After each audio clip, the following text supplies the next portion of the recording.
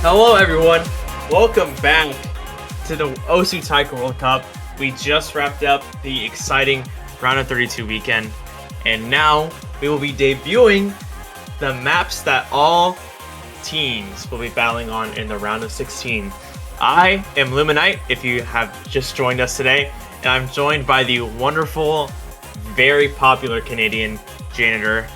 How are you doing, sir? I'm doing wonderful, thank you. I don't know about the very popular part though. Well, I know that you're very well respected in the Taiko community. I know that you've moved on to much bigger things, but I do want to take this time to ask you about the Canadian team. You know, this is the second year in a row that you've sat out of the Canadian team, and especially with Vlad sitting out, I wanted to take this time before we get into the map pool to hear what your thoughts are on the Canadian team and what their chances are this year. Yeah, of course. Well, so I guess it has been a while since I've played, hasn't it? But I've always been really optimistic because I think Canada has actually had recently a big flurry of new players coming in.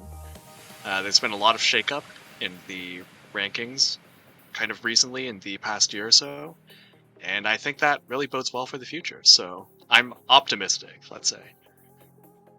What do you think the highest that Canada will place this year is? That's always tricky to say, right? Because it really depends on the matchups. That's true. So I'll reserve my judgment for that for now. I will say that they did just have a phenomenal performance in the round against Poland, and such a beautiful play that the only way to match that is by buying one of the beautiful profile banners for only $2.50 USD. You can support any team you want who is currently still in the tournament, including Canada, if that is who you want, but any other team that's currently in the tournament as well. Holy if you support crap. the winning team, then your banner will be present for an extra period of time.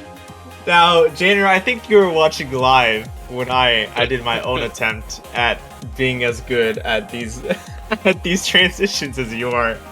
So before we get into No Mod 1, how do you think my transition was when we in the last team? I'm trying to get to your level of how amazingly fluid that was. Yeah, I think it really is a learned skill. Much like how the players have to practice all their different skill sets when entering into the tournament. This is just something that you have to really practice in order to get good at. I think you did a good job though. Thank you. That means a lot coming from you. That means a lot. I aspire to. That was so perfect. Oh man. But with that out of the way, with some expert level analysis of the Canadian team, I think we're ready to get into what all the teams will be facing in the round of 16. So when we're ready, we're going to start with No Mod 1, Tempest by Plum. This is the variety pick of the No Mod pool.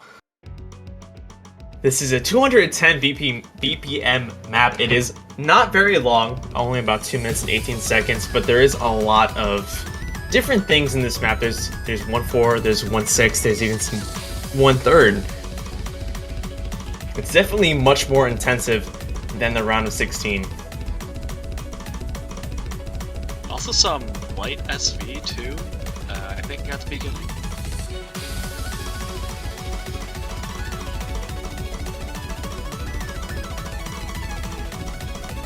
With an OD of 7... Oh, go ahead, sorry?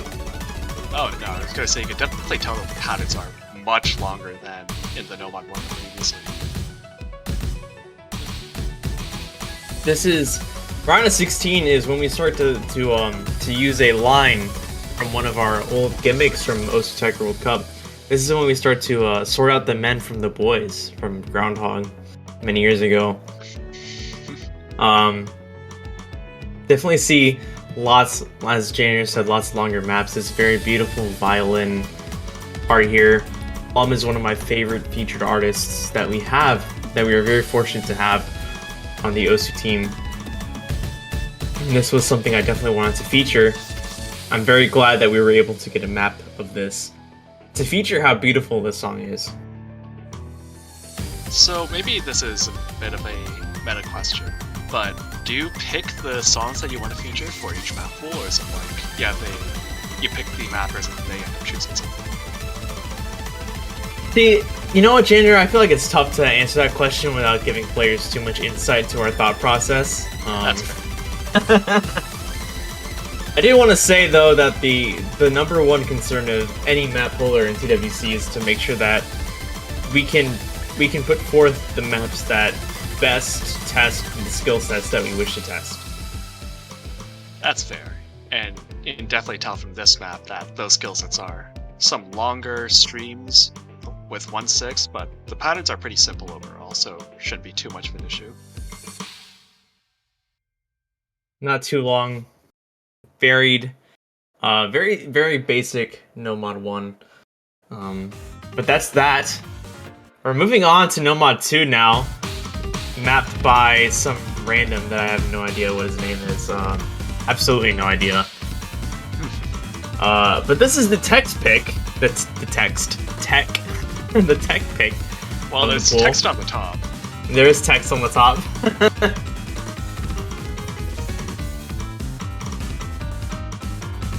So we're featuring Torimaru here. I decided to go with a pun on the diff name, given that the map's called Curiosity. The diff name is Killed the Cat. Very clever.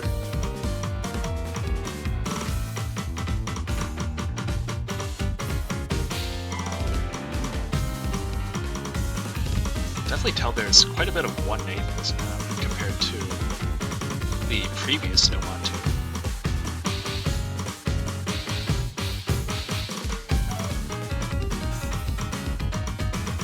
That's some 1/3 going on here, and even 1/4 finishers. That's interesting.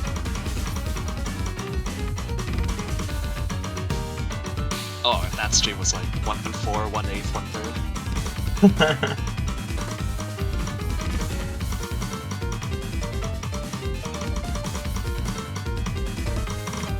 Yeah, definitely some real tricky snapping changes, and especially with this map being OD 6.5 compared to OD 6. Oh, that's a finisher section. And then the ending will do a repeat of what we saw at the beginning. But there are a lot of finishes here, as you know, that could actually be a deciding factor in who wins the map, so... Definitely a shorter tech pick, but it's got a lot in it. Yeah, and finish up at the end are definitely a bit tricky as well. Alright, we're moving on to our speed pick. Leaf Athaza, averaging mostly 280 BPM. Speaking of finishers, as Rafalj has said, you will see the finisher hell that this map has in store for players.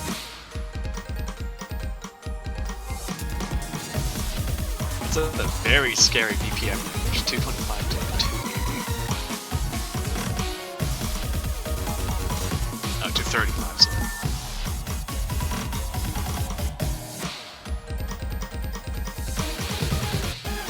There's Oh my god. some of the 1/2 finishes there. We're gonna head into the first Ki.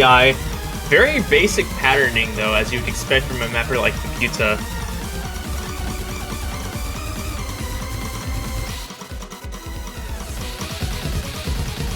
Oh geez, another one. It's even longer. I think that that's is at 280, right? Yes, that is the longest finisher chain in the map.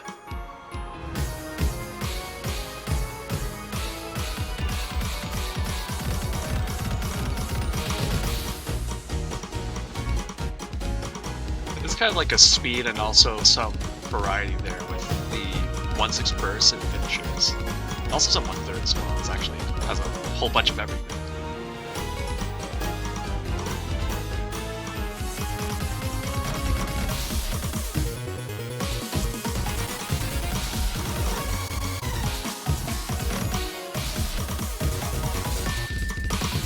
Even more 1/6. And that's when the map is at 282, so right before finisher as well. Oh, and oh, jeez, 3 of them. The question that's going to be interesting here is, if teams decide to omit the finisher use, is it really in their best interest to omit those finishers? I think finishers, especially with how much they weigh in Sport V2, actually add a really interesting layer of strategy to choosing maps like this. And I think that's a big reason that I'm actually a very strong proponent of using maps like this at this level of competition. Yeah, that's definitely a consideration. I think some teams who might not be as comfortable at finishers at this BPM might just opt to skip some of them here and there. But obviously there's some drawbacks to that. Indeed. As we head into our gimmick of the pool, magnitude falling, putt version of course, only 2.5 minutes long, longer than this week's gimmick map. So are there 4 no-mod this week, or...? There are indeed 4 no-mod this week.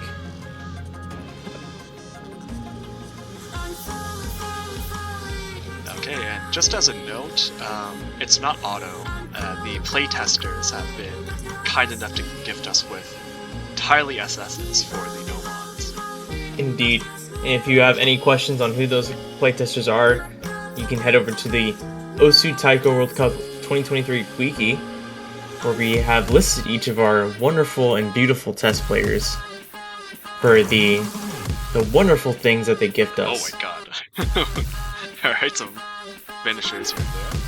But I think they're just repeated DDs. Oh, okay. Yeah, so there it's just repeating the D finishers here. I think it's 1-6, 1-4. Definitely more technical than this week's. Got a number of 1-6, 1-4 patterns here. The SV around them is not too difficult. Definitely learnable. Okay, then that's just 1-4, but it just looks like 1-6. And then repeating doubles, I think.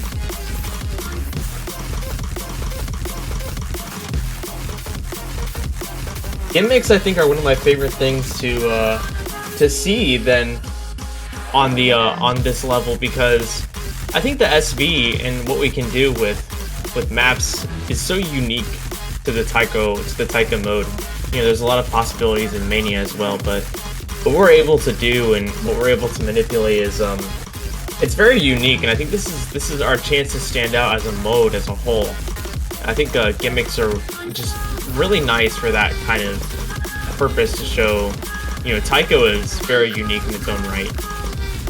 Definitely, and some of these ending patterns, the section from right before had a lot of even patterns with the SV making it difficult to read. This part, I think it's some 1-4, 1-6. That's relatively more consistent, but more technically difficult.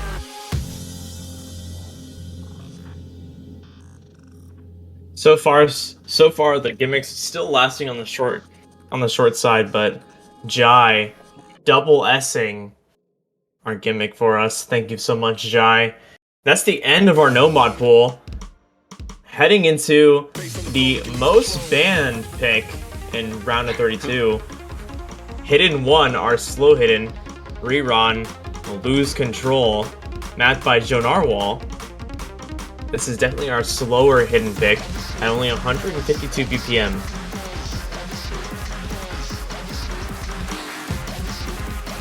Some minor SV here as well.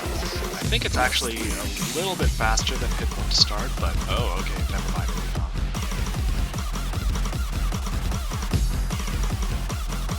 And unlike Hidden 1 from round of 32, this one has actual 1-6 patterns.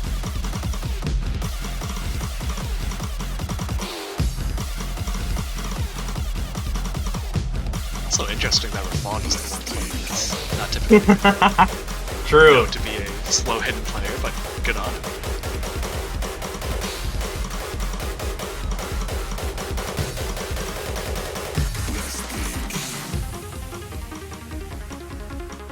Yeah, The so first half overall, definitely featuring some slower SVs.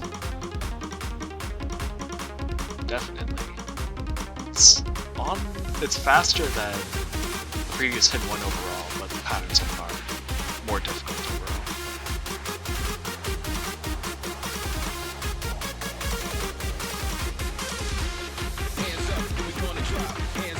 It seems it's also not giving you the freebie from the last half of the Hidden 1 which is also last time.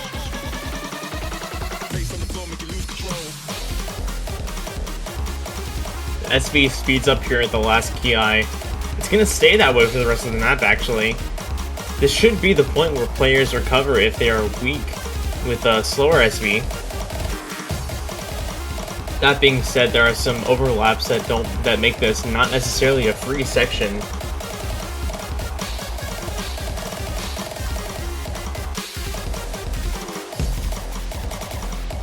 Yeah, we're 1/4 as well.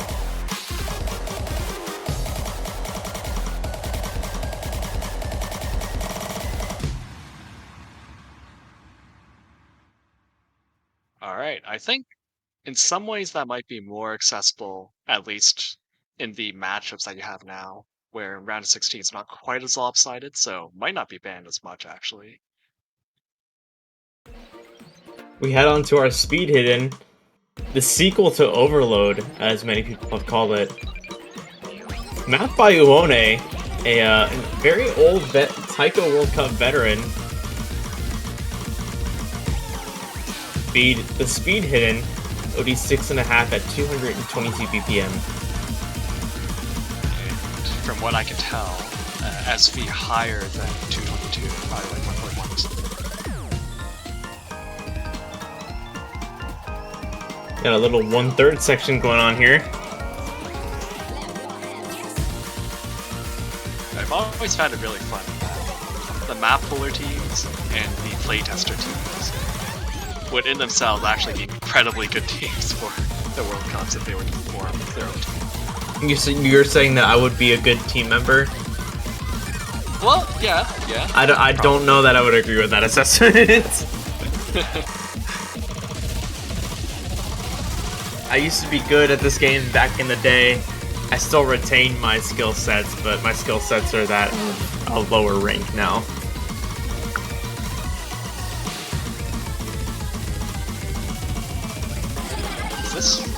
Is this 1.1 or is it still 1.0 and I just forgot what 1.0 looks like at 222? The SV is very greatly throughout this map. Yeah, I can see that now. Yeah, it varies a lot.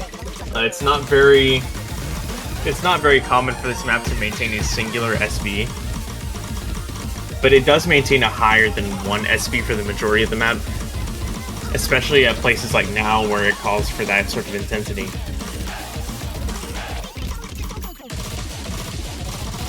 Previous Hidden 2 had mostly pretty simple patterns, and this one, oh jeez, wow, that was an ended stream. The finishers do count against combo, so those of you playing this next week, pay attention to that last finisher. But that was our hidden pool. Heading into Hard Rock now. Hard Rock 1, Cinnamoro, another, mapped by Hy-Vee, 2.5 minutes. This is our slower act-focused pick of the Hard Rock pool.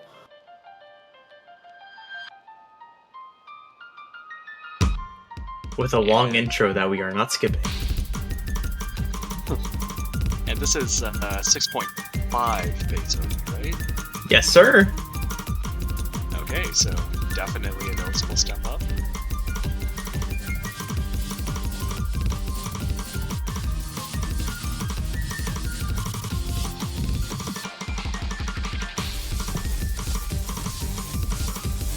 Alright, starting off fairly tame, but I'm guessing that's going to change soon.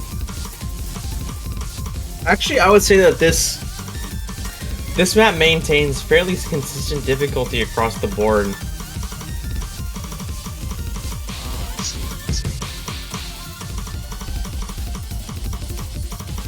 Yeah, definitely longer patterns, and some integrated 1/6 as well, which I think the previous Hard Rock one did not have as much of.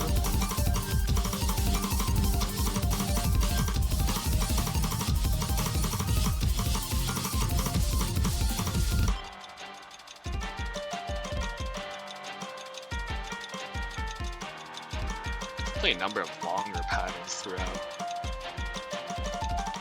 That's something I think that we're finding is very very common in the round of 16 pools to take skill sets we saw in the 32 and just make them longer. we are using more 1/6. We are definitely using more technical patterns as well. We're also making those patterns longer in general, and it's going to be interesting to see. You know, I already know because I'm a puller, but for you guys, it'll be interesting to see where it goes from here. Yeah, patterns overall are not too awkward. There are some, like 1614 bursts that are a bit unconventional, like the KD to K, the DA. I think I got that wrong, but something along the lines of that.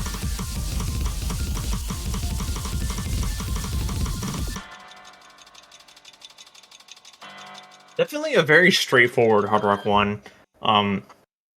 Teams that have a number of dedicated Hard Rock players should not have any trouble with this, but there is the jump up in OD that could cause some pretty interesting accuracy battles for the duration of the map.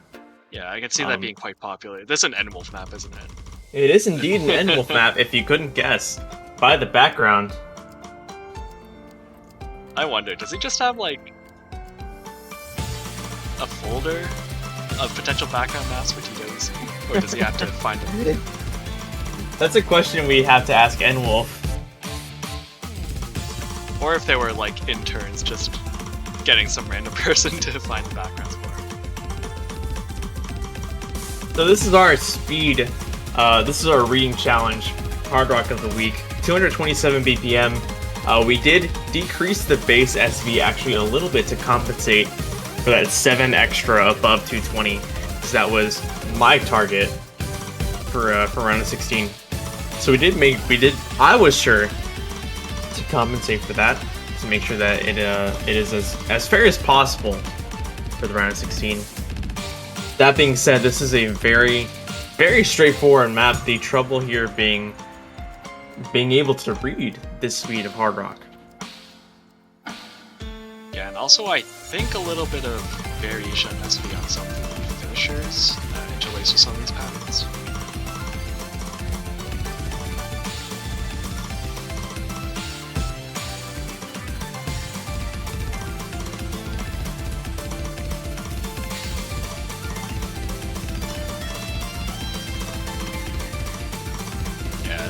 This is definitely quite unrelenting. So a bit more of a stamina issue than in the previous Hard Rock 2. Indeed. Though the word stamina does interest me because, you know, I guess the stamina could relate to the ability to read the speed of it in, but 227 is well within the comfortable range of many of these players at this stage. Yeah, I think it's mostly a lot of visual strain from having to keep up with this level of reading for a prolonged period of time. And also, more broadly, some players who might like do semi-alt or full alt generally feel more comfortable doing single tap. Also, wow, those are some finishers at the end. But they might feel more comfortable single tapping, and if that's something they don't really do a lot of, then faster Hard Rock can actually be quite a stamina drain. And that's our Hard Rock pool. Now it's a double time. I'm very excited about this map. Comacy was able to map this for us. A mapper that we actually have sort of lost over the past few years as he's become relatively inactive. But he was willing to come back to map for TWC 2023. A banger piano map. Yeah, I'm glad to see it back. Kamasi in the double time for TWC is basically as iconic as Endwolf and Hard Rock.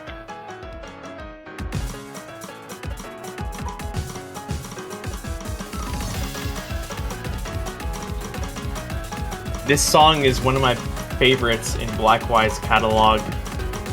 Definitely an iconic map. Almost 4 minutes long without double time, but 2 minutes and 50 seconds with double time. Okay, I see some 1/8 already. doublets, which are a little bit more awkward for accuracy, but I think at this point it's kind of the standard for DT1.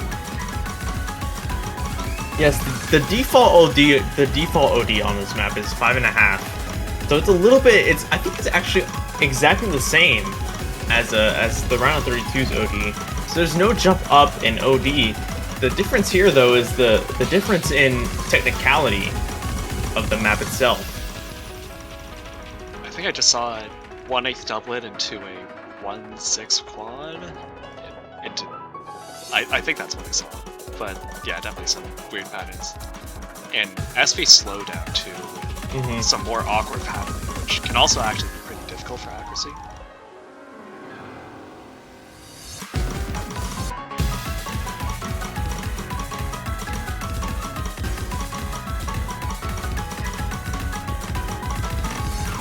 As we'll see soon, Double Time 1 and 2 have a number of things in common, but I won't go into much detail until we get there.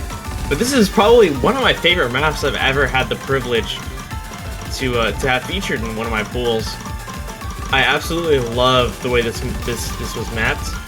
I think the song itself is beautiful, and the way the Coma C was able to map it. Not only having the privilege to have Coma C come back to map this, but to have it mapped this way, I think I could not have asked for a better map, and I'm very excited to have this in the World Cup. And I honestly could not imagine it being any better than it's been mapped today. Yeah, and also this ending seems really hard actually with some of the 1/8 patterns and some of the patterning of the 1/4 streams. Definitely an interesting pick.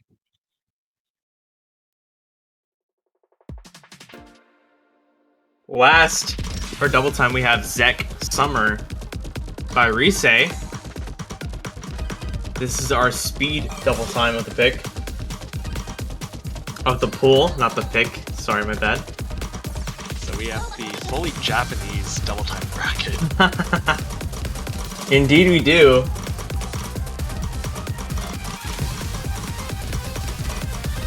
Yeah, so 263, 20 up from the previous DT2, which was about 240.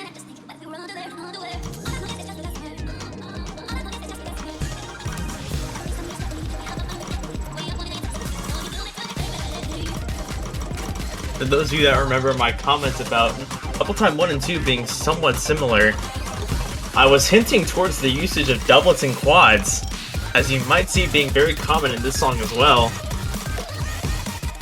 Doublets and quads being the theme of this week's Double Time.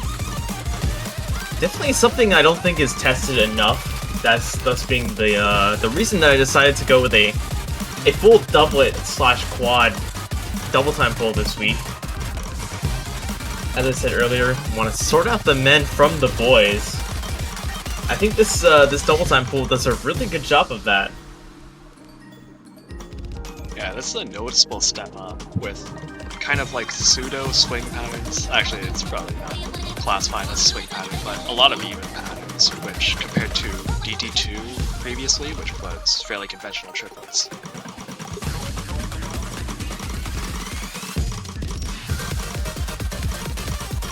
Definitely seeing the quads and doublets coming into gear here.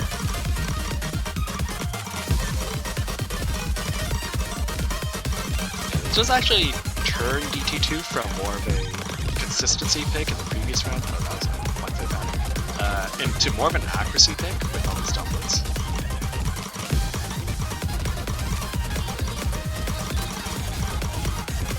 So no longer as safe of a pick, but it seems like it'll be good for some of the higher seats to really flex their really strong double time players. Now, before we get into the free mod as this map reaches its end, you know, I want to kind of enlighten the viewers to my line of thinking behind the majority of the free the map pools thus far. This being the first week that losers face elimination, I actually did want to step up the difficulty a good bit more than is normal between round of 32 and round of 16, or group stage and round of 16, depending on the tournament. So I actually did opt to go for a slightly more aggressive round of 16 pool because I want it to be rewarding for those teams that can actually handle this level of pool, and to separate the haves versus the have-nots. So Or the men from that the being boys. said, I actually did opt for a slightly more difficult pool than might be warranted for a 3v3. Maybe if this was 2v2, this would definitely be on par. But for 3v3, I think this leans a little bit more difficult, and that was intentional on my side. Yeah, I think it's also interesting with after round of 32, you have teams that are more of a similar skill level facing each other, so that also helps a bit. And we're back with the first free mod, Zek Duplication, mapped by Aerie.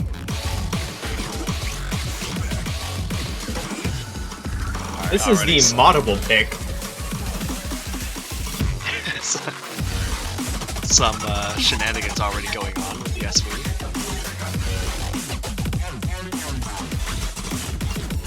Yes, as some of you have noticed in the chat, 2 Zeg picks in a row. Yeah, so a lot of these SVs are a bit more subtle, though at 202 it might actually be a bit on the awkward side for Hidden Hard Rock. I think it should still be doable, but a lot less mod friendly than the previous few mod one.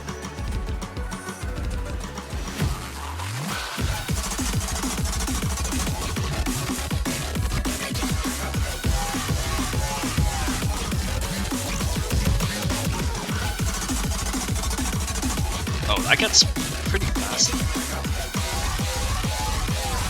Though it is mostly repeated patterns, so learning it should not be all too bad. I think many players at this level will be able to play it once without any mods at all and understand the general feel of this map and where it's going.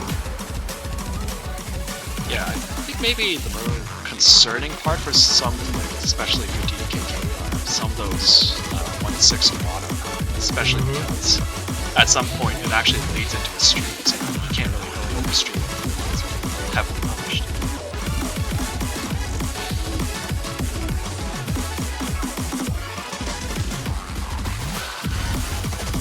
Mechanically, this is, quite frankly, a very simple map.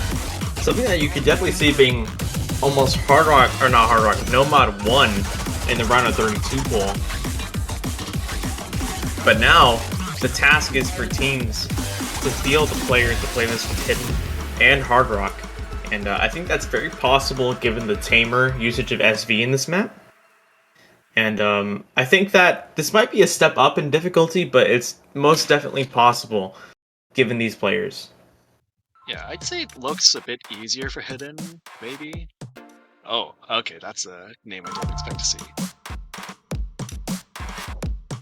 Our anti-mod pick of the free mod pool, debatably the hardest pick of the entire round of 16 pool. Definitely discourages the use of any mod here. Zenpaku Blast Plus featuring Demon Dice.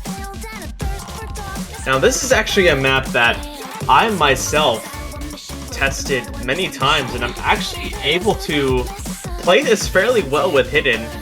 So it's going to be interesting from my perspective to watch other people play this with Hidden or Hard Rock. So in other words, this map is easier with Hidden.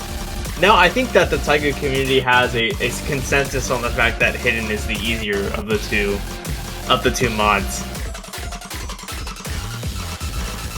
Oh, okay, so there's some 1/8 doublets in that stream.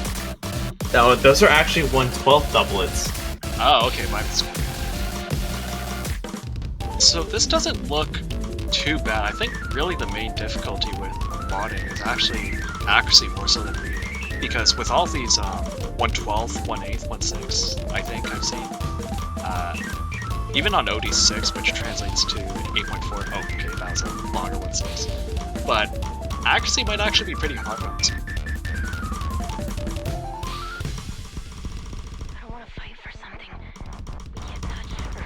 This is a very cool song as well by Zenpaku. Uh, we're gonna get into a sort of stream section here in a little bit. But as you can see, that there's a specific snare kick in these Kiais that is constantly SV'd at a higher rate. And once you figure out which snare kick that is, this map becomes a lot easier in those specific sections.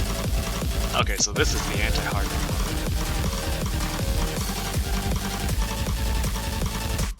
Wow, that... Wait, this is 160. It's actually fairly fast. It's actually really fast. It's lasting a lot longer than I thought.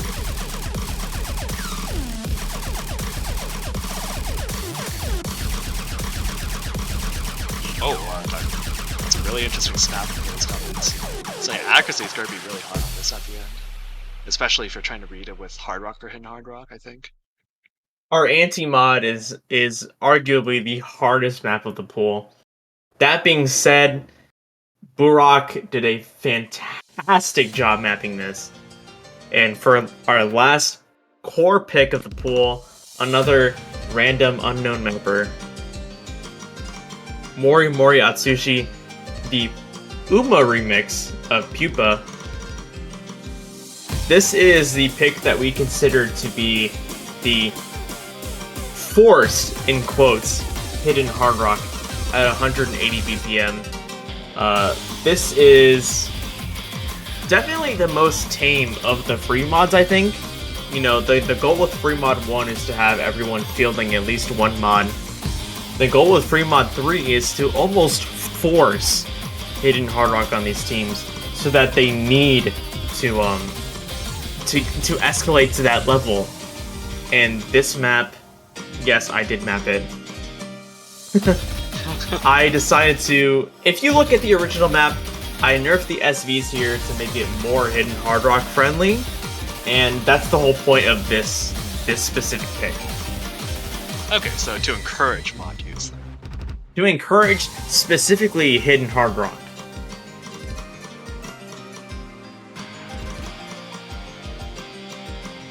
Alright, definitely looking the most tame so far. That's a funny little double there.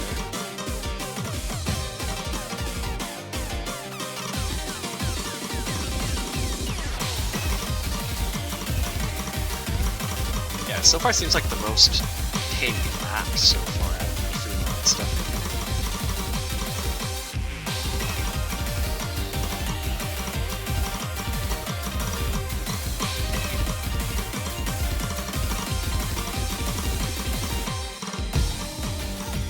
Yeah, still some minor SV here and there, so I suppose this part might be marginally more difficult than hidden, but considering what exists in Hidden 1, it should be not much of a problem.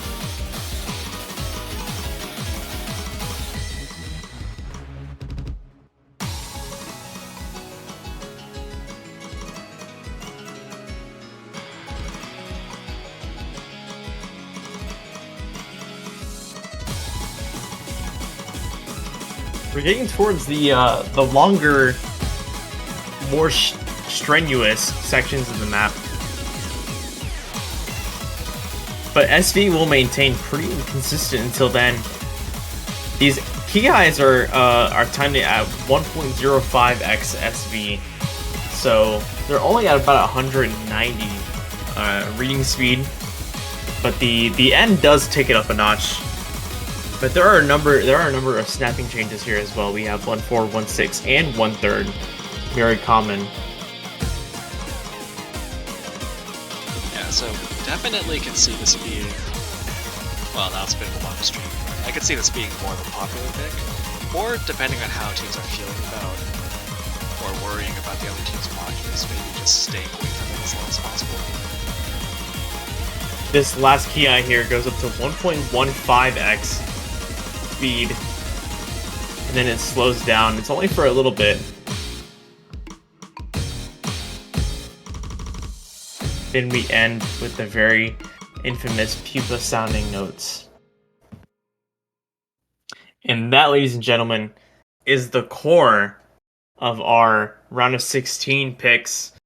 Last but not least, we have the tiebreaker mapped by Alker, Camellia Fastest Crash, his Paroxysmal High-Tech Remix. And of course, the All-Cure map Tiebreaker is also a classic.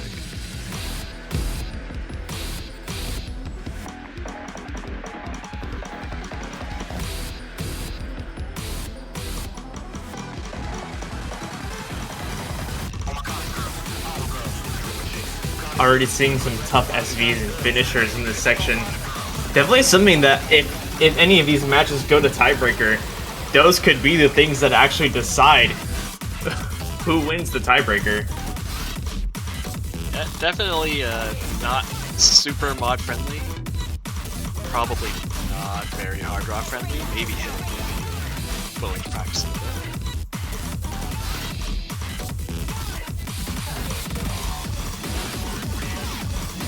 Those spinners are actually pretty evil, coming right after the patterns and not having much time. You have to move on. In Taiko Scorby 2, if you miss a spinner, that actually counts as an actual miss, so you have to hit these.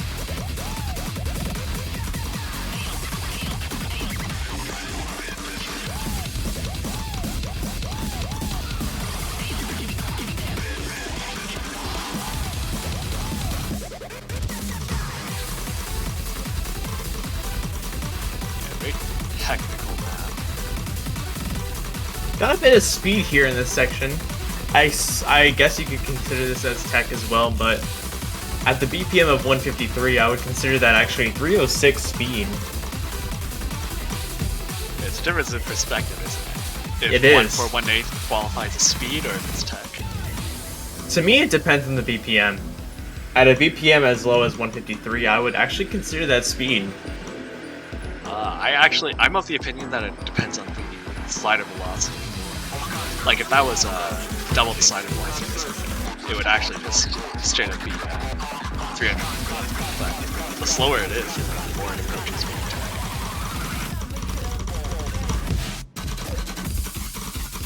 Oh god, more fast spinners.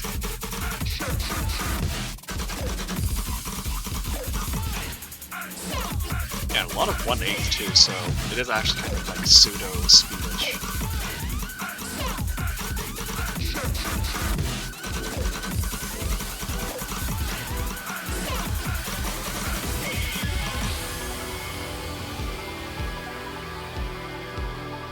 Yeah, definitely looking more friendly for Hidden overall, but I'm not sure if any teams would be brave enough to go for a lot of mods.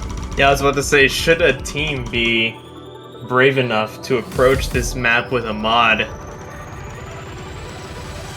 It depends. I think the main thing is that there are definitely players who can even do hidden hard rock on this. It's just whether or not it's worth the time investment in doing that when you're not sure if you can play the map.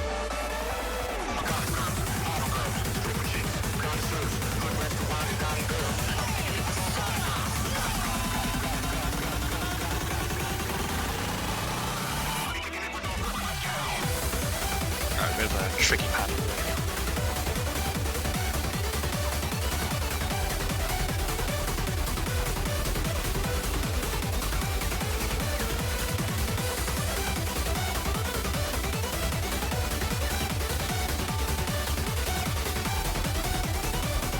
Of course, on OD7, these 1/8 patterns are not actually easy to hack even. Oh, okay, that was more spins. Short sliders too, which again, you have to hit those, otherwise it miss. One of the interesting things about this tiebreaker, I think, is that even with the frequent usage of 1/8, 153 being 1/8 is again 306 BPM. I actually think that that's a BPM that's actually fairly common for players of this caliber to hit. I think that the deciding factor won't be whether they can hit it or not, but whether they can hit it accurately, as you said before, with an OD7 with using 1/8 snaps. So I have faith that players can take this on, but with How much accuracy, I think, is the main question. Yeah, that was a DD finisher. And definitely really evil to have that delay again. Oh, another short finish section actually not all that short at all.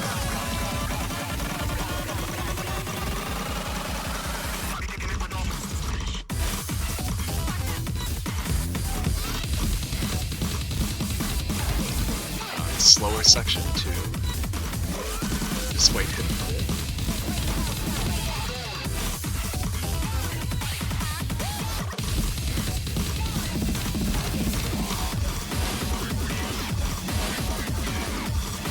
Yeah, definitely not the kind of map that you want to be cycling. That makes me happy because one of the things that has always bothered me is the idea that a team can go into a tiebreaker by sight reading it.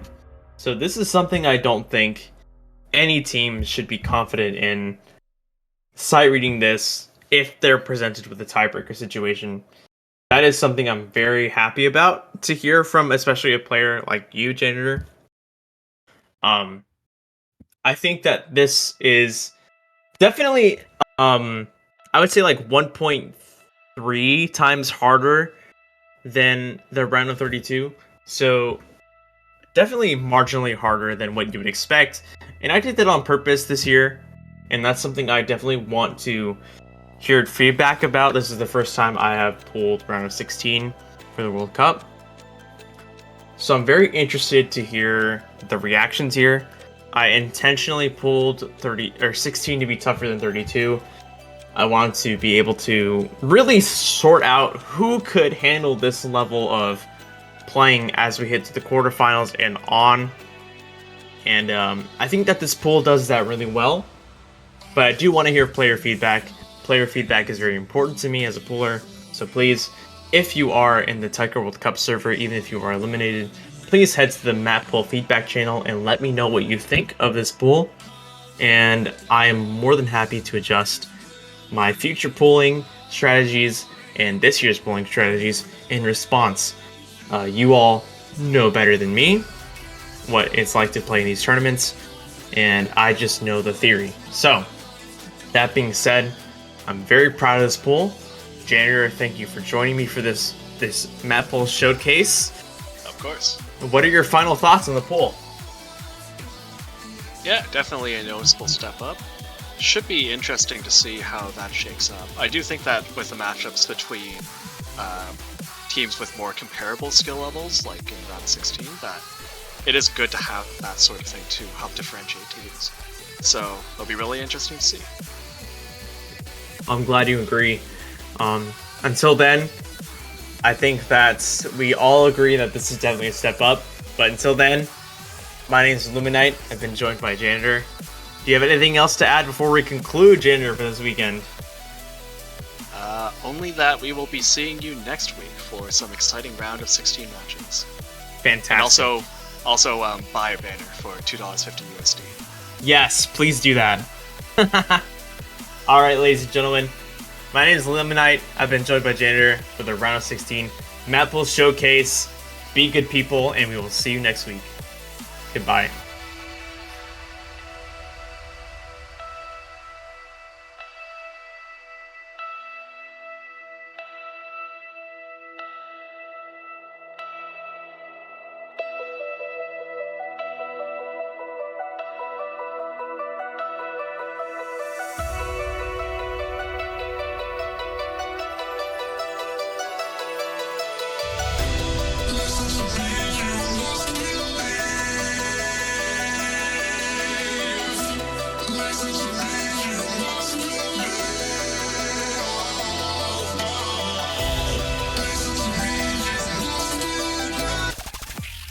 Alright everybody, and welcome to the Osu World Cup. We're in the round of 16. It's going to be a loser's bracket match with Hong Kong versus Czechia.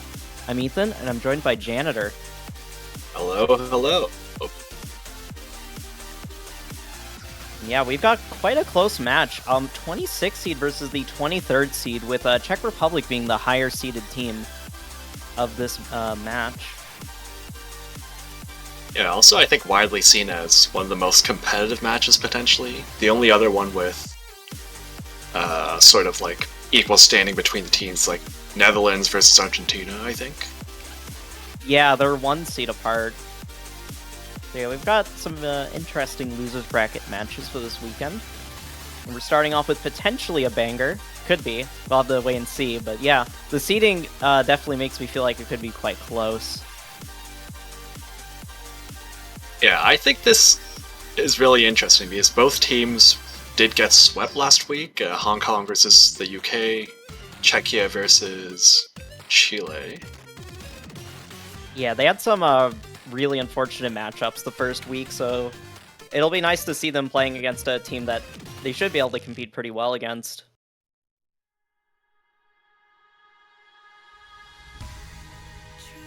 Looks like we'll be seeing the bands coming in. Oh wait, this is the wrong chat. We're seeing the other matches chat right now. Well, looks like Indonesia on the other on the B stream banned Hidden One. All right. Of course. All right. Yeah, here's the actual bans. Youngin for Hong Kong banning Nomad 3.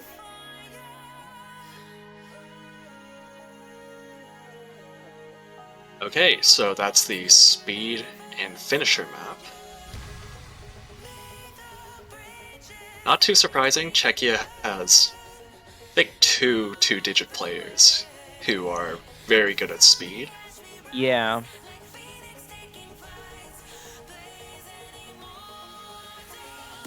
Looks like they'll be banning Nomad 4. Okay, so just 2 Nomad maps out. Bit interesting. Yeah, Chile really struggled a lot on the gimmick last week, so it's not too surprising. I think both teams kind of have a bit of a depth issue where they usually have 2 pretty good players for things, but they struggle to find a 3rd player. Yeah, a lot of teams this year, I think it's the first year of like 3v3 in a while. I'm not sure how long it's been. I know 3v3 was ran at some point in the World Cup for TWC, but I have no clue what year it was last ran with. But a lot of teams are having that issue. Yeah, it was 2017 was the last time there was 3v3. Wow, I wasn't even playing. I think I just downloaded Osu in 2017. I was not playing Taiko yet. It's ancient history at this point. Yes.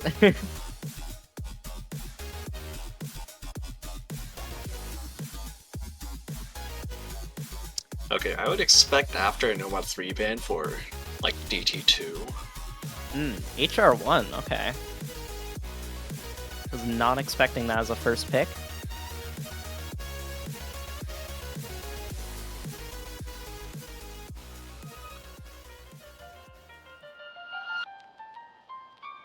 Czech Republic did do a bit better than Hong Kong on HR1 and qualifiers, though. So this could be a pretty decent pick, but do we know? Yeah, this is a losers bracket match, so there's a lot on the line here. Yeah. Yeah, so I imagine the tension is quite high because it's a really close match and it's in losers bracket, and you also don't really want to go out losers round 1. That would kind of suck and be unfortunate. So both teams are going to be definitely trying their hardest here today.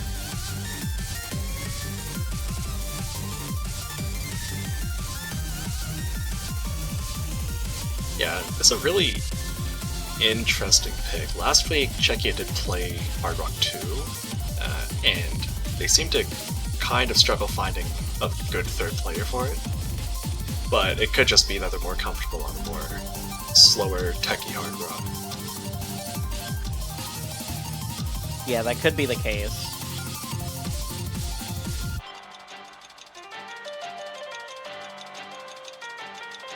As HR1 is generally more friendly to players that don't play Hard Rock compared to HR2.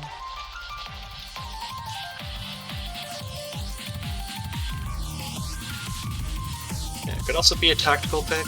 Last week, Hong Kong did play Hard Rock 2 as well, and their 3rd player was having a lot of difficulties with that.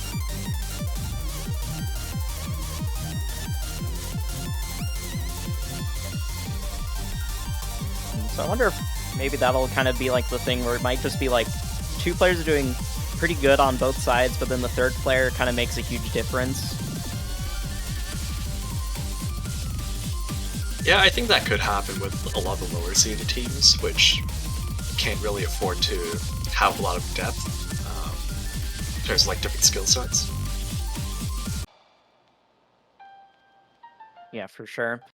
All right, going to be starting off HR1, picked by Czechia.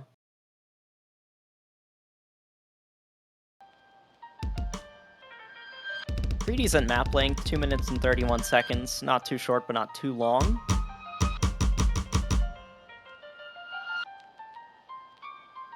Irone just spamming their drum. That's a standard. Yep. Looks like they didn't decide to skip the intro. All right. Oh, an early miss from Irone.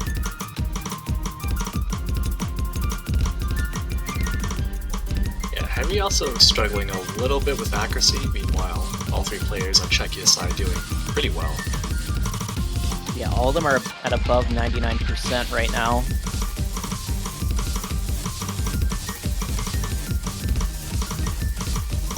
He's gonna help them out early on.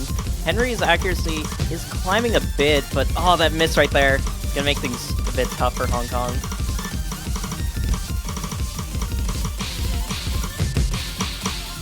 Maro dropping under 99%. Hong Kong's getting a lot more. And Tora there with a miss. Gonna maybe help close the gap a little bit, but still the accuracy difference is heavily in favor of Czechia. Oh my, oh no, that is a very unfortunate drop from Henry.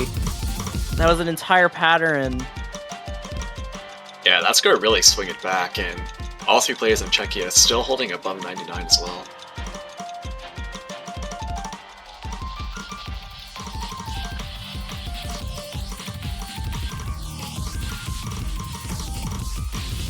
Yeah, that could be already it. I don't know. I think it'd come down to just a full team drop, honestly, for Hong Kong to be able to come back into this. But Young and missing right there is going to make things very difficult for Hong Kong. Yeah, Irone is doing pretty well for themselves at I-99, actually the highest accuracy in the lobby, but yeah, it's just a little bit too much of a difference. Fortunately for Hong Kong, I don't think there's any chance for a comeback. It looks like the first map will be going over to Czechia.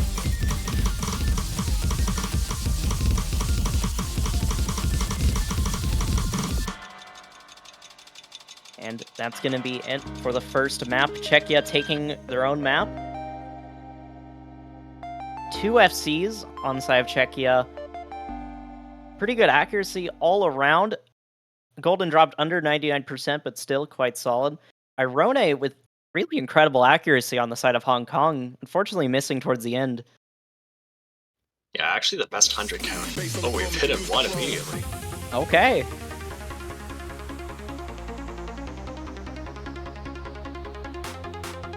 Looks like Hong Kong kind of have a plan going into this match if they're going to be instantly going with hidden 1. If you're losing on the hard rock, it's definitely not a bad choice.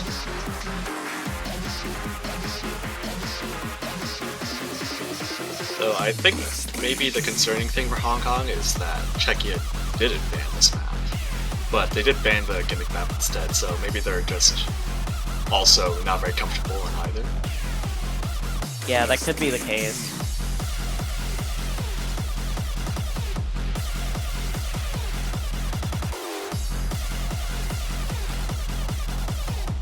Yeah, there's definitely a lot riding at this point, though, because if Hong Kong ends up losing on both the hard rock and the hidden, all of a sudden it becomes really hard for them to pick anything. Yeah, because there's still like hidden 2 and HR2 left, as the full hidden pool and hard rock pool are all available.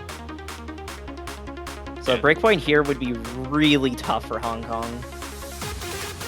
Free mod rules also means that Czechia would likely have the advantage on most of the free mod, if they end up being stronger overall in the hitting. Hands up, we gonna drop. Hands up, we gonna drop. Hands up, we gonna drop. Hands up, we gonna drop. Face on the floor, make you lose control.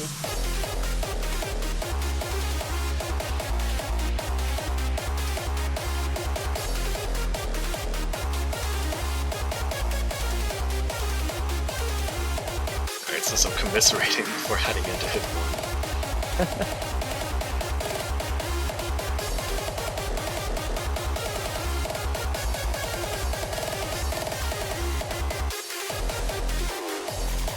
We'll be seeing Shing coming in for Hong Kong.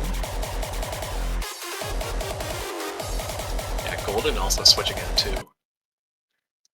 Face on the floor, make you lose control. This map is fairly dangerous. I don't think it reaches quite the same lows as Hidden One from last week. Overall, this map is faster, but it makes up for it by having much trickier patterns overall. Yeah, you can already see the patterns are quite tricky, and it's catching Czechia off guard quite a bit. 2 players missing right away. Meanwhile, there's 2 SSs on the side of Hong Kong. Oh, Irone picking up some misses. Fliprop and Maro also dropping. Fliprop, oh no, they're struggling a lot. Spinosa's, just the entirety of Czechia is really struggling on this map. Some misses on the side of Hong Kong, but still, Czechia is just, they are just not having a fun time with this map. 2 players, 70% accuracy, oh no. Yeah, Hong Kong also picking up quite a few misses, but not nearly as many. Yeah, when one of the players on the side of Czechia drops, they just like miss an entire pattern. It's really hard for them to recover.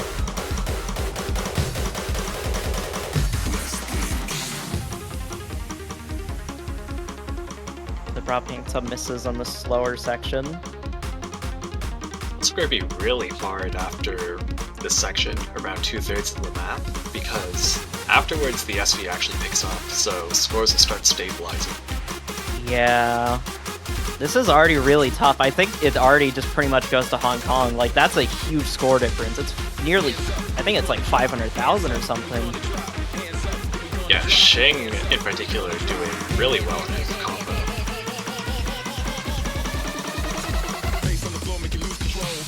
Well, they do miss quite a bit, but still, 95%. This map is pretty much over already, unfortunately for Czechia.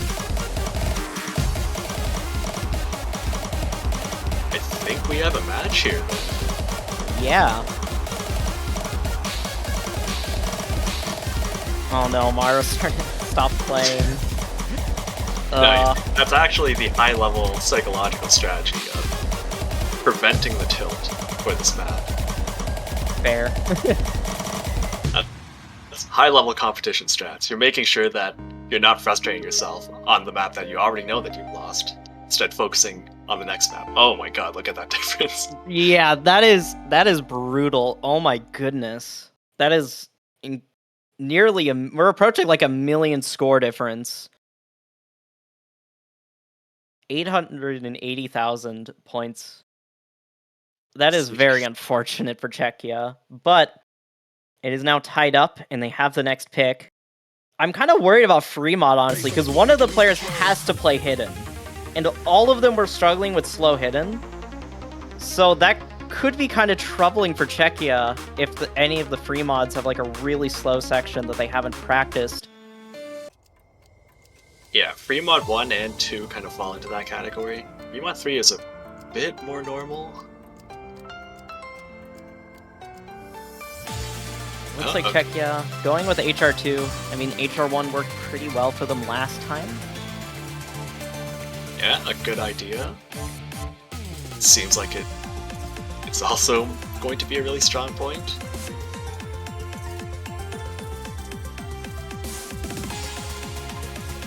Yeah, so we have Yongin coming back.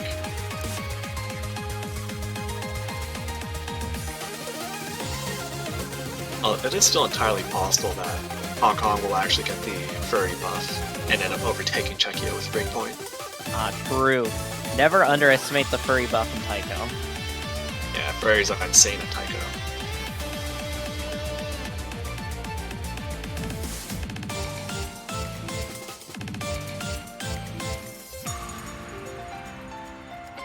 I'm assuming since Golden is in the chat still that he... Oh, he's not subbing in. That's interesting. Okay.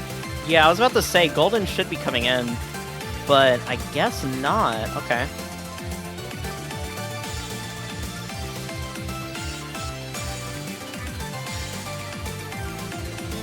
I was kind of expecting them to play. Alright.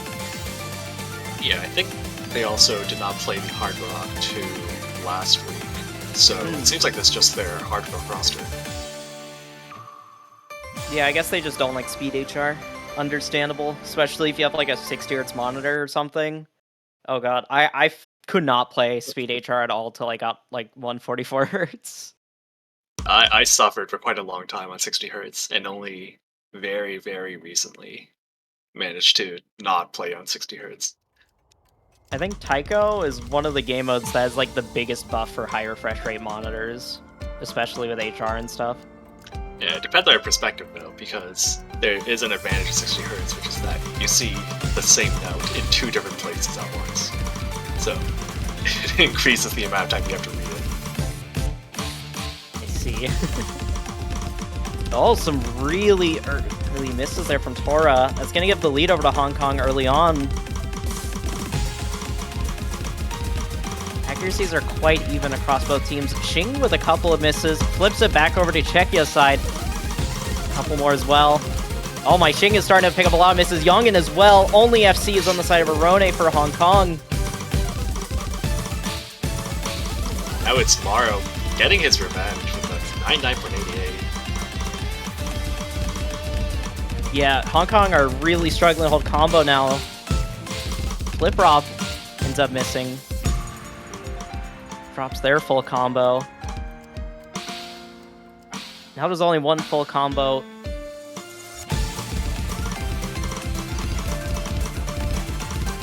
Things are going pretty strong for Czechia, but they've got to hold on to their combos and accuracies to keep it going.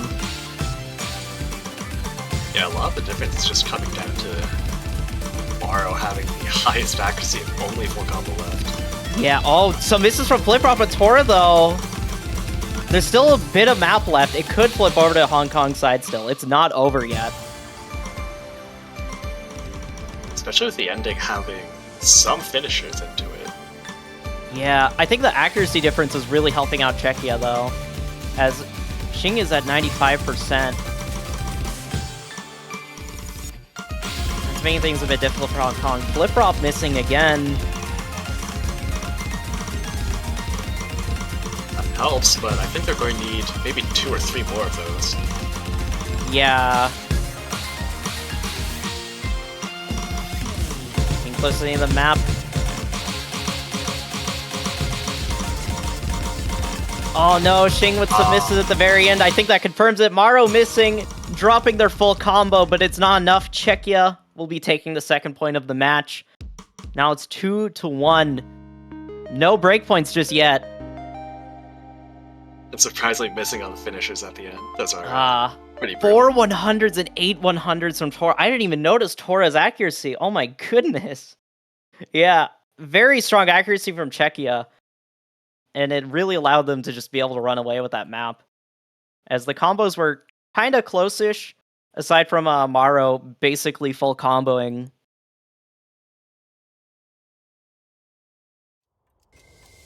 Yeah, accuracy was the huge difference maker there.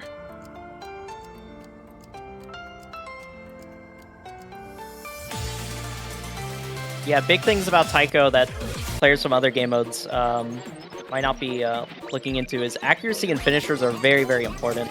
Pretty sure all the players hit their finishers there, but if someone didn't hit their finishers, there'd be a way bigger score difference. Alright, surprisingly going for a hidden 2, which I think will probably be a lot closer. Czechia played hidden 2 last week and they seem perfectly comfortable on it. I think it might favor Hong Kong still, but yeah, this should be a lot closer. There shouldn't be nearly a million score difference. Hopefully. I pray. Please, don't do this to me. Yeah, Czechia had a triple FC, actually, but with some really questionable accuracy on the part of Golden, which I'm not sure what. Oh, wait, actually, I remember that. That was kind of scary. Yeah, Golden's accuracy is kind of scary on Hidden.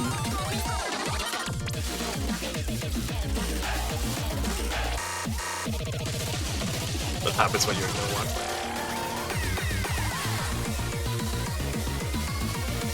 Feels bad. I'm surprised because I thought he played a lot of like easy hidden BT, but I guess that didn't translate as well. It's just hidden, maybe. I don't know. I can't play Hidden at all, so I can't relate. Oh, right. There's one infamous tweet out there about me not being able to play Hidden. That's you, Wolf. Yep.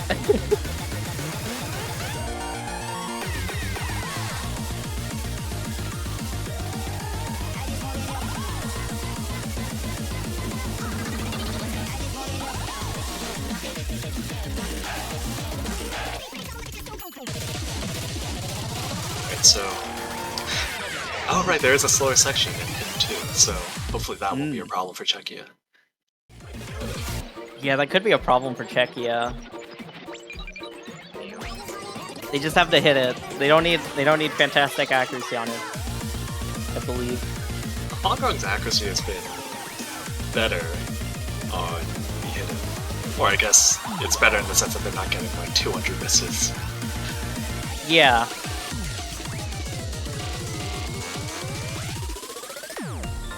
I think it's more of a combo issue though, but yeah. Yeah, I'll have to see. Otherwise, they've been pretty competitive so far. And the winner of this, I think, will determine who can actually start dipping into free mod.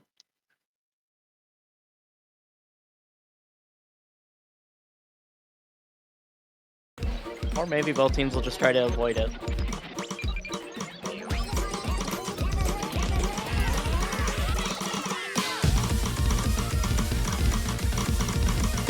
Hong Kong with an early accuracy lead, not too surprised there.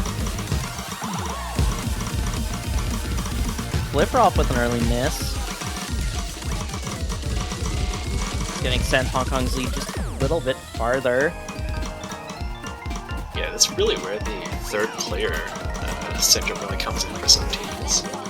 Both Golden and Morrow are doing fairly well, but Flip-Flop and Shing missing there actually in the slow section. Yeah, although the accuracy difference between Flip-Flop and Shing is quite substantial. Flip-Flop at around 95 to 94%. Golden actually missing as well. Now there's only one full combo inside Czechia, and also one full combo on the side of Hong Kong, as some misses are coming in from a lot of players right there. Still, though, the lead is heavily in favor of Hong Kong off of accuracy. Oh my, Henry missing a lot. Ironi also missing. It's flipping over to Czechia's side now, but it's a very unstable lead. Henry missing more, giving Czechia an even stronger lead now. Flip-Flop and Golden missing. It flips over again, over to Hong Kong's side. Oh my, this is a really close map. Morrow missing on the slowdown. I find it incredibly funny that, depending on the SV, one of the teams keeps missing. Yeah.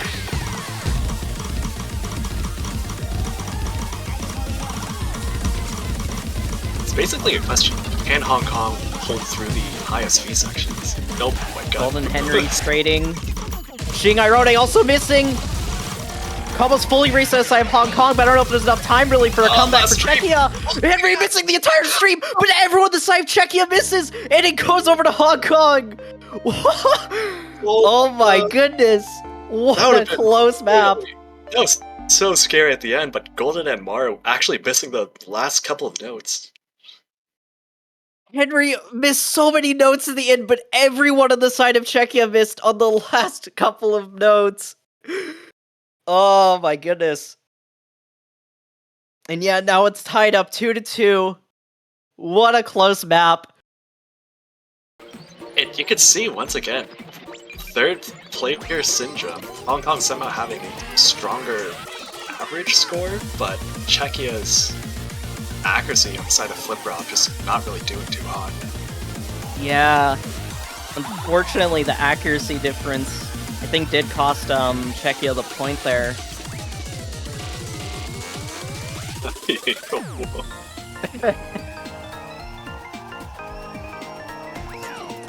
Okay, now the question of what do you think next?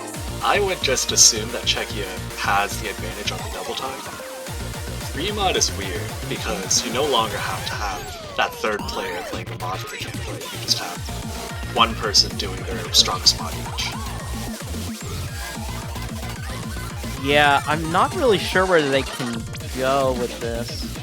It's a little bit tricky to figure out which pick they might go for. I'm gonna predict maybe a DT2 pick. I'm very wrong, it's free mod 3. Okay.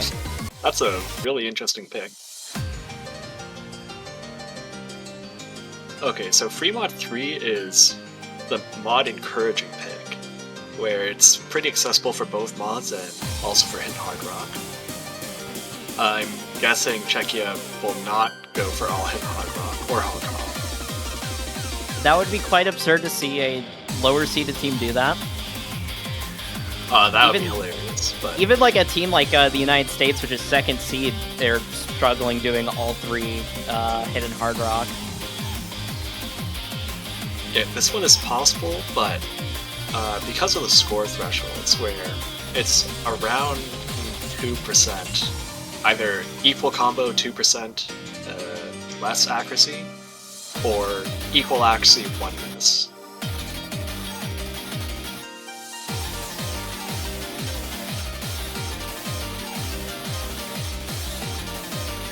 I have a feeling both teams are going to play it pretty safe, and all the players are just going to play with one single mod. Maybe one player might step up to the plate and play Hidden Hard Rock. Yeah, that's what's really interesting about free mod with 3 people, and with the new free mod rules this year, which is that some teams can really just afford to have one player carry with Hidden Hard Rock, and the others just try for combo. Yeah, we've seen some teams try that strategy.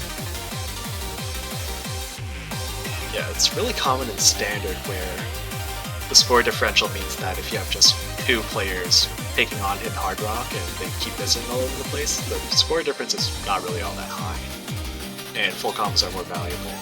Historically, I haven't seen it much in Taiko, but with 3v3, anything is possible. Yeah, we haven't seen too much 3v3, so it can be kind of hard to predict.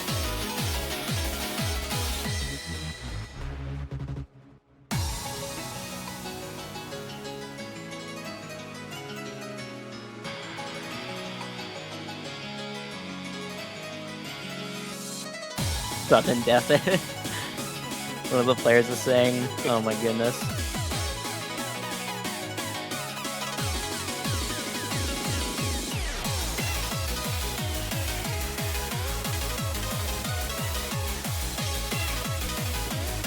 Yeah, there is like 1 or 2 slower sections, like in between the, I don't know my music terms, like the chorus drop. Okay, there's actually I was expecting Hong Kong to be the one to go with Hidden Hard Rock instead of Czechia, but it looks like we'll be seeing a mod advantage for Czechia, as Maro is going to be going with Hidden Hard Rock, and everyone else in lobby is just with one mod. Shing missing one of the first couple of notes. It's been unfortunate, but it's only the first couple of notes, and the map's quite long, so it's not too bad.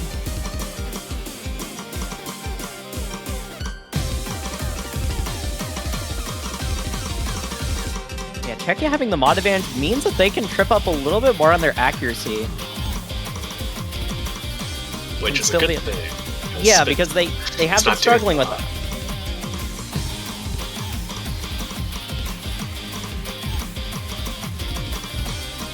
Yeah, I think Czechia going with an extra mod isn't the worst idea in the world. Yeah, the good thing is that the easier the map is, the better it is to have mod advantage, because it's less likely to miss. Spinison is kind of struggling to hold their accuracy here, though. 95%. It is allowing Hong Kong to have a very slight lead early on. But Henry's also kind of struggling on the side of Hong Kong. Barely 97% accuracy. Yeah, this map is base 87 seeds, so I'm not surprised at having such a hard time with it. Yeah, that is fair. I did not see the base OD being that high. Maro missing. Okay. It's going to help out Hong Kong a little bit. They have the lead right now, but it's very small. Henry missing. He wants to flip on over, and it is flipping over just barely. Oh, Maro missing again, though. He just keeps on flicking back and forth. Another miss from Shing.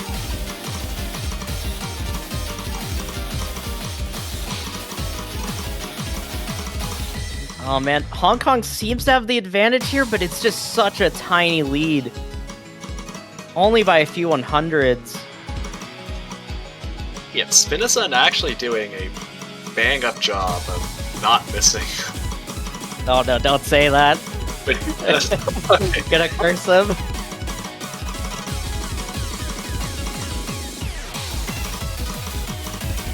Oh, Maro with quite a big miss right there. That's gonna give Hong Kong an okay-ish lead.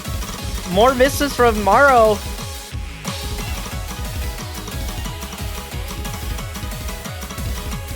Getting towards the end of the map. Hong Kong might be able to take this. Henry missing. Spinison also dropping.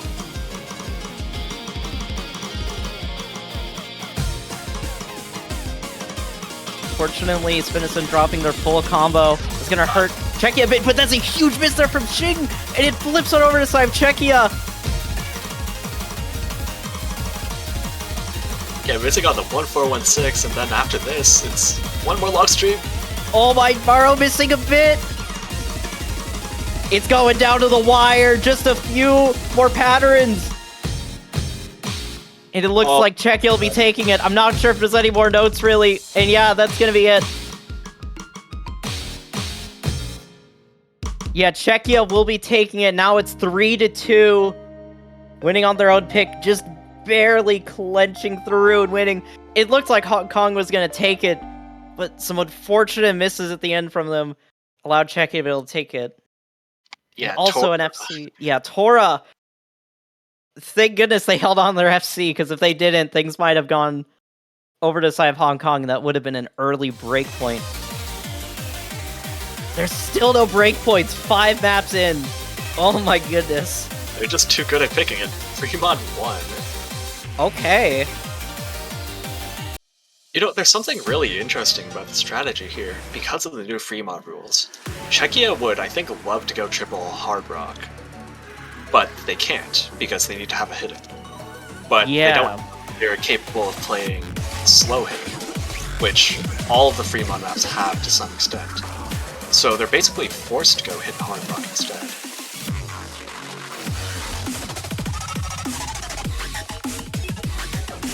And clearly they're also not very comfortable in Hard Rock either.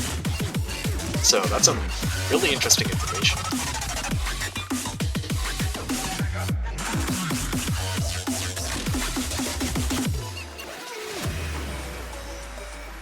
Yeah, the free mods for this match are quite interesting because of the rules set up.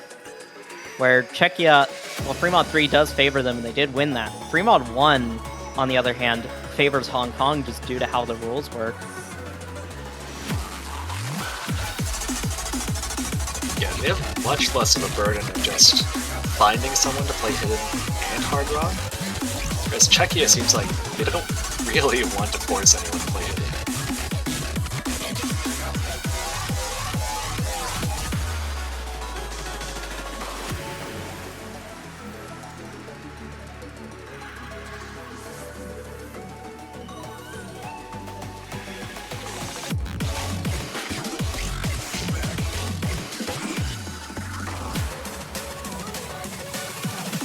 I think we'll be seeing Takuto for Hong Kong. I don't think we've seen them in this match yet. This is also our first time seeing Nevker from Czechia. Golden also sudden back in. So, if I had to guess, maybe Nevker on Hidden, Golden on HR, and Maro on either HR or Hidden Hard Rock. Maybe, I don't, kind of hard to tell. I think it's actually a good idea for these teams to just try to see if they can put someone on no mod. Yeah, I actually, Czechia might just have a no mod player, to be honest. I would not be surprised.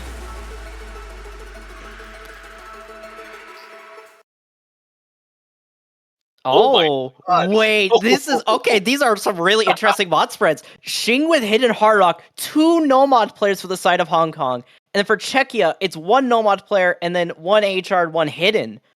Okay. So the interesting thing about this is that because of the way the mods multiply, Xing actually has a higher multiplier, but having some early difficulty, so maybe neutralized already. Yeah, it looks like this is such an interesting strategy. I'm actually really curious to see how this goes. Henry and Xing picking up some early misses. It's gonna let Czechia get an early lead. Maro missing though. Nevker, the no mod player for Czechia, missing. It looks like it's going in favor of Czechia so far. Although some huge drops there from Golden. Oh my. Xing is really struggling with Hidden Hard Rock on this. They're really going for a strategy of just hoping Henry and Takuto can hold on to their combos. And just hoping that's enough. I mean, it's not working. They're pretty close in score despite the fact that Xing is really not having a good time. Yeah.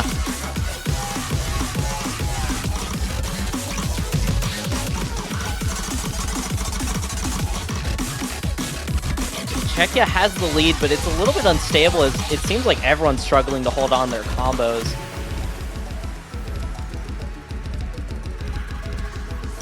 This could be an early breakpoint though for Czechia.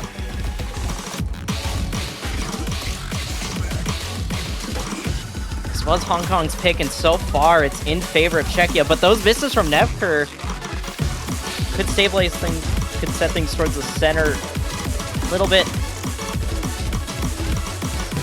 It's actually really close, but the issue is that Hong Kong is not really maxing out their no mods quite just yet because Henry finds some misses. Yeah.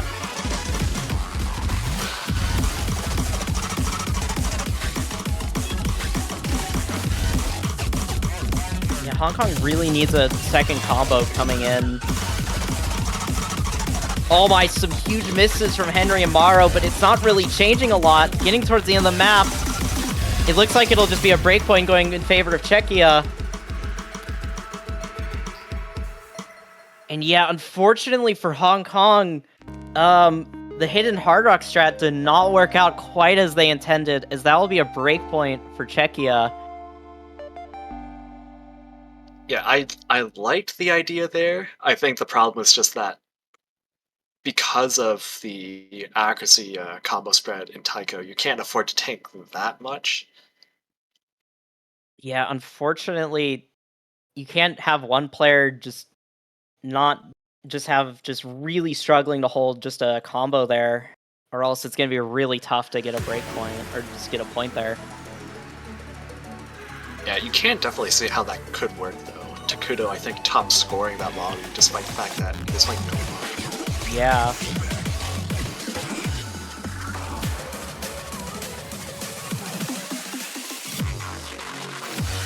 Yeah, I think if Xing was getting like an A rank, like maybe like a 95%, that could have worked pretty well for them. But unfortunately, without Taiko's scoring system, you can't really afford, like as you said, to have someone tank that much combo and accuracy. And now, Czechia on match point. Hong Kong are facing elimination from the entire tournament, as this is a loser's bracket match. And Czechia have the next pick. Things are looking kind of scary for Hong Kong. But if you do want to support Hong Kong, though, you could immediately go and buy a profile brand for $2.50 USD.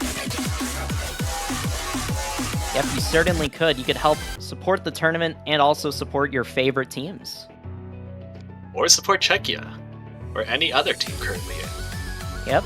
And if the team wins, then you get the banner for even longer. Yeah, I believe you get the banner till the next TWC.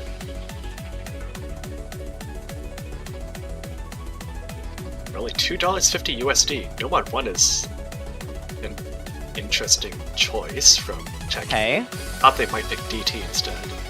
Hmm.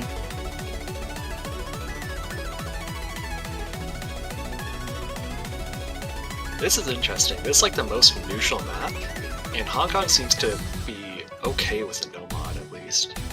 Yeah, I think Hong Kong has pretty decent nomad accuracy. So does Czechia as well, I'm pretty sure.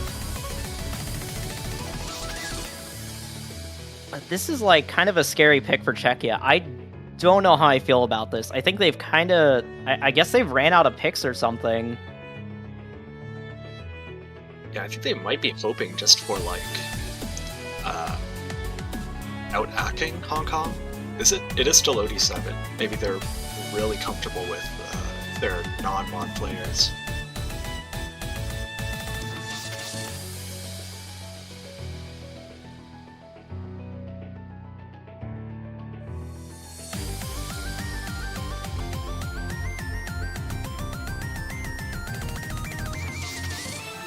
Okay, I guess we'll have to see how this goes. Yeah. So we'll have to see.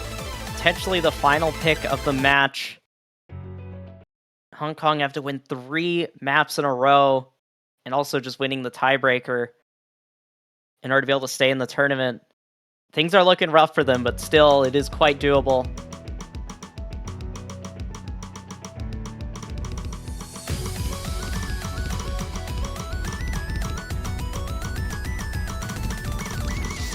Whereas this is actually Czechia's last pick. Oh, we're finding an odd innocence. Yeah, that is a bit unfortunate for Czechia, but at least it was quite early on, and they're recovering their accuracy quite quickly. Henry, though, Oh my god. missing a lot of notes right there. Tora does trade it a bit, though, and now things are even again. Henry trading that as well. Okay. Oh my goodness. That is quite a substantial miss. Ironate also missing. Now there's only one combo for Hong Kong.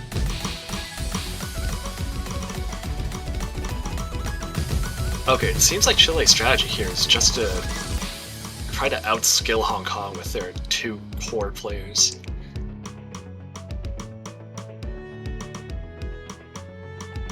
Yeah, this is a huge accuracy difference. 2 players at 99% for the side of Czechia.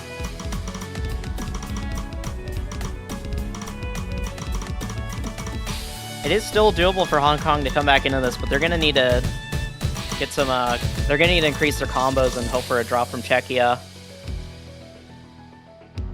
Which, certainly not out of the question. 50,000 score lead on 3v3 is nothing.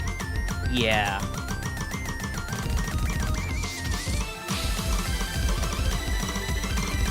Moving to the next Ki. Henry, Xing, both of them missing. It's going to make things really tough for Hong Kong. Irone also missing a full team draw for Hong Kong. Flip-Flop's going to be missing inside Czechia, but that's not enough.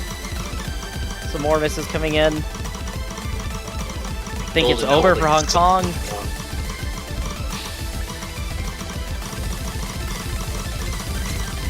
Well, Tora missing, but just some more misses coming in from Irone and Henry, and it's just not enough. That looks to be it for Hong Kong. Yeah, Just a few more fantastic notes plays left. from the Flip-Flop. And yeah, that'll be it. 5-2. It was a very close match on a lot of maps, but unfortunately for Hong Kong, Czechia were just able to best them in a bit more maps, and that's going to be it for Hong Kong in the tournament, as they will be being knocked out. GG, well played. Yeah, very well played, especially with Hong Kong having pretty sure the lowest average rank among their players of all the remaining teams, and by a decent margin too.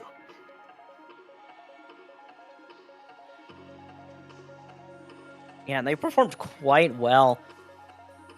Especially considering Czechia has I think, as you said, they have like two-digit players, and I don't think Hong Kong is a single two-digit player on their team. I don't think they have a single 3-digit player on their team.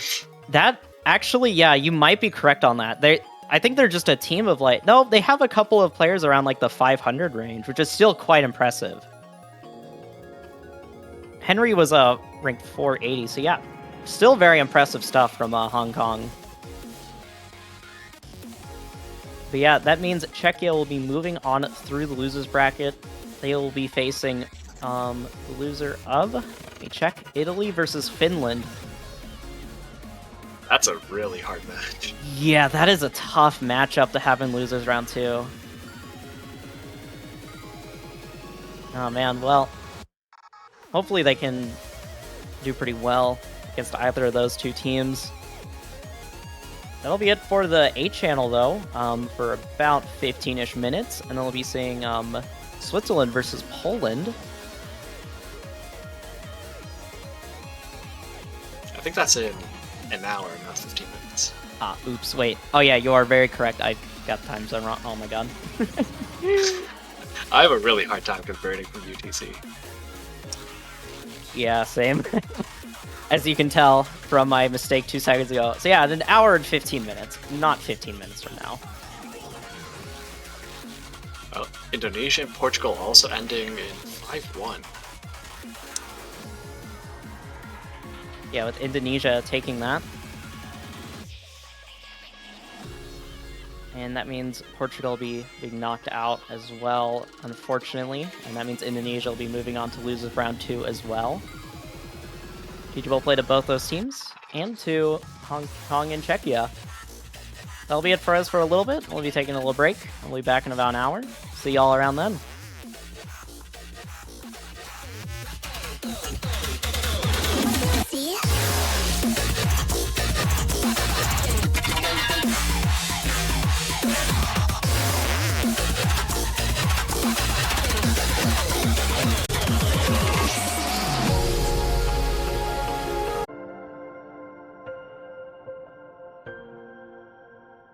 Hey everyone, be welcome once again after what has been the 2 first matches of the round of 16. We have no one less and no one better than Switzerland versus Poland. Once again in the losers bracket. This is Bath and I'm joined by Janitor. How's it going, man? Hello, it's going really well. We just had an exciting match between Hong Kong and Czechia, and I expect this one will probably be no different. Pretty interesting matchup, to say the least. 2 teams. I mean, we haven't seen the full potential of these 2 teams as they have both been defeated on the first week. But especially from Poland, right? They've been swept, I think. I mean, unfortunately, against Canada, was it? So yeah, we definitely need to see them better today. Yeah, and Switzerland against France, both really strong early stage teams, I think, so now is the time for them both to shine. Yeah, I would say the same too. The thing with Switzerland and like in general, isn't it that like all of their skill, like they are very good at what they do individually, but all together they don't really match up like in skill sets. Because I know MC2 is very good at Harok, but if I recall correctly, Wii is like good at Hidden or something like that. So it's like they don't really match up. Maybe Fremod, it could be like a good asset for all them, all in all. But we'll see how that goes in this match, because neither of these 2 teams has won any points so far in TWC, and one of these 2 is gonna have to take it as they ban Hidden 1. Another Hidden 1 ban. That's also been banned so much last week too. Yeah. Yeah, I don't think we're gonna see it at all, especially like in this earlier rounds where just teams are gonna opt just to not play. Yeah, It's such a small hidden yeah, pool. just in a 3v3 setting too, it's really hard to find 3 people who are good enough at it to be comfortable. Apart from Germany, I'm not sure who else like I can confidently say has like a 3 very good hidden roster, like slow hidden roster. Yeah, but most teams aren't Germany, unfortunately. No, unfortunately. DT2 getting banned from Poland. It's summer. Not the most typical of bans, though. Yeah, you would think a team with Bernard would be more comfortable leaving the DT open, but I suppose not. The thing is, I think with a 3v3 scenario, like just Bernard alone, what like maybe might not be enough for them. And I don't know. I wasn't very sure like Switzerland could beat them in DT though. So I don't know. It's definitely a very questionable ban, and leaving also the hidden open, the hidden 2 open. L3 Fremont open again, which I think with teams that have a really hard time finding 3 good mod players, the Fremont is going to be where a lot of teams are going to find more comfortable. I do agree, because it's like kind of the most like variable scenario, because like such as a team like Switzerland, as we said, they can just switch up whatever they do best. Like for example, MC2BP, as Poland starts with a no mod 4, going all the way in for the gimmick. I think this is the first time it's picked so far. It was banned. I haven't seen it. Yeah, it was. It's only been 2 matches so far, though. Yeah.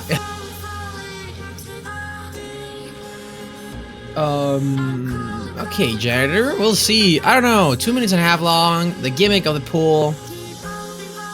We have the finishers, if I recall correctly, between like the cats and so forth. But it's, I don't know. Yeah, I'd say this is actually more accessible in terms of gimmicks than the last round, which had some really weird like line stuff. But the patterns are more tricky overall, and there's one part at the end which is really hard to read. It's like a bunch of even patterns, but it looks really weird. Yeah, I would say it's not the most challenging of gimmicks, but doesn't mean that you will be able to pull it off, especially in a match. But as the Good Luck Have fans come in, that's going to be the first pick for Poland. And for this match, before one of these teams drops out of Osu Taiko World Cup 2023.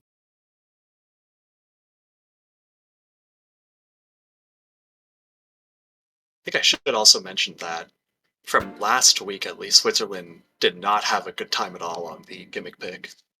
Maybe that's why. I'm not very insightful on like Poland's players, especially nickname or Niblet. I am with Bernard, of course, but so I'm interested to see how this goes out.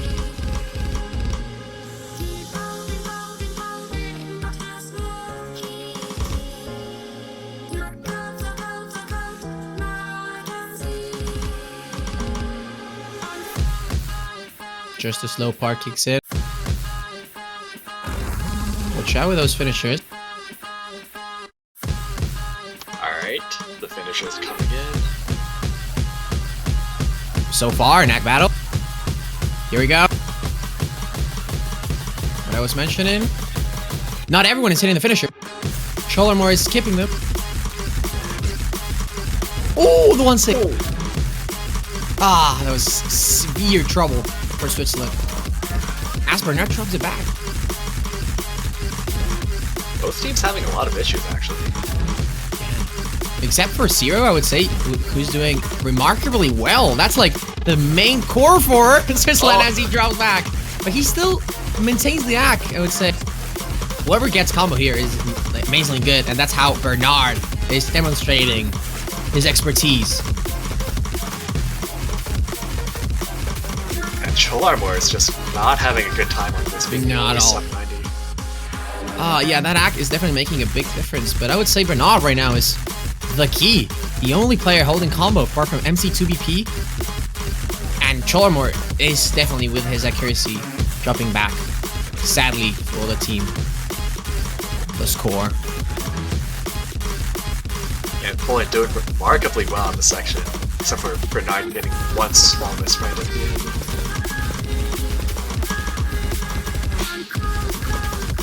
Undeniably chaotic pick from them, but still, it's gonna go well, I believe. Very good pick from Poland, with 400,000 points in advantage. And all in all, everyone doing a good job, I would say. Yeah, that's not an easy map. Not at all. I would have said that Bernard, but like in round of 16, it's hard for these players to just be so much better than everyone else, and that's what has been good in this first pick from Poland. Everyone was so consistent and so equally good. Yeah, Bernard was the only 900,000 score, but his teammates were not far behind him at all. At all. Yeah. Yeah, sad for Trill Armor. Hopefully it goes better, gets better suit up for the next pick, which is going to be first of Switzerland, and it's indeed a Harrock. Red Rock has been extremely popular so far. I think it's been picked in every match. I wouldn't know if it's because there are more proficient players in Harrock than Hidden, maybe. But Yeah, I think that's just what tends to happen with early It rounds. is. That Hard Rock, it's just when it's easy, it's easy. Yeah, But when it starts definitely. getting to like semifinals, finals level, then suddenly no one can play it. no. When it gets to semifinals, I would say it's just like insanely hard, and it just like down to a couple of players. It's like, yeah, last year with Jackie or so forth. Yeah, then regardless of the round, everyone keeps banning Hidden 1. No one wants to play it ever. Yeah, it's just a few teams, I would say, ought to not ban Hidden 1. And I can't think of anyone else apart from Germany in a 3v3 scenario. Yeah, Japan would probably be okay, but I think that's a good Yeah. It is. I don't know. I think going with the Hard Rock pool, especially for Twitch Slam, is okay. But it is risky because you're going as Bernard. So it's going to be definitely the main player battle here with Bernard and MC2P. Very proficient in Hard Rock. We'll see how the rest does as Skrees comes in for Poland.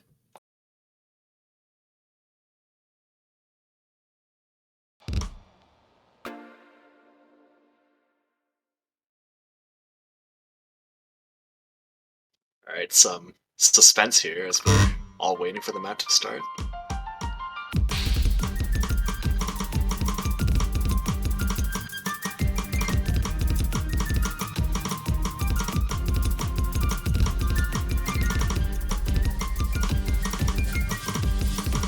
We'll see how the ad goes. Remember, this is a 9.1 OD map.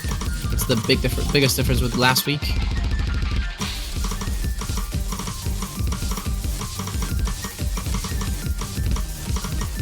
Really close so far, but Bernard having the sort of standout accuracy. Yeah, it's like 200s. It's very clean so far. MC2EP, I mean, I think in general, Switzerland holding off better. Everyone with above 99. That's why they are holding the lead so far. That can change any second.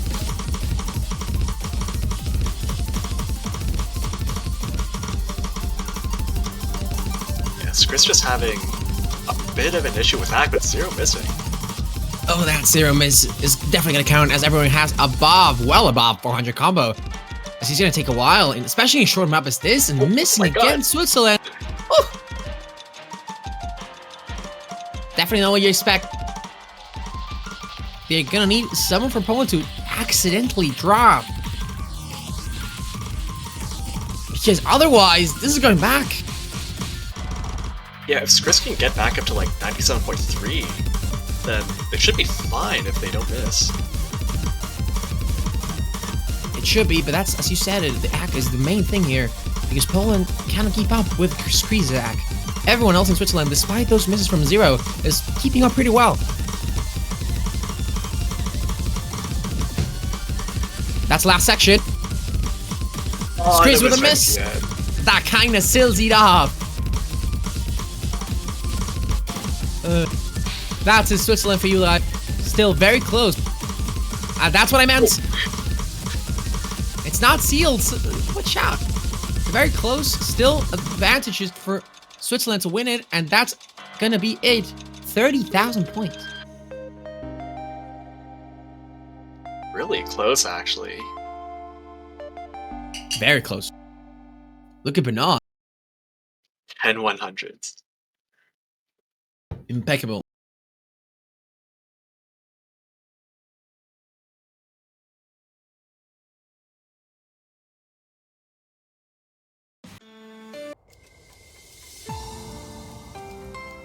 very solid. I would say it was very close. It goes immediately with Hard Rock 2. We were not even able to see it. That's definitely a choice right after losing Hard Rock. I mean, at least you're warmed up for it. Maybe. Even though it's definitely different.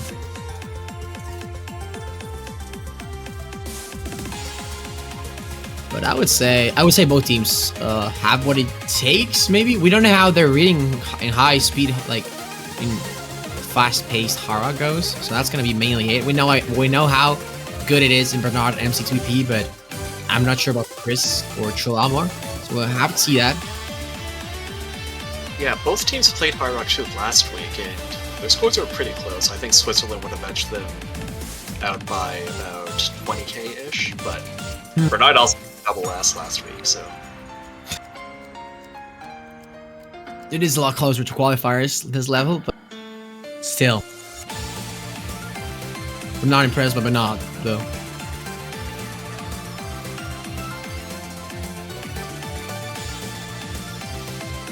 Kamil coming in for Poland. And so far, it's a 1-1, very close in the two first picks. I'd say mostly in the last one. Poland with a very good first point. We'll see if this one is as good as the first one. As the good funds come in, we see the lizard from N-Wolf in the background, and we know when we have that knowledge, that is Hard Rock 2. Yeah, you know when you see the pin patent you know when you see that it's going to be a banger. And it's going to be N-Wolf. It's both.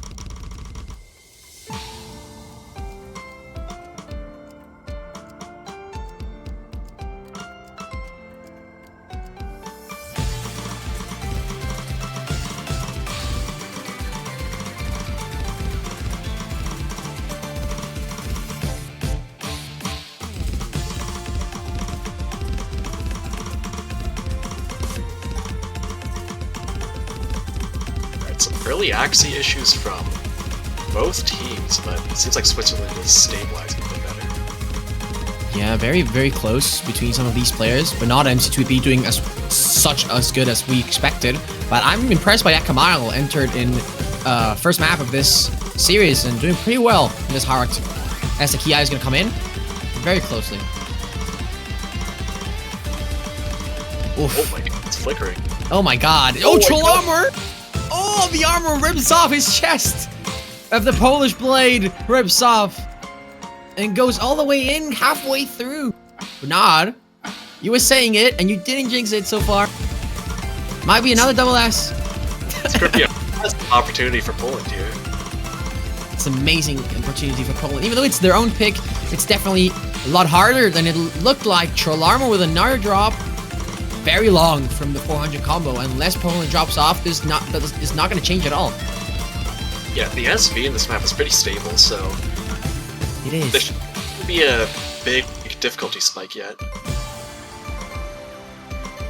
If I remember right, it was lowered from the base SV, so it wasn't that hard, so... Yeah. So hopefully we'll see. The really scary thing, though, is at the end there's a finisher section. Oh, it's true. Well, we'll see if everyone hits it. Especially Poland, so far consistent, but a slight drop can cause a big difference here. Last few seconds. The finishers come in. Mona Collar, no problem. Oh, there we go. Tricky, no one missed it. That's amazing. And Bernard finishes it off with a 100 double S. Poland getting it all off, getting it all through. That's a win, and that's a very solid score from both sides, actually. This is just too easy for Bernard, clearly. Getting a double S again on this speedy Hard Rock. I mean, definitely the Bernard we know of.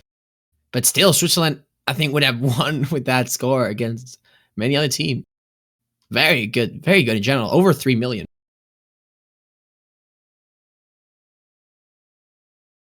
Okay, now we have a match, I think.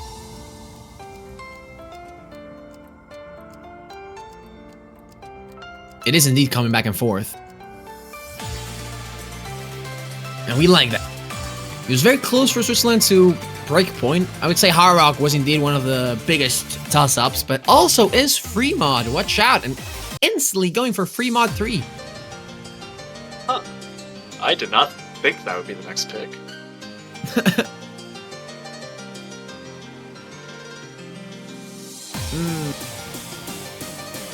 I'm not sure. I would say Switzerland was like, I wasn't never gonna expect that Free Mod 3 as a first as a second pick, but yes, a Free Mod because I mean, as we said, I mean, especially with MC2EP being more comfortable in that Harrock, and in general Switzerland, we'll see. I don't know. I'm not sure. I don't know how to say. What do you think about this map and this matchup, Jared? Yeah, so this is the most accessible of the free mods for mods. It's trying to encourage as many mods as you can possibly manage. So I expect both teams to have a lot of players for Hard Rock. Maybe a bit harder to find someone to hit it though. Yeah, I don't think there's gonna be many hiddens. That's true, especially with how well everyone played at Hard Rock as well. But we'll have to see someone go with it. So we'll see how that goes. An OD7 map. Definitely not easy to act with Hard Rock, but as you said, in comparison to Primo 1 and Primo 2, definitely more moddable. At least in comparison to Primo 2. Yeah, I think a lot of maps are more moddable compared to Primo 2. Yeah, Primo 2 is, especially with Hard Rock, it's insane. Yeah, or God forbid in Hard Rock.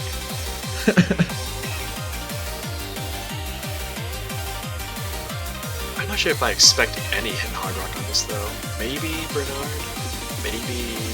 I don't know if anyone's that proficient, like, just to be able to... Not to pull it off, but like to be able to risk it and be confident about it. Yeah, some teams have really been guilty of overmodding. Like, definitely. the US did triple hit Hard Rock almost every mod. They lost, right? Yeah. They lost. So you want to be careful about it. Yeah, I don't think anyone's gonna go triple in Hard Rock here. Still, let's see if they don't get over themselves. And because Akamai is saying, can we play like this? Last match, someone tried to pick sudden death for free mod. What? That's the situation. That would have been very scuffed to watch on stream. It's certainly a strategy, because just imagine someone with sudden death, and then they end up full comboing. It's just huge mental damage to your team.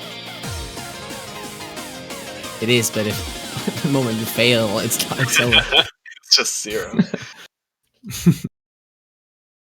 Oh, Lord. But Whoa. not with hidden. 0 with hidden Hard Rock.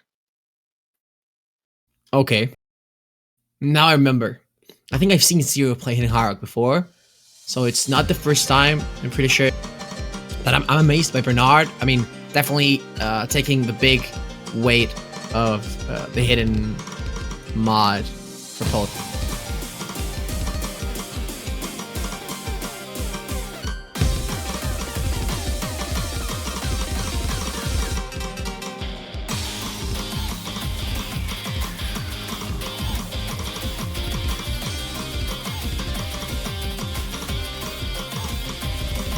Definitely some early accuracy issues from Poland. Yeah, definitely not what would you like from Akamai. Still a very long map to be preoccupied right now, but Akamai is definitely not hitting those patterns on its full 300 point.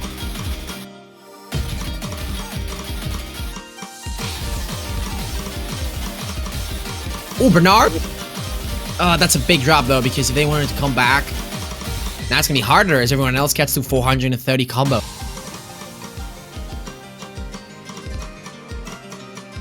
Yeah, now 0. As long as he doesn't miss, probably gonna start running away with the score lead. Yeah, Switzerland in general doing pretty well, but in the 3-minute 30-second map, I mean, you could be done and dealt with in the last quarter. So let's see.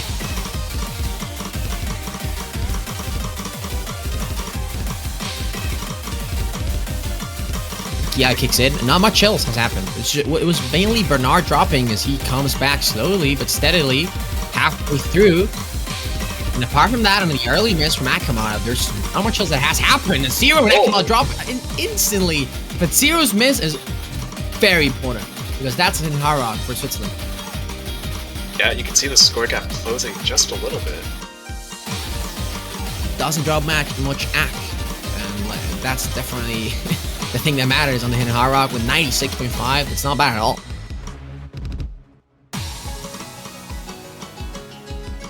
Meanwhile, MC2BP just having a really good time with this. Oh, that was a random miss from Zero. Yeah, the fact that MC2P was allowed to play hard rock just lets him freestyle on his own skill, I would say. Can't say the same about Bernard, who is struggling because of that hidden.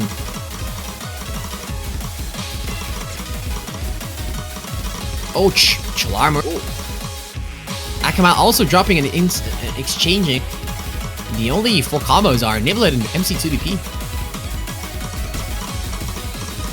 Oh, wait, Switzerland dropping a lot of combo there. And, oh my god, Zero getting it demolished with that Zero on the count.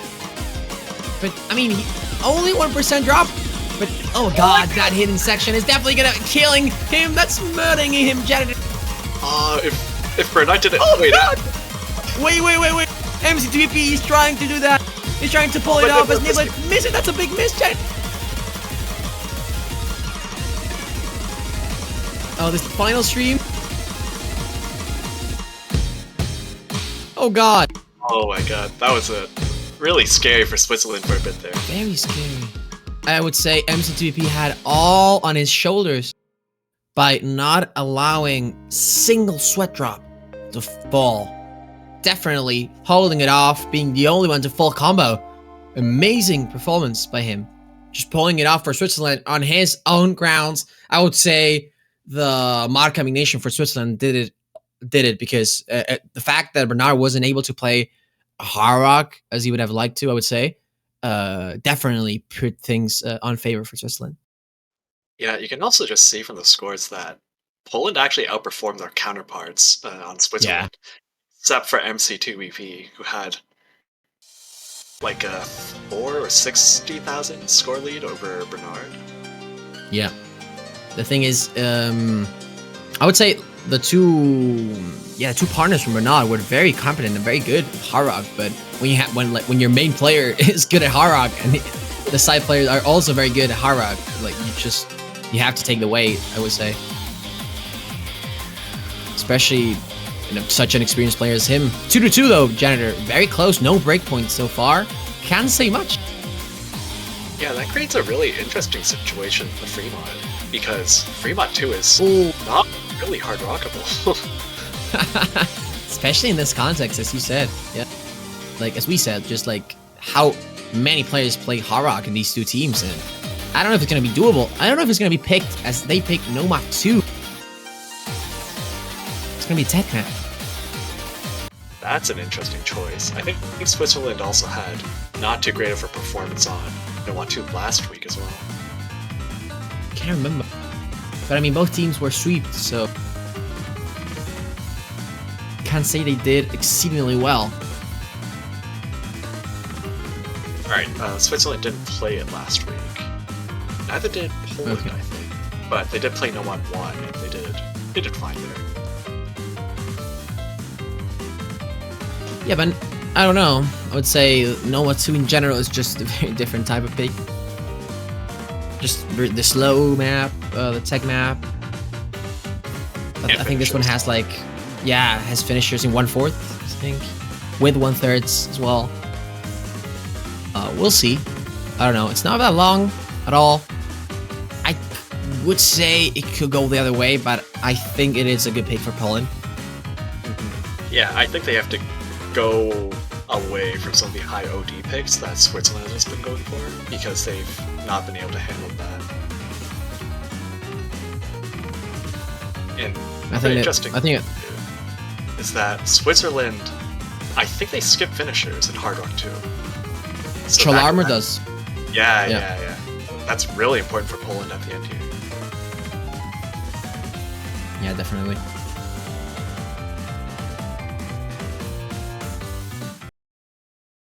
Yeah, I think it's a good pick from Poland. We'll see how well it goes, because so far, 4 picks, everyone who picked it won it.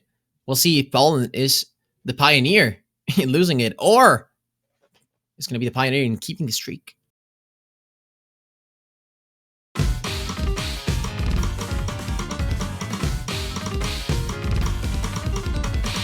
Very important not to drop the combo after 400, because you're not going to be able to gain it back. Or it's going to be very hard with how short this map is. Oh, that's from Skris. Watch out.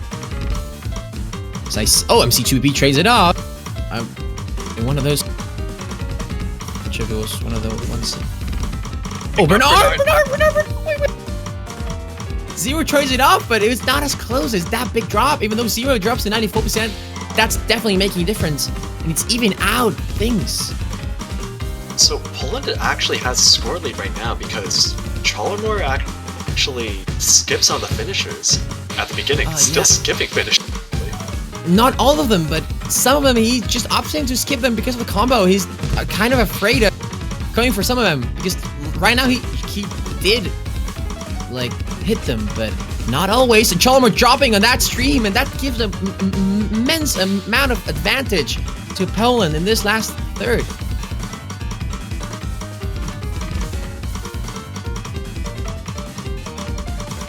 Definitely a very good map for Bernard and Niblet, despite the miss from Bernard. He's gaining back his confidence, going back to 400 combo, and I would say this should be sealed already.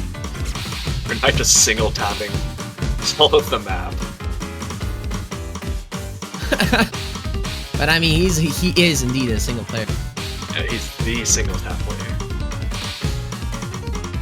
Yeah. There we go. That's Polish dominance in this map with 200k advantage. Very solid pick again. This one was a really smart strategic pick. I'm not sure if Poland knew that Chalmor kind of skips some of the finishers, but you can see the score difference too between the players. Yeah, Chalmor didn't skip all of them, but he did skip like a lot of them. So yeah, that is a big problem when you're playing a finisher map. Switzerland going back and forth, tying, losing. We'll see if they can keep up. Is it going to be another free mod? Maybe that free mod 1. I don't know. Because that free mod 2 is going to be kind of hard to pull off. Yeah, I mean, all the remaining picks are a bit awkward. Free mod 1 is still not fantastic mods, and really hard for hitting hard rock still. DT1 is weird. Oh, but they do go for free mod 1. They do go for that. The thing is, I would say no mod 1 and 3. I don't see them. I'd see them even more like a Polish pick, like no mod 3 especially. And a DT1, I wouldn't be sure. But I think free mod is what Switzerland has to go for. Yeah, I think it's their only good remaining option. And it's not a bad one at all. But as you said, this map with Hidden Hard Rock, it's gonna be something. Thing is, will Zero go with Hidden Hard Rock? I think it's risky. It's just really hard to read, and there isn't as much like free combo sections as in Free Mod 3, where you can just rock out with your combo cap.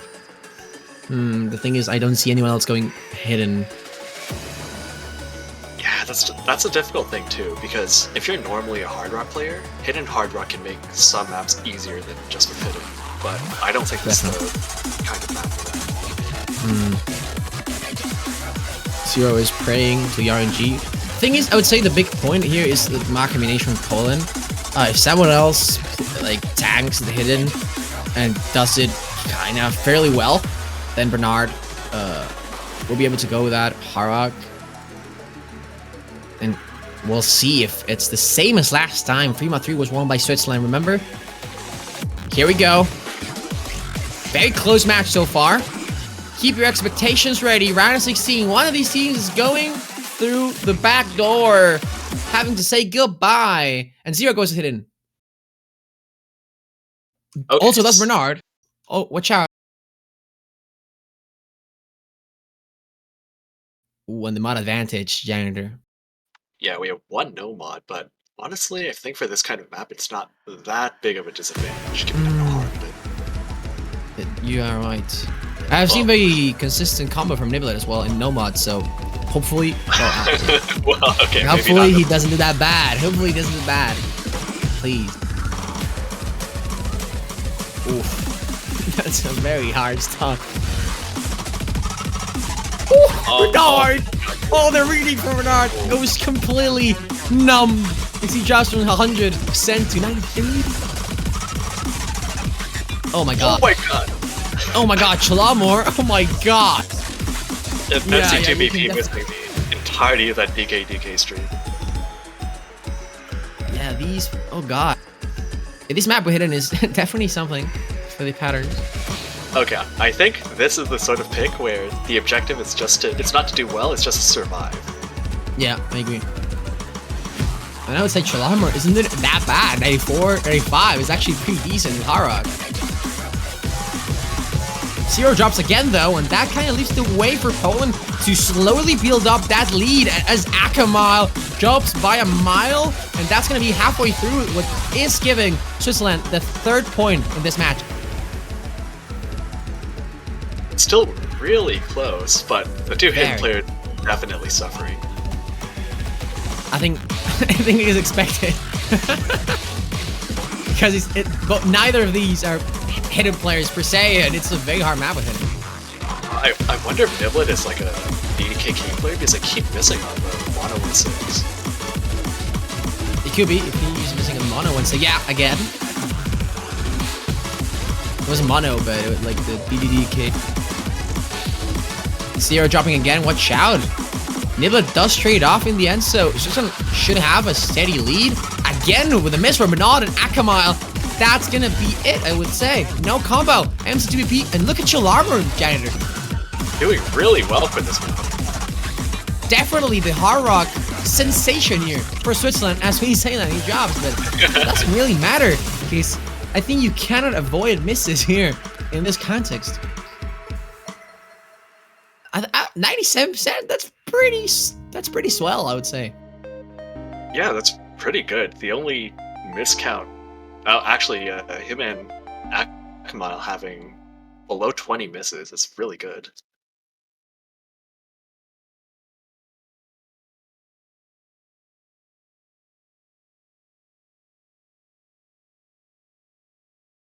The two Hard Rock players doing really well for Switzerland. Niblet struggling maybe a bit too much for Noma. I would have really liked to see a high 950 on that. Yeah, I was pretty far away. Yeah, the Nomad struggle as well made it difficult. Nomad 3 for Poland. I think I said it before. Nomad 3, I see it more in the eyes of Poland, and it's indeed a pick from them. I think this is also a really good strategic pick. Yeah, I agree. Because there's so many finishers. again. Yeah, the finishers here are deadly, and the fact that Chalamor has to hit him with both fingers, because otherwise it's gonna be very hard to keep up with the score, especially with those long patterns on the finishers, and in the end also. Yeah, we'll have to see though, because Poland still has to actually be able to play the rest of the map at 280 in order to get to the finisher mark. Correct.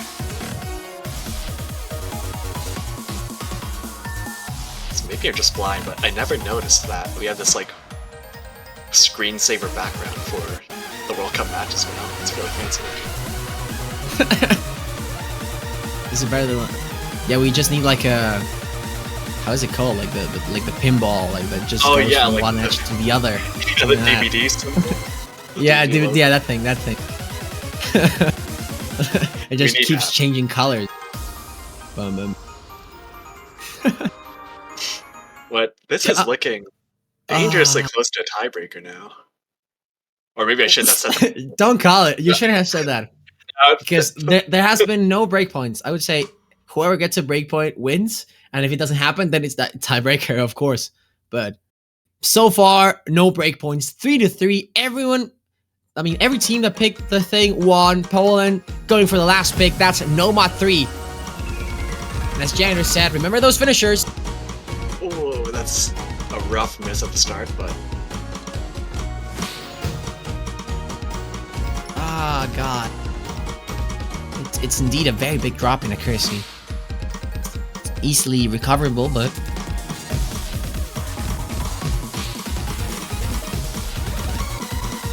As this thing starts up, Janitor...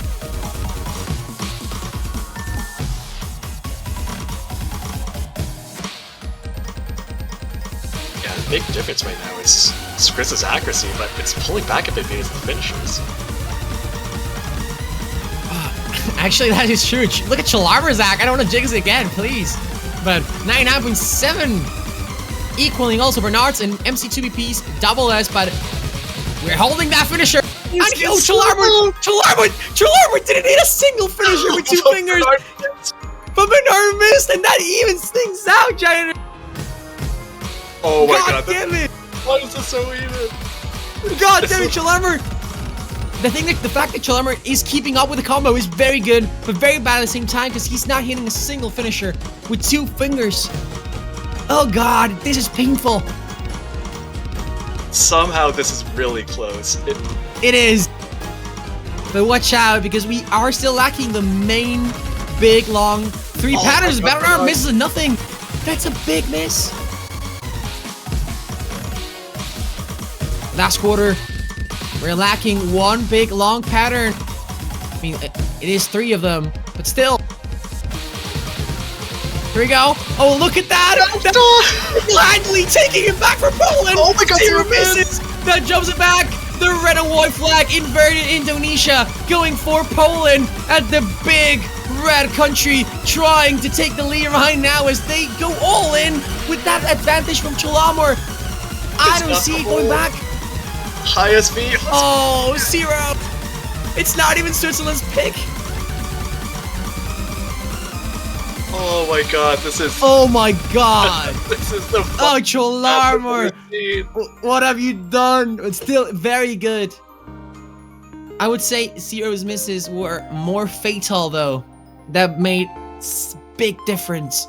Big shout out Poland? Niblet and MC2BP. Yeah, I completely agree.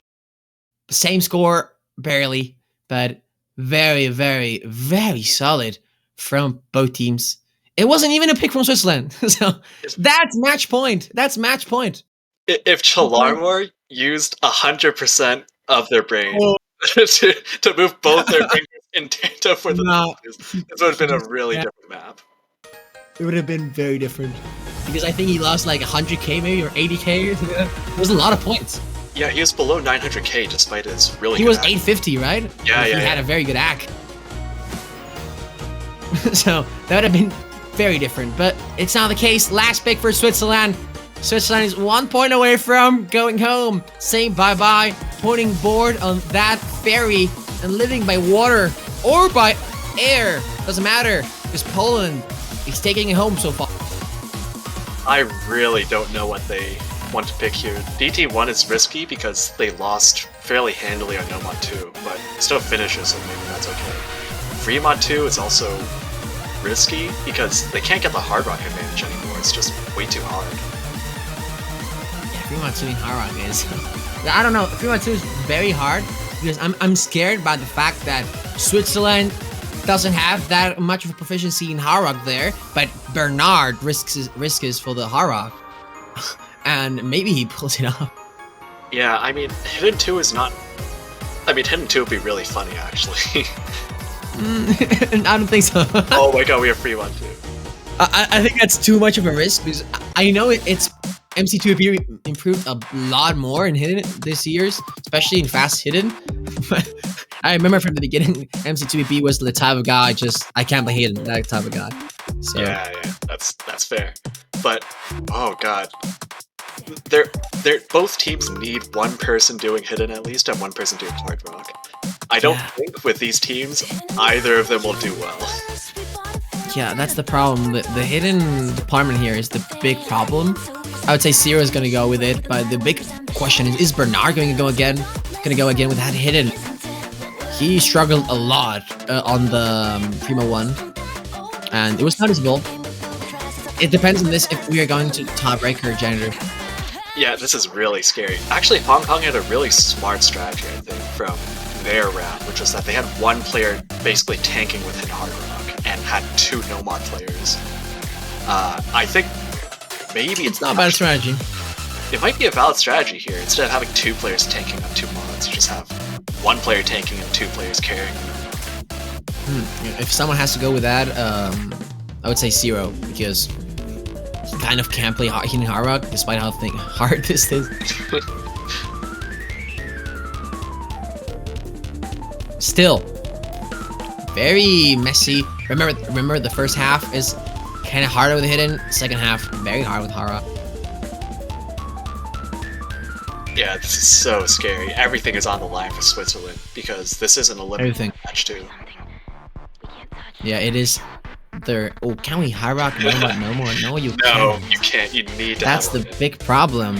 That's the big problem. That's the big thing here. You need a hidden. That's the big thing in this match.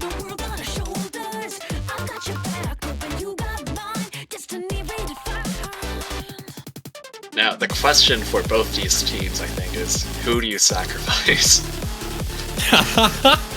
I would say, Poland has been sacrificing Bernard and Hidden, but because Niblet, and I'm not sure if it was Chris, but are very good at Harrock. But like this time around, I don't know if it matters, because Yeah, I would say maybe it's better sacrificing someone else. It's a really hard situation. I think you is. want Bernard being the No mod, yeah. score carry for this one. I do agree. Because without it, then Or you need to have Bernard in No Mod or Harrock, like at least. or Like even maybe we'll be surprised that it's actually 6 hidden hard rocks. What? No, I don't think so. I don't think so.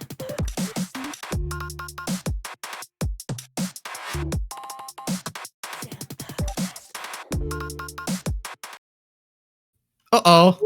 Bernard and Zero going Bernard. Oh, Bernard. MC2PP, Kamal going hard rock. I like the Harrock that I'm seeing from MC2BP. I think this is the wisest choice for Switzerland because Chalarmer has been the most consistent with no mod. I don't want to put my hand in the fire, but still, Bernard, Hidden, I mean, it's just as we said before. He's just the best in Hidden, like from everyone else in his team. He's kind of forced, even though he's really not having. Even though he's not gonna have a good time, especially in this map and in the first half. Neither Zero. Yeah, but look at that act. Like, there's a big difference. 86, 80. It's gonna go all over the place. As long as Zero is able to keep up, kind of act-wise with Bernard, I think it's gonna go well. Akamal also dropping. It's very important the no mods here and MC2VP's performance, because so far Akamal in Harrock is struggling a lot, but look at MC2VP. Yeah, extremely good play for now, but good to see if he can. But remember the last half. Doublets. Oh, Bernard. Missing one of those. Definitely not a good hidden performance right now. He's gonna have to trust in his teammates. That, or we're gonna have that tiebreaker with so much lashing for. The no-mods are crucial here. Yeah, MC2EP is just doing extremely well. Chal Armor So well. but holding extremely well for the teams as well. Oh, but yeah, but like the hiddens, I wouldn't say they are. Even though Bernard is doing worse than Zero, they're not being the big differential. Poland dropping all of their combo. Janitor, we have that moment of the day, I think. We'll have to see, unless Akamal goes God mode at the end and MC2 unplugs his keyboard. Wait. I think it would be too much. Yeah, Akamal being comfortable in this map and Harrock from like just from the first minute. I don't know if this was the best mod combination from Poland, but they are doing their best. And Switzerland is definitely being carried with that MC2BP performance. Shermer dropping a big combo as Niblet kind of drops as well, so it doesn't really matter. But look at MC2BP. I want to see the fast stream right now, but That's a really timely freeze, isn't it? yeah, it is. There we go. I want to see MC2BP. Oh, he dropped the combo. Oh, he is holding through it. He is. He dropped the combo before. He dropped it again. Look at very good act in general. Woo. Yeah, very hard in general, and such a big lead for Switzerland Janitor. That's the moment of the day, lads. Oh my god. In place for elimination with one spot and TWC on the line. With that spot of the day, it is that moment when you realize you are having Camellia tiebreaker. It is 4-4, one team standing. It's written in the stars. It had to be this way. Also, MC2BP, 4 misses. Definitely being the rock for his team this match. God damn it. I'm excited, but I don't think this is Cyriable. What do you think? This is going to be a really scary team. I don't think... I'm just going to make a guess that the teams were not expecting to play tiebreaker, and they I don't think so. have 3 players to play the tiebreaker either. The bad thing here, I mean, we have 2 things. The good thing of this match is that both teams picked very well. No one lost a single point, a single pick, which is actually amazing. But still, the TB, I think it could be carried, like, especially given how hard this is. If someone pops off, then I think that's gonna make a difference. If someone practiced, that's gonna make a difference. Yeah, I'd say this map is okay for the most part, even if you don't practice it. But the thing is just that at the ending, there's so many ninja spinners that if you're not expecting, it just breaks your combo and you just lose so much score from it. God damn it, I don't know gender, but what I know is that everyone watching, put up that volume, enjoy the banger, and enjoy suffering, because these players are gonna suffer. Yeah, enjoy the banger, and also if you have $2.50 USD, enjoy the banners as well. You can support Switzerland or Poland or any other team currently in the tournament for the low price of $2.50 USD. Very, very difficult to support one of these 2 teams in this situation when they are right on the verge of dying.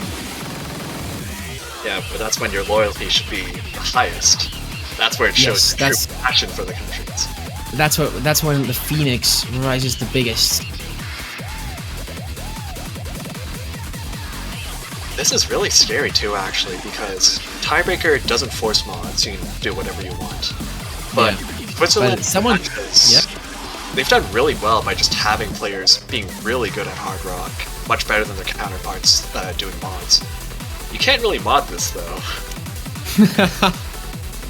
Would you say Bernard and MC2? Yeah, I don't think they're gonna go away. No, I think it's way too risky. It's way too risky. Still, what are the? Do you know the pick'ems percentage on this? Yes, actually, it's 80. It's very high for Poland, right? 84% for Poland, 15% oh god, Switzerland. Oh god, Switzerland. Switzerland. Oh god, Switzerland. The absolute day. I voted for Poland, but honestly, I would love to see an upset. I'm not even that big of an upset. Switzerland is really good. I think they are good. Yeah. Here we go, ladies and gentlemen.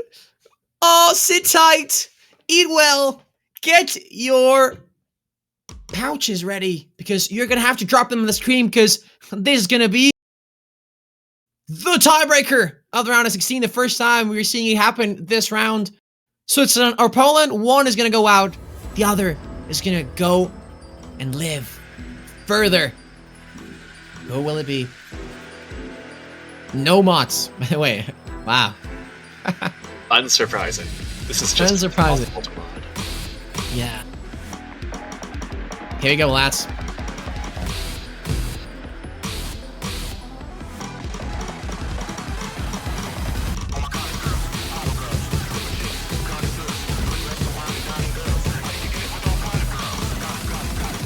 Oh, Niblet's missing one of the finish before the strike. Zero and Chalamar not having a good time at all. God. I think I said it before. This is gonna come down to if someone pops off, they're gonna pop off. Bernard drops. Speaking of pop off, MCPP Skriz somehow drop. Yeah. Look at Skriz as well. Oh shit! Oh god! Oh god! Everyone synchronizing that miss on the ninja. Okay, no one has practiced this then. No one. You said it well. That ninja definitely catches you off guard. Oh damn man! The accuracy is definitely helping Poland right now. When Skriz is 95% and Bernard 95%, everyone over that threshold, then that's making it very, very easy for them to hold the lead. That's 70k percentage. So, 70k difference. Yeah, so Skriz hasn't been doing like all that well throughout the match, but now Skriz is carrying Poland potentially. Definitely. I mean, it's still 1 quarter, so there's a lot of time left, but this is already showing a big, big difference. 96% in the tiebreaker. That's very good. Yeah, there's a few pseudo speed sections with 1418 coming up. That's gonna be really scary. Zero finding so many random misses in the slow section. Yeah, I don't know if it matters because Zero's not being able at all to hold that combo. MT2B is coming back somehow, but we'll see now again with the spinners. Oh, we're gonna get reset. Oh my god, you said it, Janitor. That resets are gonna have a massive effect. Chalamar Bernard, though, managing to hold through that. Oh, did he? It was Bachelor. And Bernard currently the Yeah, oh god, Bernard. Bernard. Oh god, the time when you see the score from your rival, Switzerland, losing all hope and faith. Trying to bite through this, but I don't know if they will be able to. This is really scary. Also, I may have overspoken when I said this was sight-readable. Wait, most of it is sight-readable, I think, but the spinners are definitely... Yeah, the spinners are definitely not. Oh yeah, this thing is Zero is not holding off at all. That act difference there means a lot of Bernard drops, but he still holds off that act. And unless we have a massive drop from Poland, I don't think we're gonna see any difference.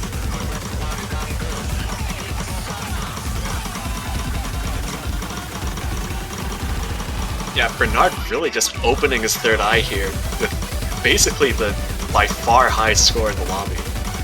By far. There's no question about it. Bernard is just proving himself why he is who he is. Last third of the map, Poland assuring their dominant. He's just single tapping through the section. It's like a 106 BPM, I think, effectively. It's just single tapping. Oh, he hit the spin! Oh my god, He's actually pulling it off. He's actually pulling it off. He's learning it. Oh no, no. He missed on the sliders though. Yeah. Still very good act. That's the biggest point here for Poland. And even though, like, without Bernard, the general act from Poland is so good. Like the lowest being 93, it's not that bad. 94. Yeah, I genuinely didn't think that Poland would skill cap Switzerland on this, but they're holding up really well to their credit. I would say incredibly well. That's like 240,000 or 30,000. Oh. Was that the 1/8? No, that was just, I think it was 1/4. He's still single It's just the tapping. SVs. Yeah, I got it. Single tapping it all. That's the thing, right? Wow. That's a massive chain of single tapping. Still, this is not going to move anywhere. Sadly. But very good for Poland. I don't know. I think Bernard just did hell of an impressive performance here. And everyone, like, in general, look at that score. Yeah, 800k already. Like, the average is 800k, I would say, because 770 is lowest. Everyone missing on that spin. Yeah, I don't think it matters anymore. Oh god, Switzerland dream! The Swiss dream vanishes a bit. But still, going off through the main door, showing healthy performance, not losing a single pick, I would say that's something to be proud of. That's still a 5-4 victory for Poland on tiebreaker. Look at that 870k almost from Bernard, and to their credit, everyone on Poland getting almost 800k on this is ridiculous. That's very good. Amazingly good. Chris pulled off a very good beginning. He did it amazingly well. Then dropped a bit of the act, but it didn't really matter. Yeah, It was it was very sad that 0 score, but yeah. Yeah, he had the lowest miscount actually, but Oh, true. 300, 100, so. Yeah, that's what doesn't get in favor. Switzerland, that's the GG. Well played for them. See you back next year. And for Poland, you're getting through. Yes. That's the Polish dream. And they're going to be facing Loser 25. loser 25, which So is that's Japan versus Japan. That's Japan or Philippines. Hopefully not Japan. Hopefully not Japan. I mean, I think if it's Japan, then it's like the dream of everyone. Japan dropping to losers, but still Yeah. very hard. Poland going through, and now we have just one more match today, and like the rest, or in Sunday, or UTC wise. Yeah, we have France versus Canada in about 2 hours. I think that should be interesting. I don't know if it'll go to tiebreaker, but Canada. Wait. You're calling another tiebreaker. We'll see. I think it's going to be very interesting. So don't go anywhere. Go grab some coffee, something to drink, or have dinner. I don't know where, depending on where you live, or breakfast. And then go enjoy France, Canada. We'll see each other next time. And thanks, Giant, for joining. And thanks, everyone, for watching.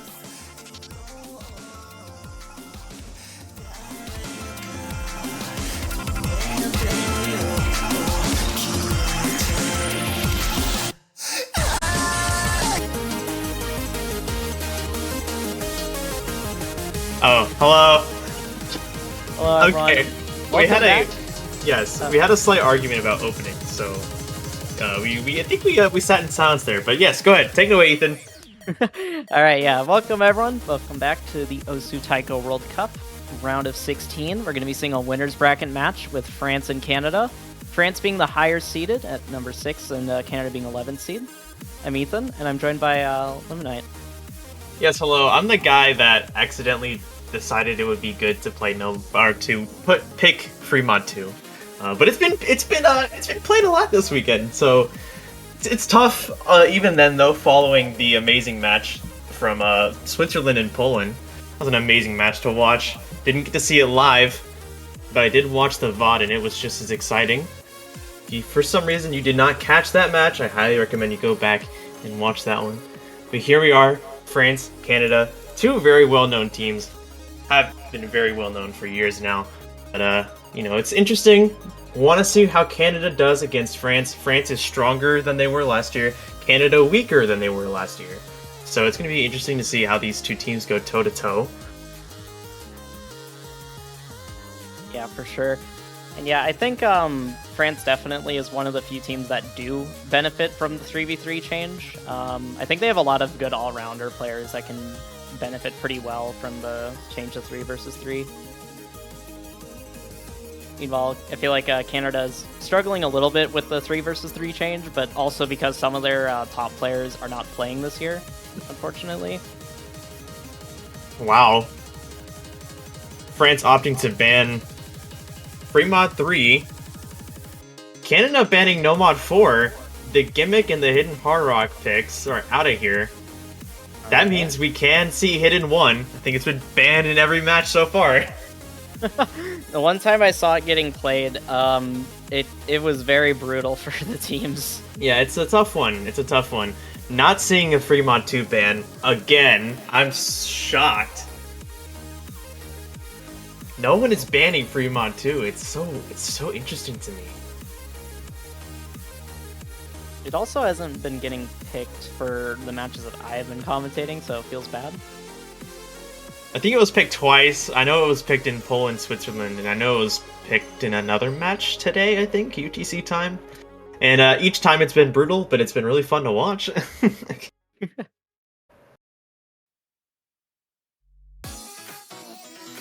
Alright, so Canada's got the first pick. Where are they going to start? Canada has a really good free mod 1 performance in quals, so I could maybe see something like that. That might be a bit interesting. They opt though looks for like hidden too. Yeah, they opt for the speed hidden. Mount by Uone, Hino Isuka, Wonderful Paradise. Definitely the kind of funky song you could expect to see for a faster hidden pick. And Uone did a wonderful job mapping it. It's got it's even got some 1/3, got some higher SV as well, escalating SV 1/4 chains. So it's a really fun and well-rounded map, I think, for the hidden pool. Yeah, there's also a pretty big difficulty spike at the end, which is kind of fun to watch.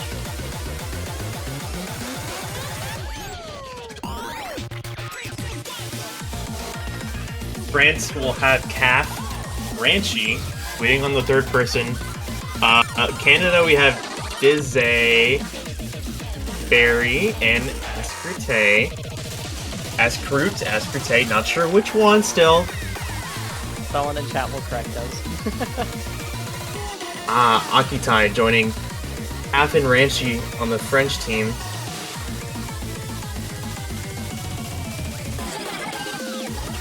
This is a shorter map, so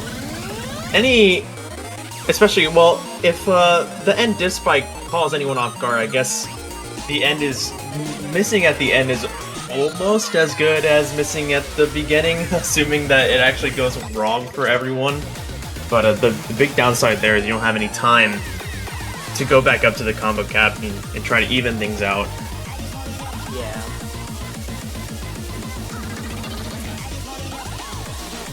Alright, looks like we'll be getting started in just a moment. Hidden 2, Canada's first pick of the match.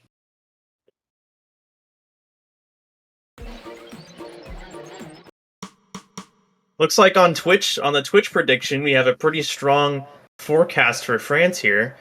87-13. We'll see how it goes. I think Canada have a decent shot at getting quite a few points, potentially, depending on how they play.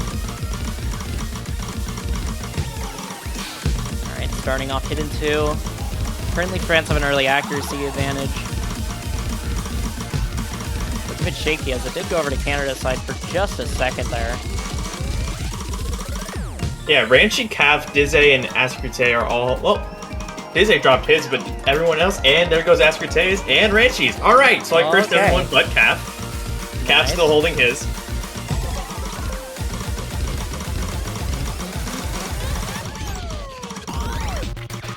Akitai and Barry very close in accuracy. Barry has a small... Oh, and now they have a combo advantage. Yeah, and Akrop as well from Akitai. Whenever they did miss, it's going to help Canada quite a bit on this pick. Although Dizay dropping quite a few 100s. Escrute with a miss. He's going to give the lead back over to France's side.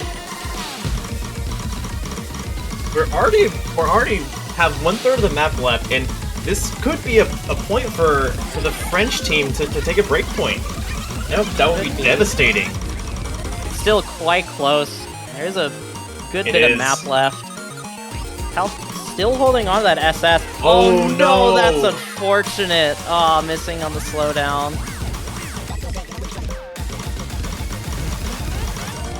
That's gonna hurt Canada a bit trying to get this point. Getting closely in the map. Cal's still holding on to the SS. Oh no, Dizay finding a miss. There's only one combo really for Canada, and it's just on Escrute. There's not a lot of map left. There is this stream at the end though, and it doesn't really catch anyone aside from Calf. I think they missed on the spinner actually. Oh no, they dropped the SS at the very end. That was their, and you're right. It was the spinner at the end. Ranchi finishing with the hidden S. Calf missing that spinner. But two amazing plays on the French team. We got Escrute on the Canadian team did a great job. So did Dize. Barry struggling a little bit accuracy-wise, as did Akitai, and that's relative to the fact that everyone else got 99s. Definitely not low ac, but low relative to the lobby. Yeah.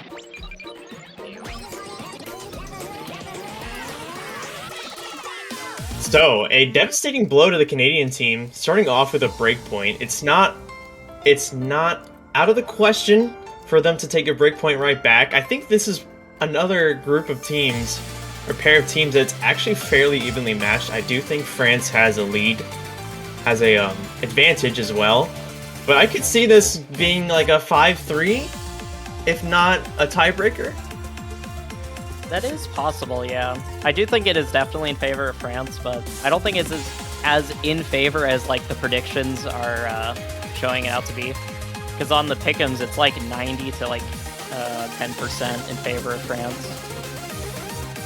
So I think the prediction changed a little bit towards the end. I think I remember the French going down on a 70% chance. But that's still pretty high. yeah.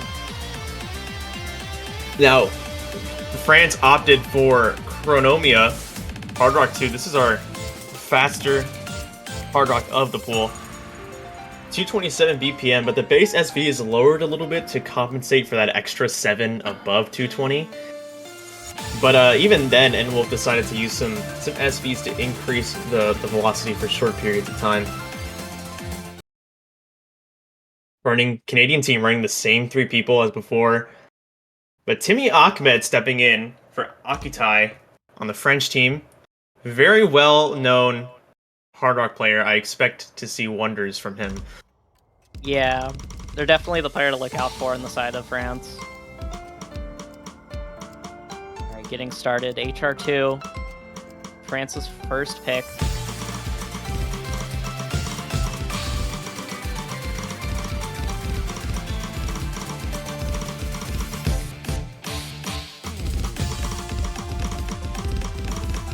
Some early act drops from Canada. Screwed. Kind of struggling to hold accuracy for a second there, but now they're starting to climb up.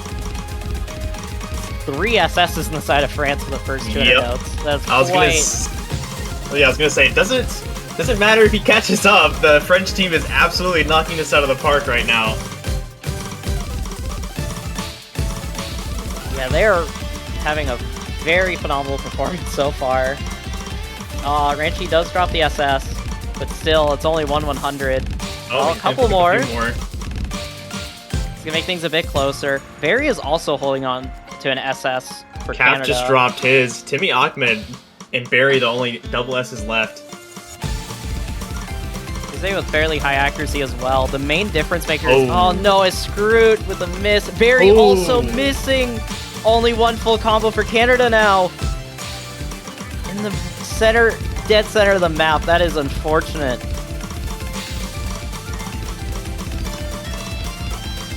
Gonna give France a very big lead now.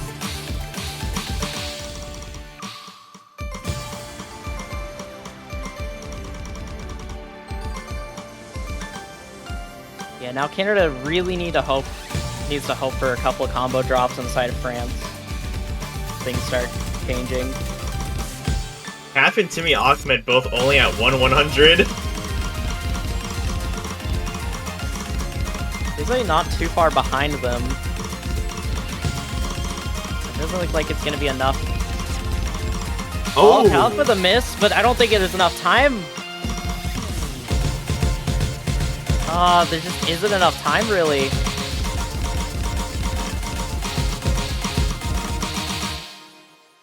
Everyone hitting the final section, and the second point's going to go over to France.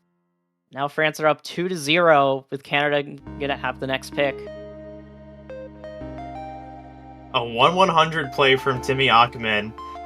Best score in the lobby.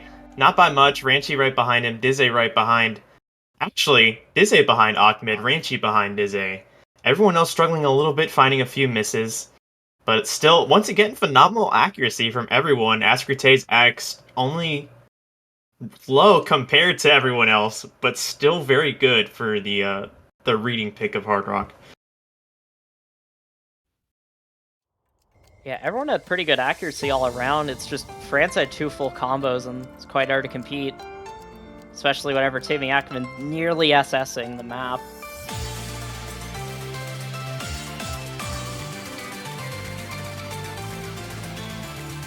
I have to see Hidden 1. I have to see Double Time 1. This is required. If the players of these two teams are listening, please make me happy and pick one of them.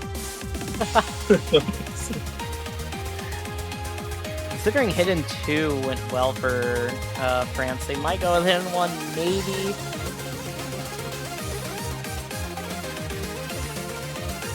The thing is, both of these points weren't exactly that close.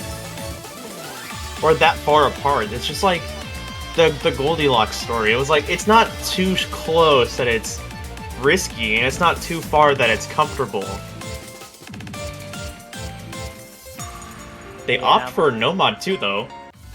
Okay. Who is that handsome mapper? I wonder. I hear he's a great guy. I hear he's absolutely fantastic. Oh, really? Man, maybe I should meet them someday. Yeah, maybe someday. He's very busy though. He's very busy. Lots of things going on. We were very lucky to get him to be able to map this. It's not like he has like no life or anything.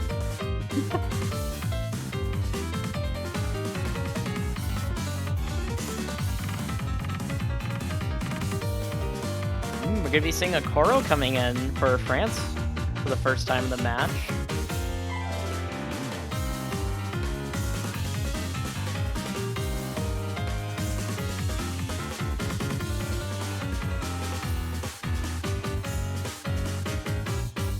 Also, SMG3 coming in for Canada.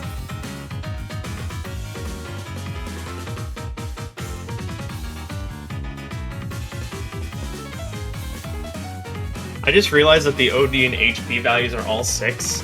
And since OD is 6.6, it's 666. That's unfortunate. No, that's not the funny number. The funny number is 69. Gosh. Yeah, that's the definitive funny number, but this is a different funny number.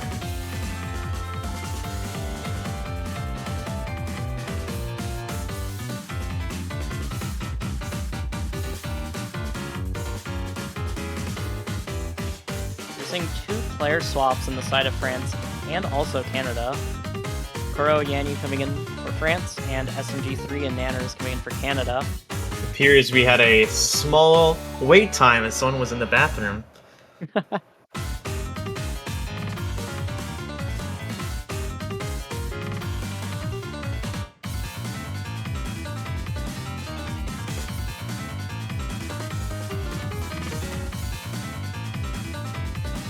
Alright, here we go.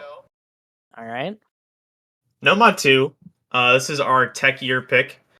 Only a minute 51. Combo is a very low value, so misses here are gonna be pretty significant if not balanced by the opposing team. Yeah. Oh man, I'm kind of curious how Kuro will play this because his playstyle is really funny. Oh, the single taps, I love it. Oh, very often early miss, that is unfortunate. And some accuracy problems as well. Yeah, Zephite in chat making a good point. This is definitely one of the most pressuring picks for Canada. They need to take this to put some pressure back on France. Otherwise, it's only on the Canadian team. Saw a miss from Nanners earlier. Yanni finding multiple now. The lead does get a small bit smaller, but not enough for now. 30 to 40,000 points in the lead for France. France still have a pretty big accuracy lead, especially since Barry is kind of struggling to hold on to their accuracy, around 97%.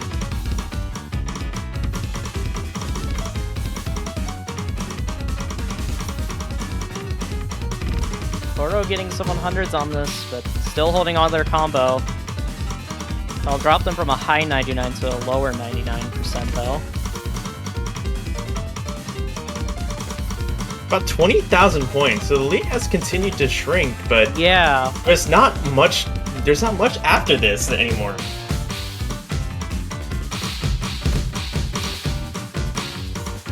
Let's see. Everyone's holding out their combo and accuracy.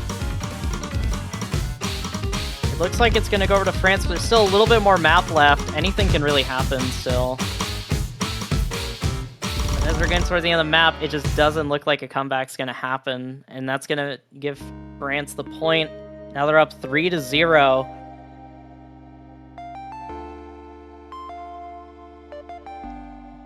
Two break points for France. Canada losing 2 points.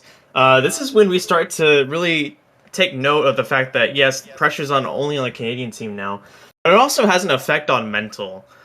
To see, usually, and of course this couldn't be the case, you have two ideas. You can save your stronger picks as a last resort, or you open with your stronger picks.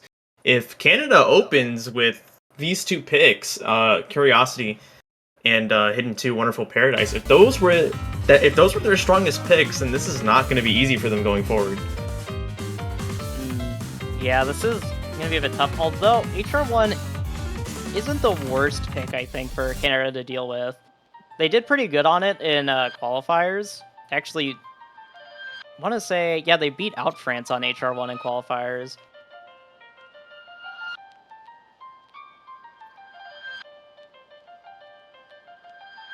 Hard Rock 1. This is our slower, more accuracy-focused pick. A little bit longer too, 2.5 minutes.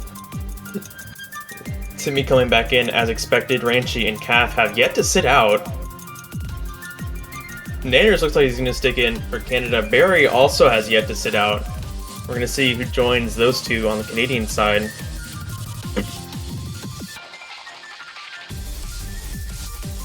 Looks like it's Dizzy.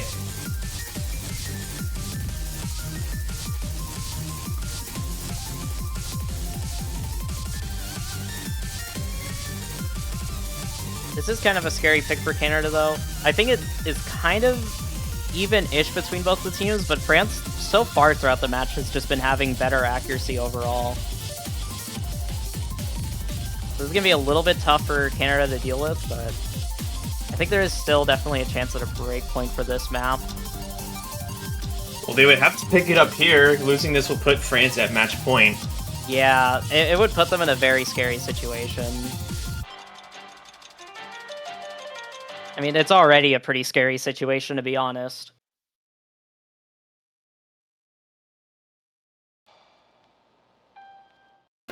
As now a lot of the pressure is on them to perform well in these next upcoming maps.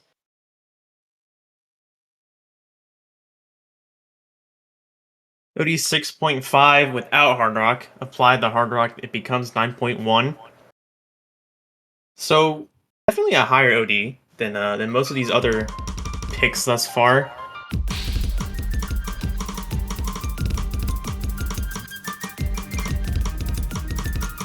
Alright, getting started. France with a very early accuracy lead. Nanners with a very early miss. Okay. It's a bit unfortunate, but it was early enough that it might not matter too much, hopefully.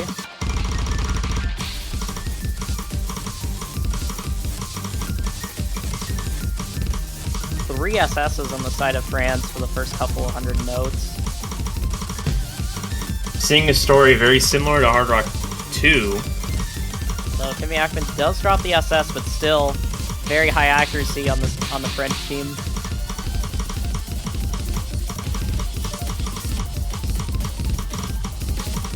Yeah, seeing quite a similar story. Very struggling to act a bit. Still though, high 98%.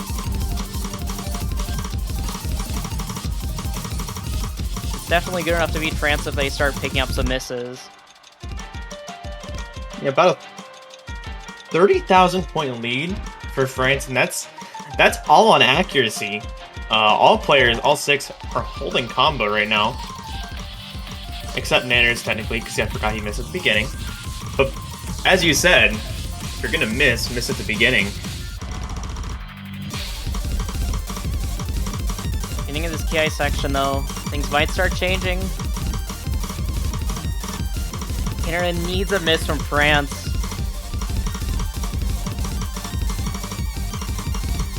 Doesn't look like it's happening, though, so far. Everyone holding on to their combos, getting closer to the map. Everyone's still holding on to full combos. Aside from Nanners, who dropped at the very beginning, but pretty much everyone's holding on to a full combo.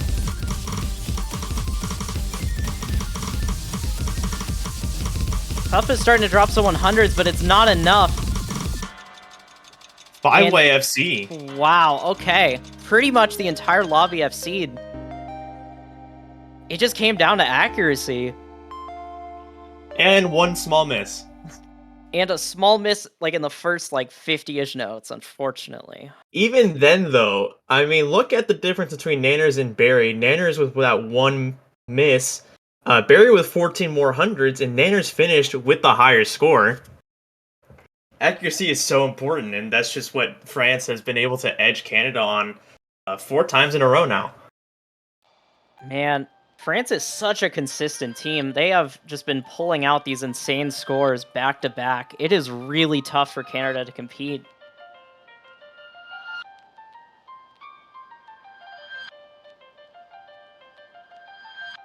They do have the next pick at least, but still, it is quite tough for them. It's going to be free mod too. Let's go! You got your map. Oh my goodness. This has been a very tough map throughout the entire weekend. I don't think I've commentated Taiko World Cup for, I think this is my 6th year now. I haven't seen as many free mod no mods as I see this weekend on this map. Yeah.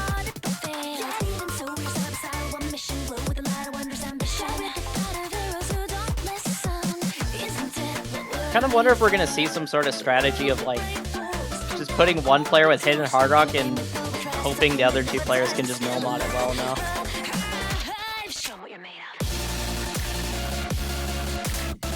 Because I've seen some teams try that in round of 32 and round of 16, but it hasn't really worked out that well for too many teams. I don't think either of the teams are gonna go for something like that. Could be wrong though. If I had to assume the mods, I'm gonna assume like Nanners on Hidden, and maybe Dizzy or a Scroot with Hard Rock. I don't know which one would be playing that. Probably Dizzy. I was gonna say, I wonder if Timmy Ackman's gonna be here. He's not. And that makes sense. Hard Rock is well known as a lot harder than Hidden on this map. Specifically because of the last few seconds. It's Hard Rock players say that part is memorization, which I feel a little bad about, but also you chose to play Hard Rock, so you know, it's kind of sort of your fault. Hidden superiority. Hard Rock superiority. You're just not that. No.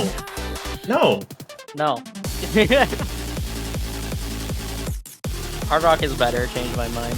You can't. You're just wrong. Like, I just don't know what else to tell you. At least you can play this map on Hidden. I haven't seen the map yet, so I have no clue how to play it. I'm just gonna watch. Let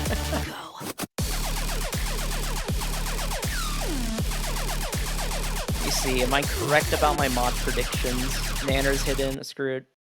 Going no mod. Okay, never mind. I'm very wrong. 2 hidden hard rocks for Canada. Dizzy and Escroot both hidden hard rock, and Nanners going no mod.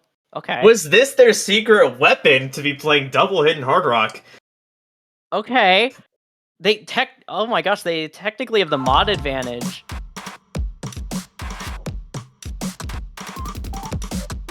Everyone outside of France playing single mod. Okay.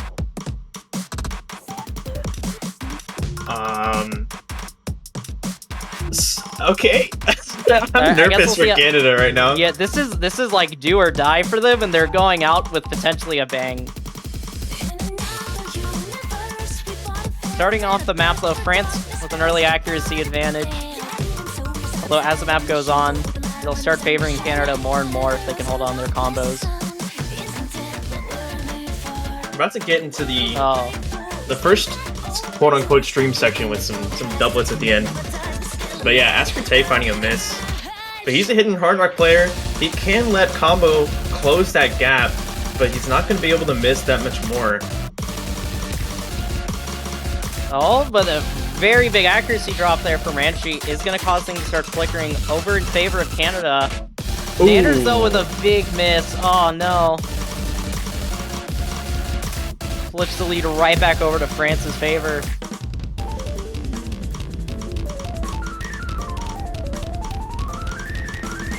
Karo, the highest accuracy in the lobby at 99%. Nanners missing again. Ranchi also climbing up to above 99% now.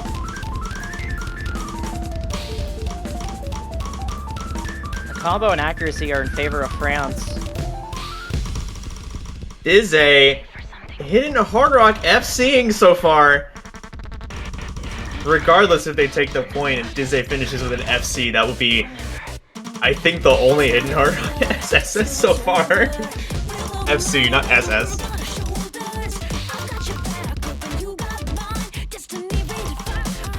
Still a little bit more map left. Canada Alright, need to bring this back. Valve with a miss. That's going to start things flickering over to side. Koro, Canada also missing. Dizzy! Dinner.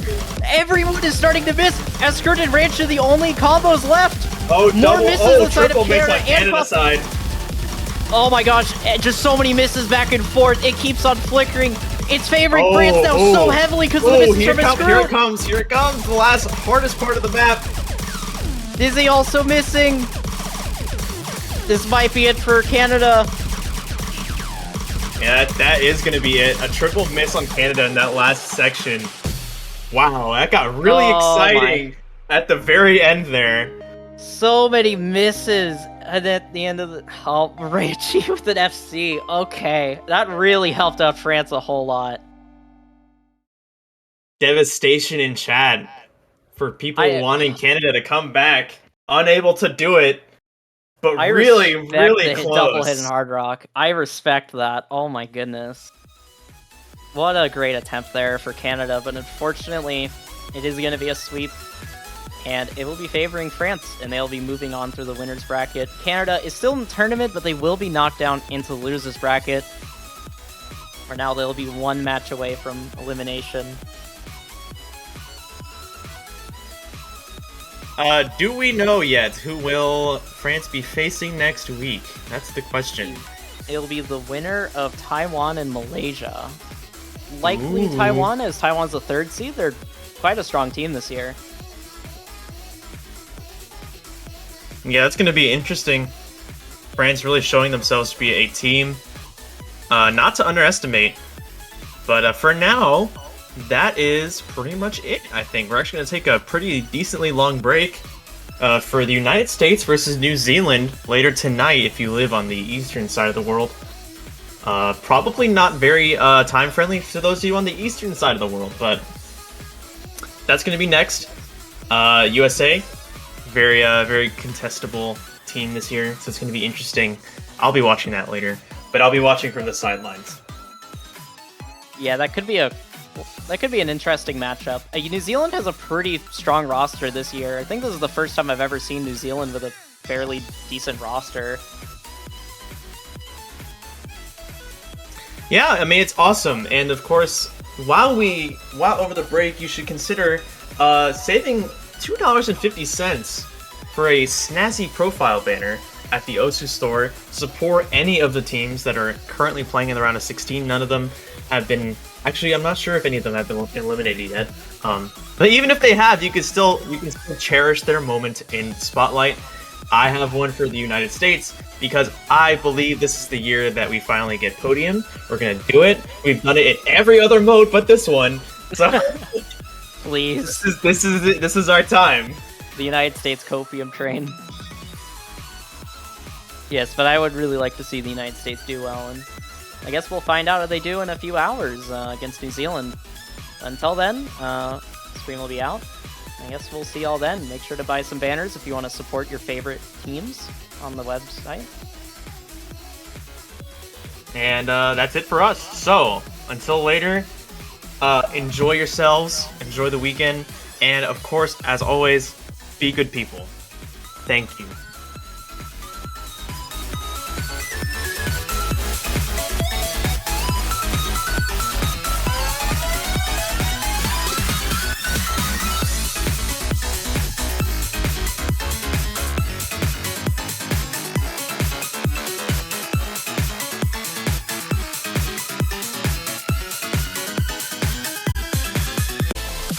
All right, ladies and gentlemen, welcome back to Bongo World Cup 2023. I am Beat4310, and joining me today in covering the next match of the round of 16 is none other than Jay. How you doing? I'm doing very well. I'm very excited for some more Taiko World Cup. US strong team as always, but New Zealand actually last week got their first winners bracket win, I think in TWC history ever. So it's super awesome to see them here, and I'm looking forward to a good match, honestly. And on top of that, they were the only team to put off a very slight, but some would say notable upset in the round of 32. So, can New Zealand carry on that momentum against one of the best teams in the tournament? Yeah, we've got the rolls coming in. Looks like New Zealand will be first to ban. Pool this week is very interesting. Definitely step up in places than last week. Yeah, it is certainly a bit more difficult in places.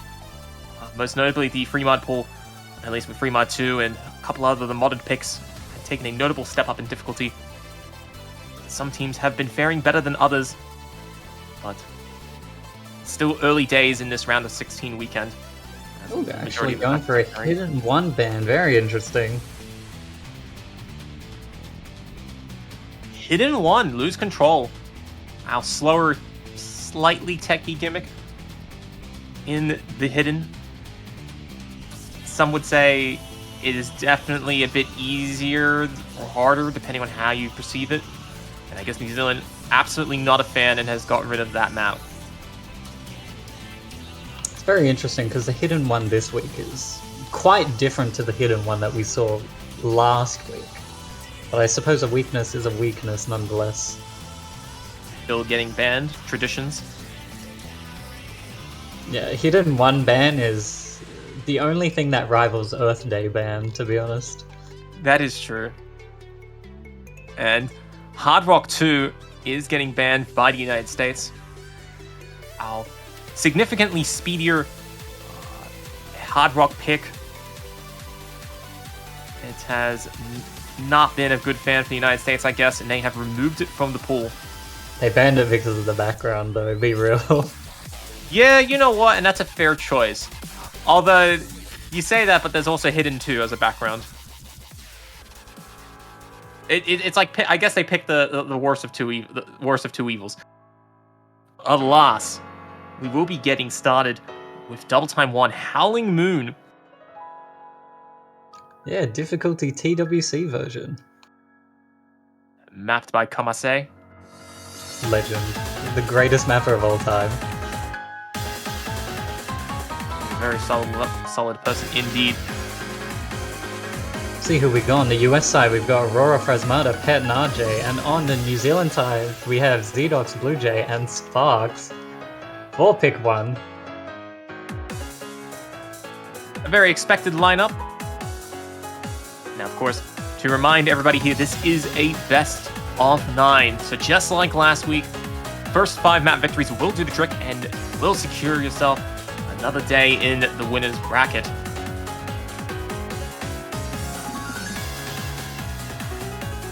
And remember, guys, you can support your teams more than just typing in the chat. You can get cool, snazzy banners. I'm not janitor. I don't do plugs. Man, what is this? I'm a Team New Zealand supporter. Let's go. The boys in blue. Fair enough. We will see. How many points can New Zealand win? Can they start off on a fantastic note? They would have to breakpoint the US's first point. So I'm under the assumption this is US's best shot since it's first. But here we go. Pick one. Alright, here we go. Everybody clearing that introduction. United States with a very slight accuracy lead, but RJ falling a little bit behind. So is Sparks in the introduction.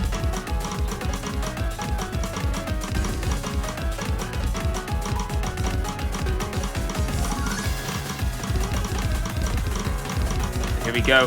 Things starting to rack up in intensity. Pet still holding the double S early on. Absolutely unfazed.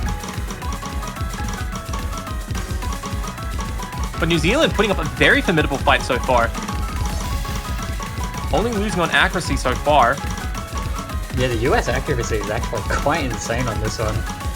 Just the rough start from RJ, but he's already back to 99 already. Blue Jay's also going to find the first drop. Going to push the US lead further on their side. New Zealand, unfortunately, Blue Jay has picked up some misses, and Sparks has followed shortly after. The United States are going to be flying their way to the first point, up by about 100,000 points, just like that. Yeah, only one FC left on the side of New Zealand. They're going to need easily double breaks from the US side if they want to have a chance of coming back. And then they have to overcome... No, Zedox, what are you doing, buddy? No, Zedox! No, they always miss in the slow section. Okay, Hey. It was a slow section. It wasn't the can-can section. No, it's as N-Wolf says, nobody practices the easy section, so then they miss on the easy section in the match.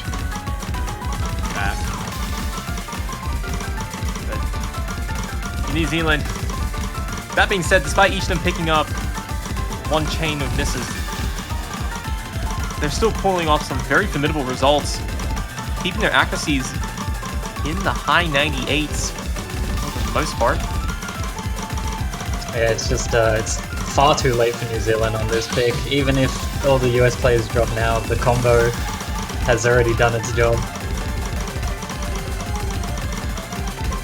The United States, after a bit of a very close start, will be taking the first point. Wrap things up. How many full combos are we going to have in the United States side? We are looking to get all three. It was their first pick. You'd expect it to be one of the strong ones, and the whole team 99. Wow. That being said, New Zealand, for a very first defensive pick, was a very good result on their part. They didn't do bad. Zedox and Sparks only 1 and 2 miss. They're pretty much on full combo level. They can definitely compete on this round, but we'll have to see what they go with on their first pick. I think picking against the US is kind of difficult, but I don't know, they might have something up the sleeve. No mod 4 maybe? That would be awesome. Please, guys. I'm a big supporter of the gimmicks. Of course, that is what we are here in the World Cup for. We're here for the gimmicks. Although, to be frank, you know, if no mod 4 isn't quite your fancy, but you still love gimmicks, free mod 2 is a thing. That is quite the gimmick.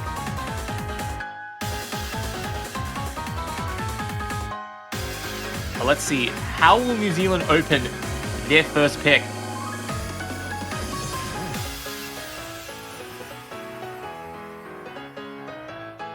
Oh, they've wow. done it. They've picked the They've gimmick. done it. Alright, they're going to go with free mod 2.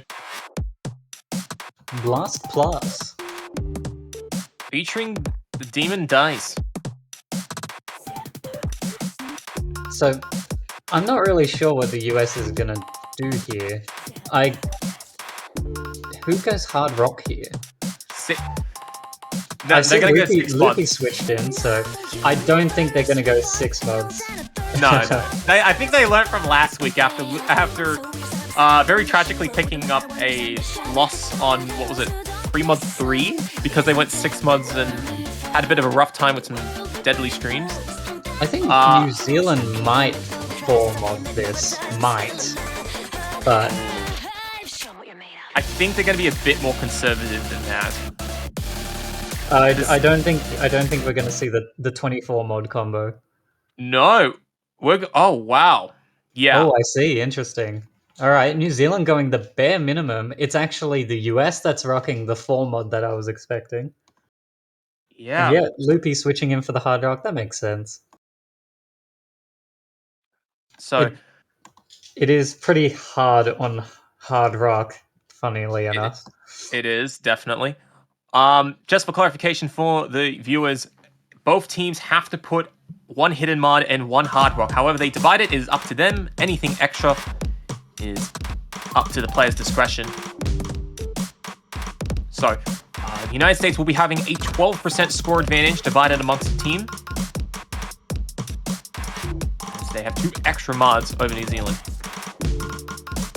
But 3 mod 2 is one of the trickiest. I would probably say it is the trickiest map in the pool for the players to compose like their team and structure. I can understand the US loading up on hidden. If they loaded up on hard rock, I would be like very worried for their sake. But I think doing hidden is comfortable enough. It doesn't make the map nearly as difficult. Yeah. Anyway, here we go.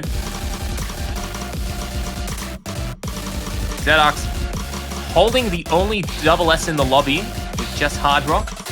That's actually crazy. It is admittedly a bit crazy. However, things are going to start picking up in terms of difficulty for hard rock players. So you should be seeing Loopy picking up some misses, and in fact, he does. Oh no! A very unfortunate start for Loopy. I don't know. I think that's okay though. He can still match a single mod on the New Zealand side, and with Zedok's miss right there, I think they're fine. Yeah, I don't know. Picking up some misses, just trying to keep things competitive. But when you're playing no mod, and in fact the only no mod in the lobby, you do not have that much room for error. Yeah, I think IDK every single point matters here. But hang on a minute. This is a slower section. There are a lot more hidden players on the United States side.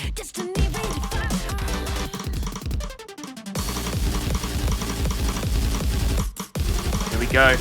You're going to be seeing the slider velocity pick up and the misses spiking as with it. All the FCs on the New Zealand side are gone. No one's got any combo cheese fruit. They are the only player left on a full combo with just the hidden mod enabled.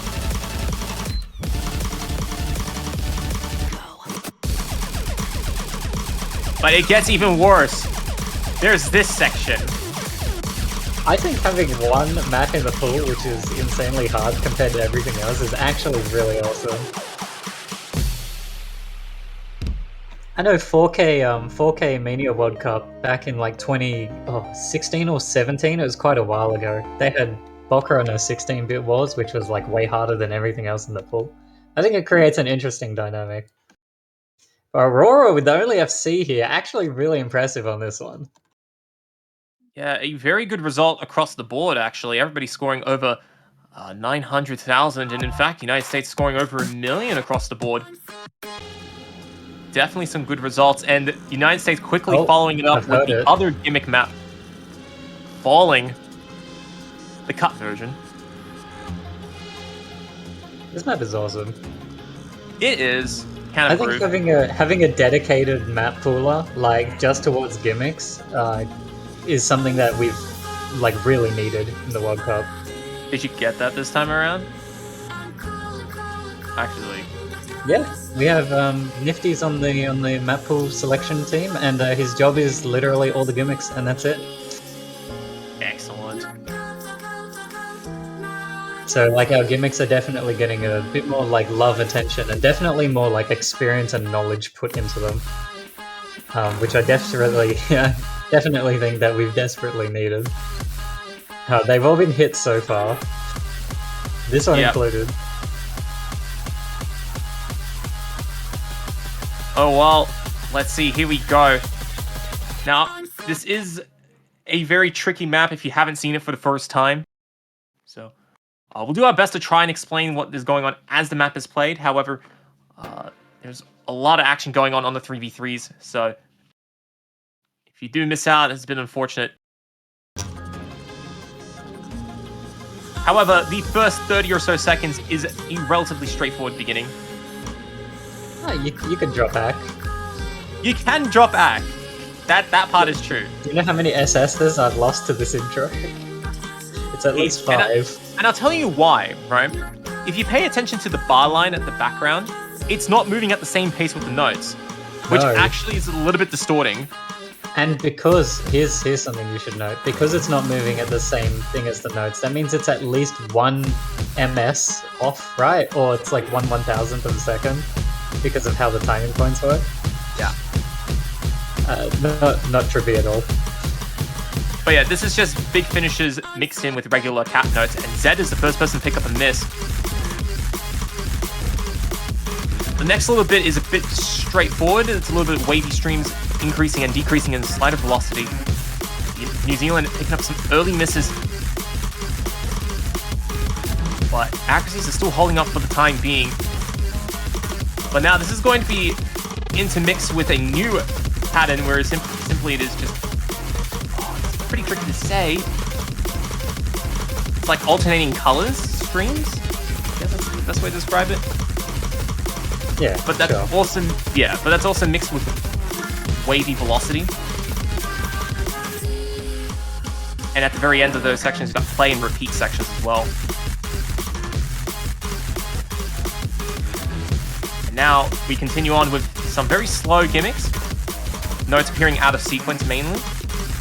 But it's the same formula of playing, but also it's playing repeat, I guess. A bit tough to say. Alas, Alright, these streams, I love these. this is just one massive final, a massive series of final streams. It's all just 1/4, but the wave intensity is incredibly high. Oh, cheese! The first miss on the US side. They was actually so close to the full lobby FC. And Or the United, full team FC, rather. United States finishing up with 2 full combos. And just high AC all around. Sparks 2 on the New Zealand side. Look at the 6-100 FC. RJ, only 2 100s. Very intense result. Actually, Look at this that, is very over funny. a million. Sparks actually outscores... Oh yeah, that makes sense. I'm silly. I got the hundreds the wrong way around. I thought we had a finisher moment. Yeah, RJ though, No. crazy. Only 200s. It is only OD6, but also it's gimmicks. It's very easy to misstep. 100%. And especially on a map like that, once you misstep, you can fall out of line real quick. So, New Zealand picked the wacky free mod first, so they're still a wild card as far as I'm concerned. I'm not really sure what they go for. No mod 1, okay. No mod 1. They went from wild card to the most generic pick. Now I'm very confused. Okay. I guess they just decided, you know what? This is... you know what? No, this actually kind of makes sense, right? Think about it from this way. New Zealand decided to pick... They've played 3 maps, and all 3 maps are a lot more on the wackier side in terms of the velocities and gimmicks and whatnot. Has not worked for them at all. So let's try something on the complete opposite end in terms of straight, clear-cut consistency and see if that holds. I respect the decision. Yeah, like they're 3 points down, but I think if they pick a map that they all can keep a combo on, they've got a fighting chance for sure. And No Mod 1 could be that. Although, is the difficulty of this song X or 10? I don't know. And you will never know. I will not tell you. Gah. He's gone. Alright, well, here we go. United States looking like they're going to have Loopy, RJ, and Pet on their side. On the New Zealand side, we will have Sparks, IDK, and Zedox.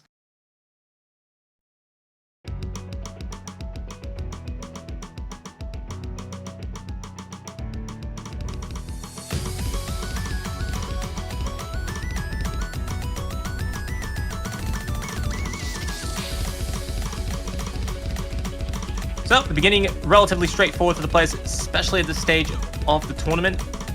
but do not be fooled. There are some sneaky 1-6 prevalent. Ooh, IDK's got a little bit of shaky accuracy, but as long as they hold the combo, it might be alright. Everyone's accuracy on the US side, though, is absolutely stellar. Oh, I don't know, picks up an early miss. It is recoverable. It's a relatively minor drop, especially early on.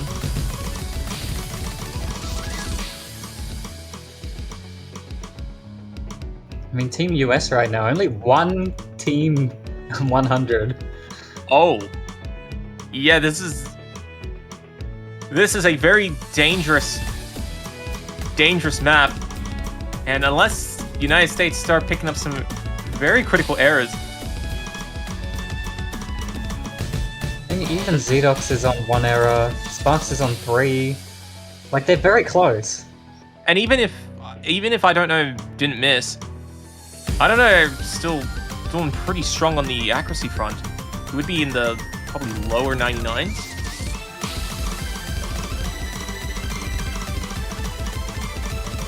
Wow, everybody pulling off some formidable scores on No Mod 1.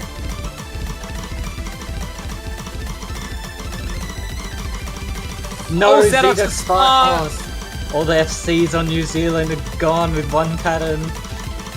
Ouch. They have no combo, the US. They're running away with it. Oh, they have destroyed it. But the main Even question... to the hard stream. No.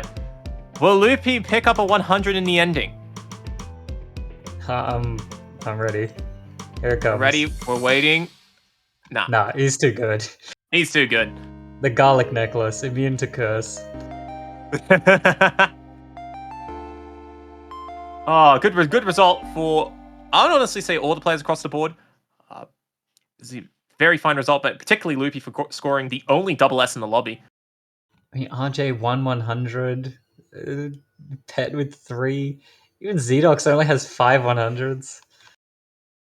Yeah, so New Zealand's, I respect the choice of going with No Mod 1, but it has backfired spectacularly. Through no fault of their own, just United States is just clearly too strong for this, for that map. Oh, they're rolling for their picks. Alright. Uh-oh. So we're going with whatever 1 out of 2 means. No Mod 3. No Mod 3. Oh no. Uh-oh, this is not looking good. This is not good. New Zealand in dire straits right now.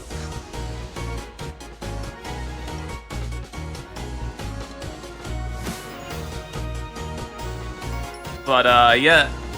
Haza, that's how you pronounce it. It is our speed no mod pick in the pool. Wow, it really is Bongo World Cup. All the Bongo players coming in for the finisher map. Funny that. Yeah, there's a lot of finishes here. I hope you can hit them. Yeah. So, finisher maps like this, you don't have to hit both inputs to score points. You're just gonna lose a lot of score if you don't. You're just gonna lose a fair amount of score if you don't, but not as much as if you miss. So it's not mandatory, but it's a very heavily hinted suggestion. Of course. Although you could throw caution to the wind, it has worked before. Alright, here we go. No Mod 3, pick 5. US on match point. They have been unwavering all match. Yeah. New Zealand trying to bring the fight wherever they can, but never really even getting an opening. The United States is not giving them one. But New Zealand's going to have to fight through on this map if it's even possible.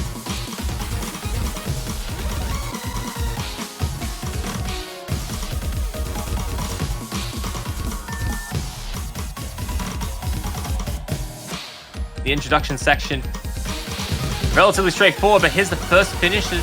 Oh. I think everybody hit it. Very curious, yeah, if anybody is going to skimp out on it. Maybe later. I don't think New Zealand has a choice. They need this point. Oh, hang on. And Pet has and Pet too. double finished. Wait, hang on a second. I've just watched everybody on New Zealand hit the finishes properly. I saw the Hang United on. States do the same thing, but United States missed. Okay, New Zealand can keep up for now. Oh, Hang on, man. they're cruising. They even have good accuracy. No, Wait! IDK, that's the most IDK! random miss. Don't miss there. Okay, they're still up by 50k, and they still have 2 combos to 1 right now.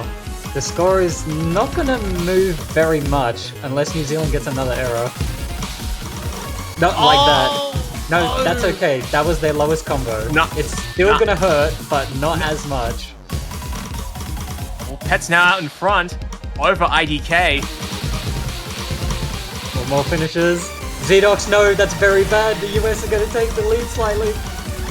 They're gonna try and push on with it. Oh, actually, not even slightly. They're all at the 400 combo cap now. The New Zealand are actually going to need to force a miss from the US on the speed part. It could happen. It has happened before. I don't remember if there's any more finishes though. The US, they're too strong. Oh, IDK trying his best to try and recover, but it might be a little bit too much. Blue Jay, no, that's going to seal it. Oh man, that was the chance. That They was got so it open. close.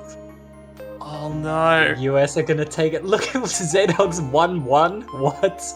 What? Fam. RJ, the only FC in the... look, there's three players with only 1 miss. New Zealand actually almost edged that out. You know what? If Zedox didn't miss, I'm pretty sure New Zealand would be winning. I don't think that IDK's deficit is enough to lose it. Wow. I mean, Blue Jay's 1100 combo was definitely keeping them in there. That was very well insane. played, though. That may have been a 5-0, but that was hype. All right. Yeah, New Zealand, despite getting some very unfortunate sweep in this matchup, they have pulled off a very formidable set of scores across the pool, and they're going to be quite competitive in the losers bracket, and they're going to have a hard time getting to semis, but of all the teams that are possible to make it to semis, New Zealand is definitely a contender to do so. They just keep getting stronger every year. And US are looking much stronger this year than they were last year as well. What was that performance? Oh, man. Yeah, United States are looking solid on nearly all fronts and are going to, for the most part, cruise into the quarterfinals, where they are currently projected to play against... Let's see, they came second, so they're going against 7th. So who's below France? God. They're up against a very formidable team, regardless. But as second seed, they should still be the favored next week. But we will talk about that then. We do have a couple more matches coming up, particularly in 3 hours from now. Australia will be taking on Mexico. That's going to be a spicy time, as both of these teams will be competing to not be eliminated. Yeah, USA and New Zealand we'll see next week, but Australia and Mexico, one of them we won't. Yep, and that's going to be a fun match I'm going to play in. And not butcher it entirely, but that will be a problem for future me in 3 hours. Until then, we do have a lot of other exciting matches taking place. Taiwan and Malaysia will be happening shortly after that. Japan and Philippines. And then we got a stack of matches in the latter half of this day.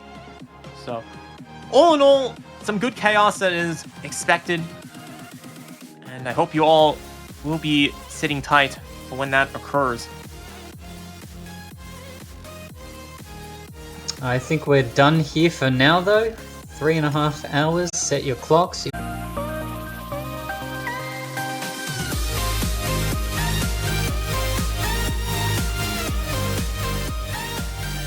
Hello, everyone, and welcome back to the Taiko World Cup 2023 round of 16 stage. Right now, we have Australia versus Mexico, 2 of the teams that are actually in the lower bracket. So this is a do or die match. I'm your commentator, Jay, and I'm also joined by Yongin. Hello, good morning. Good afternoon. Yeah, yeah, it's really early for me as well. But yeah, it's going to be Australia versus Mexico. So this year, these two teams will be not that close in terms of seedings. Actually, being 30th and 18th, from all I remember. But yeah, so hopefully it will be a nice match. And especially with Australia losing many players compared to last year's, and this pool is quite tough. But there are definitely some maps that I would say is definitely doable for lower seeded teams to get some points on, and maybe with some strategies. For example, using Richie as like a free mod hidden hard rock, and everyone else going for no mod. Maybe also work out for some picks as well. We will look at the bans. And not Australia, my apologies, Mexico will be banning Double Time 1, Howling Moon. So yeah. Really get straight into it. Is Australia happy they want to roll? What are they going to ban though? Maybe something like Hidden One. Hidden One again? Yeah, possibly.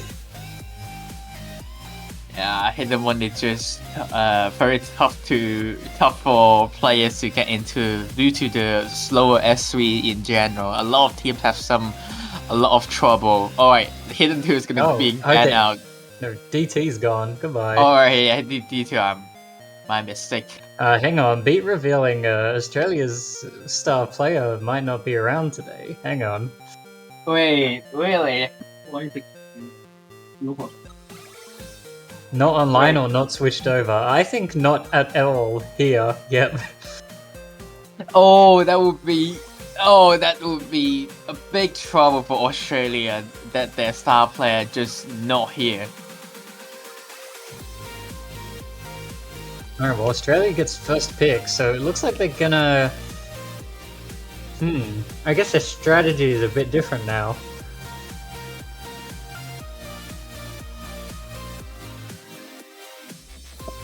Alright, yeah, Gimmick straight away, hang on. That's That's a good strategy. That's what I love to see. That's the Australia I know and love. Yeah, usually gimmick map is what the lower seeded teams would go for. Despite this one having actually quite a lot of pattern caps, especially some 1-6 at the start, which could be tricky to players, and there's some offhand streams too that players need to quote-unquote memorize. You can technically read them, but it's quite tough for some sessions. Jay, you're the test player for this map, so you probably know better. I love this map, it's really good.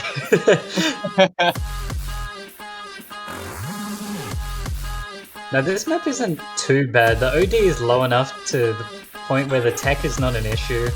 And then the streams, they're all like very simple 1-4, so they shouldn't have much problems in the ACK department. It really is just a bit of muscle memory and just adapting on the fly. Alright, we'll see how everyone nuts on it. Will they actually get the muscle memory going? Tsubasa to beat an amateur monkey on the Australian team. He found 111. IOG or Ori on Mexico. Actually, it's High Farm 111 that Latte was talking about his name on the tournament server. So it's probably High Farm 111. But yeah, we'll get this going.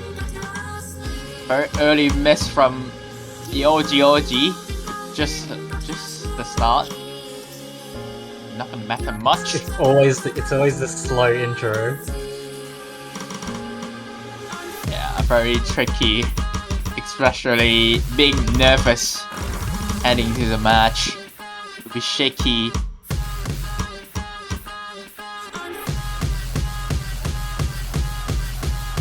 And we'll be getting to the first finisher gimmick session.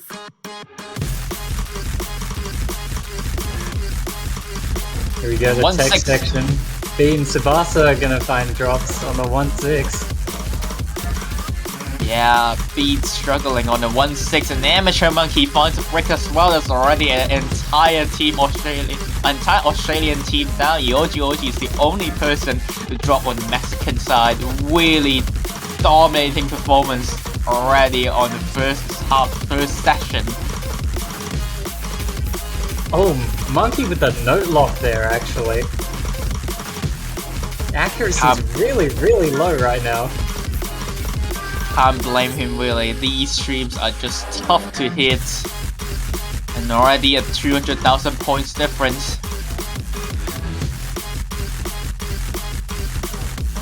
Hyphen and Ali are looking pretty comfortable on this. Despite the accurate all around is actually quite low. Much lower than I would have expected from MOD6. Yeah, some of these reading are just very tough to read, especially if it's slow session at the start.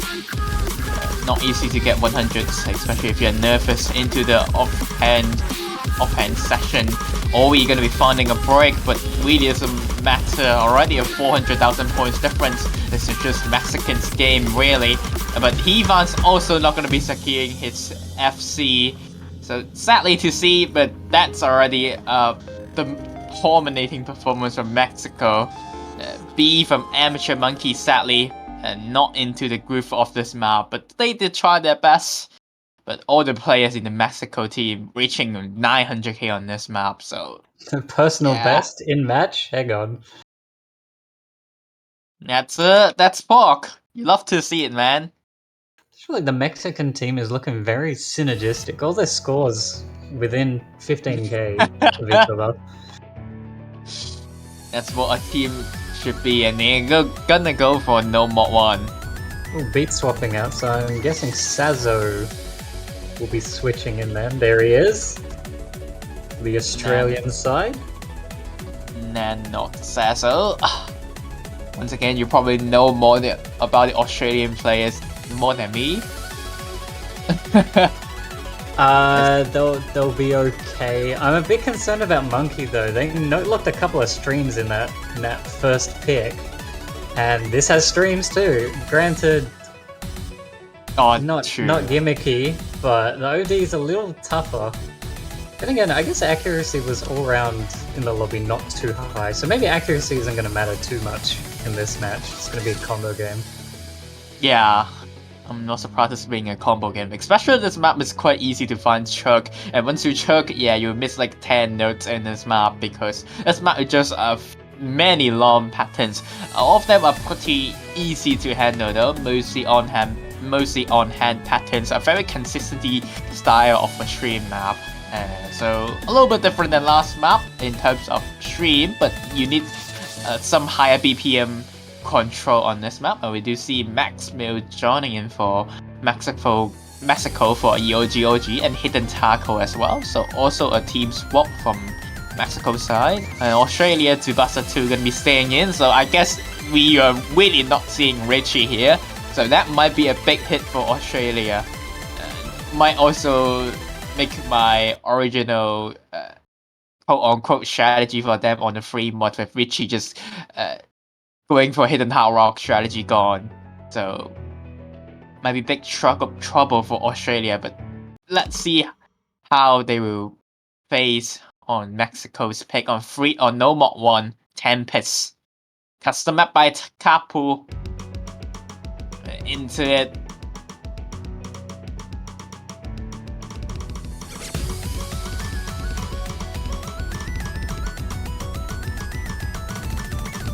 Tsubasa and Amateur Monkey off to a little bit of a rough start on the accuracy.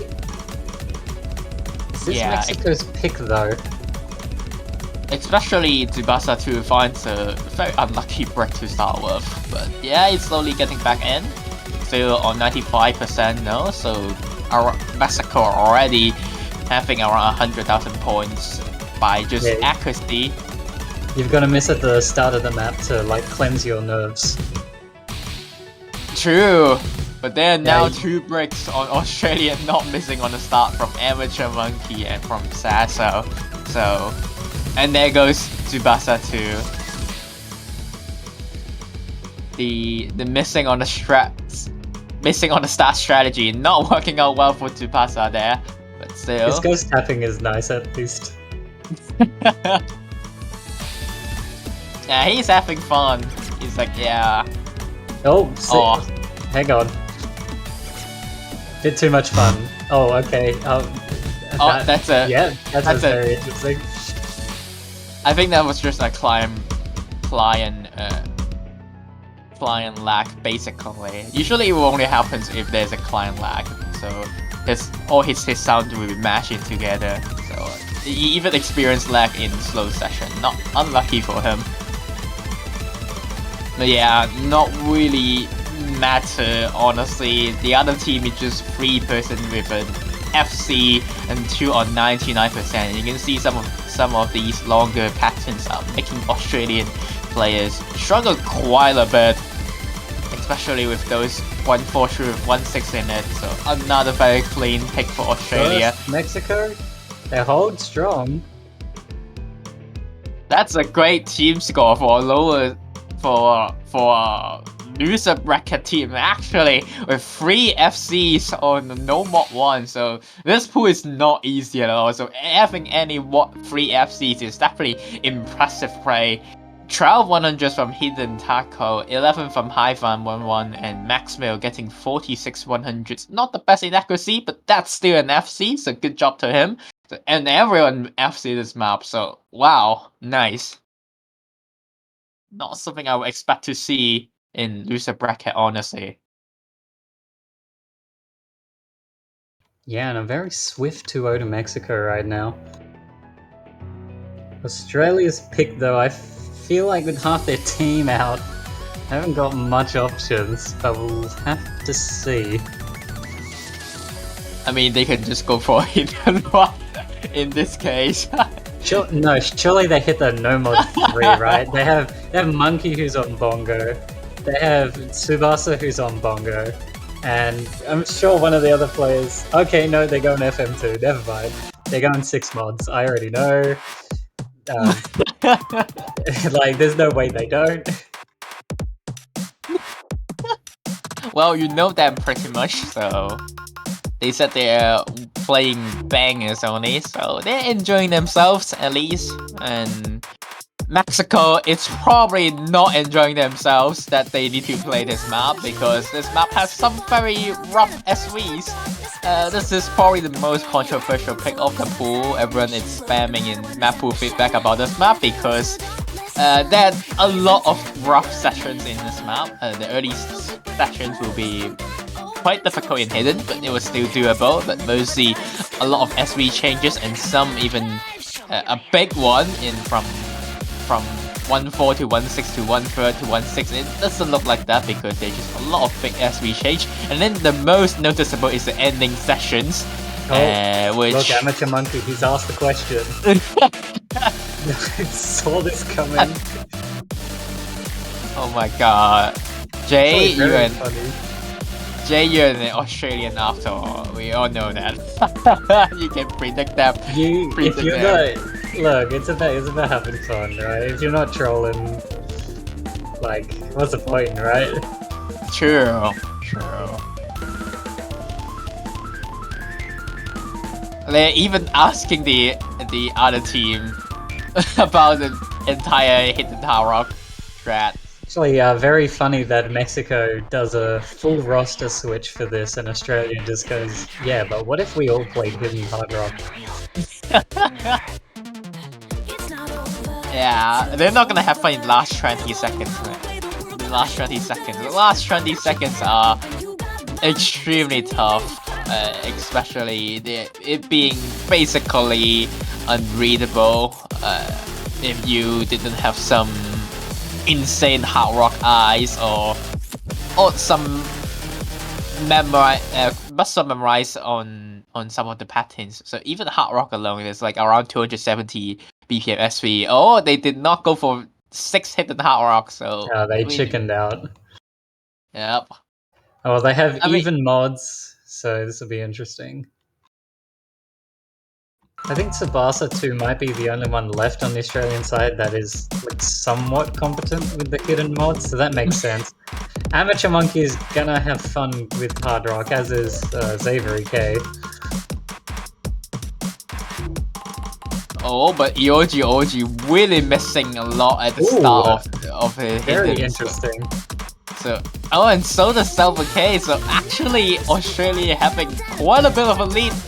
They probably did not expect this, but they are definitely gaining for now at the early sections of the map. However, like I said before, the hard part of the map is at the end. But Ioji is finding many struggle in this map and giving Australia quite a bit of head lead for now.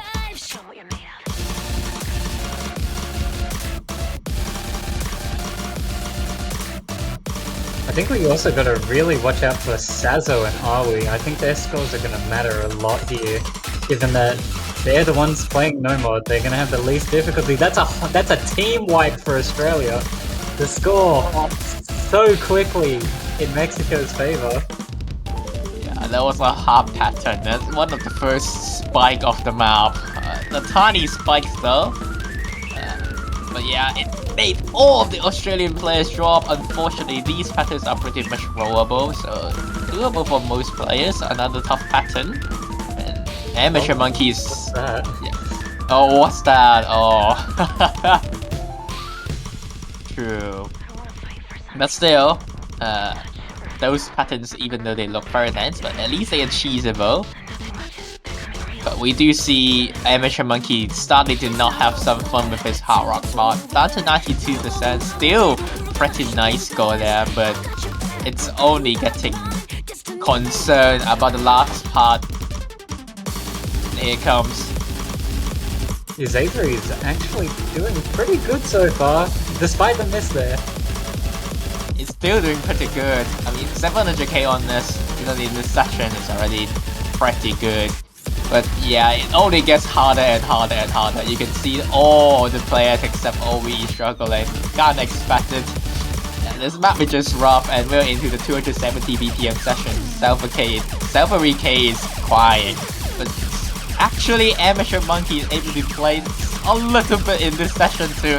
Yeah, this is just really rough for Hard Rock players. You can see K basically did not get any score there since that session starts. Stay in the 790 category, but it's definitely enough to beat the other team, with Amateur Monkey getting a C on Hard Rock. Once again, unfortunate case. But yeah, that's what happens. Like I said, Saz and Aoi probably the ones to watch here with the no mod. They're both getting the highest score on their teams. Aoi even with the FC. Yeah, it's just somebody's got to play the mod, and it's hard. Yeah, it's just a rough map after all. Especially, I do believe Australia missing Richie, which originally it could have been just Richie tanking a mod and then rest of the player no mod, which might be actually working out well for them. But that's not the case anymore, and we're back to no mod 3. The map that you expect Australia will pick, actually Mexico picks it, so... Alright, we're gonna see some speed action here, 280 BPM. There's also some 235 BPM sessions, but this map is pretty comfortable. A lot of comfortable patterns. DDKKB mostly in the map. Completely different to Double Time 2 this week. OD7, but very easy. Just testing players' raw speed skill in general. It's very funny that they both banned Double Time, and now we have Mexico actually picking the fast map. Though I did say that this might be okay for Australia. They've got, I'm pretty sure, 3 like bongo players on their side. Yeah, this is pretty... This is not that difficult to play with bongo. If you actually get the speed, you can basically cheese the speed. Single tapping as well. Single tapping and roll, because that's basically Fakuta's playstyle, so the map is quite comfortable to single tap roll as well. And some of those dance patterns are might actually help Australia, due to them being comfortable. We see how it will work out on this pick. High Farmer 1 is a very good speed player, especially having Mania background. So we're gonna see this new player possibly perform quite well on this map. Maximo is also back for Mexico and for the speed map. Alright. Getting Ready, we into go. it. Pick number 4. Second pick from Mexico. Number 3.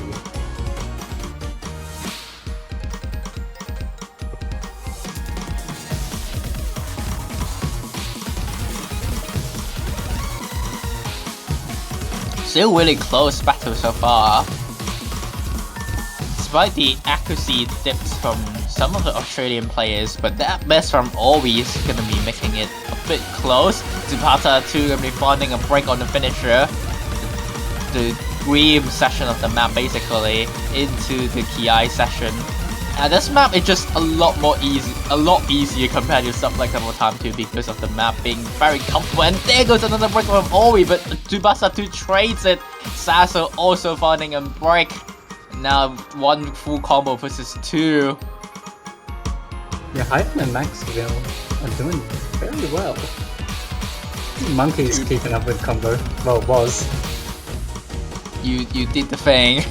You did the thing to Only for your Australia. own country. Yeah, Yes. deserved.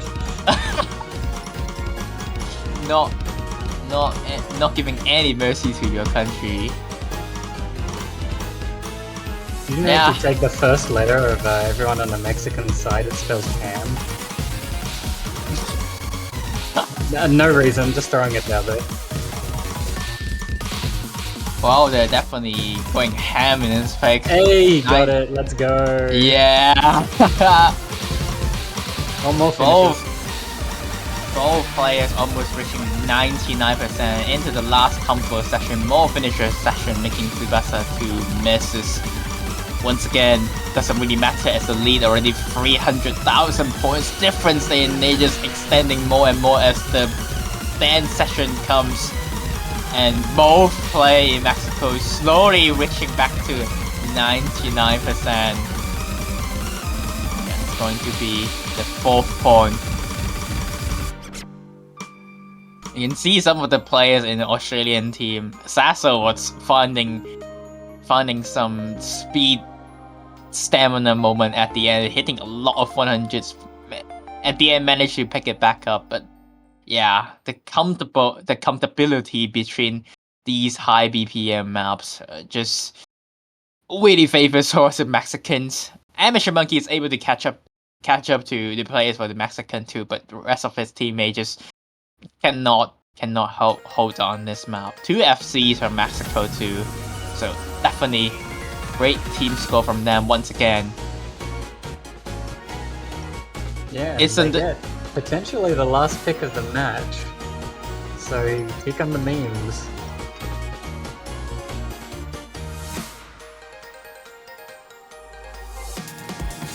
Could they even go for like Hard Rock 2, Hidden 1? They would be funny. Free Mod 1, that's fair. Yeah, Prima 1. This time they might go for the 12 mods. They really want to. Alright, seems like the Mexicans say yes this time. Alright, we're gonna see 12 mods. Alright, Hang on, people saying they're okay to go with this? yeah, they're asking if you guys go for 12 mod, we'll go for this, and they said yes, we are down too. So yeah, they go for 3 mod 1 duplications. So the map with a lot of SVs change and a lot of mono bursts, which if you're Bongo, you're probably a little bit struggled by some of those mono bursts due to them being around 303 BPM, 1 force.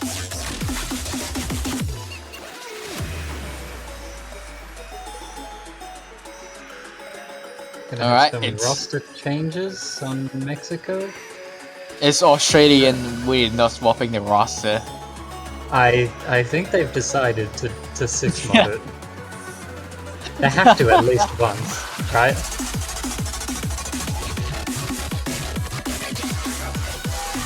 Alright, I have a critique of English.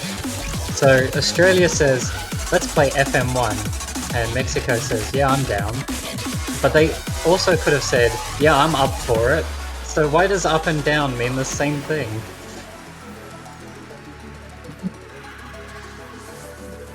Nice English question. Please, Up and please, down.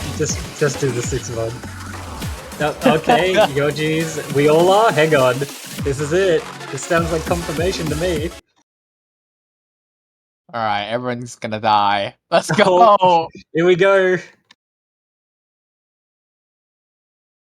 Ironically, everyone's mod combination is a facsimile of each other. In fact, they're complete duplications. Oh no, Sibat. Oh no, hang on. Oh, It is not a good start for anyone on the Australian side. I'm not too sure how they bongo, but yeah, this map's quite tough for bongo. Alright, here comes the mono burst. Yeah. Oh, and once you miss those streams, you miss the entire chain of sessions. Orgy is actually gaining quite a bit there, but instantly finds a break as I was talking about those streamy patterns. And everyone's not having fun. Sasso having a 52% is the reason why Oshay is not in the lead. No way. The highest act in the lobby is 90. 91. I can't believe they choose this one and not 3x3 instead. They really don't like them. They really don't like having fun, man.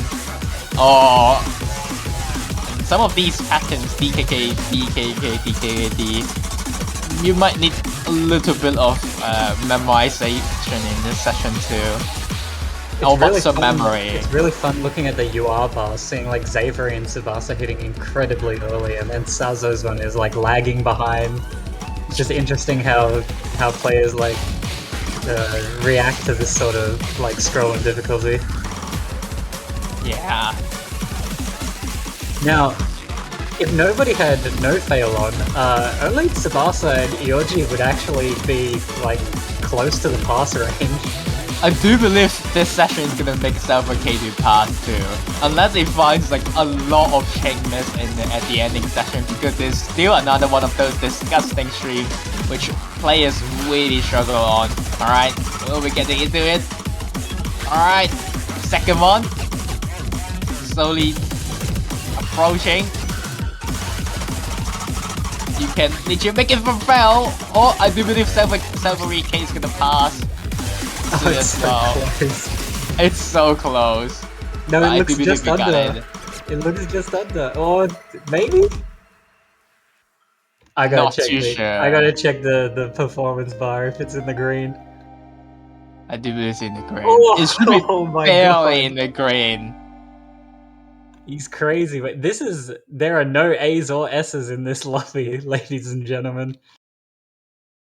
Honestly, that's not a bad performance from EOGOG, Samurai K, and Tsubasa too. Tsubasa actually managed to beat out 2 Australians in this map, so they were with not Australian, I mean Mexicans in this map, so they were not that far behind. It just Sasso really struggled in this map, but I mean, can't blame him. He probably did not expect it to go for Hidden Hard Rock either, so he's just here to die. But yeah, with one of your biggest players from last year roster missing, so kinda expected this would be quite a one-sided match. So, but once again, congratulations to Mexico for taking this win by quite a dominating fashion with some very good FCs as well. 3-way FCs on stuff like No Mod 1, a very strong No Mod team, definitely. We'll see how they will perform in the next week's pool, which is probably going to be harder against some stronger set teams, but this Mexican team is slowly improving despite some of us not really see it usually. Like, wow, they went from like 20 something seed to 24 seed to 16 to 7 to 18 seeds this year. So definitely interesting performance. And we'll see how they will perform next week and maybe manage to take a win against another stronger team. Yeah. Next match. Unfortunately, we will not be seeing perform next week Australia, despite the funny. Yeah. But it was good entertainment nonetheless. We're not gonna see more 6-mod shenanigans, but yeah, still. That's all gonna be from this match though. So the next match is going to be in 1 hour and 30 minutes later. So 90 minutes later, we will have Taiwan versus Malaysia, which is up in the winners bracket. So some of these players gonna have a bit more fun time in this pool, and not just dying and try to go for 6-way hidden high rock, but they might actually go for a 6-way hidden high rock because they can play it. But we'll see will it actually be the case though. Yeah, exciting match. But yeah, thanks for casting with me, Jay. Yeah, no worries. That's actually me done for the weekend. So you'll see me next in the quarterfinal showcase replays. I see. Yeah, you see me quite a bit on today. Later on, around 14 UTCs. But yeah, next match gonna be a hype one between Taiwan and Malaysia. Don't go anywhere. We'll see some more exciting drumming performance from all these countries. See how they work out. So yeah, hope you guys enjoy what you see today, and we'll see you guys in 90 minutes. Take care.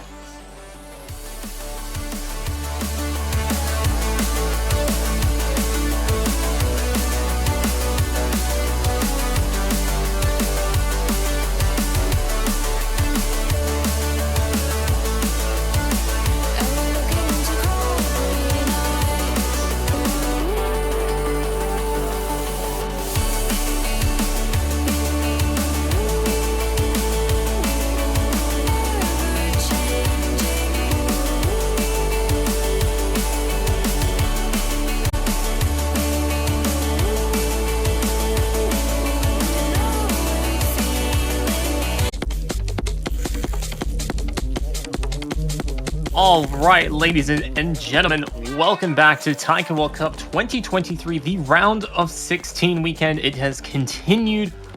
I am Beat43210, joined by none other than N-Wolf. N-Wolf, how are you doing? I woke up 20 minutes ago, so I'm doing great. How are you? Doing fantastic. I am not doing. I'm doing worse. Okay, I just got bodied by Mexico 5-0. Wasn't fun. Yeah. But alas, nothing to write home about in that previous confrontation.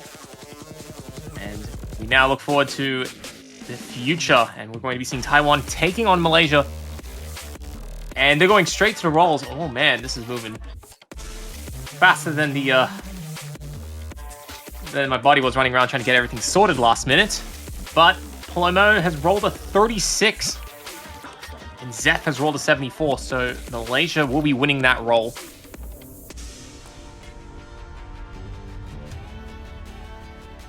Perhaps it's a good sign. Alright, good time to get things settled in.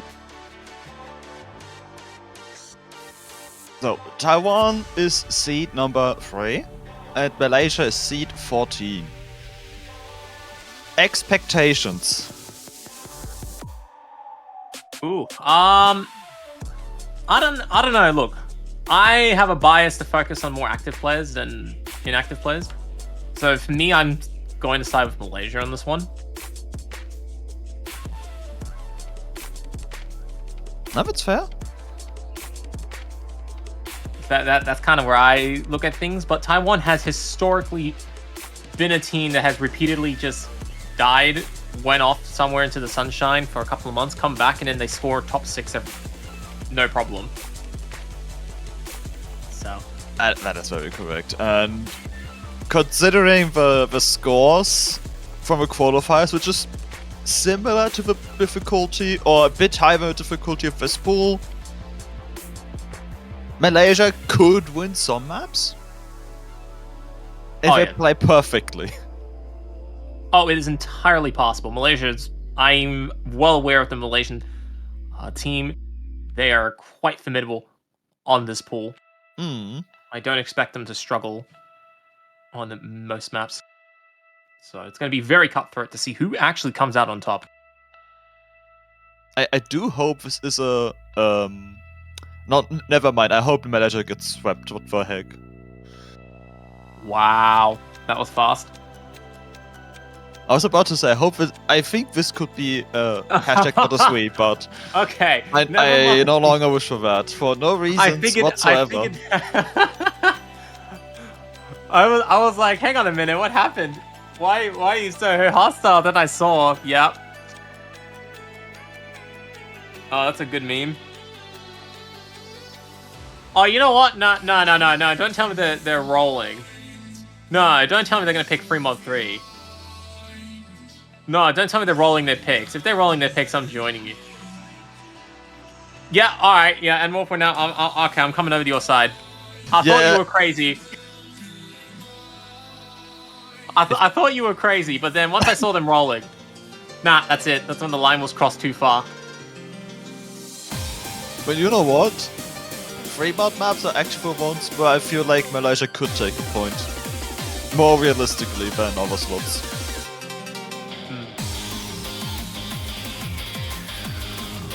Maybe not FM2. I feel like I would be scared against Taiwan on FM2. Wait a minute. Zephyr's only woke up 20 minutes ago, just like you, and more. Nice. I think there's still a minor difference in time zones there. Yeah, wait, they woke up 20 minutes ago. Hang on a second. Isn't it like 1 o'clock or 2 o'clock in Malaysian time? Yeah. In the afternoon? Who wakes up at 2 p.m.? What is this? Although I'm not surprised, Zeph has done that before. Sunshine or rain, it will be 2 p.m. sleeping. There's certain countries in the World Cup where if their match is scheduled to be before 1 p.m., there's a good chance the players are sleeping. And the other team wins by default. Fact. Alright, so let's get started in this round of 16 matchup. For those who are unaware, this is a best of 9. First of 5 map victories will do the trick. They pick free mod 3 to start things off. Both teams have to pick at least 1 hard rock and 1 hidden to be shared amongst the team. But we see Taiwan going with all 6 mods, and Malaysia going with 4. So that means Malaysia will have a 2 mod handicap heading into 3 mod 3. 3 mod 3 probably the most consistent of the 3. I'd say it's the easiest by a long shot.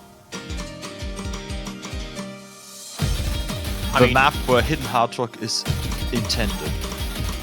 Yes, it is slightly encouraged, as I'd probably say if he was here. But let's see. Vanilla Ice missing on the Kantan section. Huh? Oh no. Vanilla Ice off to a bad start, and Zeph is going to follow that up right after the fact. But to be frank, Taiwan isn't running away with this just yet. Just because they have the extra 2 mods, their accuracies are in a little bit of a okay territory. However, combo is in a very good territory, whereas Malaysia's struggling.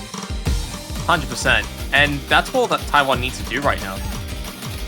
They can take this easy as long as nobody misses. They will be on track to win this point. Vanilla Ice losing the combo once more. Jerry, the only one to hold a combo for Malaysia.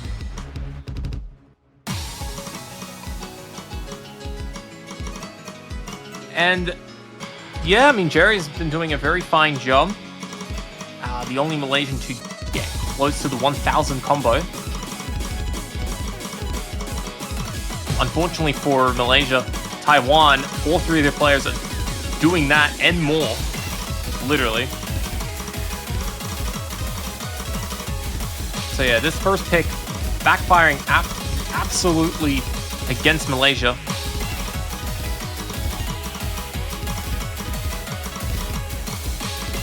I can't believe you can't trust the dice.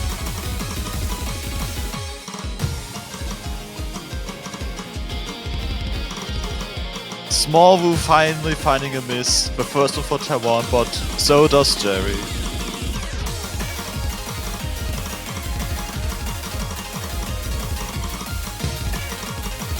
And yeah, Taiwan is just continuing to dominate on this pick. They're very comfortably on track to win with 3 hidden hard rock full combos, but no! That will not be happening as Small Wu has picked up a very unfortunate miss in the final major streams of the song.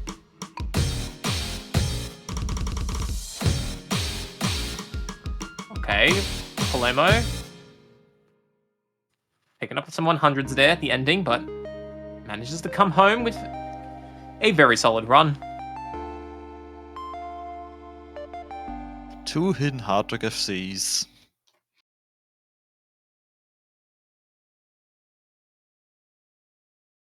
Let's see where Taiwan takes this. They could just stay in free mode now that they have knowledge. Well, you say that, but if you look at the other 2 maps in this pool, they're very different to Fremont 3. They are, that's true. I wouldn't count on it, let's put it that way. I think going for an alternative pick early on is a good move. Howling Moon, DT1. Yep, Howling Moon, mapped by Komase. Specifically, the Taiko World Cup version of this song. This is played with double time, so don't look at the BPMs or the lengths because it's not factoring in the double time additions. Zeph apparently got exposed. I don't know. Oh, no map. Does he know? Uh-oh. Wait a minute. He has the map. What? This reminds me of the beginning of Sword Art Online, the abridged version, the only good version. And you just got that guy in the background just screaming, "What?" Meanwhile, Stu's trying to suggest that maybe it's a re-download.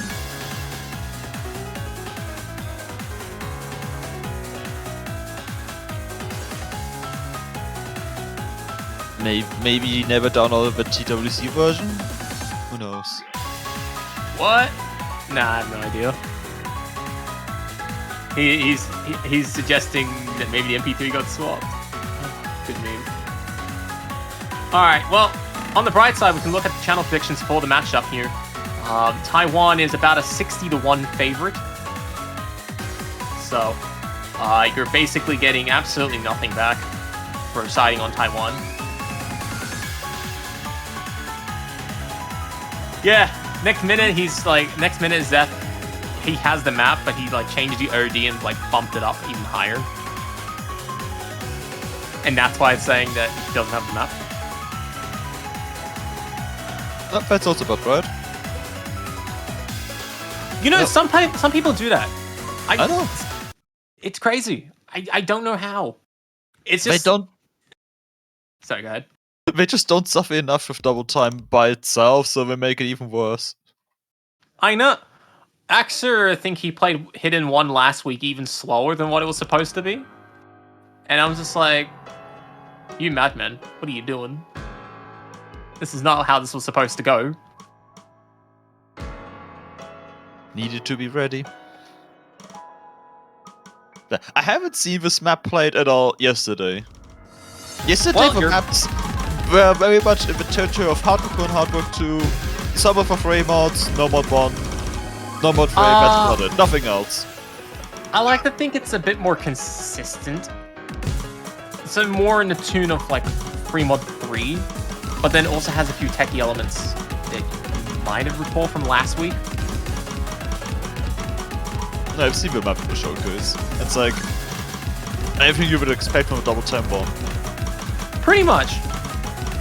On a nice, relatively chill double time one. If it wasn't for the fact that there's a lot of offhand strings. Yeah, let's put that chill into like 10 quotation marks. Chill. TM. Yes.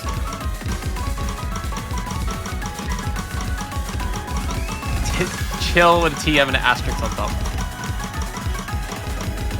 But hang on a minute, we're getting some action now. So Taiwan, for the first half of the song, they've been leading on the accuracies, giving them a couple thousand points in their favor. Yumaya did pick up the miss, but Jerry and Zeph has since traded it off across that major stream towards the end, halfway point of the song. So Taiwan, now at a slight combo momentum, they are up about 70,000 points.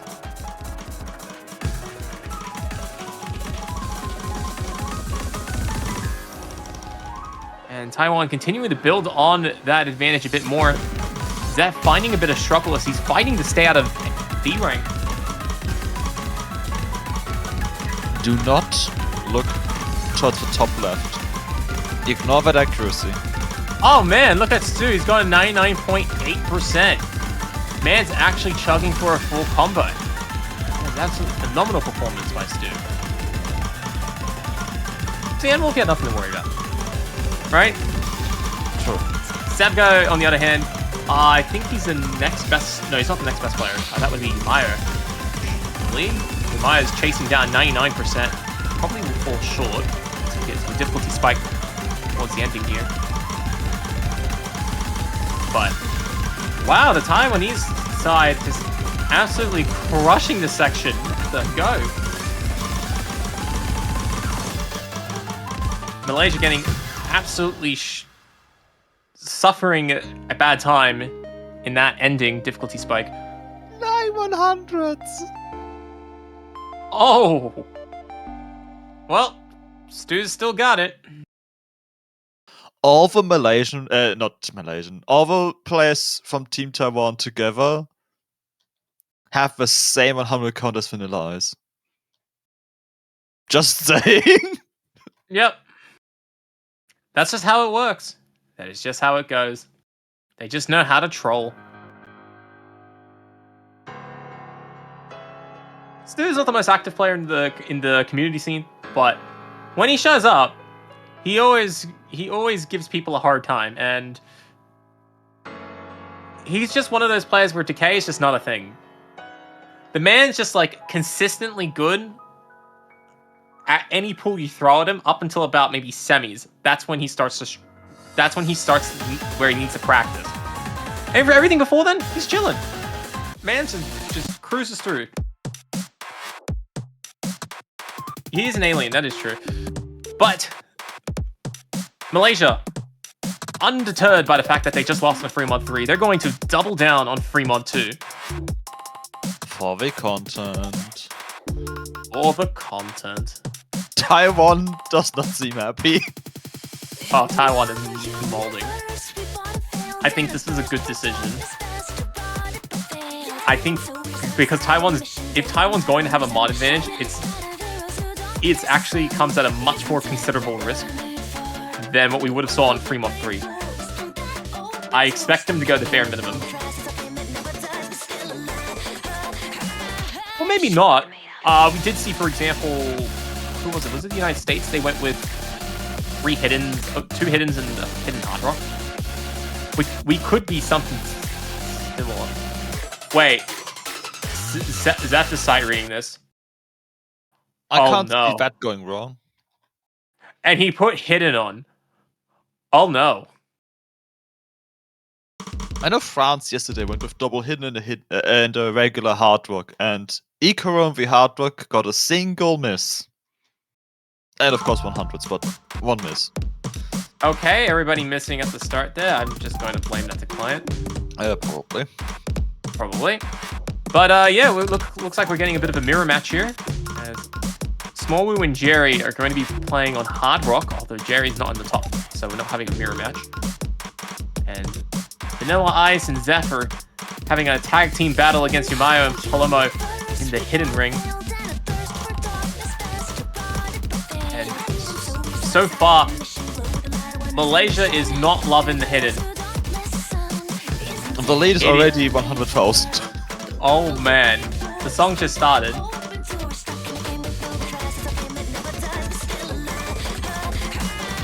I don't think anyone on the Taiwanese... Did someone on Taiwan do this? I don't know. Doesn't look like... Actually, Yu Miao looks like they are maybe very slightly behind combo. Yeah, I think Yumao missed... I think she missed early on. Oh well.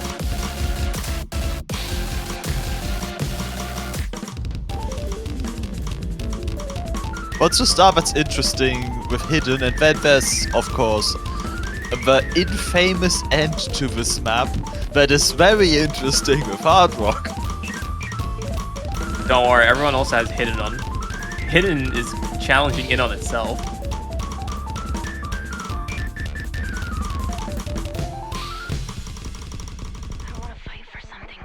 But yeah, here we go. Going to a bit of a small break here. Taiwan over 400,000 points in front. I don't... unless nothing short of a disconnect occurs, Taiwan should be cruising through to this third point. But now our attention turns to the Taiwanese side to see exactly who within the three of them can hold on to full combos. It will not be Palermo. It's only the Hard Rock player that has a full combo. And I would consider Yu Miao's a full combo as well. I would consider it. In spirit. In spirit, yeah, 100%. Yeah, the Hard Rock gaming is very hard. I wouldn't... Oh, there we go. Yu Miao picking up a miss. But Smallwoo with Hard Rock is just reading this like a boss.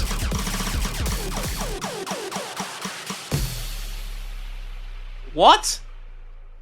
The Hard Rock full combo. Smallwoo just decided to wake up today and chose to get an S rank on Hard Rock.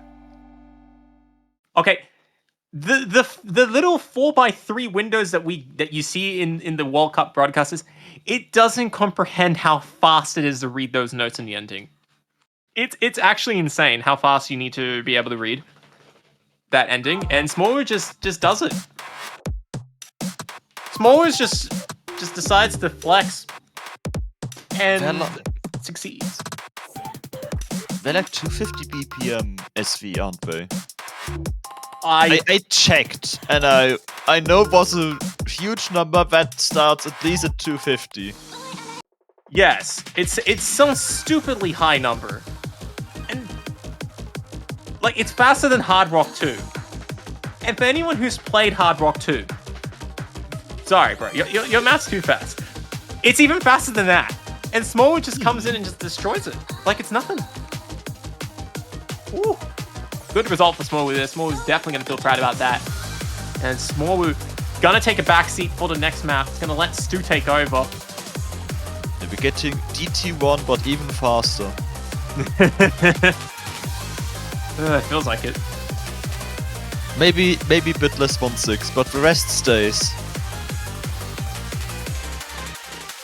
Yeah, so Double Time 2 is incredibly fast.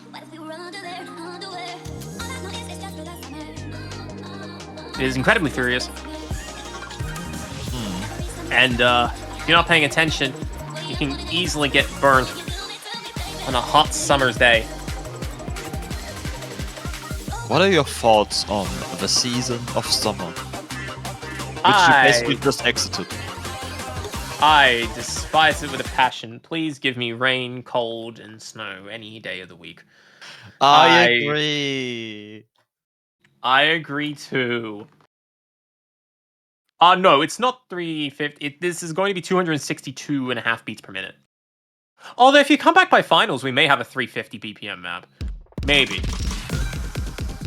Usually there's going to be something above 300 by then.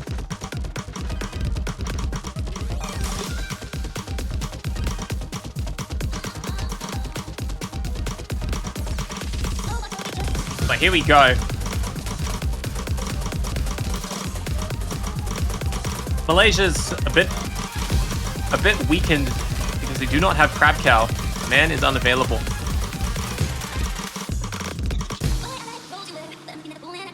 So Malaysia definitely not playing with their best lineup, but still throwing everything they can at it.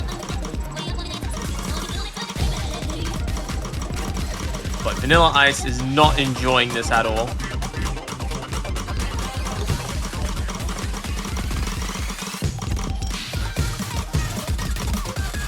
Considering the number of offbeats on this map, I would agree. Yep. Oh no, wait, Smallwood didn't leave the lobby. Wait, no, Smallwood's in the lobby. Hang on a minute, I thought Smallwood left. No, Smallwood just moved. Probably moved slots. Doing a little trolling. Oh, well, Smallwood's not getting a full combo in this map.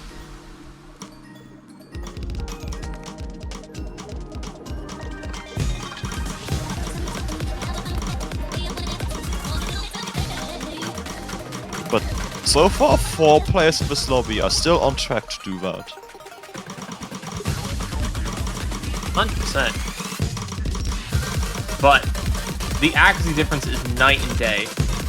Even if we remove Vanilla Ice and Smallwood from the lobby, Palomo and Stu are still above 99.5%. Absolutely insane. Stu's at 99.9% even. So it's like... Yeah, that, you know, all those hours of DT farming, you know, coming to fruition in double time too.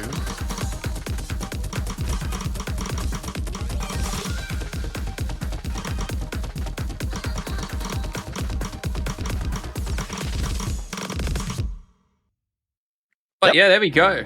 Wow. Let's see, we getting the scores across the board, and we have 4 full combos. Stu topping the lobby with only just 2 100s. Taiwan with 22 100s in total. Yep, and Smallwood only picked up 4 misses, and still keeping the accuracy above 99%, so Smallwood incredibly consistent. Jerry and Zeph, they both also got some very good full combos as well. Unfortunately, against a very competitive team like Taiwan, 97% full combos, while could beat a good number of teams in the lower half of the tournament, will not beat Taiwan. And Malaysia opting to not go with another free mod pick because, you know, it has not worked for them at all. So they're going to try and end it on another funny, in Jerry's words, and we'll pick no mod 3. But Beat, what is so funny about this map? It's just a regular speed map. Ah, yes, of course. If only it was a regular speed map. There's nothing to worry about. Exactly. Right? The difficulty says bloom. It doesn't say boom. You know?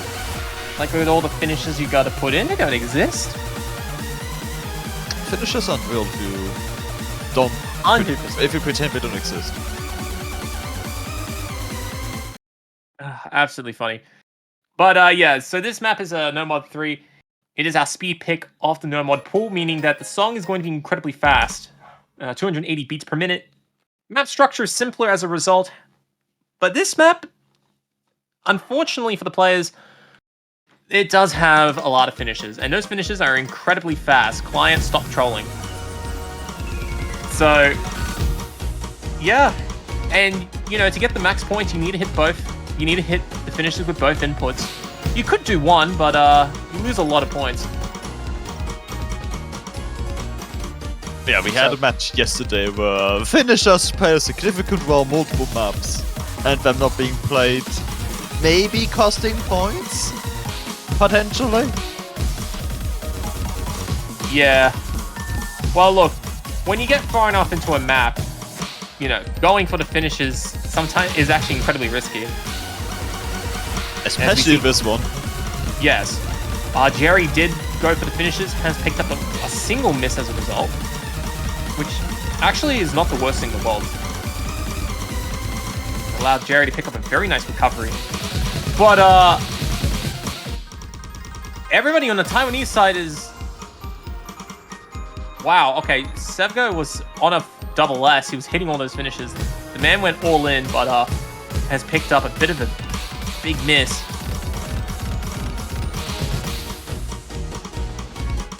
But unfortunately, so did Vanilla Ice. Man, Polomo and Stu, they are both still at that double S. And keep in mind, they haven't chickened out. They're still going all in.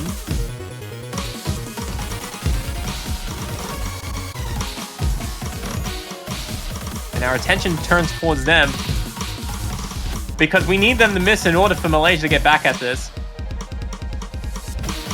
But here we go. Another round of finishes. Zach and Vanilla Ice getting caught off guard. Unfortunately, the best that Taiwanese can mess up that section is 100 from Polomo's side, losing the double S. I once again ask you to not look at the top left corner of your screen. And we've been over this before. Look at Stu, man. The man's going in a nice double S. He's cruising through this. See? Nothing to worry about. But, yeah, Stu just, you know, treats it like nothing. Job well done to Stu getting the double S. Polomo getting 2 100s himself. Sevgo getting only 3 100s, but 6 misses. And the Malaysian side getting an unfortunate sweep. They were missing some of their better players and weren't the greatest of 4, but still, that is a very good score to end things off for the Malaysian side. Everyone being above 900,000 points. But, yeah. Very good result.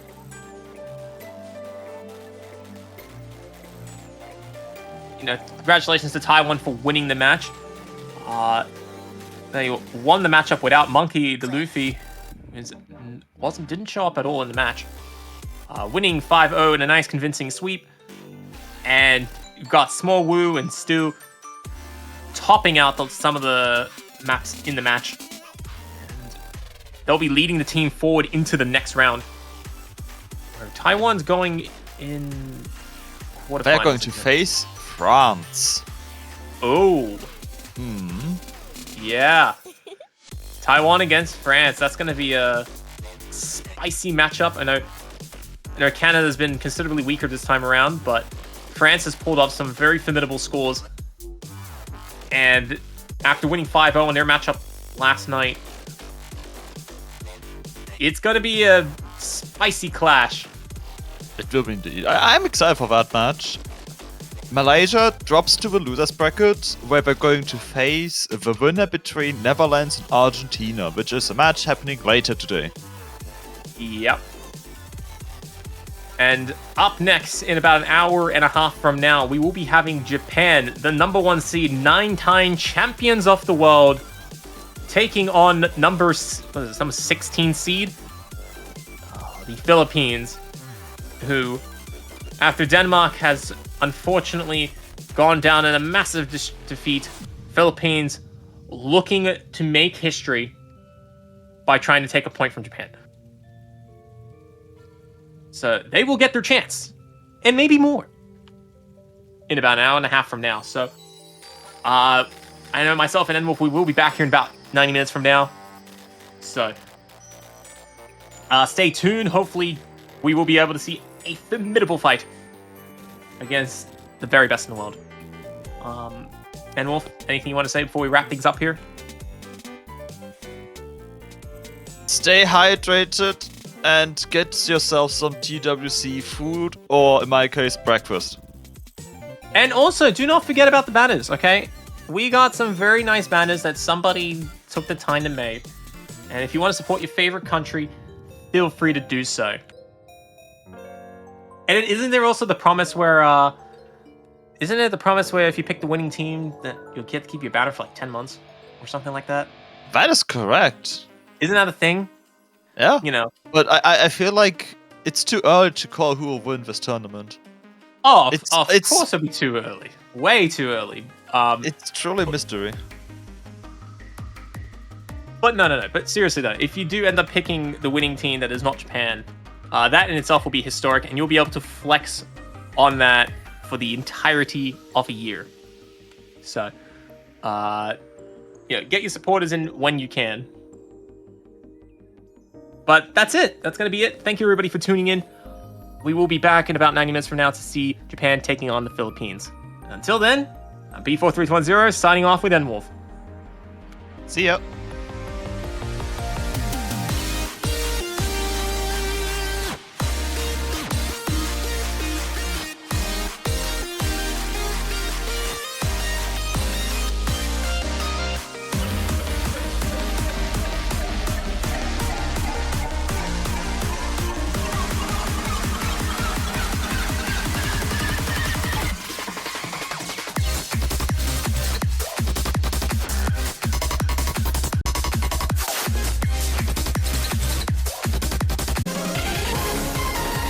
Hello everybody, welcome back to the OS Taiko World Cup 2023. Continuing on with the matchup of Vietnam versus Spain. Two teams in the losers bracket, only one will make it out alive and one will be left in the dust. In the history books for TWC 2023, my name is Jukes and I'm joined in the commentary booth by the lovely Teasel. How are you doing, my man? Doing good. Good afternoon, everyone. And yeah, Vietnam and Spain. One of these teams, well, Vietnam being pretty low seeded, but one of their first times kind of out with the qualifiers at group stages. So really nice to see them still managing to perform so far. And Spain, a team that is kind of coming back from sort of not being around for the past couple of years. So yeah, pretty good to see them as well. So two kind of newer teams in the relative kind of new kind of couple of years for Taiko, but in the past or never before have been present. So yeah, pretty interesting. Lots of new players that we've sort of never seen before. Which also means that this match might be a bit more open-ended than some people would like it to be. Keep in mind that the seedings are based on qualifiers, and qualifiers are roundabout quarterfinals difficulty. So, yeah, we do not know how well both of these teams will perform, how well their performances will scale in round of 16. But this is up for you to decide. Predictions are open, as per usual. Put in your channel points, your well-earned points by just binge-watching Taiko content. Who does that anyway? And I would never. I would never. Who does that? Says the person who has chat open on one side of their monitor, just to get some more channel points. Anyway, we're getting right into it. Into the rules. Let's have a quick look. If this looks like a 47 from Spain and a 4, oh boy, from Vietnam. That's a bit painful. Not the best way to start a match. No, not quite.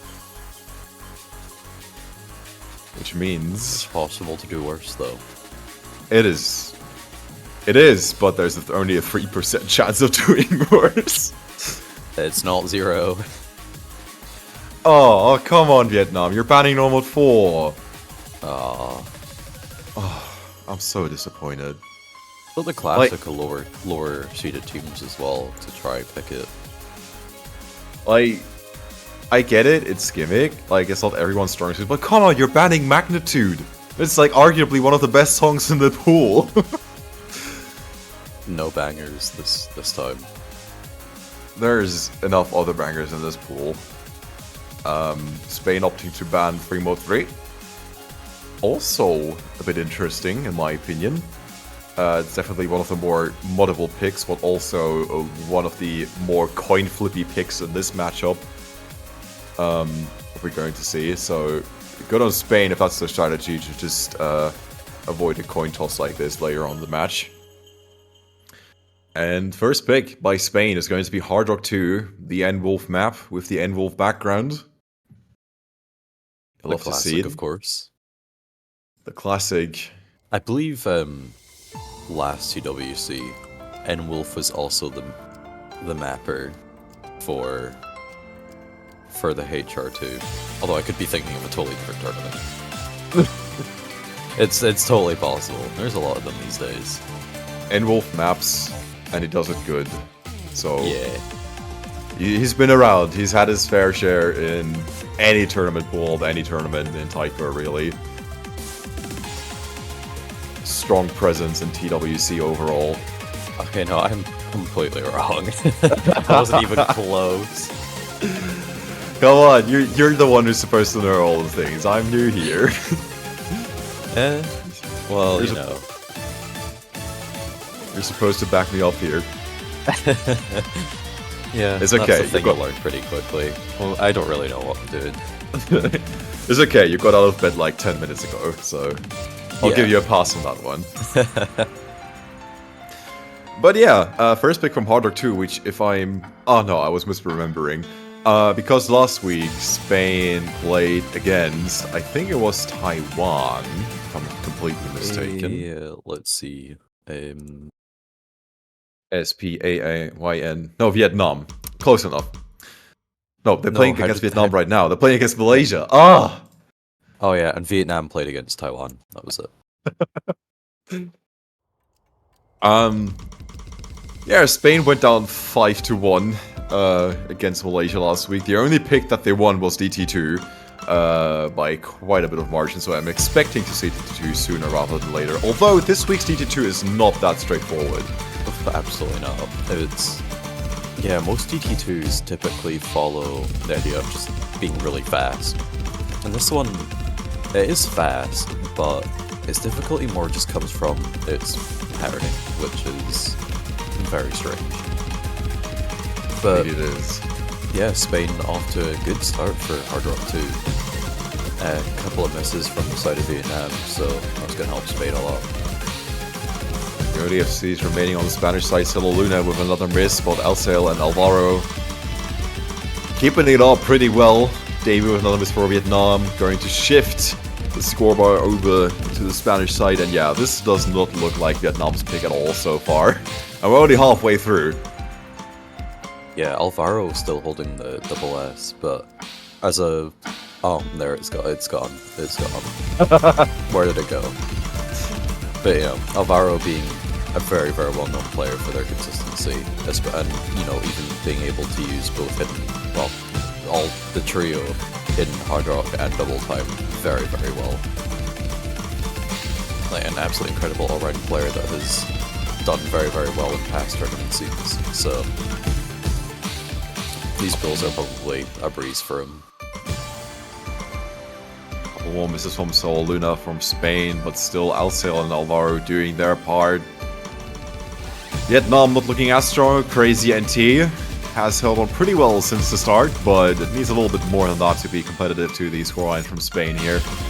And this is looking like this is safely in the bag for Spain as their first pick, as their comfort pick, because they tried to get these ones out first.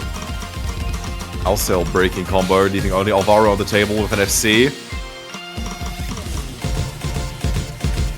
Yeah, outro finishers now.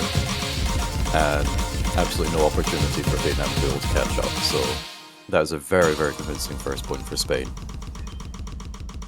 Well done, FC from Alvaro, with maybe just a couple of 100s.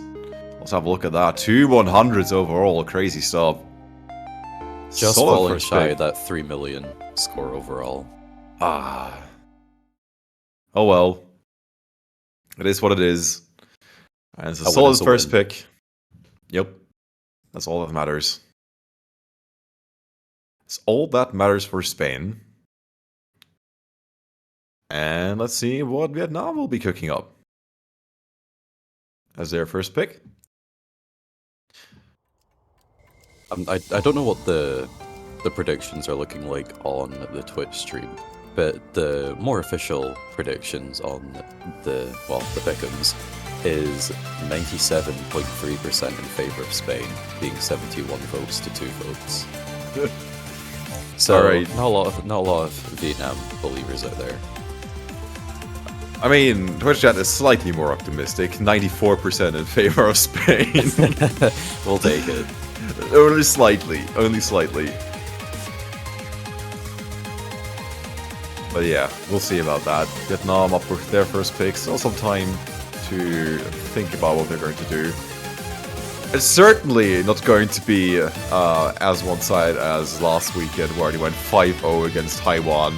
They also had one of the toughest matchups of the first week, let's be real. Yeah, that's just how it goes. That's just how it goes.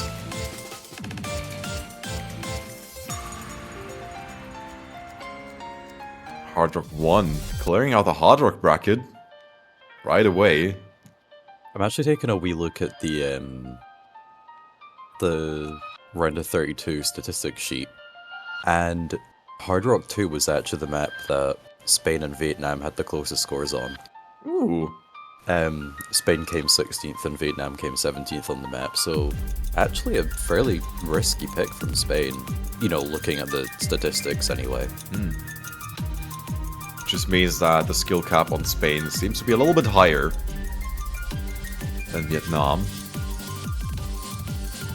Yeah, I'd say very at big least- difference between the two pools, so quite an unacceptable outcome. Like, at least the difficulty of this week's pool is slightly more, let's say, streamlined overall, with some very few exceptions. We have an acceptable hidden one this week, difficulty-wise. And it could be interesting to see a tournament where everything is completely normal, except the pools don't increase in difficulty, they just stay the same every week. Like, different pool, but, like, the same difficulty.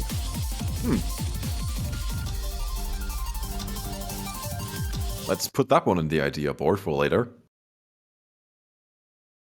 Bring out all the lower skill cap players, but with the incredible accuracy. All the accuracy players. Yeah. Actually make accuracy the win requirement. Oh, that'd be... Well, I don't think I've seen that before. No, I mean, I follow my fair share of taiko tournaments, but I don't think I've really seen like any tournament focusing on accuracy overall. So yeah, Players always score. Or misses.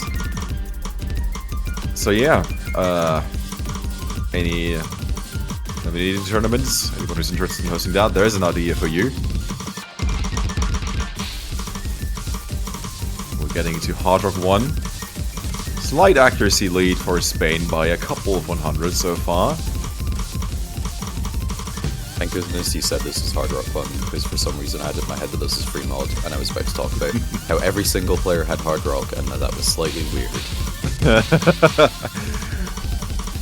Breaking the rules right in front of our eyes.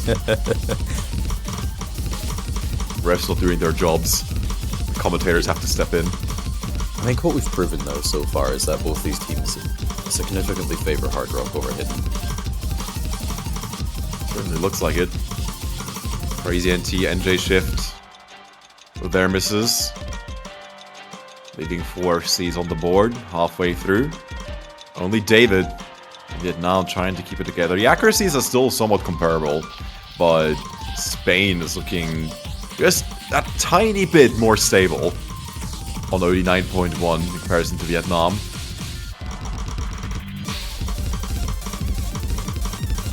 Got Alcel with 99.8. I missed Romantic Kill.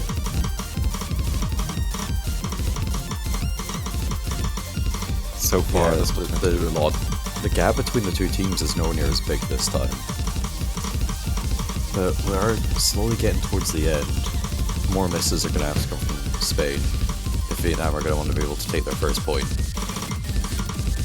With more misses from Crazy NT and the accuracy deficit just ever growing, that's not looking very Pretty likely. much any misses that Spain are getting, they're getting matched on Vietnam, and David dropping the full combo.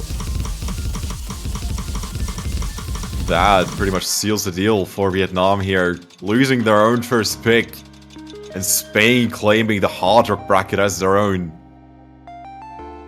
Only one 2-0. full combo.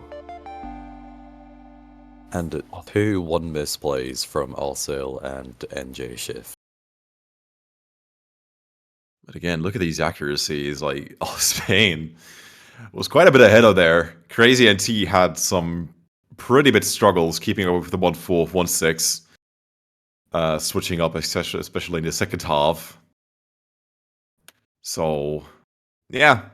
Even if Vietnam had a seed, not looking very likely that they would have decided in their favor. Noma 3 being picked by Spain.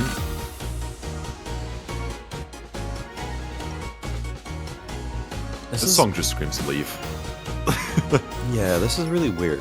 I mean, Vietnam didn't do too horribly. No, never mind.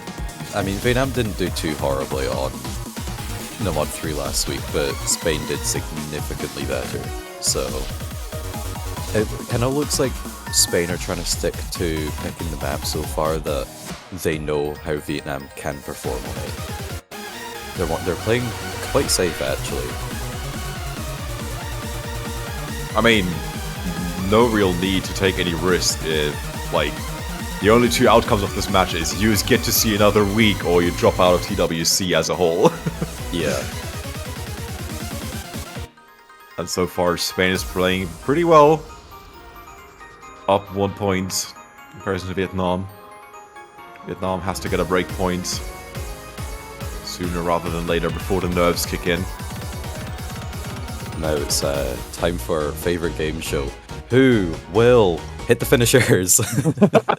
Oh yes! Oh yeah, I remember now. I remember this. Which one this is? This is like, oh, I looked at the mapper name. I was like, ah, yes, of course. Is that a mapper from Hong Kong? Oh, they sure like their finishers over there. All right, matcha. Hello? You all right? Who will hit a note? Alright, we'll just stick with it for now. No idea what's going on there. I was gonna say how we have first time appearances from Matcha and Creeper Brian for Vietnam. But it's hard to ignore the fact that we basically have a 2 vs 3 going on right now. And I think we're well past the first 30 seconds right now, so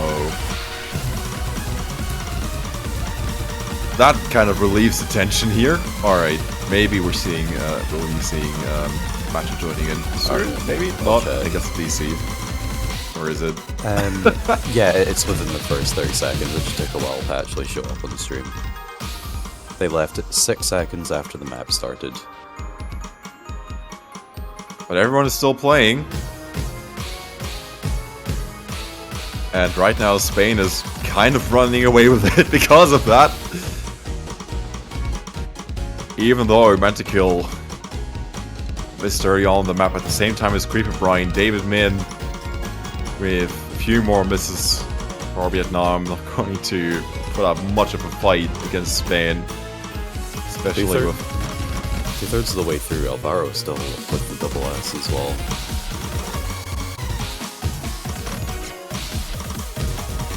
This from David.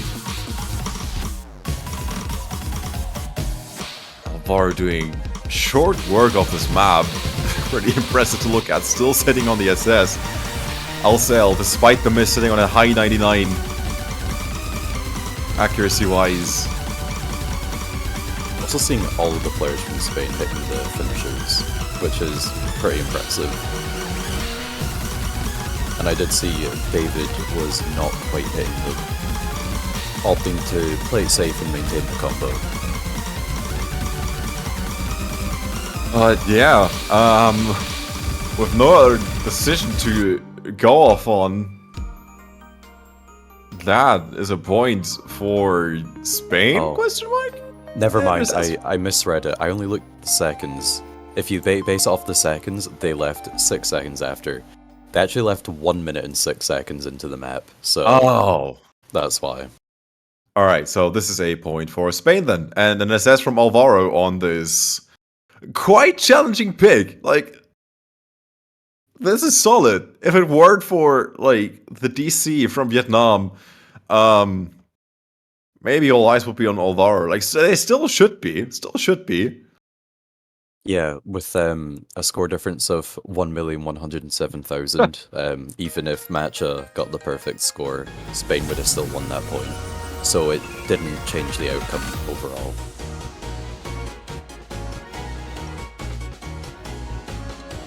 So yeah, 3-0 for Spain. Taking Noma 3 with an SS on their side and a slight technical difficulty on Vietnam's side.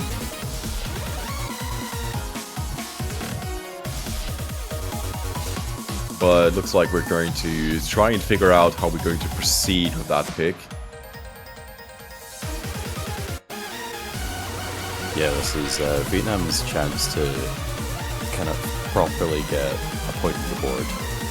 So this is going to be a pretty important pick. Because if Spain takes it as another break point, they're at match point, and that is pretty much the worst position to be in as possible. So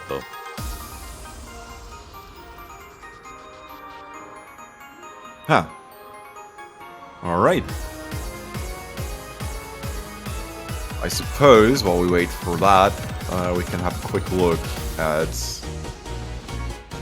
some of the upcoming matches, because obviously this is not going to be the last match of this weekend. Far from it. Sunday is full of great matches. You have barely seen any of it.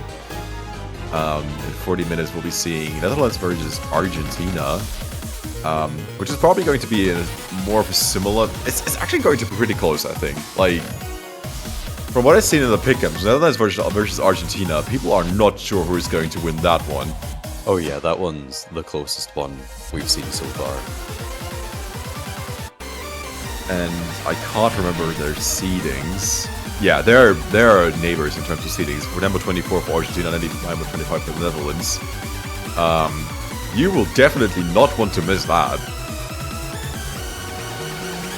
Personally pretty excited for it, as I'm obviously gonna keep my fingers crossed for my country neighbors, but obviously I'm bipartisan.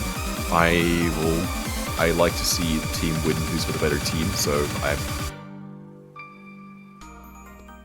I'm personally excited to see the UK-Chile match, not purely because I'm biased, but that's partially because, I don't know, I'm really interested to watch Chile, just because they've got a really interesting team this year, and I'm really interested in seeing what they're like fully capable of. Because I don't actually know who will properly win that match. yeah, Chile number 10, UK number 7, and with this still sort of easier pool, this is not a free win for the UK. Maybe if this was a quarter or semi-finals, this would be a more one-sided. But the Chileans will definitely not go down without a fight, that is for sure. And then, obviously, coming up at the same time as Netherlands vs Argentina on the A stream will be China versus Germany. Also a pretty frightening match. Germany coming up against a strong team like China. Alright, new development. We're replaying No Mod 3. Alright. Spain has agreed to replaying it, so we're doing it. Yeah, like no notes were hit from Vietnam's player, Matcha, so even though it could be considered it just took them a while to actually properly disconnect and stuff like that, you can basically kind of tell they weren't really there from the very beginning of the map. And Spain has agreed to the replay, so that's what we'll be doing. Which means Alvaro has a second chance of solidifying themselves as a beast on number 3 if they choose to SS it once again. Oh, it must be done with the same 6 people though, so Matcha does need to get back in the lobby. If they haven't completely dropped off. Ah.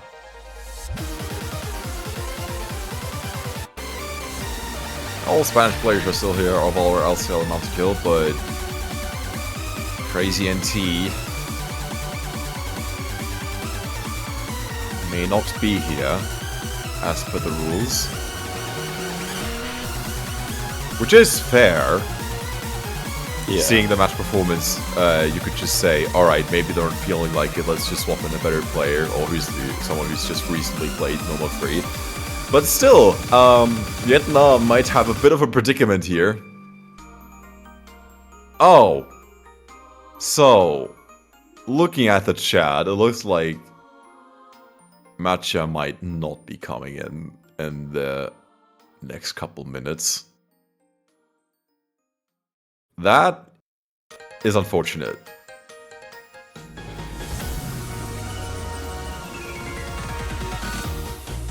Alright. We will not be playing the map again. Uh, Unfortunately, Vietnam is not able to get their third player back in the lobby. And that would be sad. breaking the rules, so... It is confirmed a point for Spain, 3-0. Alright. Which means Vietnam is up with their next pick, with their second pick. Never mind, the rule actually does state that in virtue of a technical issue that prevents a player from entering the lobby, both teams will be allowed to swap rosters. We're professionals. We know the rules at all times. Yep. They might just move past it though. I don't know.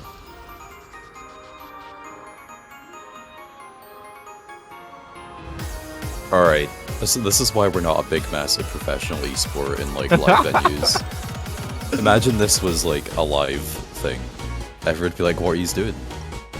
Oh. I don't see this happening in CSGO. Really not. Or CS2 rather.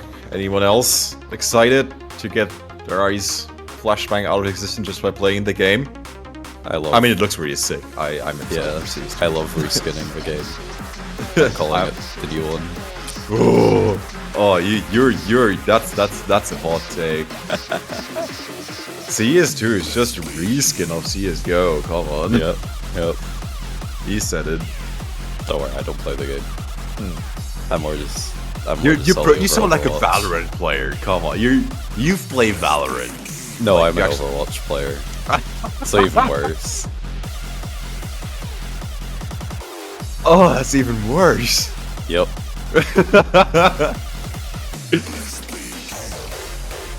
But Alright. what could be considered even worse?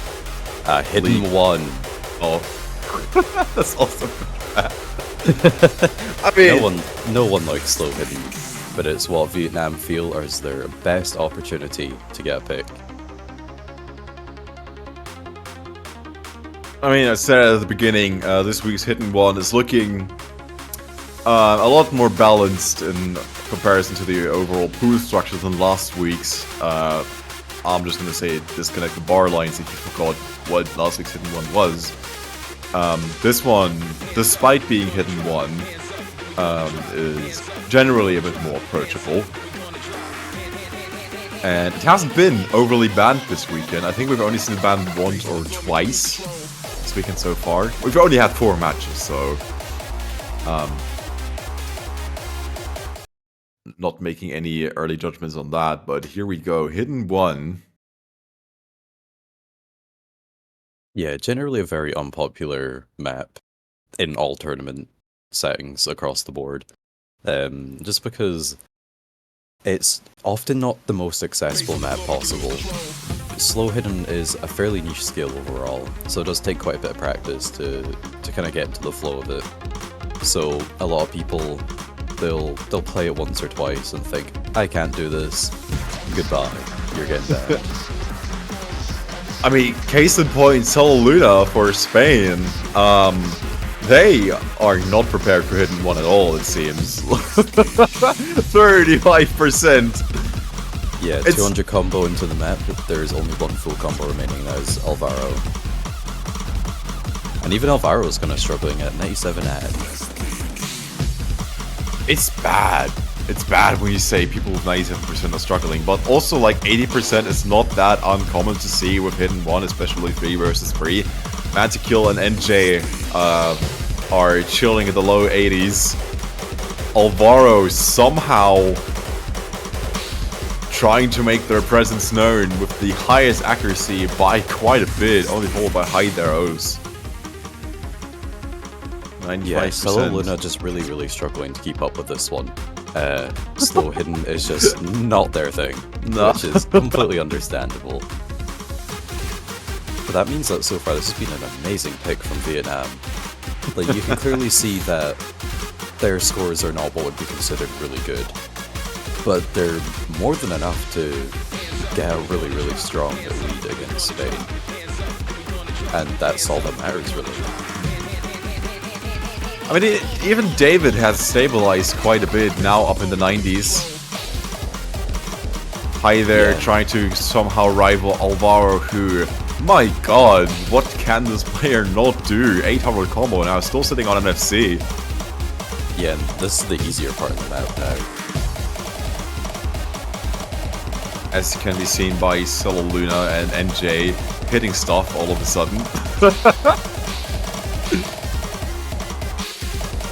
Will Solo Luna make it past 50% until the end of the map? Couple more notes. They pushed past 100,000 score, but can they make 50%?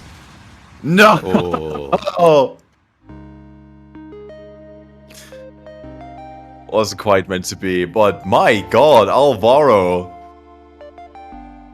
What a The score. Shining Silver S. But 29 100s. yeah, there we go. Really great pick from Vietnam. They're now on the board. That is one of the biggest first steps.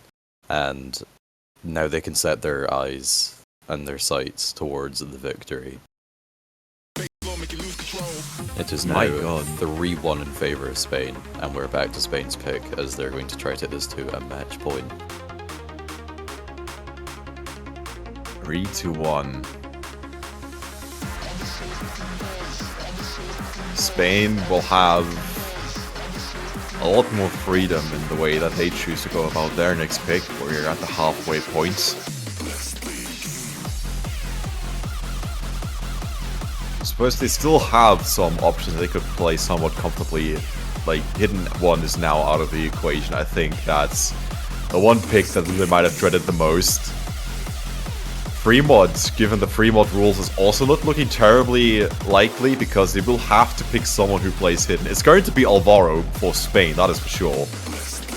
But whether Vietnam will have an answer to that, I'm not very sure about that. Yeah, I'm not sure where they're gonna want to go. They did ban a free mod, but I think they have the potential to, you know, you could put Alvaro on like Hidden Hard Rock, and you could probably put Alcel on like Hard Rock as well. Like, I think they could very easily outmod Vietnam across both the free mod picks. But instead, going with number 2. The tech pick, alright. Oromaru Curiosity. Led by Luminite. Clocking in at just below 2 minutes.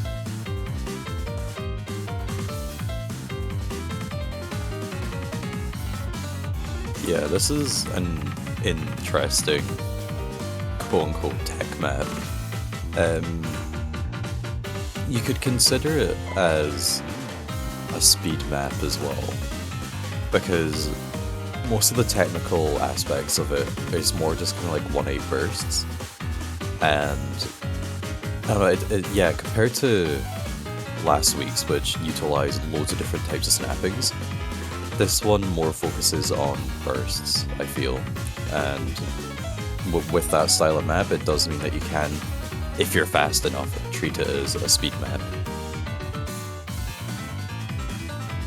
1/8, this one goes up to 296 BPM. But then again, playing straight 296 is a bit different from having to switch between 1/4s, 1/8s the entire time. I'm not terribly confident myself of the whole map, but we'll figure it out.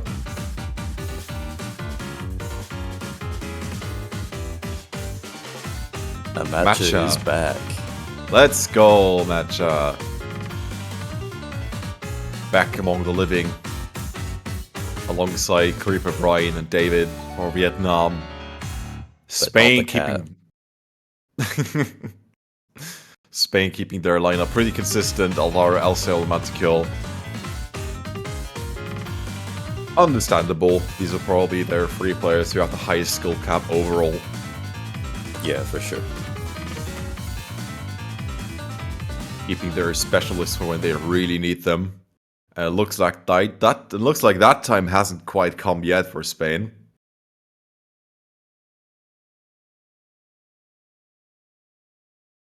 Maybe Vietnam wins their next pick, but we'll see. That's in the future. For now, we'll focus on Nomo 2. Yeah, I've just double checked. Alvaro, Alcel, and Mantiki Alex are the number 1, 2, and 3 players in Spain. So yeah, they are the highest skill cap that the entire country has to offer.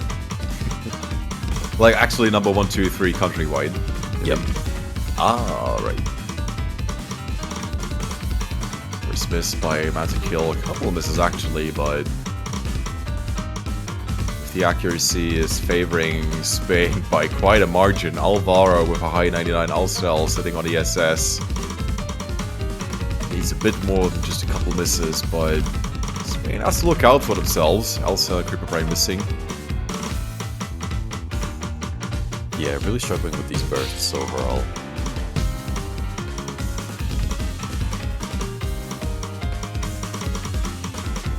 Brian with the lowest accuracy, 93%. It's going to keep the misses from Spain from mattering too much. Alcel is just there, another burst. Oh, Matcha! Antikill trying to single tap these 1-6, but not quite hitting them just as they should.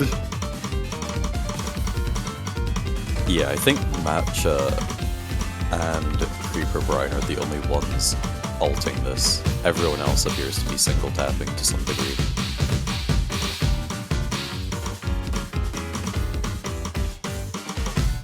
And Alvaro's again sitting on the top of this lobby, high 99% as we are getting closer towards the end of this map. Yeah. With the lower overall accuracy, is they couldn't really just hope for any misses from Spain to win this one, to take this one from Spain's hands, but Spain moves to match point on Nomo 2, 4-1. And Matcha, actually, with a really solid performance. Kind of unfortunate that we had to miss out on them on the previous pick from Spain. I'm sure they would have done really well. But that's just how it is sometimes. Matcha only missing in one section of the song, accumulating 2 misses. Yeah, David doing pretty good as well, only 5 misses. But yeah, that was match point for Spain. One more win for them, and that's it. It's over. Vietnam is going home. Vietnam is now their pick. Yes, it's their pick now. Mm-hmm. So they have to win the next 3. 2 of them are their own pick, and that will tie it up and take it to a tiebreaker. So quite the bit of pressure on them. Yeah, and I have no real idea what they should be picking next. No one.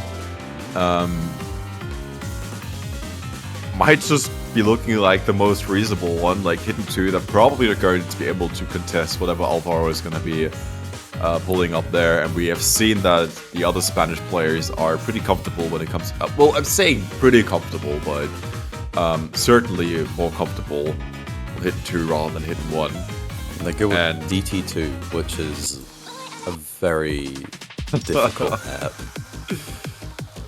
Oh man, why couldn't you just have had a normal speed DT this week? Yeah, the pattern on this one is kinda insane. Rize going on to map Zek Sommer. Zek Summer, not summer. Summer. Summer. Summer. That's like the German way of saying. It's like saying summer with. Saying the English word summer with a German accent, I guess. Summer. But the Z and S just confused me there. Oh, They're very yes, this similar one. sounds, so. Zek. Summer. You could make a tongue twister with just Z and S sounds. Please no. Please no. I haven't had any vocal warm-up before this match. I blew my voice out last night screaming along to Electric Callboy live, which was very fun, but my throat is struggling just a little bit. I have a sore throat right now, so I don't know if it's going to develop into a cold or not, so I'm just hanging on by a thread pretty much.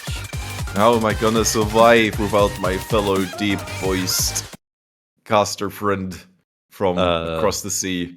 I'll just brute force through it. Teasel next week. Hello, welcome back to TWC 23 quarterfinals. Well, last year, I had to skip out like 2 weeks of casting because my voice was completely gone. Like, I couldn't make sound, so... I mean, TWC usually happens in around spring, which is when most people get sick, so... yeah.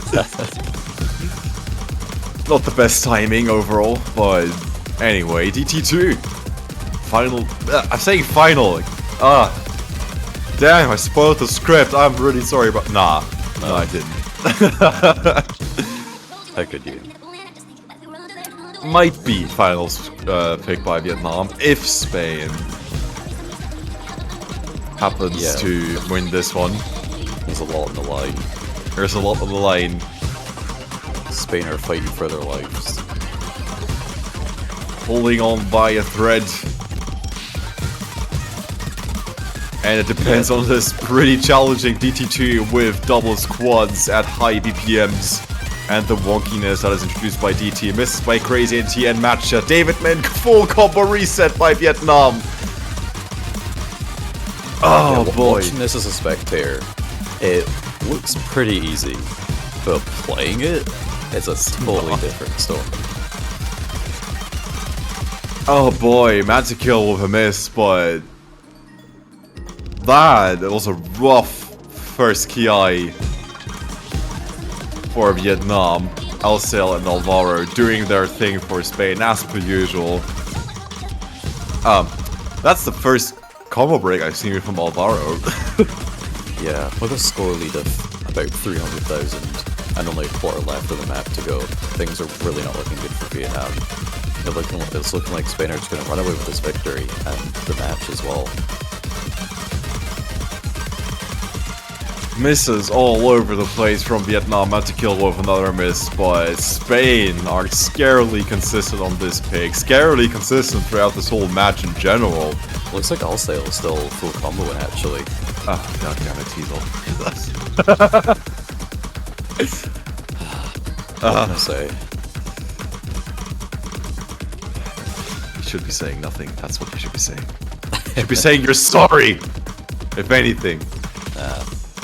Sorry doesn't bring back the full combo. It really doesn't. Oh, that's heartbreaking for Vietnam to go out like this, but... yeah, losers bracket. Only one team will go out of this, and that team will be Spain. 5-2-1.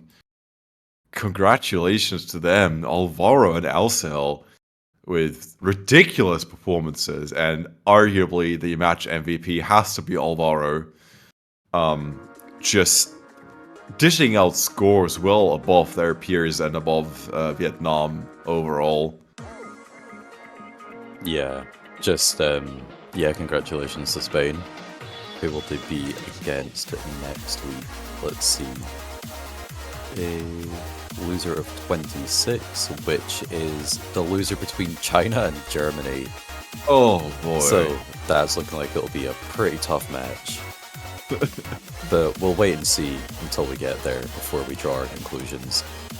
But Unfortunately, this is also the end of Vietnam's run in the Tech World Cup 2023. So, yeah, good job for making it this far, and we'll hope to see you again next year, even stronger than last. And speaking of China versus Germany, this is precisely the match that you're going to see in 17 minutes from now on the main stream. We will have Netherlands versus Argentina coming up on the alternative stream, so to say. Going up at the same time. And yeah, the rest of the matches, you can see them here for themselves, for yourselves. Still many more great taiko matches to come. And yeah. Yeah, a very action-packed Sunday afternoon. So, yep, Yeah. stick around for it because there's a lot going on. Some really exciting matches. So yeah, we'll be taking a short 15-minute break and then be back for China versus Germany, as well as Netherlands versus Argentina on the B channel. Wouldn't want to miss either of these, so stick around. Go get a tea, coffee, or any beverage of your choosing. Warm up, get your adrenaline pumping, and we'll be seeing you very shortly back in TWC. But this has been enough from us. I've been Jukes, joined by Teasel.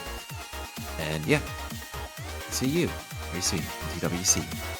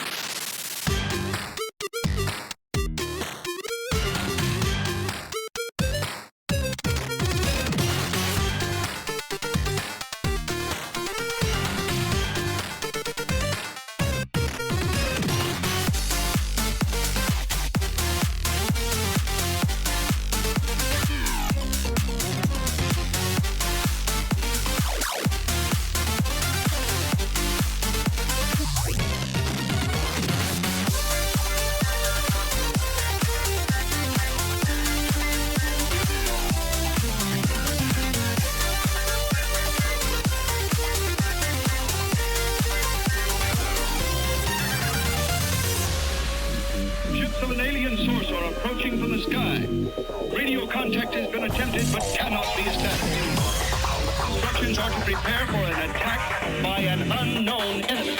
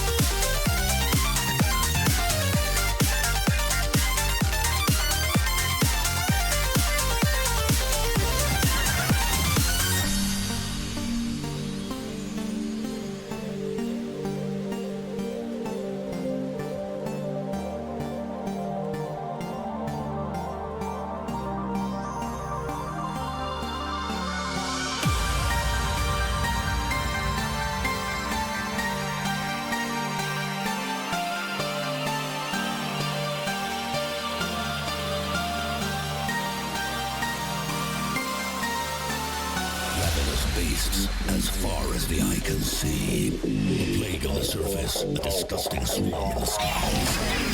With a crash of thunder, a new demon appears. Unfurling its rotten wings, it lets out a petrifying scream.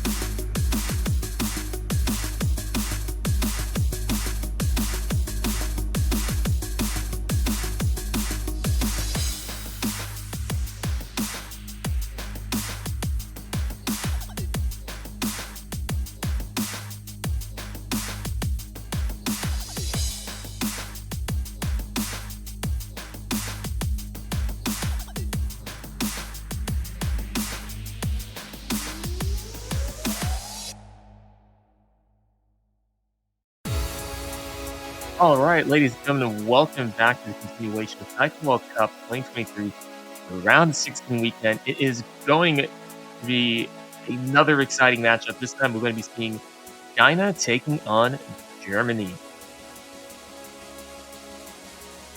Very exciting stuff to see.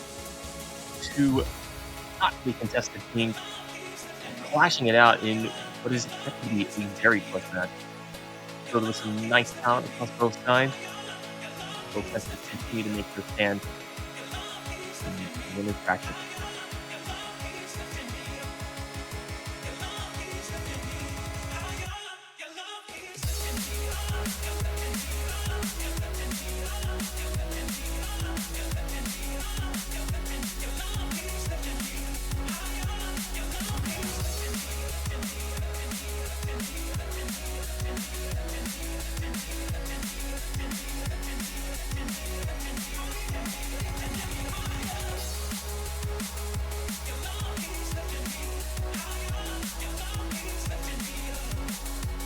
All right, let's take number 2 on that introduction because I don't know if my microphone picked that up properly.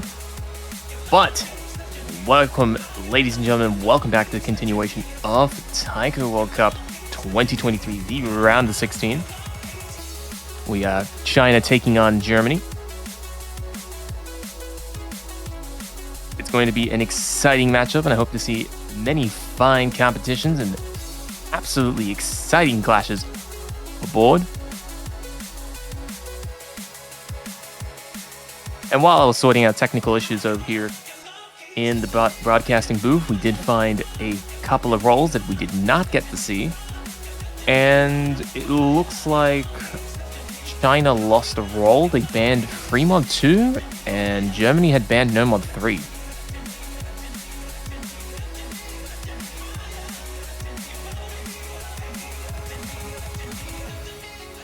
So, very exciting stuff to see. Now, I believe if Germany bans second, that means Germany will be going first, and they can pick pretty much any map they like in the pool.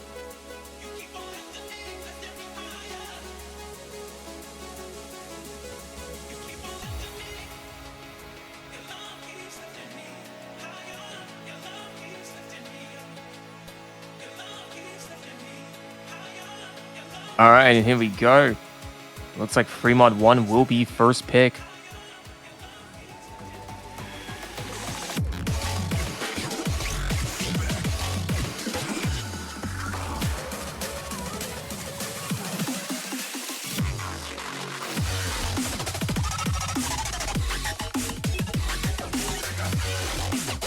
And it looks like we got some backup. Yeah, hello. I'm here. I'm not supposed to be, but you can't get rid of me, so I'm here to stay. You may never leave. That's how it goes. Oh man, gotta love it when your microphone just gets some very minor technical issues to kick things off.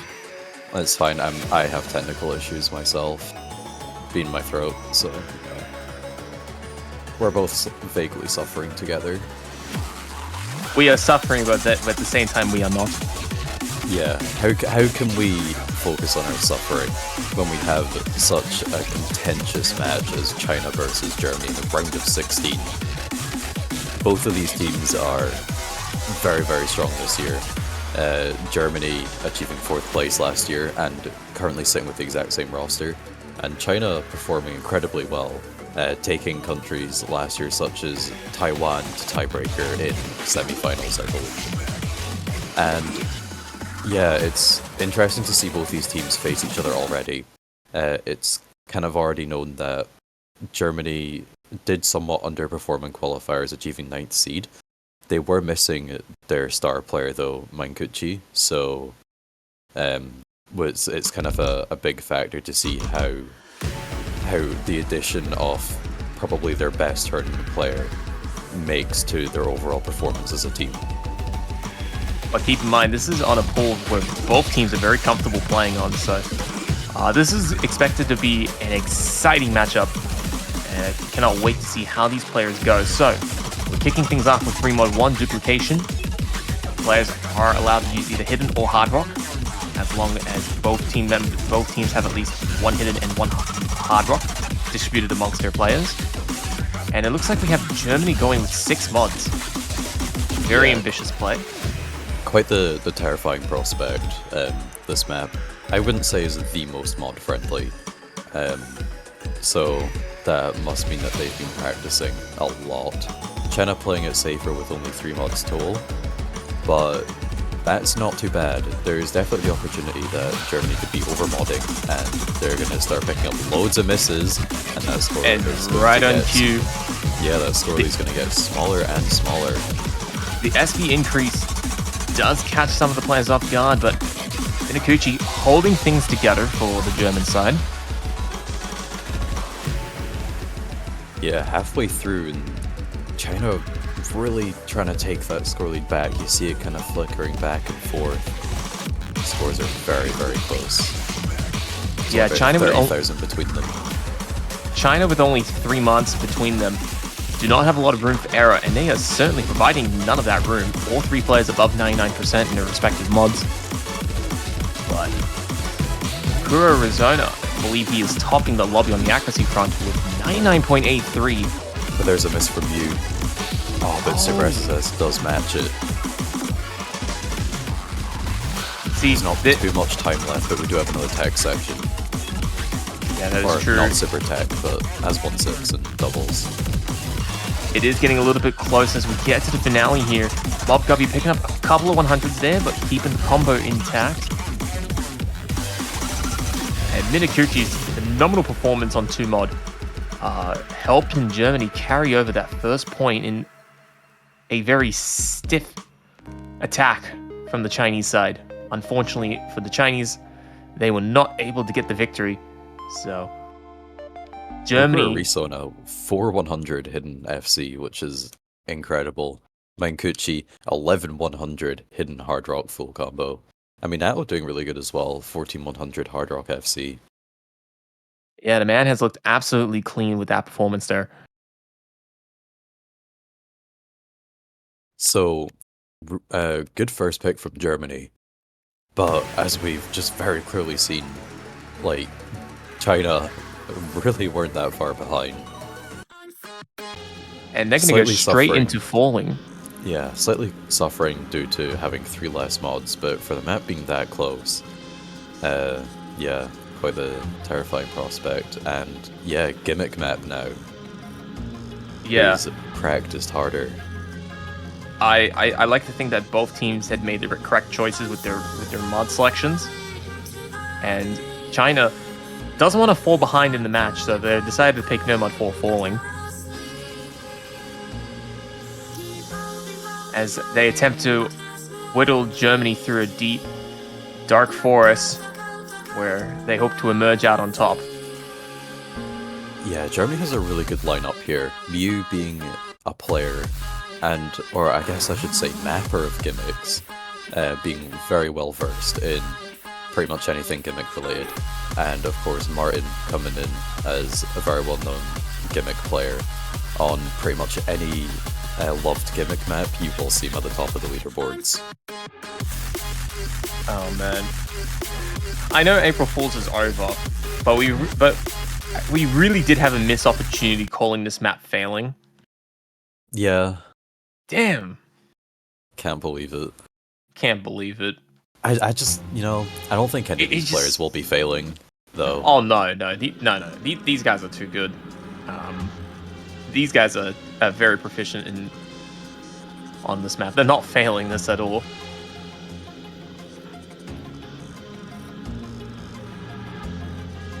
But it looks like Martin's the only person to be playing. Oh, no, there we go. Everyone's just syncing up.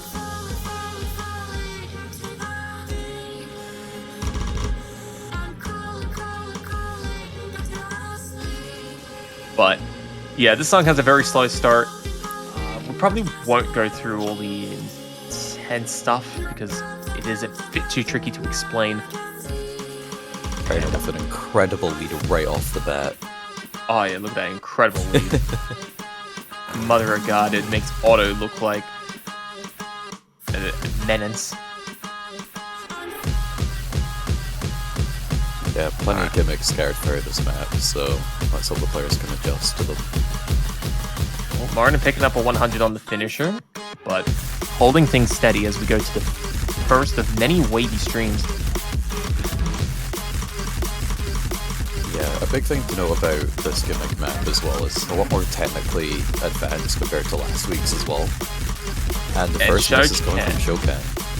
Shokan finding out the technical complexities firsthand, picking up the first miss of the lobbies. This is good for Germany. But here we go. Slim though. Yeah. And not just that, the acceleration of these gimmicks can catch more players off guard, but that has not happened to anyone else in the lobby. Yeah, another miss from Shokan. But China still have a really good opportunity. And Martin being the one to miss. He missed on the Cantan. Oh no.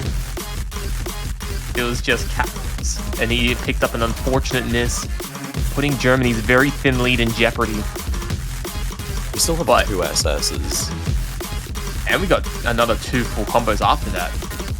It's absolutely crazy. So it's going to come down to this final stream. Now this stream is just entirely 1-4s, but the SV, absolutely intense. Martin is hoping that China doesn't get a recovery. Oh, and another miss from Shokan right in the final streams. I think that's going to confirm the point for Germany. A break point already. Yeah, only 33,000 points in it though. And Minakuchi, the only player with a double S. And Ukura Risona not far behind with a 1-100. Miu with 4. Super SSS with 5. The worst 100 count in this entire lobby was 12. Like, yeah, these two teams. These two teams. It's kind of unfortunate for both of them that they're having to play each other this early in the tournament. It really is unfortunate. Against pretty much any other team than Japan, they would both easily be advancing through the winners bracket for semifinals. This makes it all the more terrifying for the opponents that they will face in losers. Yeah, definitely. But will it be the opponents they will face next week, or will it be the ones afterwards? We will see. Because, to be fair, the winner of this match will have the right to play against Japan in the quarterfinals. So, I see. You know, there could be worse fates out there, let's put it that way. Yeah, if anything, being able to have such an incredibly strong team going against Japan in the earlier stages of the tournament, that's the best time to possibly beat them. As the pools just get harder and harder, teams slowly get more and more skill capped while Japan just keeps rising. So yeah, or at least that's the running theory. That was the case in 2v2. I expect that skill cap to come in next week. Yeah, even more so, yeah. But with both of these teams, I don't think the skill cap will be too hindering in semi-finals. Nah, not in semis. If it's after semis, I'd be worried. Yeah. But let's have a look at the next map. It is going to be Summer. Oh, I mean quarters. I mean semis, maybe. Semis is where it's probably going to start kind of slowly taking a toll on these teams. But still pretty good overall, I'd say. But yeah, DT2, one of the craziest maps in the pool in my opinion. Takes the speed element and really throws in some interesting patterning. It's incredibly stamina draining. But fortunately it is only 2.5 minutes in length with DD, so... Alright, here we go. Looks like the players are a little bit out of sync. Bansh's gonna stop lying to us about misses that do not exist. That'll never happen. Oh yeah, of course. I like to think that the Banshee client's trying to do a late April Fool's joke. But clearly that's never the case, because that's a 365, you know. Yeah, 365 day a year kind of thing. Yeah, but so far in the intro, Germany off to a pretty good start. still have one double S remaining on Mankuchi. Shokan and SNH struggling a wee bit more the accuracy, but, you know, still pretty good. Yeah, I mean, Germany's looking solid on the accuracy front, but keep in mind the difficulty of this song comes more so in the second half of the song. There's incredible diff spikes towards the end of the song, and if you're not prepared for it, you will get caught off guard like Mob is currently. Yeah, first miss in the lobby. But Germany has the accuracy lead to have it not affect them too much. Yeah, it is early days, but that's going to give China a little bit of hope. And hope is something they're going to need if they want to score this breakpoint. If China wants to bring the heat to Germany's momentum, a nice summer day, they're going to have to do it sooner rather than later.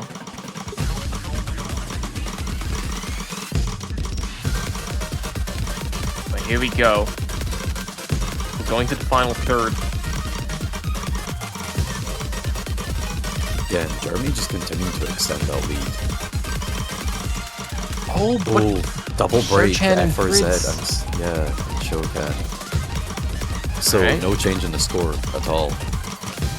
Yeah, no, there shouldn't be much of a change. A bit unfortunate for China, although had Shochan maintained the combo, it shouldn't have mattered. And now Super Triple S, the van has picked up a miss, although the result is looking pretty locked in at this point. Oh, what's happened to Mob? Oh. If he fully drops out and the score isn't saved anywhere, that means it'd be nullified. No. Okay, ref is saying it's 3-0 pretty quickly. Yeah, ref said it's 3-0. We're good. Okay, yeah, the score did submit. Mob W getting 1,049,620. To China's disappointment, Rizona did finish the map.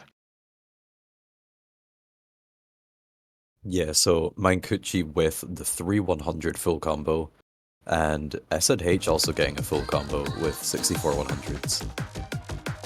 Yeah, the highest miss count once again only being 5, so it's just such a strong showcase as to how I incredible like both this of these decision. teams are. I like this decision. Alright, hidden one.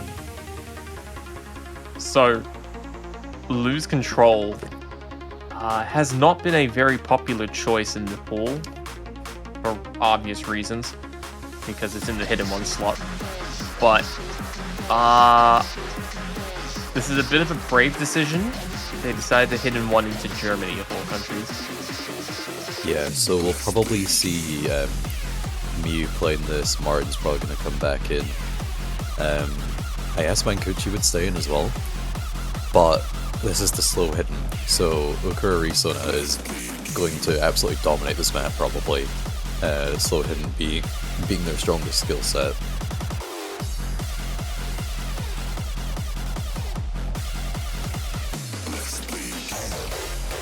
I'll also probably see Super Triple S also play it. They played hidden for Fremont 2 and did really, really well, so...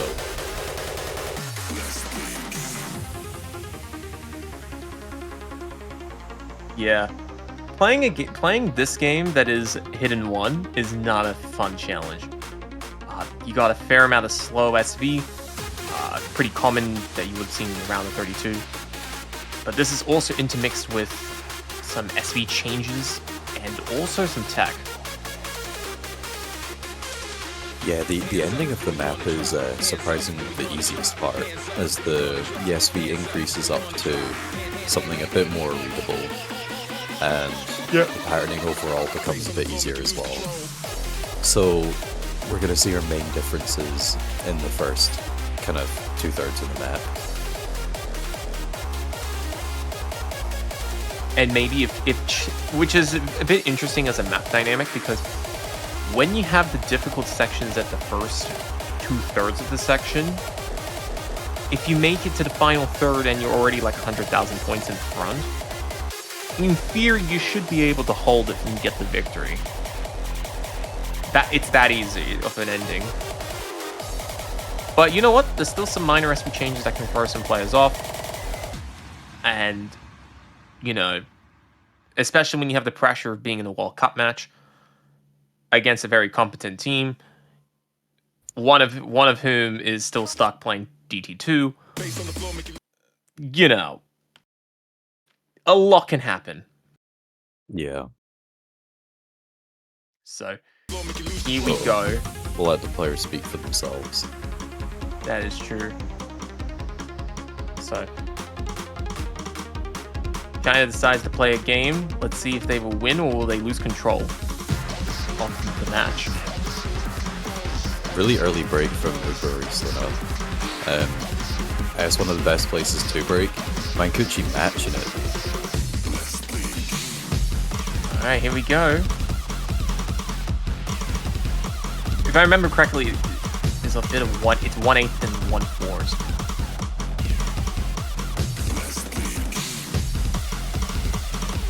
And so far, the score is flickering between the two teams.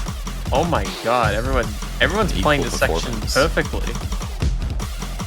What? Okay, Super Super with the mids.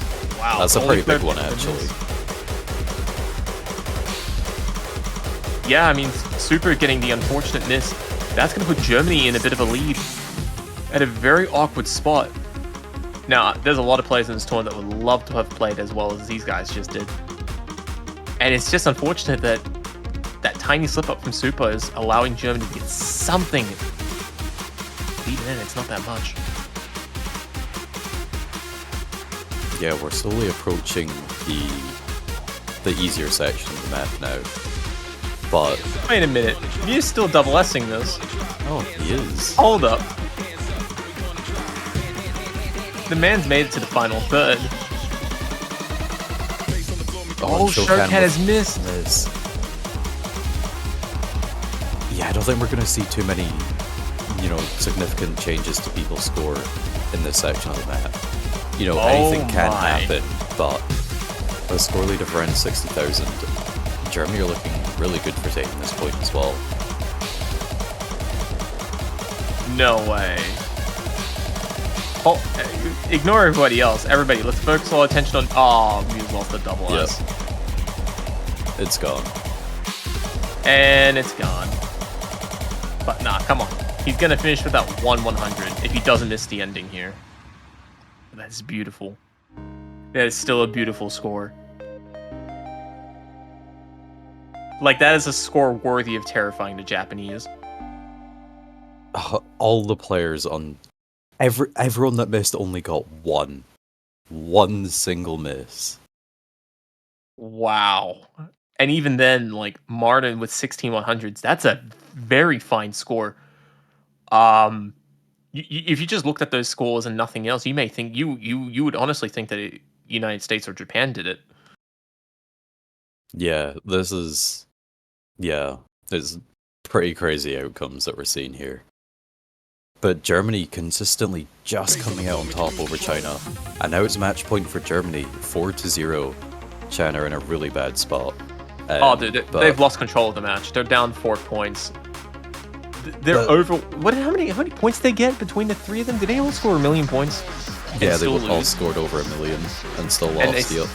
Yep. Imagine having 3 players on your team that can actually play Hidden 1. You're confident enough to pick into it. You all only miss like once in the song. You still score over 1 million points. And you still lose. Like, the bra momentum is real. Alright, and this is potentially China's last shot. They're going to need to start off with a breakpoint on Germany's pick of Hard Rock 2. But this is a good challenge. Germany looking to finish things off with Hard Rock 2.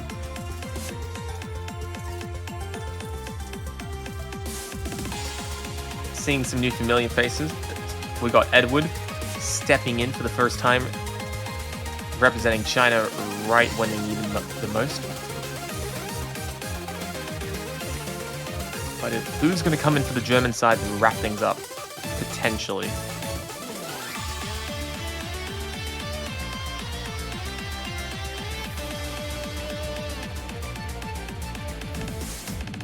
Oh, wait, no, hang on. Minato's actually from the Chinese side. Apologies. Yes, yeah. Minato is absolutely an insane player. They are 4-digit. They don't play like a 4-digit. How many people don't play like a 4-digit? A lot. True. Four-digit players are getting increasingly 3-digit. It's getting scary. It used to be the joke that that the pinnacle of Taiko really only somewhat began when you get to like 500. But over the last, I think, 2 or 3 years, we've started to see some 4-digit players and even some low 3-digit players compete against like the top 300. It's a bit insane, actually.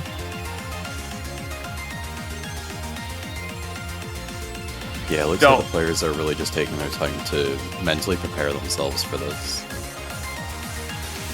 Either that, or if they're already mentally prepared, then they have nothing else to do but stare at the background. Which Enwolf would be super happy about if he was here. Yeah, so what we're about to witness is either an absolutely incredible sweep by Germany, or we're going to see the start of a comeback by China. But what we will see instead is absolutely nothing. Because Bancho is Bancho. Oh, Bancho, you.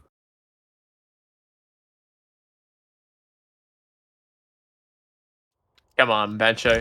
Let this dragon in the background fly. I think it's a dragon. And let us get started on this map.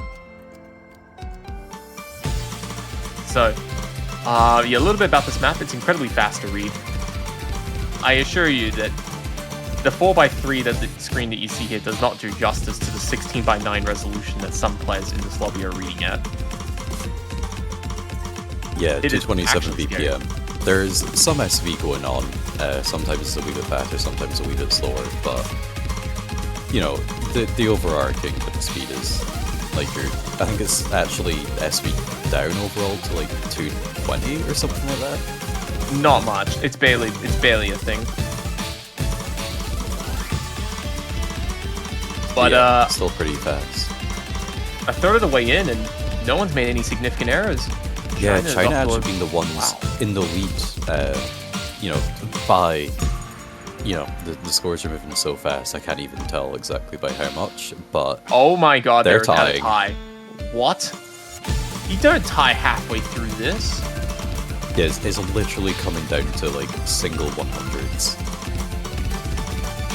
Well, it is for now, but the question is, will it stay like that? Alright, we're 1/100 in favor of Germany right now. 2/3 into the map. Yeah, this is an absolutely thrilling attempt by China. They have brought out their A game on the defensive front.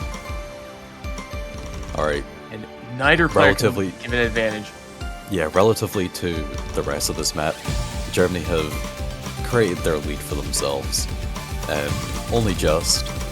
What lead? It doesn't exist. My guy, if someone misses, it's over. Yeah, if any player picks up a miss, it's over. Well, for China, we're really going to need to see that miss from Germany, or just like picking up a string of 100s on one of these streams. It's like, okay, final finishers. Does anybody pick up the misses on them? Or just don't skip those finishes. Trust me, you don't want to skip them. Oh my god, Germany somehow won that. What? By 17,000 points. How does China lose this? Like, look at this. There's 22 100s across the team and they lose. What? Germany just with 9 100s total across the board. And that's it. Germany have performed Mother of God. the incredible they left feat. too early, but this is ridiculous. Yeah, completely sweeping a team like China already in the round of 16 really sets a precedent for their future in the later stages. This is the team that this is the team that achieved 4th place last year, and they're really proving right now that they're aiming for the podium place this year. Not only are they proving that that is their aim, they're proving that that is a possibility. They're already taking out the incredibly strong teams with such ease. So Germany are really the team to watch out for this year, I feel. China, though, not out of the tournament quite yet. They dropped down into the losers bracket, and what a losers bracket opponent they will be, with scores that are pretty much constantly contesting Germany, and Germany, of course, being easily one of the strongest teams in the tournament. Any team that faces China in the losers bracket for the next couple of rounds is not going to have a good time whatsoever. I can't believe it. Like, I just can't. Like, I'm a little bit flabbergasted by how well China played, and they didn't even walk away with a point. My God. Germany's definitely going to be feeling quite confident heading into the next match, even against Japan. That is not a confidence that you can get easily, especially with how well they played throughout all those maps. Defeating such a formidable opponent as China, and knowing that you did so with sweeps. So, what was going on in the other matchup that was occurring? It's the Netherlands versus Argentina, which is currently 2-2. So it looks like that it's is a slow start. Yeah, looks like it's another really close one. The pick'ems as well are, I think, something crazy like 53 to 47%. So even the overall masses don't know what way this match is going to go. And it is live right now on the B channel, so you can pretty quickly jump over there and you will be welcomed by Jugs and N-Wolf. Yeah, 100%. They're gonna have the deep voice game going on very strongly down there, and it's gonna be a good time indeed. So yeah, after that we have our next match is once again a double match, 14 UTC with Korea versus Brazil on the A channel, with Singapore versus Norway on the B channel. Yeah. So yeah, still plenty also to go around this weekend, and yeah. Yeah, we'll have plenty of exciting matches, so I hope you're all making your way down into Netherlands and Argentina. But that will be it for us. Teasel, do you want to say anything before we wrap things up? No, I don't have anything to say. That's Just all good. enjoy the remaining matches. Yeah, enjoy the remaining matches, and stay tuned, because Taiko World Cup 2023, the round 16 weekend, is going to continue.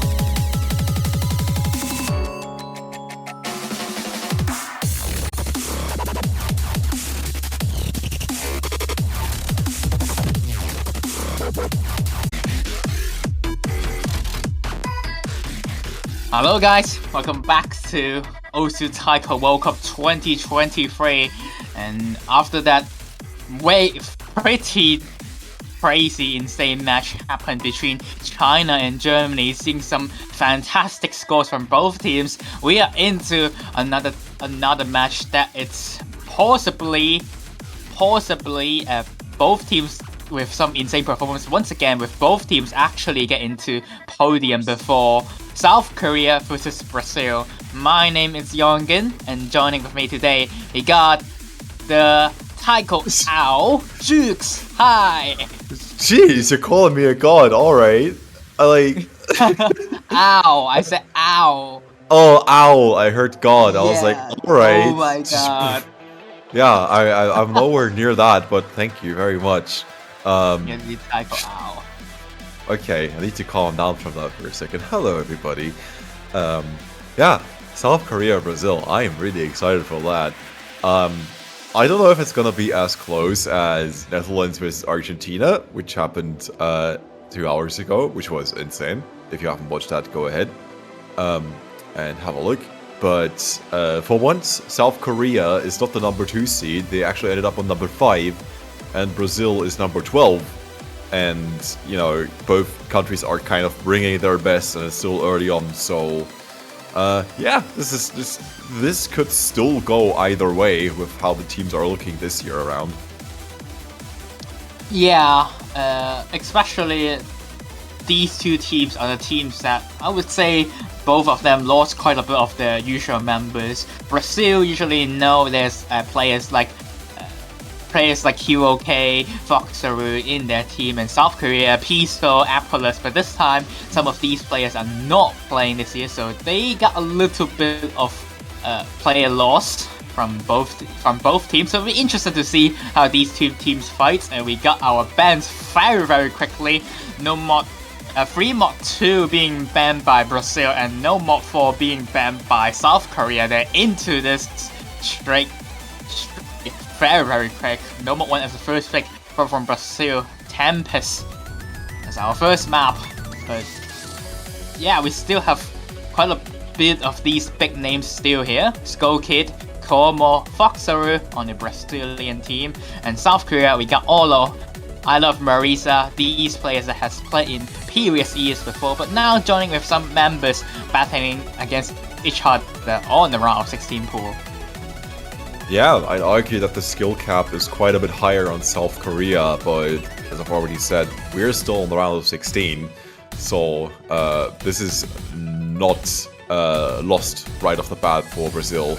By the way, predictions are still up for a little bit. If you want to waste your well-earned channel points for maybe a lot, maybe not a lot, channel points in return, or maybe lose them all, pick the winning team right now, South Korea or Brazil. It is up to you, and this is also a good time to check up on the pick'ems really quick before we get started. South Korea, you guys really like South Korea. You voted 93% South Korea. I mean, they are the highest seeded team after all, being the 5th seed against the 12th seed Brazil this year. And also, I would say one thing is that 3 versus 3, I would say, definitely benefit South Korea a little more on paper, with they generally has like a better third player slot in most of the maps. So yeah, I'm not surprised the pick'em choice really chose South Korea in this match.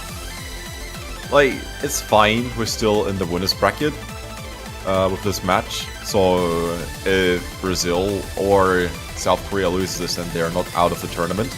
It'll drop down into the losers bracket of next week. And I'm pretty confident that both of these teams will make a good run, no matter what will happen from this point forward. Yeah. How are you feeling about No Mod 1 as Brazil's first pick, though? I'm just like... I've just been looking at it. Yeah, I mean, it makes sense as the first pick. This map, a little bit risky, because there's a lot of patterns, consistency patterns that once you miss on, you will drop a lot of combos and such. But if Brazil is feeling like it, yeah, then sure, go ahead. This is something that I would say a weaker, not weaker, but mostly just lower seeded team in general pick as their first pick. I think it makes sense, especially this being one of the easier maps in the pool. And also, one thing about the easier maps of the pool, I do believe this week's Hard Rock pool leans onto the easier side, but South Korea is just a gigantic beast on the Hard Rock mod, so I'm not surprised they did not go for the Hard Rock mod at all, and instead focus on first map as a No Mod 1 pick. I think this completely makes sense as the first pick, so yeah. Like, after Japan, you have only South Korea rivaling them in terms of accuracy. Yeah. Pretty sure that South Korea will be strongest on accuracy above all. So it's up to Brazil to just keep the scorelines as close as they can. And what a better way to go about this than No Mod 1. First pick by Brazil. Brazil versus South Korea. Let's go!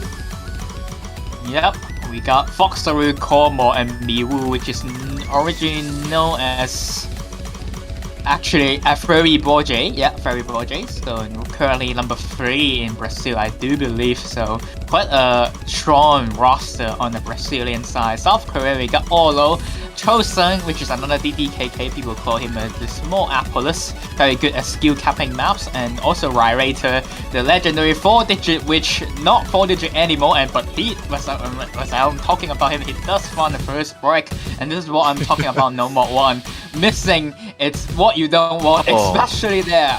Oh, what happened? Just the thing about top players missing in the easiest part of a map is because you lose focus. You love to see it. I mean, South Korea hates to see it, but Brazil is not going to complain about that. They currently have the lead in terms of combo. Definitely, accuracies are still somewhat tied, but if it comes down to this one miss from Ryrator, then yeah. Could have lived without it. That could happen. That could definitely happen. Especially this is two very, very odd teams fighting against each other. I would even say, like, once again, I've talked about Taiko Bowl Cup. There's been like only 8 teams that have been in podiums before, and both of these 2 teams are one of the 8 teams that made in podium before, and they do have some of those remaining roster that help them to get into podiums. So definitely a really strong paper team from both teams, and into the hardest part of the map with many streams, and there goes Olo. That break, it's what matters, and seems like Brazil's no mod 1 strategy worked out well for now. They still need to hold on to the longest stream of the map, and they keep it. That's going to be the first point in favor of Brazil, and that's what I'm talking about. The FC. Boxer. No, don't you curse it. Hold your breath, Boxer. There you go. You love to see it. Let's go. Let's go. Right. What a solid start from Brazil. Foxer with an SS, Kyomo with 10 100s, and Miwu with 6 100s in total. Love to see it. The accuracy is overall, that's 5, 9, 13 100s in South Korea in total. It really just came down to the miss from my Ryrator. That's it. And Lola, obviously. Can't forget about that. Those 2 breaks are definitely hurting South Korea quite a bit, and that's what I'm talking about. But number 1, just FC and you win. You have 3-man FC. Yeah, you take the point. They are going to pick something that we probably won't see a 3-man FC. Hidden one being selected as South Korea. We were talking about how strong Korea is in the hard rock, but no, they're actually gonna go for a hidden one instead. Wow. Hidden one, the slot that makes and breaks top players. Like, Foxeru, sure. I could see them pulling off a decent hidden score. Ein Tutu is coming in. A name that I'm not too familiar with personally. Yeah. And 4-4. Yep, a pretty new player from Brazil. So far, this year has been recently ranking up quite high and pretty strong at speed maps in general, just like most players nowadays. With also quite a bit of hidden plays in his top, so definitely a player who likes playing hidden, but slow hidden is a completely different world compared to usual kind of speed hidden though. So we see how he performs, and South Korea got another big names on speed hidden, Labby, and then also another 2 insane hidden players, I Love Marisa and 4-4, previously known as Bamgo, and extremely strong hidden player. Play against Peaceful in Taiko Coliseum before and actually managed to take 4 points off Peaceful, especially in those hidden picks. So definitely a player very, very strong at slow hidden. We'll see how he performs. That's really something, like you said, managed to take 4 points off Peaceful, but if you're new to TWC, like, winning against Peaceful in a 1v1, good luck with that. Like, Peaceful is actually one of the best tournament players this game mode has ever seen. So just being able to come close to even rivaling some of their scores is something to behold. And we will see how that pans out. Hidden one already Actros from Kyomo quite a lot. Not breaking combo just yet, but just all over the place. Never mind. Combo break. There it is. But all over the place, looking pretty unstable. This map is extremely rough at the start. I would say even as the slow SB of this map is just completely brutal. We have been seeing teams get destroyed in this map, basically. Even teams that did not get any A's, and Labi actually did not play a singular note there for some reason. Probably just a lag, and lag in slow hit is never a good feeling there. And missing quite a lot, dropping its accuracy down to 94%, but still able to hold on the lead due to rest of the players from Brazil aren't able to match up against 4-4, and I Love Marisa with 4-4 still holding 2-100 FC for now in Hidden 1. It's looking surprisingly equal right now. Another miss from Labi. You currently have like Kyomo versus Labi, Marisa versus Tudu, and Foxer versus 4-4 coming up against one another, and Kyomo traded that miss, a bit unfortunate. Labi trades someone right back. So at least combo-wise, Brazil's looking a bit better, but accuracy-wise, as we said at the beginning, South Korea's players are just human metronomes. Just look at the UR bar on 4-4, like, there is barely any deviation at all. Foxer is also doing pretty solid work on this pick, hitting maybe a bit too early overall, but still trying to keep Brazil in the game. Actually managed to miss there a bit earlier, but yeah. What can you say? South Korea and Hidden, that's a match made in heaven. Yeah, this is what we talk about Korea, how good at Hard Rock is. They are also very, very good at Hidden, with these three players mostly focused on these the hidden mod, so you can see they're performing very, very well on this map, especially 4-4, and they're going to be taking the first point with a 4-100 from 4-4, just like his name, the number 4, and there goes the first point of them. I Love Marisa also did a great job with a 99% FC. Foxaru right behind these two with 5 misses right before the Ki. That was a tricky sessions right before the Ki, dropping 5 misses there. But still, a really good score from him. I mean, 99% on this is definitely respectable. I am 2-2 also coming in with an FC with Hidden. Despite his accuracy is not the best, but slow Hidden, able to FC is already a good news for you. So yeah, that's going to be 1 apiece. So we'll be on to next map from Brazil. We were kind of speculating about what Tudu's role would be in this match, and you've already said that Tudu has quite a few hidden plays in their top plays, so what I'm taking from this is that Tudu will just be their hidden specialist, who will just come into the hidden 1 and 2 slots, and maybe some of the free mods. They look like force to be reckoned with in some of the later stages. Yeah, maybe even some speedier maps, which we instantly get into one. Number 3 being selected by Brazil. A pretty simplistic map, I would say. A lot of DDKKDs, a lot of rollable patterns on 280 BPM, so there's some 1/3. But once again, those 1/3 are quite rollable because Fakuta himself is also a single tap roll player, and we're back into the No Mod 1 team from Brazil, Miwu, Kyomo, and Foxer ready to game this map.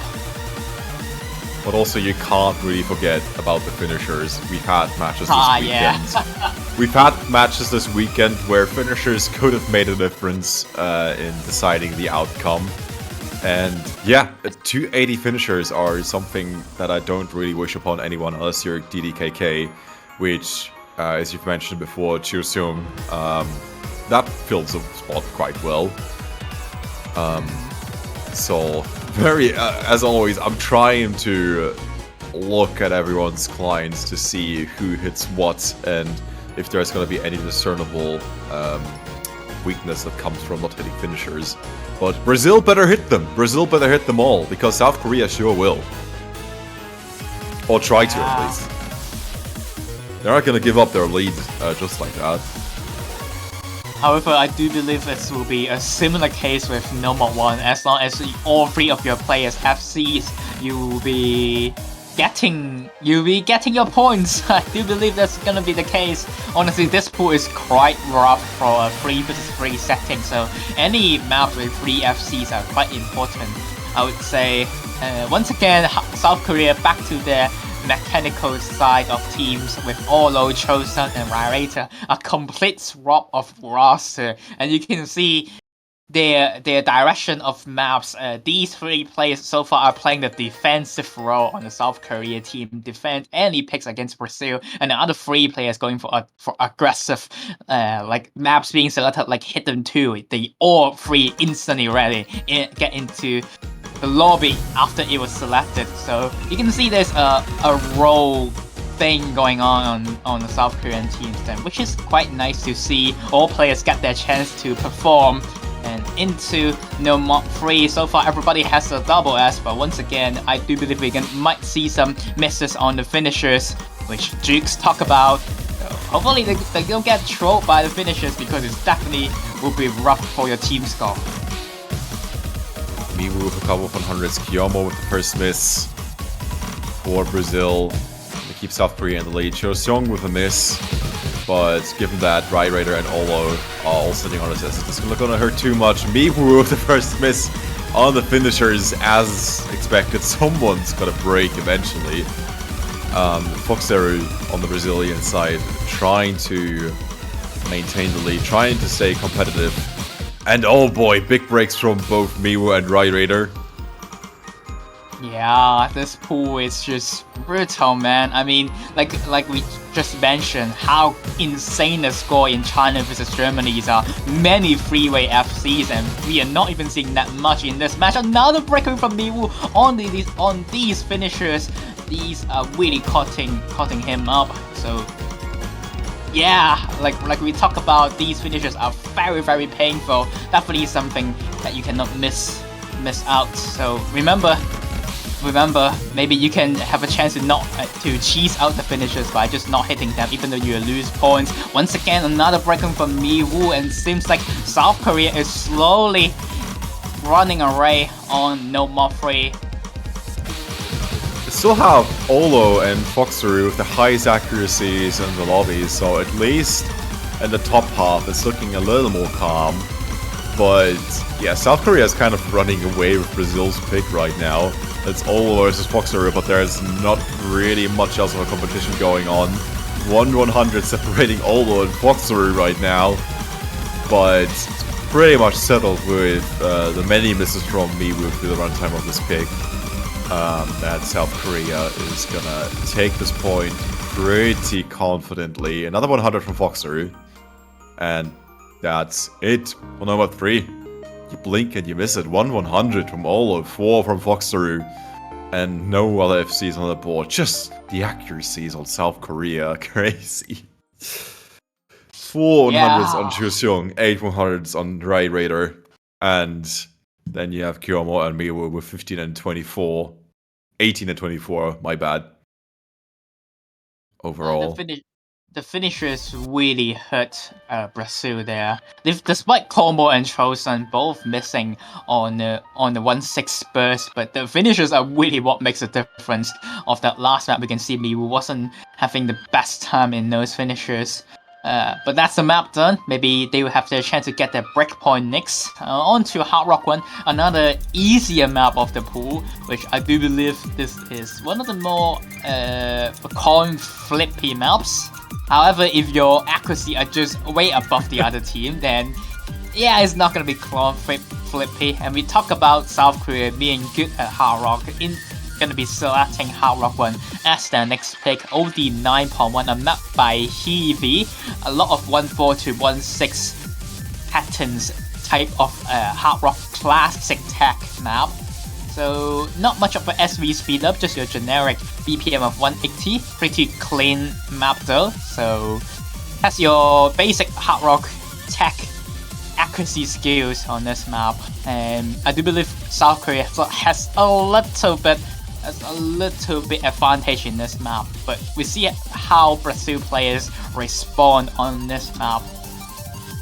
Yeah, but I have no real doubts that South Korea is gonna win this pick if they just don't miss, but like, tournament nerves exist. And True. although we know for sure Olo can keep the nerves pretty well, 4-4 as well. Raider.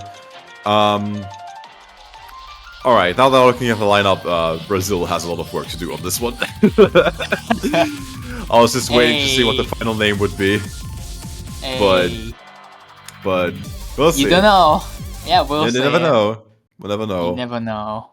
Oh yeah, by the way, the other match that is currently happening on the second stream, also Live 2 stream, also playing Hard Rock 1 with Norway in the lead. So around 2-1 on that side. So if you're also interested to check out how the other match is going, definitely turn on both streams in the same time if your eyes is good enough. But both of them are playing Hard Rock 1. And seems like no one wants to skip.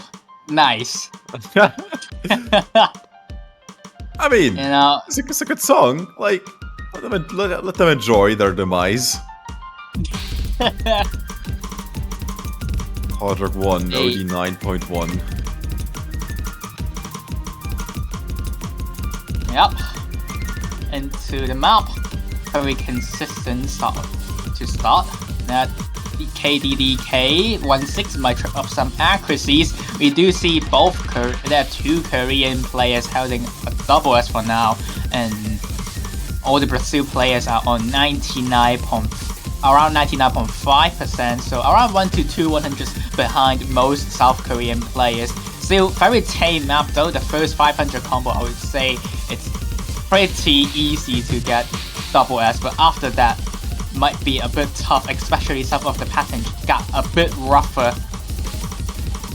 Kyomo found a few 100s earlier there, which means that Brazil overall is not looking too good in the accuracy department. I'm not saying not too good, but given that both Miwoo and Foxer are sitting on 99s and, well, South Korea is doing South Korea things, a 98, even though by mortal standards on this pick, is not that bad. It is quite the damper right now for Brazil, who will have to bank on any single mistake from South Korea, especially in the second half, which picks up in momentum just a little bit more than the first half. A few more finishers as we drop into the second half. Ki starting right about now. And here comes the hard part of the map. We might see some misses, but I do believe we need 2 misses from South Korea for Brazil to have a chance to do from pure accuracy advantage. Raider was holding a 99.9 there, dropping to 99.6, and already the lowest accuracies in the entire Korea team. Only Foxer managed to beat him. Well, not anymore. Olo just found a break, but once again, one misses is just not enough in this map. This is not a miss map. This is an accuracy map, and South Korea are clearly in the lead in that department, and they most likely gonna be secure their third points and consolidate their break point from Brazil on no mod 3. 5 100s from Olo, highest accuracy, but unfortunately that one misses, gonna be making him drop to the lowest scores for the South Korean team. Everyone else actually managed to FC, so great score from everyone, but the accuracies from South Korea are just way too strong in this map. Like, consider that South Korea as a team has 19 100s. You have Miwoo on the Brazilian side with 17, and then Kyomo with 46 100s. Brazil managed to team FC. That's great and all, but if you're going up against one of the top 8 teams, that's not enough. Accuracies matter more than anything. As you said, Hard Rock 1 is the accuracy pick. So, yeah. As I said at the beginning, I saw it as very unlikely that South Korea will lose this one, and that's just what happened. And we'll just move on from that, see what happens with 3 mod 3. Mori Atsushi. Pupa, another pretty notable, I would say memorable song for all of these players. I do believe most players have heard of the original song back in like 2015 already. Oh man. Is this a classic? Definitely a classic song. But the Uma remix, it's going to be making the BPM drop around 22 down to 180 BPM.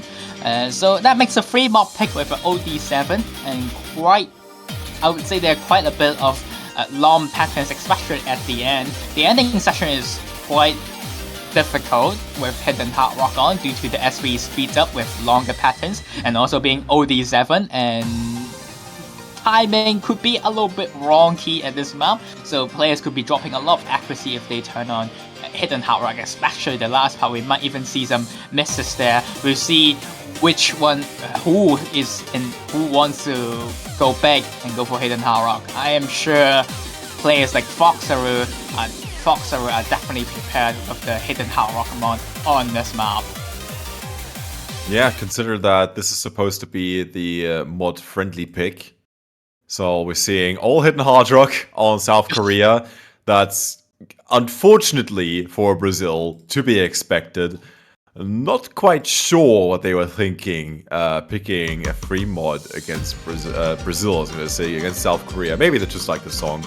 That's a valid reason to pick a map like this. Foxery going Hidden Hard Rock, Tudu going Hidden, Miwoo going Hard Rock.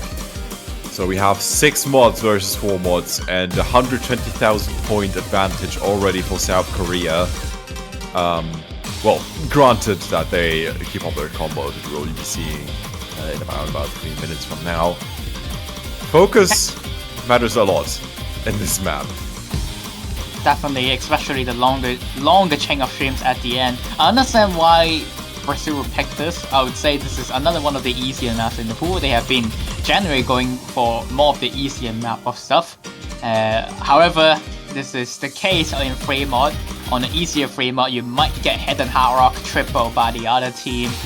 Although we know him as a Hard Rock player, but he's actually pretty decent at Hidden as well, so it makes him also a good Hidden Hard Rock player. And everybody else on the Korean team basically plays Speed Hidden a lot. Bamgo, 4-4, Labby, both are big Speed Hidden, so Hidden Hard Rock on a 6-star map probably doesn't really hurt them too much. A break-in from IM22 on that session, on that one singular, is that a 1-6 or 1-8? I did not see what he missed on, but unlucky break there. Just a flat out 1 miss. Makes Korea gonna be extending the lead quite a bit due to the 2 mods advantage. I mean, of course you didn't see what they missed on. Like, that was hidden. Like, True. come on.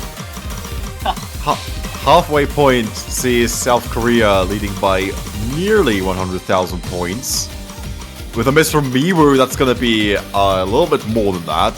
Foxer is still sitting on the SC, the only remaining SC on the Brazilian side.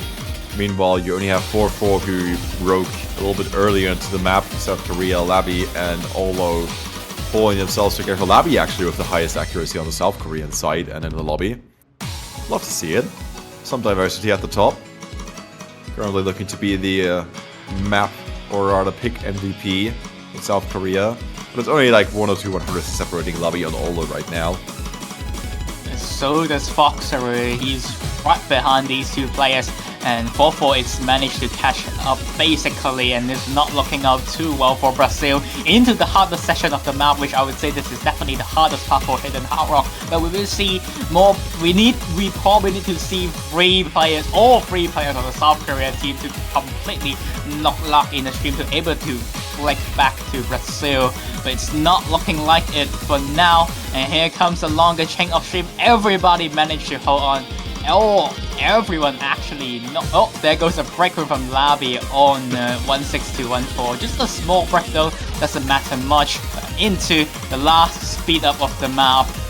Don't think it's gonna be swapping over due to how less time there is, but knock luck is completely possible. But unlikely, given it's South Korea, let's be real. All the players are past 1 million, also pushing past 1.06 mil, which is what you'd love to see with Hidden Hard Rock. Otherwise, it wouldn't really pay off. But South Korea made their mods worth, pushed past 1.06 mil, and what a team performance! 3.25 million, with only 1 miss on 4-4, 2 misses on Labby. Insane performance. Foxer actually ended up with 1 less 100 than Olo. On the Hidden Hard Rocks. So Foxer best Hidden Hard Rock score here in this lobby. I missed the 2 misses, my bad. But like accuracy wise, at least Foxer has that claim to fame. No, it's actually 4-4. You miss him. Ah, it's too I many know it- clients. There's too many number clients. is too hard. But yeah, this map it's actually quite easy to drop 100s in this map. This map has been the hardest to get Act map for Hidden Power, I would say. The other two more like, yeah, they are just tough to play, but this one is quite difficult to hack.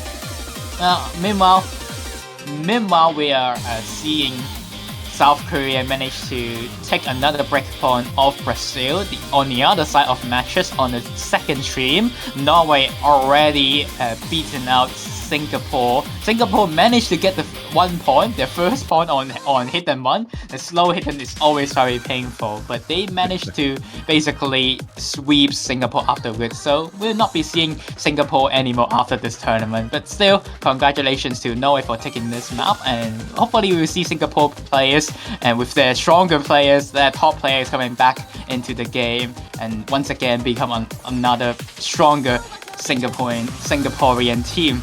And yep, seems like we have a map selected on our side here. Double Time 2, it's Summer, the painful map. Oh, DT2. this map. Oh. This is, I've said it before, this is not your average DT2. You'd usually expect something like really high BPM, maybe like 270 at this stage, DT. This is not it. This is not it at all. This is pretty challenging rhythm-wise, with the wonkiness of DT slapped on top of it. And again, I'm seeing South Korea being favored in this pick more than Brazil, just based off of accuracy. Keeping combo is hard enough on this pick. And this might just turn out to be South Korea's last pick. They're already on match point. Obviously, there is still the chance of Brazil somehow turning this around and forcing a tiebreaker one way or another. But that still means they would have to win a tiebreaker somehow, and well... It's possible. It's possible. We might see reverse sweep, even though we did not really expect, looking at the script, or there's no tiebreaker. Yeah, on Double Time 2, like Jukes said, this is just absolutely brutal to play. Usually, teams would expect, very rollable Double Time 2, or just DDKK, DDKK, DDKK, DDKD for the entire map, just like last year. But in OD7, it's easy, you just need to be able to roll them. But no, this is not the case. There's a lot of anti-roll patterns in this map. DKK, DKK, or doublets and quadruplets, which can be tripping up players in this map. And once at the head start of the map, you already see 2 doublets in there. This is a completely different Double Time to experience, especially when you see the mapper being Rise. So I'm not surprised this is the outcome for a Double Time 2, with this seeing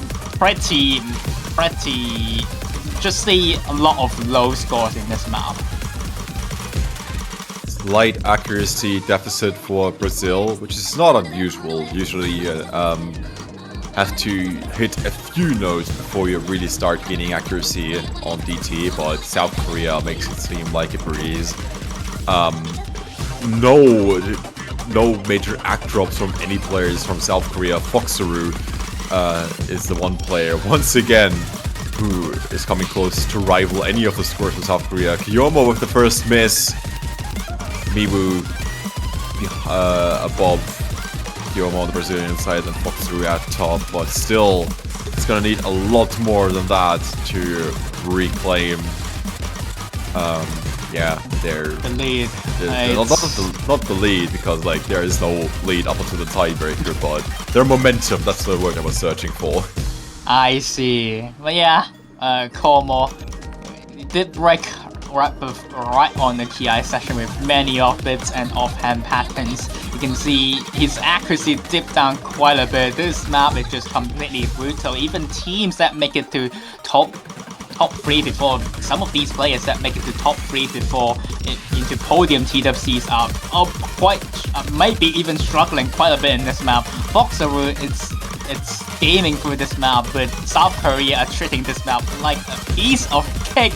Look at the accuracy, lowest being chosen with a 99.4%. Me will finding another break, and this is already close to the unrecoverable score deficits with almost 250,000 points difference, and it's looking like Korea gonna be secure the last point, despite we see the first map being on Brazil's. Korea just said, no, we are in this match for real. We want to get into quarterfinals. Gonna be dominating Brazil in the final break. Almost a 330,000 points. 300,000 points different with a freeway FC on double time too. Oh my god. And 5 100s on Olo. Hello. Yeah. Jesus. That's a Jesus, Olo Olo. moment. What did you have for breakfast, Olo? That's illegal. You shouldn't be taking substances like these. Come on. Jesus. Yeah, There's this today, I do believe we see a 2-100 FC from Stu, but still doesn't take away the fact that 5-100 FC on this map. It's completely insane. GG well played to South Korea. Just wow, this is a great team performance coming from them, despite missing some of their biggest players like Piso, Apollos. This team, this country still has many players in the, I would say, in the country community, and once again proving themselves to be a very strong contenders, and maybe even one of the podium spot for this year. We don't know, but we'll see how they will fight against the 4th seeded next week, which is the 4th, I do believe it's the 4th seeded.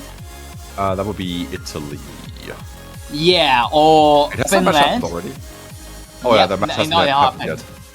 Happened yet. It hasn't happened yet. Yep, it will be Italy or Finland, which is going to be next match, and it's going to be happening in around 21 minutes. But Brazil, it's not out just yet because they are in the loser. They are not in the loser bracket. They are in the winners bracket. You can see the teams with blue icons that win, meaning that they will be in winners bracket. So the teams that they beat are not out just yet. So Brazil, China, Philippines, Malaysia, even some 3 of those teams did get swept, but they are not out just yet. They can definitely come back stronger and may be able to revenge those teams in the loser bracket.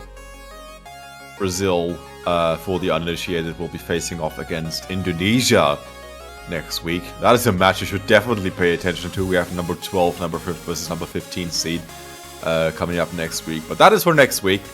As I've already said, we have Italy versus Finland coming up. So, yeah, you better not be going anywhere. There are still a couple more matches in this weekend, and I'm all in for it. I'm just gonna chill and chat because I'm done for today. I know you aren't. You're gonna stick around. You're gonna stay in here. You're gonna continue to hear my voice throughout this block of matches. You're going to be seeing me a lot. But yeah, we are going to have a small break for now. So still 20 minutes. After 20 minutes, we will be having Italy versus Finland. So don't go anywhere. Maybe go grab some drinks and maybe grab some stuff, some snacks to eat. And I will be seeing you guys back in 20 minutes later. Alright, hope you guys enjoy what you see. For now, enjoy the music. See ya.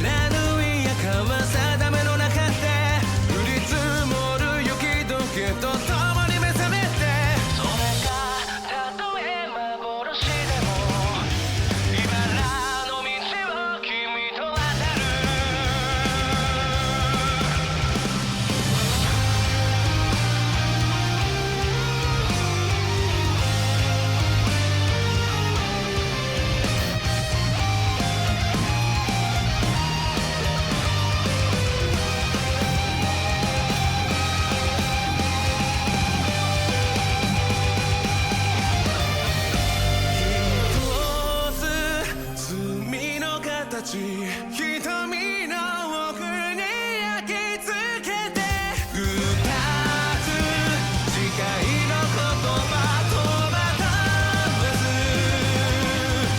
時は光る傷跡儚く季節戻せたならば白く染められて世界として星降る夜に私きれれ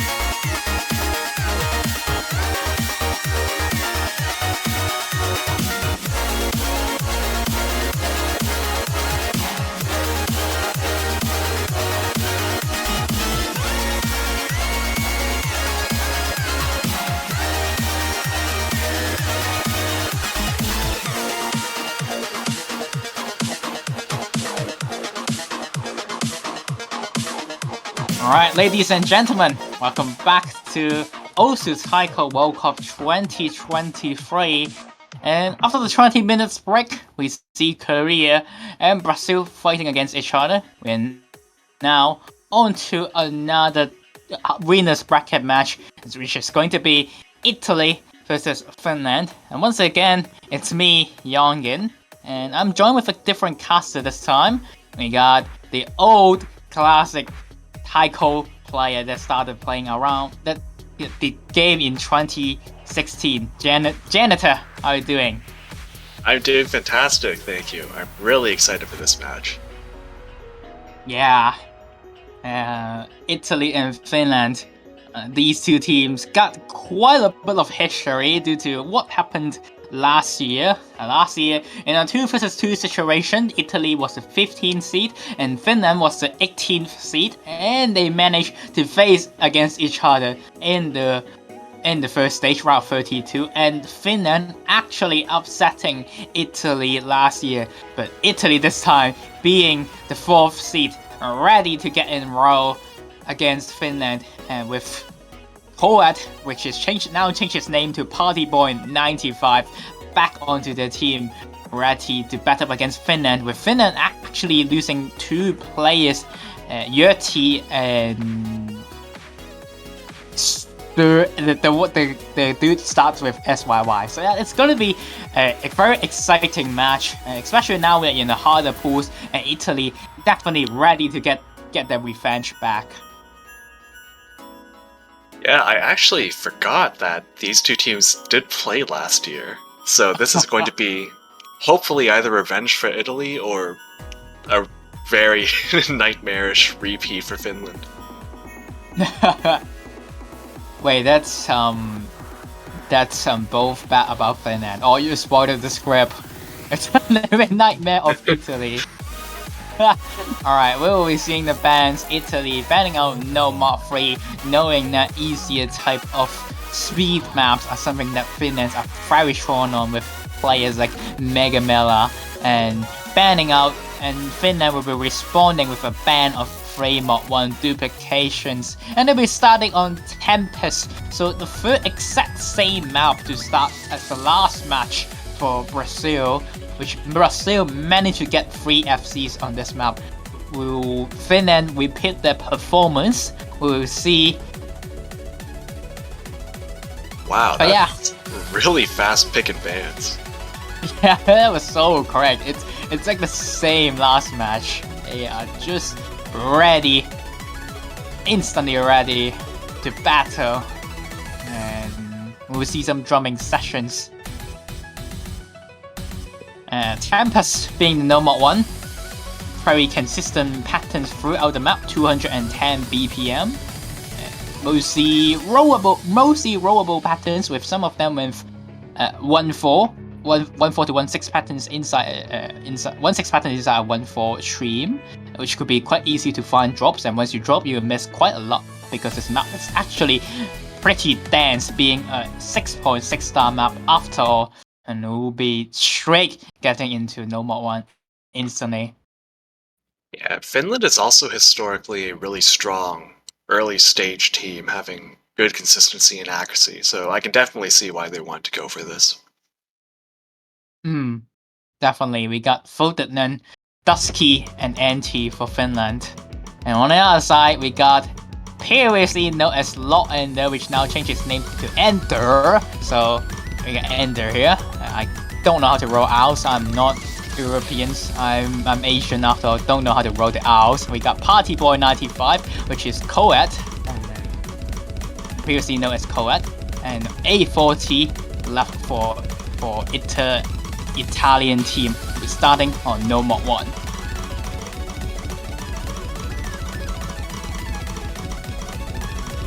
And this is a type of map that as long as you have a 3-man FCs, you'll be able to take this point, but neither team has one anymore. Alright, that's an instant curse start. Both Partyboy95 and Anti gonna be trading their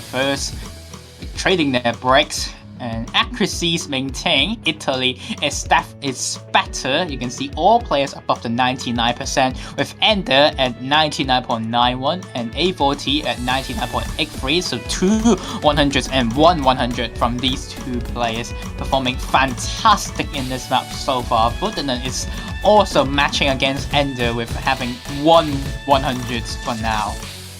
Yeah, but Dusky really having a bit of an accuracy issue. Anti not really too far behind Coed. It's really hard for me to think of what his actual name is. It says Party Boy. Yeah, Coed. Yes, Coed. Yeah, but those two breaks from Anti and Party Boy 95 to start things out not looking too well for Finland, because now meaning that they will be in accuracy battle, and there goes another break from Anti, and now combo advantage all in favor of Italy, and they are running away with this as there are more misses from Anti.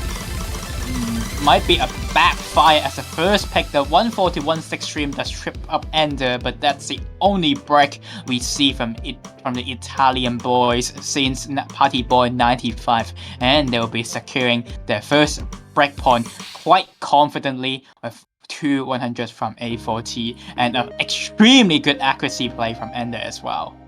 And so does Party Boy 95 actually. Yeah, that's, I guess you can say, a pretty grand performance from A40 with only 2 100s top scoring the map. Come on, you need to be in the grand performance. That's a real A40 performance, and they were instantly responding back with the speed map on DT2. And this is the unrollable double time map. And Summer, not your usual double time 2. Many awkward patterns and just annoying patterns in this BPM, which can trip up a lot of players in this, even in open rank tournaments. Being a risky map after all, it's very, very tough for players to get into. And we see Deku swapping in for Party Boy 95. Yeah, unsurprising, Deku is a very strong DT player. DT2, I think, easily one of the hardest maps in this pool so far, aside from maybe Fremont 2.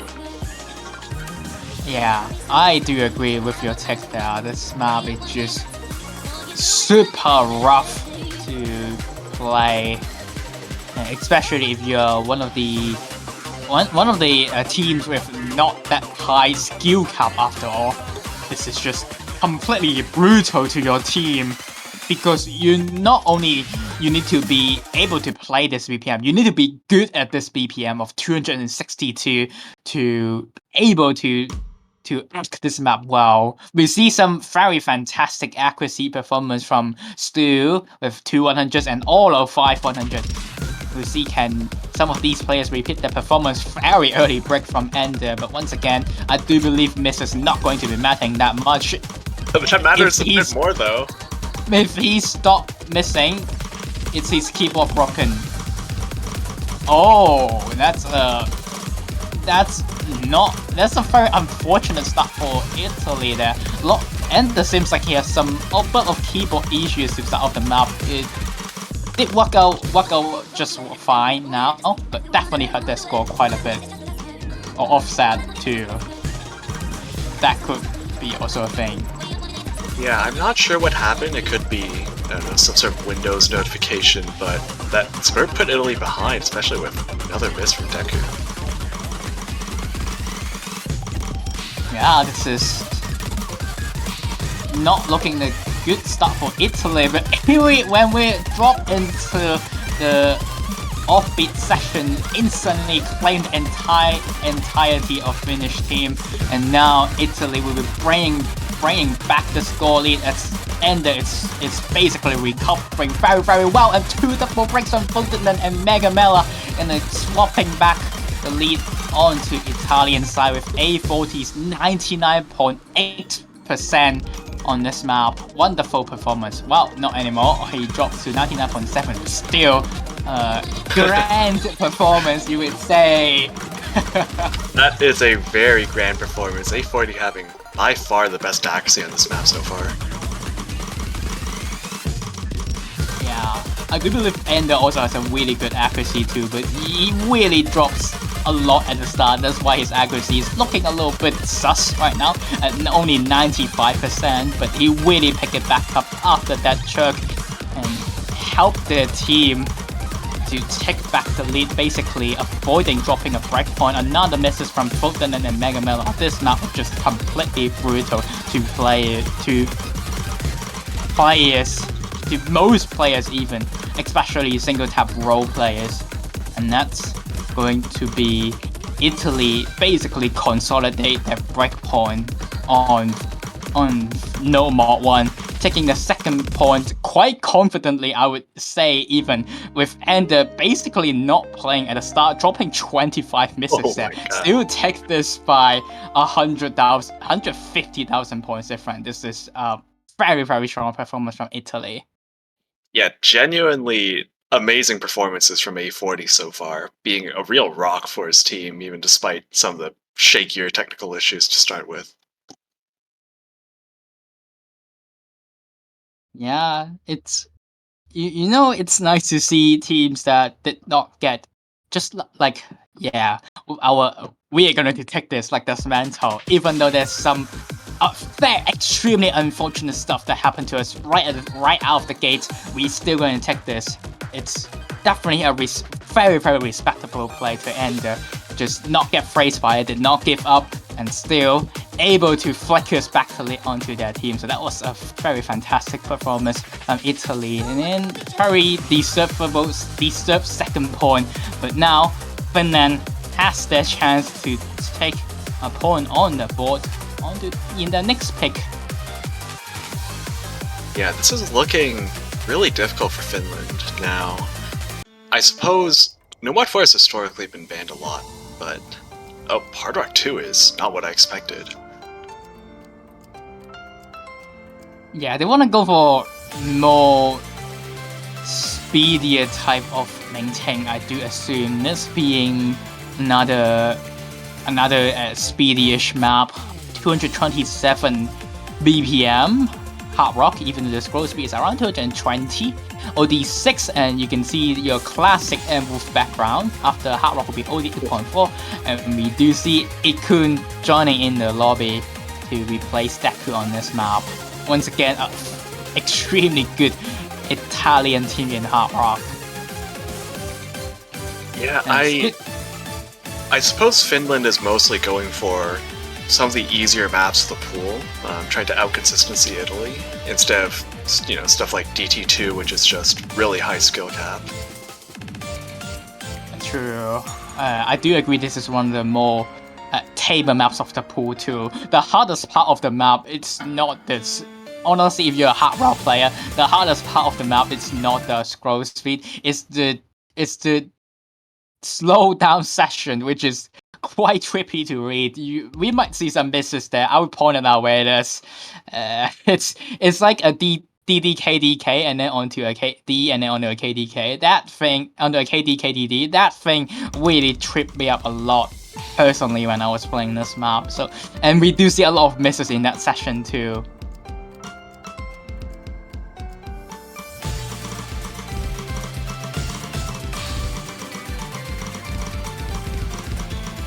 There's also quite a bit of finishers at the end, but you can cheese it by just hitting all notes as a finisher in a DK pattern.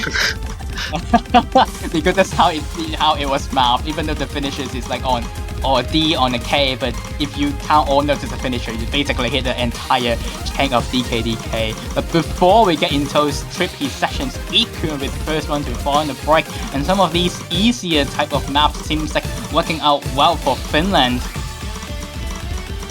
Definitely looking good so far. Of course, it's still a little bit of an accuracy difference, especially with Mega Melon.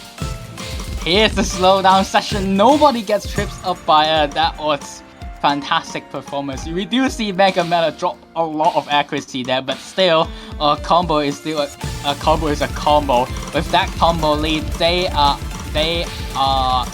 in the lead so far due to that advantage, but slowly dropping a little bit more accuracy is making the gap smaller and smaller, and Italy is just right behind the Finnish players.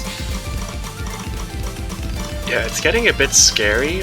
Finland's 2 players right now are, I think, 1/100 behind Italy's, but right now it's just the difference between Megamela and Ikun.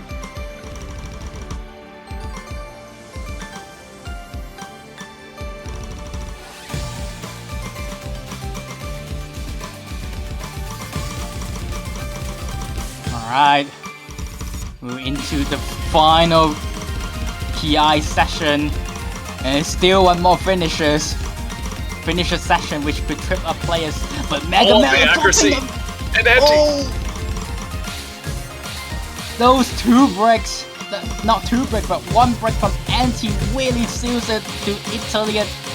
Lead flips back to Italian team, and that break from Mega Man seals the deal, and Italy gonna be stealing back the Hard Rock 2 map and takes the 3rd point and 2nd break point in the game, even though Ikun finds a very early miss. Finland just not able to hold on despite their fantastic play throughout the map, but Italy just a little bit stronger. After all, you can see 1/100 from both Ender and A40. Yeah, that's a great performance from the 2 Italians there. And Ikun, aside from that early miss, it could have been a 3-way full combo with maybe one of the best accuracies for a team on this map. Definitely. Best accuracy, definitely. Best score, no, because we see quite a bit of 3-way FCs on this map. Because there's a match called Germany vs China happened. But still, if you mean accuracy, yeah, that's a really good accuracy play from these 2 teams. And Finland now 2 breakpoints behind. Not looking out too well for them, and Italy is slowly tasting their sweet revenge on this map onto Pupa right now. It's a free mob pick. Classic song. Yeah, this song is a real banger. Also, all 3 Italian players making sure to pick Fremont 3. Yeah, it's they really want to get into this map very quickly. Deku joining back in for Ikun. Possibly we'll see 3-way hidden Hard Rock. I won't be surprised if that's the outcome. And Finland waiting for the 3rd player to join in, and it's going to be Dusky. Yeah, I think Italy definitely has either noticed or planned ahead of time that they have a noticeable accuracy advantage over Finland. So on, I think, the map with the highest base OD in the pool, not even counting the mod advantage they could have if they have 3 hidden Hard Rock players. Yeah, this map is actually really hard to act, especially with hidden Hard Rock being OD 9.8, and the timing is a little bit wonky after all. We have been seeing many accuracy dips in this map. We see... Of course. Yeah, of course, Italy's gonna go for 3-way hidden Hard Rock, as expected. I was gonna say last match, South Korea managed to go for 3 hidden Hard Rock as well, but not singular of their player have any 100 count below 20. So this map is actually really hard to get a good accuracy, but so this might be something that Italy sees, and also we can like mod abuse the other team and decide to go for 3 mod 3 as their next pick. Yeah, so having a 2 mod advantage means that Italy has a lot more leniency in terms of misses and accuracy, but accuracy, actually, they seem to be ahead overall. Yeah, even with hidden Hard Rock, Dusky being a 98.53% actually below A40 for now, and Foden is also below both Ender and A40, so this is quite a strong accuracy performance from Italy with hidden Hard Rock. That score is quite unbelievable, getting a 99.8% with hidden Hard Rock on this, but we still haven't reached to the hot pot. especially the last quarter of the map when SV speeds up. It's a harder session for Hidden Hard Rock. Very easy to find a couple of misses right in the middle of those 141 streams. Yeah, and the other key thing to look for with mod advantage is you can afford to have 2% lower accuracy and still match the score of only single mod. I end up finding a really random miss there. Yeah, the slowdown caught him a bit, but no big deal because they have the mod advantage. Yeah, it's like, yeah, we miss, we don't care, we're still in the lead. That's how Taiko free mod works after all. And they are demolishing this pick, even though the score advantage, score difference is not that big in favor of Italy, but despite that misses from Ender, it seems like the score gap did not slow down at all, and they are still extending a lead. This is how safe this map is for them. Yeah, if you have the same accuracy as someone playing single mod with Hidden Hard Rock, you can actually afford like 1 or 2 misses and still have the same score as them.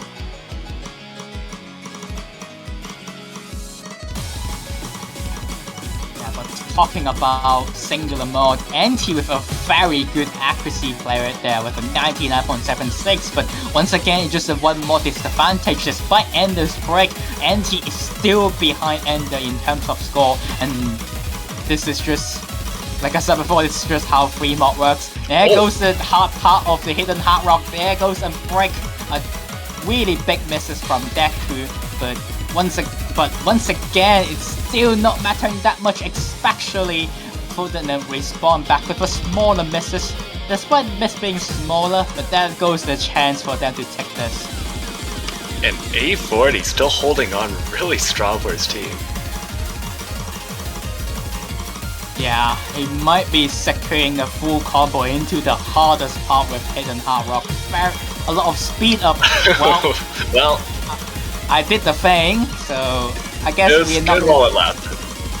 Sure, we're not gonna see any Hidden Hard Rock full combos. I mean, not blame them for dropping combos in this session. This is the hardest session of the map after with Hidden Hard Rock.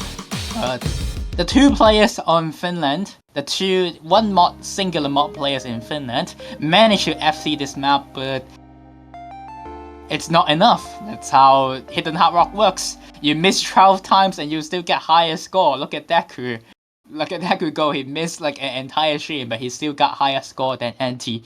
So the three-way Hidden Hard Rock really work for Italy, and they are already on to match point. This is going extremely quick pace, extremely fast pace. Yeah, but Italy is angry about the fact that they lost Finland last year. They're coming back with a vengeance. Yeah. One more point, and they can taste the sweet victory. They'll be facing against South Korea next week. They take this. But if Finland manage to take the next 5 points from the first sweep situation, they will be facing South Korea instead. But that's going to be a very rough road for them to climb. Is it impossible though? Not really impossible, because there's still a lot of maps left that could work for Finland after all. Oh, Fremont too. Yep, this is the quote-unquote funniest map on the pool. It's quite funny. We went from completely safe to mod to completely anti-mod. This map has a lot of rough sessions. The early of the maps are quite difficult with Hidden due to those SV changes and slower SV in general, but the ending are just brutal for Hard Rock. Burak hates everyone who wants to play Hard Rock. You get into 270 BPM scroll speed sessions with 1/6 doublets flying from your right screen of monitor to your left side in super quick. Just very hard to react map. And usually teams would go for one person one person going for hard rock or hidden hard rock, everyone else go for hidden. How this map works usually. Yeah, I probably wouldn't expect a full hard rock squad again, but I think Italy can definitely afford to have more mods on this than Finland. Imagine we got 3 hidden hard rocks on this map. That would be brave. Yeah, that would be very bold. I mean, I do hope they won't backfire with 3 hidden hard rocks, but I don't think that's going to be what we see, because I don't think we're gonna see 3 hidden hard rocks. I don't think our players are that crazy and brave enough to just go straight for 3 hidden hard rocks. Yeah, and hidden hard rock is a really big benefit on maps where it's not hard enough to make you lose your combo really easily, but on maps like Fremont 2 where it's basically entirely really hard and with a huge difficulty spike for hitting hard rock at the end, it's not really advisable unless you're really good. Yeah, it seems like Italy wants to go for Ikun, but oh, there we go, he's here. Oh, there he is. I do believe he's gonna go for hard rock, Ikun being one of the best hard rock player ever. Especially, I would say best hard rock player, probably one of the best hard rock players in Europe. Might go for the hard rock mod. We'll see. Yeah, I think I could see maybe 1 or 2 hidden hard rocks from Italy if they're feeling brave. That would be insane. Oh, it's actually going for no mod. Oh wow. Okay, so they're going safer. A40 will be the only hard rock on this map, and NT will be responding him with a hard rock. NT, another very strong hard rock player, also a comfort player. So maybe used to reading some of these really extreme SV changes. Foden and Deku gonna go against each other on hidden, and Lusky will be battling with Ikun on no mod. Completely balanced screen. I love to see this. Hidden's on the top, hard rocks on the side, and no more at the back in between. Yeah, it's perfectly mirrored. It's actually very aesthetic. Sure, I love this. Oh, don't love that early miss from Dusky though. Very early, and seems like that miss is not gonna get mirrored from Ikun. So Italy will be on a little bit of advantage, but really did not go into their favor. They are just barely ahead. So anyone game still. First hard session of the map, everybody hits it. First spike. Good job to everyone for managing to keep their full combos on that session. Yeah, Anti is actually winning the hard rock 1v1 versus A40. Deku with slight lead over Voden, and really it's coming down to Ikun having a much higher score than Dusky. In second half of the map, everyone hits it. We are really going to see the battle come down at the ending session. But we do see the mod players in Finland are overperforming the players in Italy. So this might be good news for Finland. There goes the breakthrough from Ikun. It's the mirror that Dusky needs, that Finland needs. And they'll be starting to running a raid in the hard session. But Foden dropping a break there. A second break. Flickers back to Italy. Italy is now in the lead. Finland needs more breaks from Italy and not from Foden. Second chain of misses from them. Ikun not locking that session, and he does respond from it, but that's not enough. Italy is still in the lead. We're into the last session of the map. Italy is still holding on with the full combos of Deku, really keeping them on this point, and that's going to be the final point. And now in the coffin, 5-0 it's going to be a clean sweep and a clean, sweet revenge from the Italian team to ending this match on free mod 2. Yeah, Deku really pulling through with a full combo. And I can only imagine that Italy is very satisfied after that. Definitely losing last year and this year proving themselves once again. Why are they 4th seeded with an FC on Deku with Hidden? Despite Hidden being the easier mod of this map, Hidden it's a mod FC. It's still fantastic for this map. And that's a really quick match. We finish in under 30 minutes because Italy were quite dominant in many areas of this match. And they're going to. And Finland also played pretty well too. It's just Italy was playing out of their minds, and I think historically Italy has not had super good performances at the World Cup, but this year they're really matching all the expectations and then some. Yeah, being a team with many 2 digits, it's good to see they're finally performing what they want to see. And most important for them as a player, I do believe this revenge against Finland, upset from last year, responding with a 5-0 lead on this match. But once again, Finland it's not out just yet. They will be dropping into the loser bracket, which I don't have many ideas who they're gonna face. I think they're facing Singapore. The winner of Singapore and Norway. Norway. So Norway, they're going to be facing against Norway next week. Oh, right, yes. They'll be in 2 matches next week because loser bracket we have 2 matches starting from next week. So yeah. Oh, actually, they're facing the Czech Republic. Oh, okay, makes sense. Yeah, that would be a rough match for Czech Republic after seeing some of those scores being achieved by Finland. But we'll see how they manage to face against this team full of many strong tournament players, I would say.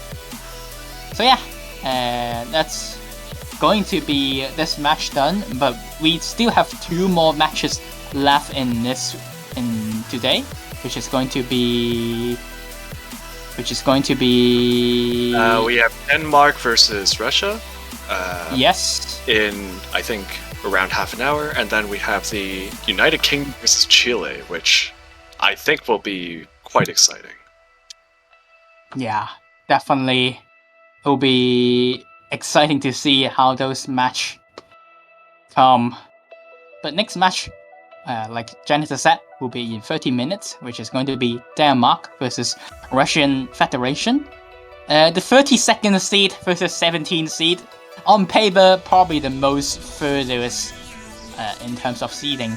But we might see Denmark overperform. I mean, they really dropped their ranks by Hidden. So we'll see, can they actually manage to take some points against Russia Federation? And maybe an upset, because this week doesn't really have that many upsets. It'll be excited to see one. So yeah, thanks for casting with me, Janitor. Yeah, of course, it was a pleasure. Yeah, and we'll see you guys in 27 minutes from now. Hope you guys enjoy the music.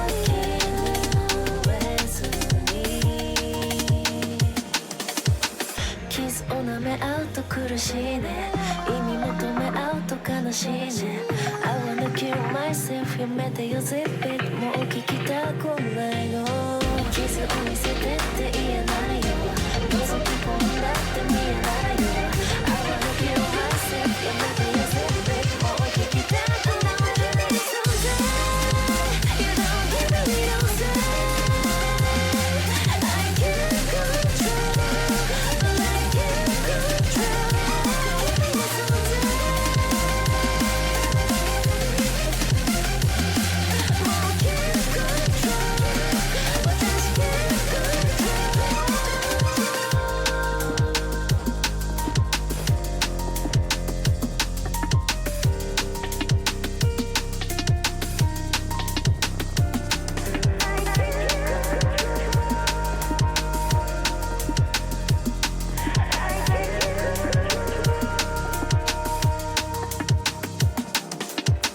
傷を舐め合うと苦しい理由違うの全部違うの重ねたところから影になってやがて腐りゆくんだ It's wrong, it's wrong 認めてしまうとしまいだ理解してしまう前に繋いだだからこぼれ落ちていること That's right, right Now 君の存在 You don't give me no say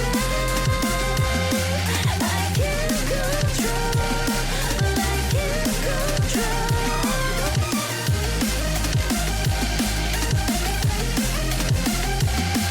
I can't control But I can't control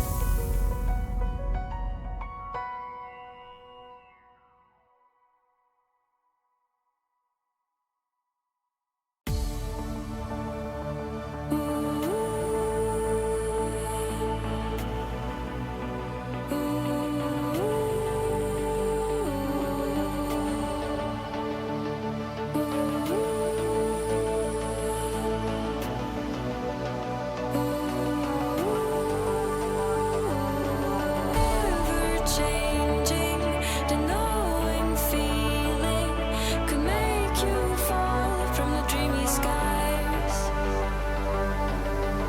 Suddenly the deepness can get through when you live a life without a clue.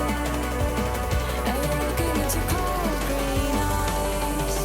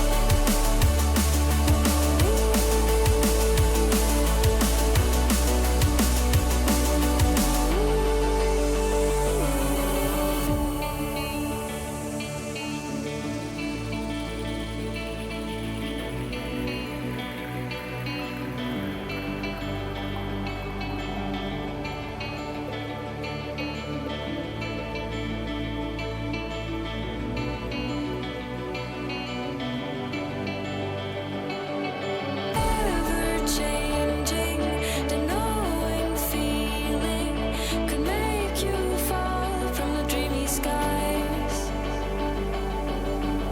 Suddenly the deepness can get through. Realize I'll fall along with you. And I'm looking into cold green eyes.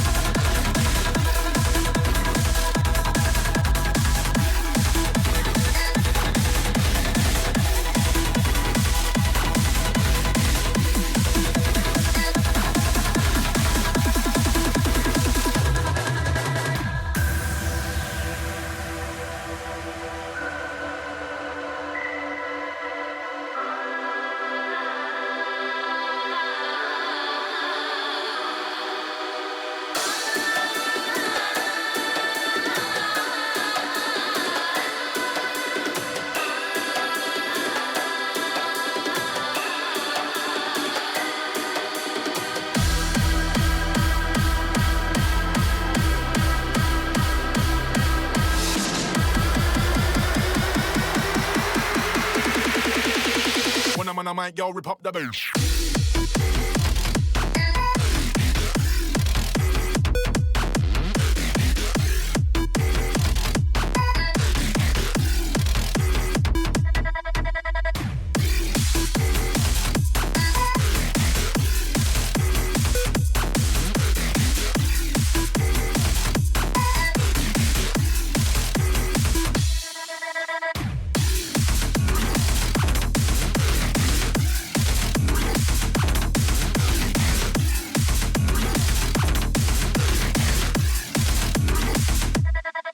Forced.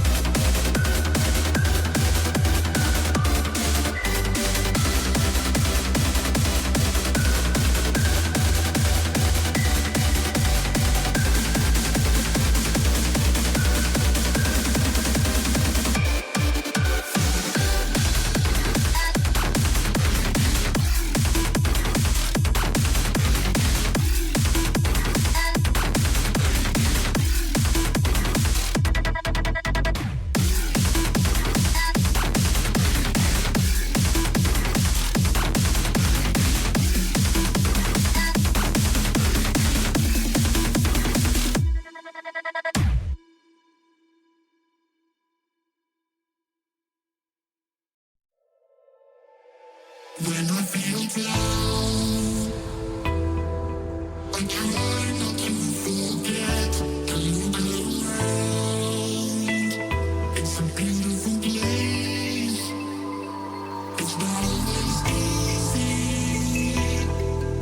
living in this world, but I know it's up to me, and I am never giving up.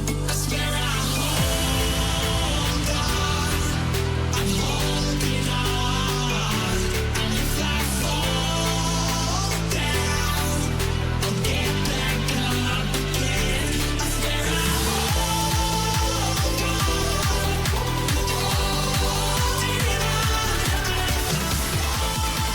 Alright, hello everyone, and welcome back to the Osutech World Cup 2023 round of 16, for our second last match of this weekend between Denmark and Russia. I am Diesel, joined by Yongin. Hello. Hello, welcome back. It's me once again, commentate another match, the third match you hear me commentate, but this time we'll be in the loser bracket, the lower bracket, which is going to be Denmark versus Russian Federation. And quite a bit difference in terms of seeding, 32nd seed and 17th seed, with Denmark losing to Japan last week as a clean sweep, but it's Japan, what can you do against it?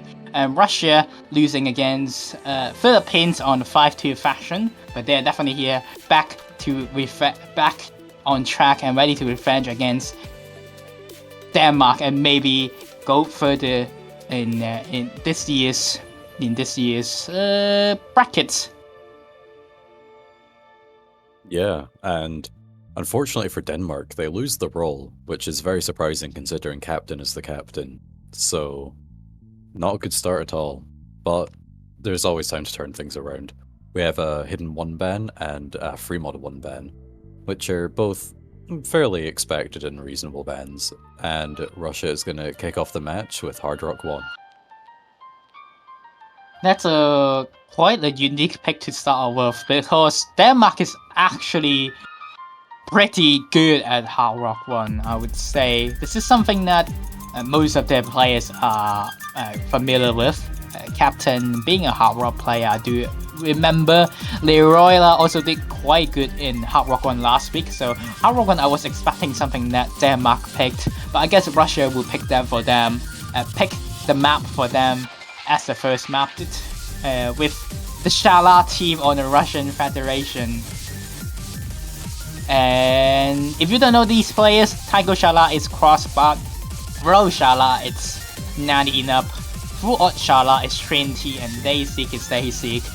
Or very strong Hard Rock players from the Russian team. It's usually when you heard Russia in most modes, if you think of Hard Rock, Double Time, these type of mechanical maps are something that they will perform well on. Yeah, for sure. It does leave a wee bit of a weakness towards hidden, but you can kind of just ignore that. There's only 2 hidden maps, so, you know, it's not the end of the world having that kind of weakness. And yeah, getting into Hard Rock 1, off we go. Yep. However, this map is quite a bit different than usual mechanical Hard Rock 1. This is one of the easier maps in the pool, I would say. So accuracy game is definitely more important in this map. We have seen some teams with more misses but still end up to take this map because their accuracy are just better. Seems like this is what Russia tries to go for, but once again, Denmark is really good at Hard Rock mod for a 32nd seed, with Captain leading the team ready to beat Russia in the Hard Rock mod to take Russia first point as take Russia first breakpoint, with Dayseek finding a very early choke there. So the lead did not flicker quite a bit due to accuracy difference. Yeah, last weekend in the round of 32, Hard Rock 1 was one of Denmark's greatest strengths, as they got 5th place out of 8th on the map for all the teams that played on it. Which, you know, considering their seeding is 32nd, that's, you know, quite a significant increase in their expected rank on the map. And there's the first miss overall comes from Dayseek, giving Denmark a wee bit more of an advantage as the combo reset does exist on the Russian side.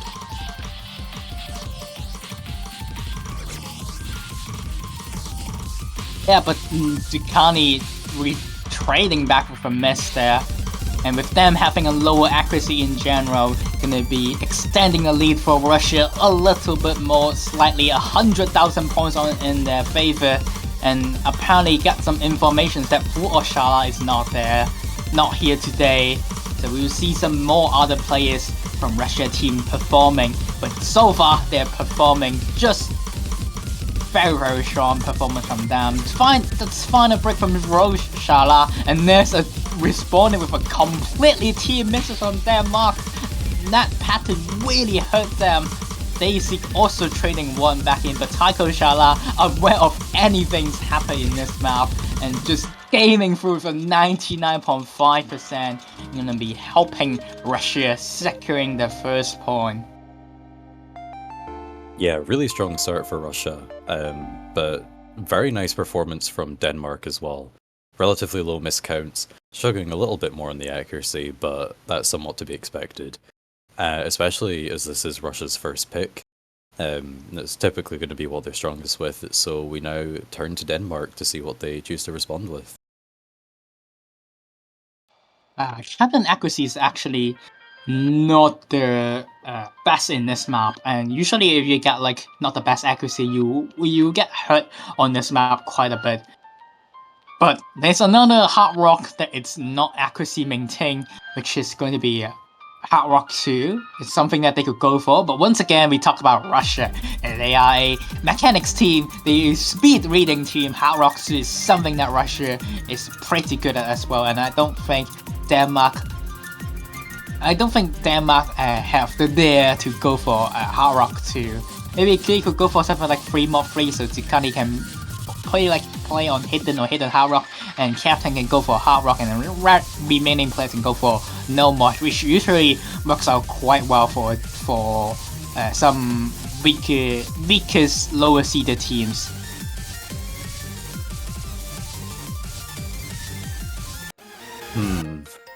Oh, okay. They've made the pick before I can think about it. It's No Mod 3. We're gonna be playing the funny finisher speed map. It's a funny speed map because of the finishers. You might get tripped up on it. It's very easy to find breaks on the finisher, and we might even see some players just completely skip the finisher sessions just to keep their full combos. And we do see Crocodile Kobin for Russian Federation. Thanks for the Russian players actually teaching me how to pronounce that name. My god. That name is hard. No idea. Crocodile Crocodile. Yeah, Crocodile Kobin. It's like crocodile something. So I was like, oh, it's crocodile. I think crocodile's like a really insane drug, like worse than heroin. I have no idea, but I know it's something it's Russia about crocodile or something. So something that you guys help us to pronounce some of these players' names. He's one of the newer players in the Russian team. Plays quite a bit of like hard maps. So seeing him for No Mod 3 is quite interesting. Let's say. And on the other side, Lebroila actually finds a very early chug there and dropping a little bit of accuracies. Going to be giving Russia a lead. Yeah, a couple more misses. Daisy dropping the combo, but Lariola matching that, so not too much of a difference. I'm interested to see how these players interact with the finishers. Will they go for the full hits, or will they just half hit them to maintain the combo? Right, so Granny dropping the full combo as well. Here comes the finishers, and that hurt Taiko Shala. Crossbar misses the entire chain there, losing the full combo, and that hurts them. But they are still barely in the lead, and also I do believe they're in combo advantage. It seems never mind, as I do believe that miss from Taiko Shala actually makes Denmark has the combo advantage, and now Denmark takes it by a hair. It could literally swap back just like that with a miss from Lariola, and now Russia, it might focus back to Russia. It's pretty much a tie at the moment, and there's still a third of the map left to go. So what these players do now is really, really crucial. Calm before the storm. Final session. Double break running from Shaibu Shalab, the captain. But captain misses a lot smaller. Now Denmark is in the lead. They are in favor to take this map, and this is what they want. Actually might be able to take Russia's pick. Crocodile Kobin also finds a miss as well. So does Taiko Shala again. All favors, all eyes are on Lariola and Ducati for securing this map, recovering the combos. Fantastic performance from them, and they might be taking the second point of this map. Yeah, more misses right at the end. That confirms that Denmark has achieved their first point. And there goes the pick they need. Instantly respawn map with a breakpoint. Very unfortunate unfortunate play from Taiko Shala there. 6 100s, but 28 misses, and I do believe all those 28 misses, at least 26 of them are come from finishers. So that map's finisher definitely bites them a lot, being lucky in those finishers. Unfortunate situation happened to Russian Federation team. Yeah, definitely a really exciting point for Denmark. Probably quite an unexpected one as well from the general viewer base. Especially if you take a look at the seedings, as you said earlier, 32 versus 17. That's a really, really big gap. So, yeah, great job to Denmark for managing to secure their first point, and let's hope that's the first of many. Oh wow, Russia, it's like, yeah, we're not scared about Denmark's hard rock ability. It's still gonna go for hard rock TSN next map. By the way, the chat did confirm that crocodile Coben means crocodile boar, so I am correct. Yep. Yeah, we'll ignore my earlier comment. It's okay, it's okay. It happens. I mean, it might come from it. I mean, I'm pretty sure it does actually, because of some of the effects of it. But you know, that this isn't the time and place for that. True. All right, we'll be into Hard Rock 2, and we do see Danik joining in, another very high rank Russian player. And he's quite good at speed, and this map, it's all about speedier type of maps. It's also about the accuracy though. True. Captain's accuracy were not perfect in Hard Rock 1, but I do believe this one being more generic in terms of rhythm choice, then he will be able to act this map just fine, but he's not able to combo it just fine. And so does Tsukani. Those two early breaks from Denmark already hurting their scores a lot. Yeah, Russia managing to build themselves a really strong lead early on in the map is a really great sign for winning their second pick. Yeah, and the hardest part of this map is actually a slowdown session. Before the slowdown session comes, all Denmark players gonna be dropping their combo. Here into the slowdown session, let's see who finds the trick there. Only Captain Nuts, as well as Leroy right after the slowdown session. It's very easy to misread that patterns if you are not ready in that session.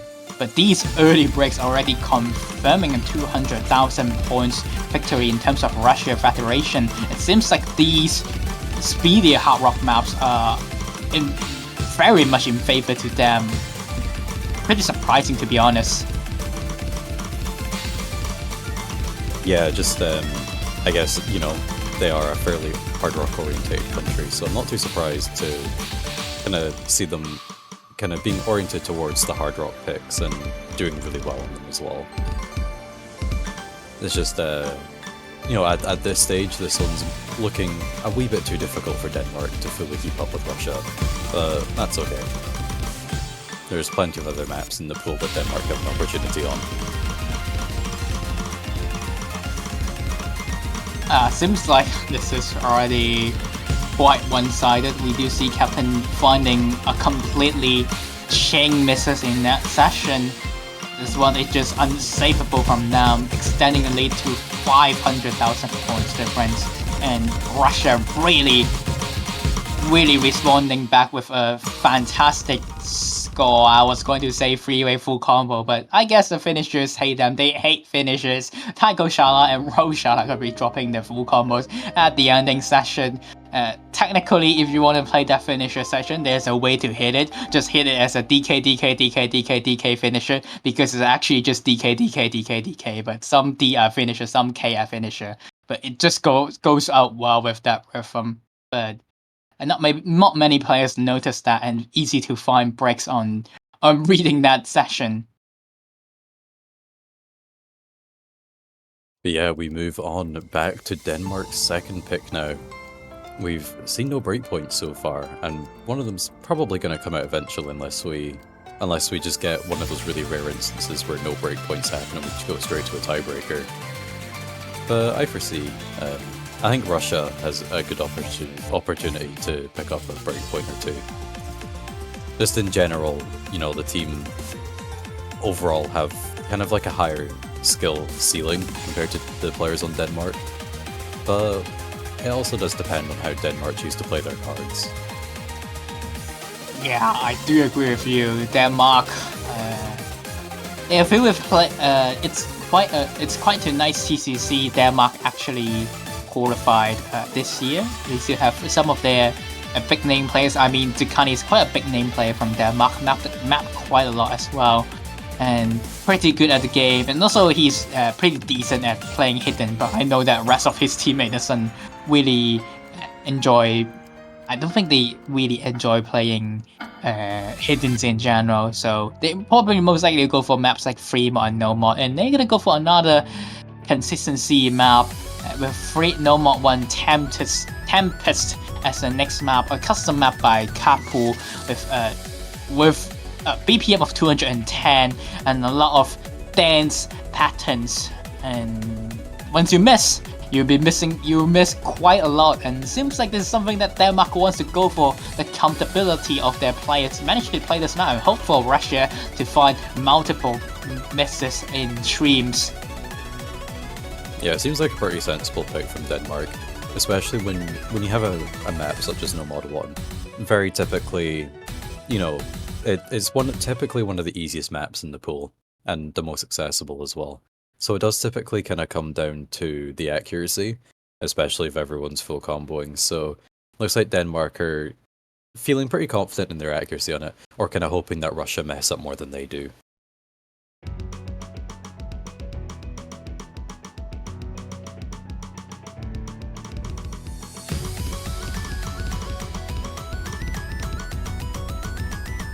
And yeah, right out the gate, Denmark does actually have the accuracy lead by 1/100 or so. But, you know, that's only the intro after all. This is what they needed, a good start. We have the lead, but there comes our first 1-6, and that bites Lariola, and that's two misses from him. 3 chain misses from him even. Captain also finds a drop, and quite a bit of a drop, and instantly, this is what I'm talking about. One miss can lead to 20 more misses in this map, and already at 100,000 points difference. It's already looking like irrecoverable for Denmark. Yeah, it looks like the 1-6 in the middle of the streams are just kind of catching the players out a bit. Everyone on the side of Russia, though, holding pretty strong. I believe everyone's still on that full combo, so... Yeah, still, they're doing quite well, but let's see, can Russia manage to hold on 3 full combos in this map, because 3 full combos in the map, it's able to let you take points against most team, I would say. As a sister, I would say this is a combo map after all. Especially missing ones lead to 20 more misses. Well, I said too early, Danik being the only person who FC Hard Rock 2 last round is not gonna be replicate his FC on the other map on No Mod 1. Captain does respond with a miss, but once again the lead has been just extending since the start. 200,000 points difference already, slowly reaching to 300,000 points. Zukani, the solo warrior of this map, trying to fight against Russia team, but just not enough. And here comes the 140-1-6 stream to bite out few more players. Taiko Shala finds a break at the ending, and Crocodile Coleman will be the only person left, with Zukani securing an FC on the Tempest.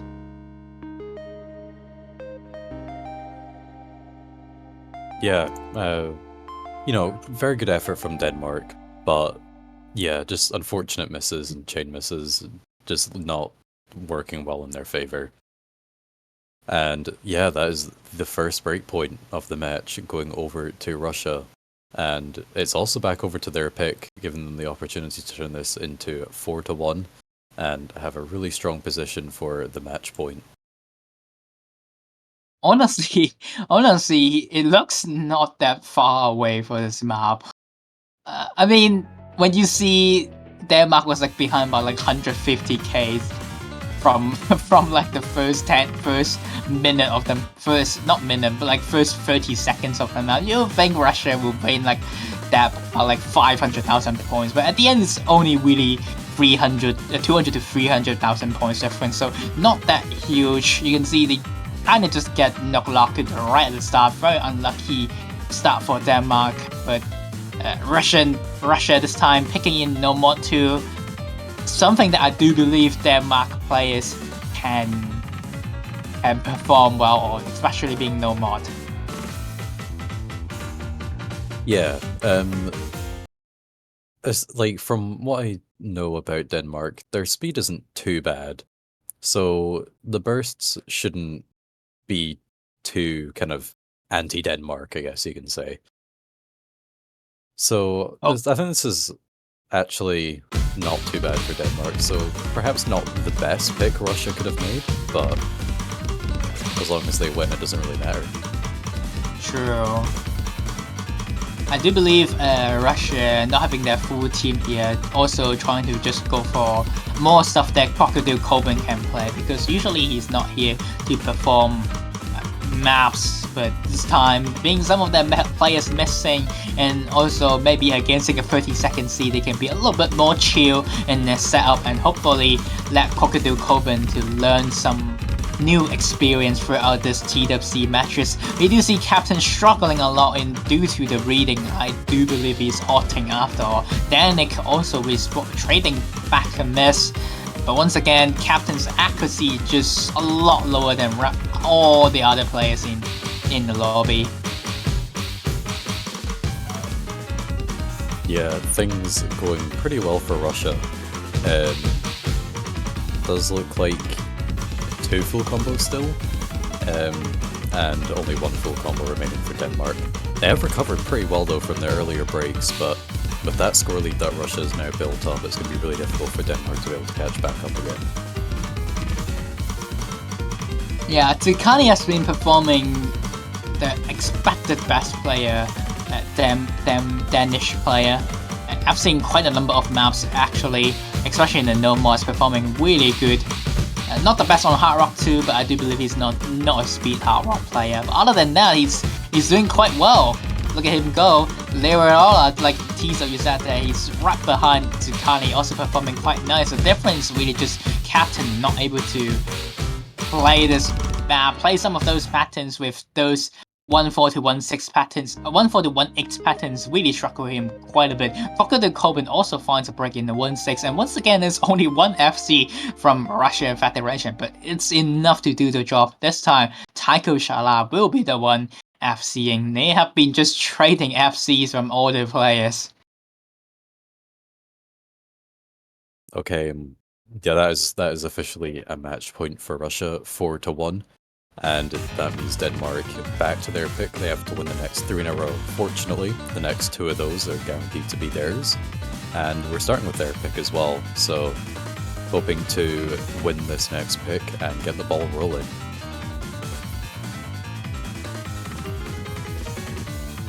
We do still have No Mod 4 open, which is really interesting, and it's not been picked yet. So we're either in a situation where both teams have kind of practiced it, but they're kind of afraid of what the other team can do on it, so since there's been no ban, they're kind of trying to avoid it. But yeah, we're gonna go with DT2. So Denmark looking to capitalize on that speed once again. I was going to say they are probably most likely your second choice, second option there. Just all players are not comfortable at that map, but also and just don't want to pick it. I do believe that's the case for both Denmark and Russia. Yeah, it's some of those like a mutual agreement not to pick it. Yeah, like those like SV heavy gimmick type of maps. I know Russia is not the most fantastic on it. They can do it quite well, but I do believe missing full Shala does hurt them quite a bit in some of those maps. And I do believe Denmark players are also not tournament players, so Lerola, I do believe this is like one of his first few tournaments. So good to see that he is actually joining in tournaments. It's very cool to see new players playing different type of tournaments, even with, on official tournaments and not community tournaments. So That being said, I don't think they are also the most comfortable in No More 4. I want to go for the speed instead, but Double Time 2 is rough. Hardest map in the pool. That you don't need to put on the mod. If you are able to put on Hidden Hard Rock, or if you count as putting Hidden Hard Rock in the free mod pool, then free mod 2 will be the hardest. But if not counting the free mod Hidden Hard Rock moment, I do believe Summer is the hardest map of the pool. I have a lot of tricky patterns. Yeah, this one is. I don't know exactly why Denmark opted for this one over some of the other maps. It's because, I don't know, this map is hard, and purely based off of just like ranks and seedings and that, Russia just has the players that should theoretically be better on it. Like, especially they also have double time players, so it feels like quite a risky pick for Denmark. But, you know, as when you're in a situation where I suppose you need to win the next 3 maps in a row, you could start off with the hardest one and just see, you know, oh, do we win the hardest one? Oh, well, we don't. Okay, so we know how it would have gone anyway, but... Or, you know, perhaps they're hoping, you know, before we run out of stamina, let's get DT2 out the way. Very funny, because Roshala is playing this map, and this map it's a little bit quite anti-road. He's trying to prove everyone wrong, and saying that this map is rollable. Look at him go, he's rolling the map. Doing quite good so far. And looking at last week's statistics, Russia got second place on DT2 out of 14 teams, so that is quite a tall order for Denmark to compete against. Yeah, especially Lariola is just struggling a lot on this map. Tsukani also found an early break, but it's slowly packing back up just fine, and Captain gonna be the last one to miss. Denmark team, no more full combo for the Danish. Russia still having 3 FCs. Roshala gonna be the first one to find a break. I mean, can't blame him. This map it's very, very anti-roll, I would say. Look at him still managed to hold a 96, close to 96% this map with rollings. Quite impressive. Basic also responding with a miss there. And it's only Taiko Shala left and gaming like usual. Yeah, halfway through in the break, Russia's got a really, really nice lead. Yeah, especially Taiko Shala, like, that's easily one of the best scores that we've seen on the map all weekend. Yeah, Denmark's scores are actually not that far, so you can see why they would pick it. They just kind of get third player syndrome, but I can't blame them. This is the hardest map of the pool. After all, Tsukani and Captain score is actually right behind Roshala and Daisy, so Tsukani actually beating out both Roshala and Daisy now, but Taiko Shala is just miles ahead of everyone else by a long distance. Look at him go, 4% above Tsukani, 99.57%. This is just a dominant performance and a one-man show coming from the Russian player Crossbot Taiko Shala, and showing him that this is the Shala creator, the reason that why Russian players change all their names to Shala. It's all because of him with securing a 10-100 FC. Everyone else with 3. Yeah, he's like, close to 1 Look digit. at everyone else's 100 count. The next lowest 100 count is 123, and he got 10. So if that doesn't say just how incredible of a performance that is compared to everyone else, I don't know what would. But that is also Russia's 5th and final point, ending the match 5-1 and advancing on through the losers bracket. And unfortunately, that does mean saying goodbye to Denmark for yet another year. Hey, at least they qualified this year, and I think this is what they want to achieve. I do believe last year they got like 33rd seed, but this year they improved by 1 seed and managed to be able to play the bracket stages, and I do believe that's what they want to achieve, and congratulations, they did it. Even though Yeah. they did not end up too well in the bracket stage, but they still managed to take 1 point off Russia. So that's still something that is to be proud of. Yeah, hopefully it can kind of inspire some other people in Denmark to perhaps pick up taiko and one day turn them into a really strong country, and they return next year better than ever.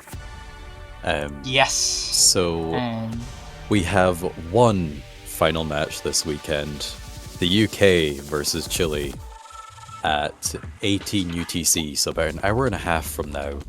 So a wee bit of time until then, but this is UK seed 7 versus Chile seed 10.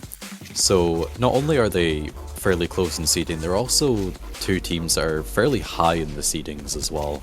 So, as you know, we're definitely ending this weekend with a bang of a really good match. So yeah, be there for that one, as we will be also having the semi-final showcase sometime after it. So we'll get to see the new map pools that the remaining teams will be performing on. But until then, I'm Diesel, and joined by Yongin, so we'll probably be saying goodbye for now. Yep. Thanks you guys for watching, and you finally don't need to hear my voice. But be ready to see the last remaining match, the last winners bracket match too. Great Britain, the United Kingdom versus Chile. If you guys enjoy what you see, be sure to come back in an hour later. See you there.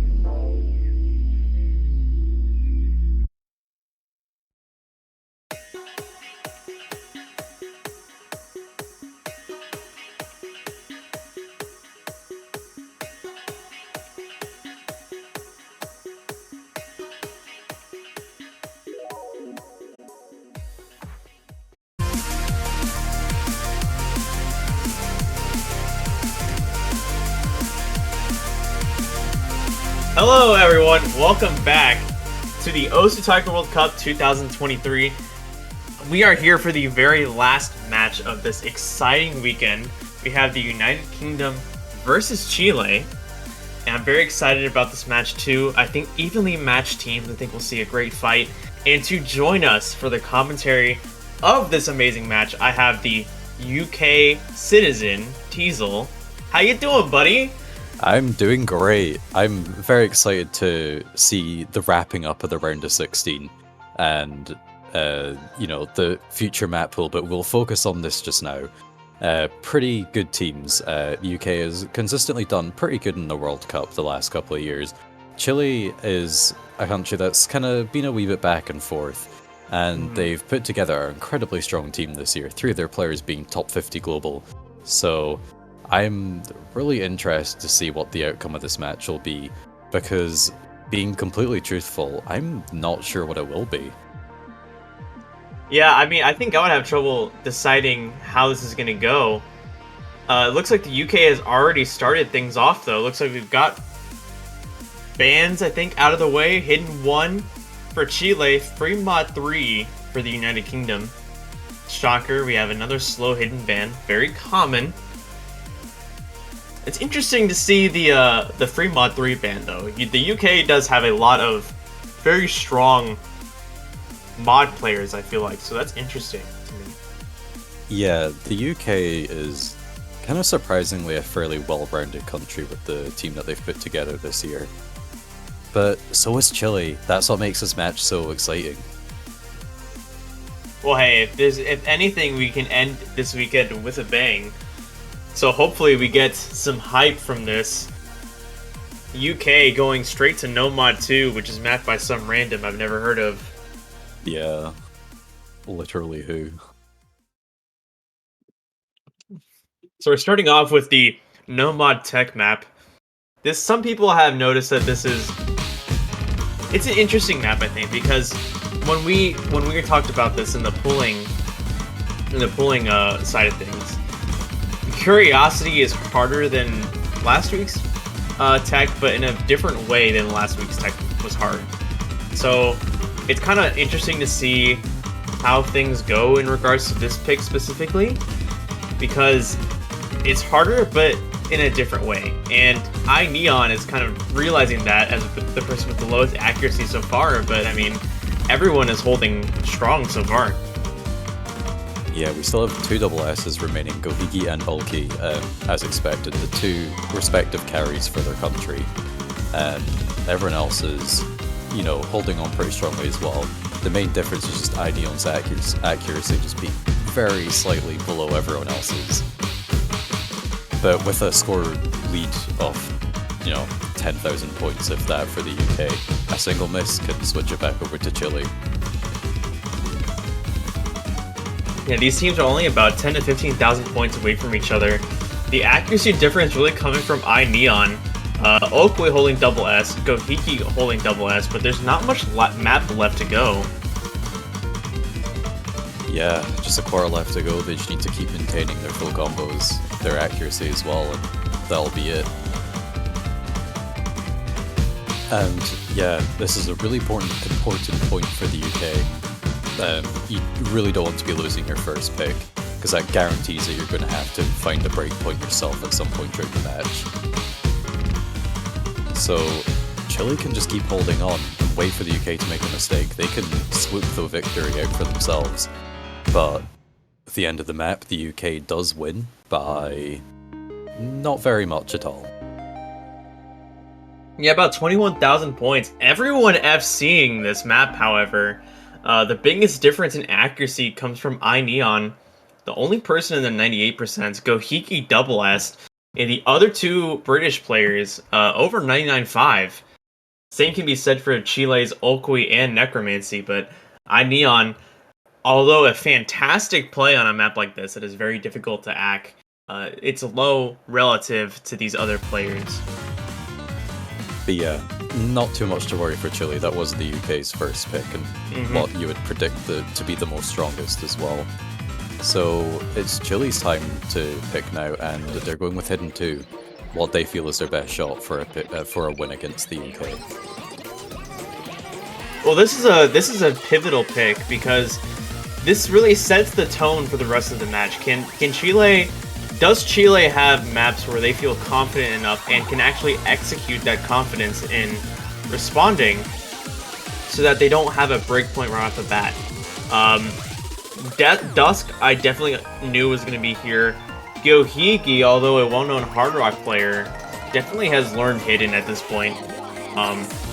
This is a dare I say, one of the most pivotal picks of the match for Chile. It's just going to set the tone for everything that comes after this. Yeah, taking a look at last week's results, the UK didn't play Hidden Tooth, but Chile did and achieved 3rd place out of the 10 teams that did play it. So that's a pretty strong result. 2 of those plays were full combos, and the remaining one being a very, very high accuracy, low misplay. So the UK have got quite a strong roster against them. Oakley and Dusk, well-known hidden players in the Taiko community. Gohigi, as we all know, is just kind of a god. So... Yeah, in his infancy, Daniel was much more of a hard rock player, but he's also pretty well known as a convert player, and to, you know, try get those first places, he has learned Hidden through playing them on converts. So, you know, the high SV style Hidden is not too difficult for him at all. The biggest difference in score coming between Daniels and GS Muka. We saw a lot of flickering just now, but it looks like it stabilized a little bit for the UK as Dusk and Gohigi both are holding. They were holding double S's. Gohigi dropping his. Yeah, the scores aren't flickering between the 2 teams. The accuracies are just completely on par and no one missing. Yeah, even on those mono Ks, no one dropping. Muka has the edge on Daniels in accuracy by I think 1/100. Necromancy has an edge on Gohigi. Oakley drops his double S though, so Dusk is the only double S left in the lobby. The score difference between these 2 teams is extremely close as we head into the last quarter of the map. A small break. Thus dropping the double S, but, you know, by only 1/100. Daniel being the first player to pick up some misses around the slow section before the final KI. Things are looking really great for Chile to be able to secure their first point, but they have to find no mistakes themselves. Necromancy finding a miss now too. Muka as well. Finding a miss too. They only have 1 full combo left. Dusk, they're trading it. The score's gonna stay where it is. We have 1 more stream left here. Daniel's the only one missing there. Chile responding to UK's pick with a point of their own. Definitely not. That's so. I mean, this is so important for the Chilean team because, if anything, what this point represents to them is that they do have a chance against this team. And I don't think that either of these teams, as we've said before, which is why this is so exciting, I don't think either of these teams really have a clear advantage against each other. It's going to be interesting to see how this goes, but it at least ensures Chile that I can fight through this and we could actually win this. Yeah, for sure. UK opting to go with Hard Rock 2 now makes a lot of sense. Of course, Gohigi being a very well known, very strong Hard Rock player. Over to Hedge 2014, also very known for being a Hard Rock player. And Horizon is a player that also plays Converts, so high SV is not, and OD is not something that phases him.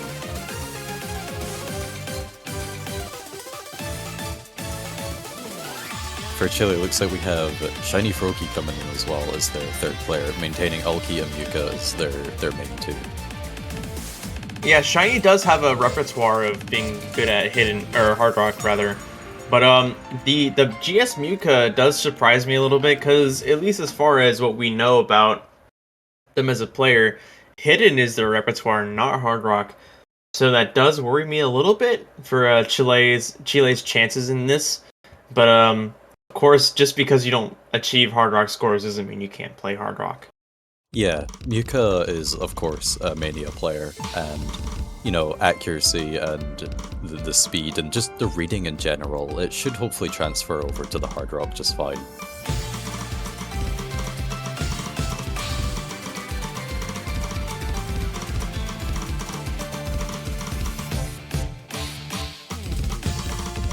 Yeah, I feel somewhat too afraid to say anything about either of these teams and their performance, because I'm just too afraid of the commentator person.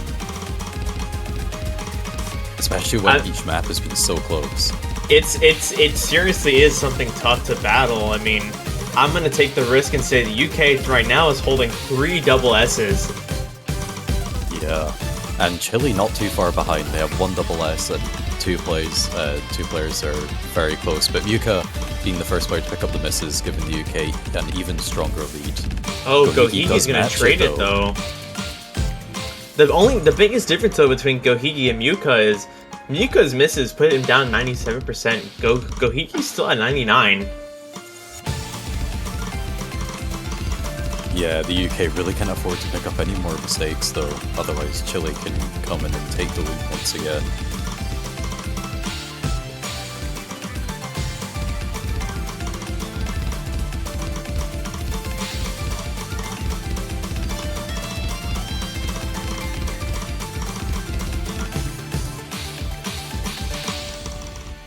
Yeah, coming into the slow section, Horizon over the head, Shiny Froakie and Ulki still on very, very high accuracy full combos.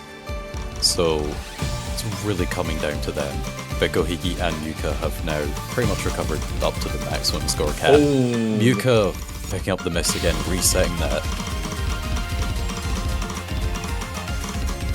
This is pretty much the UK's point to lose now.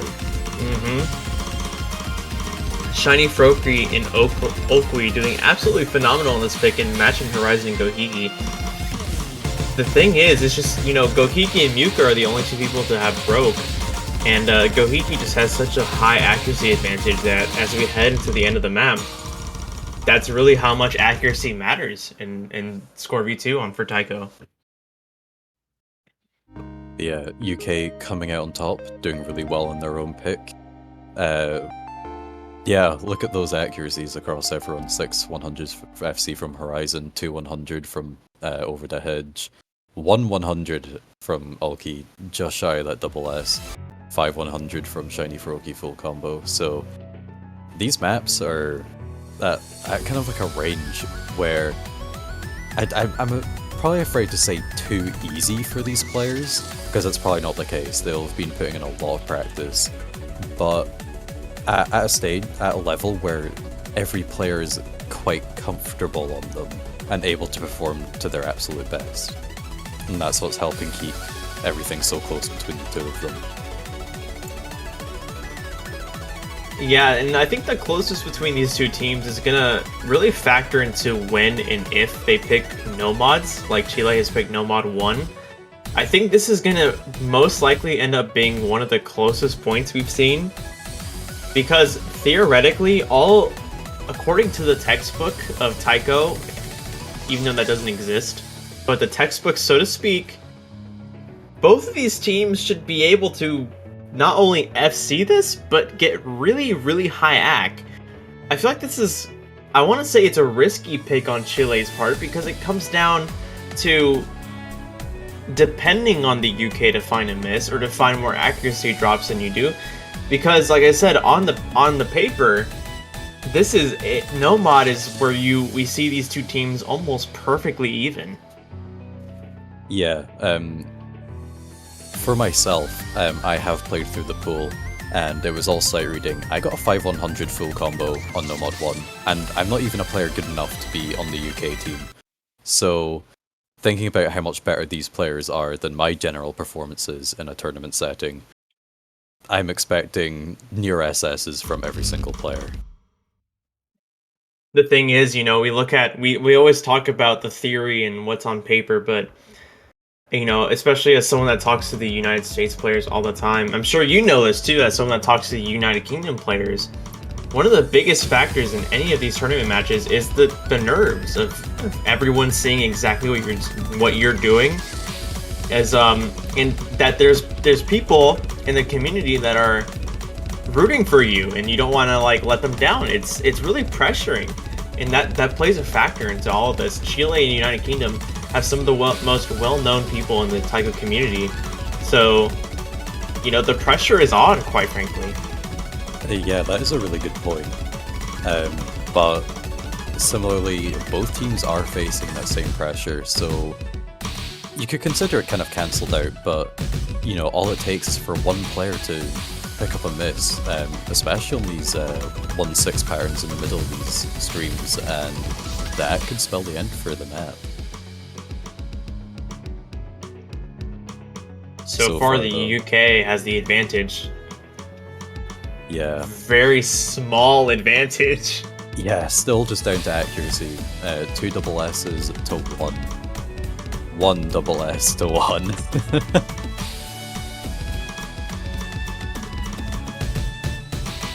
It's gonna come down to the last Ki. That is the Ki with the most 1-4-1-6 pattern.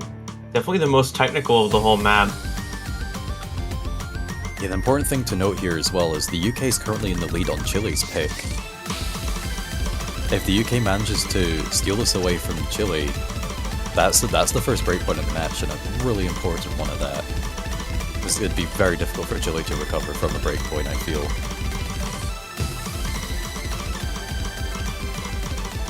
But everyone's still holding on.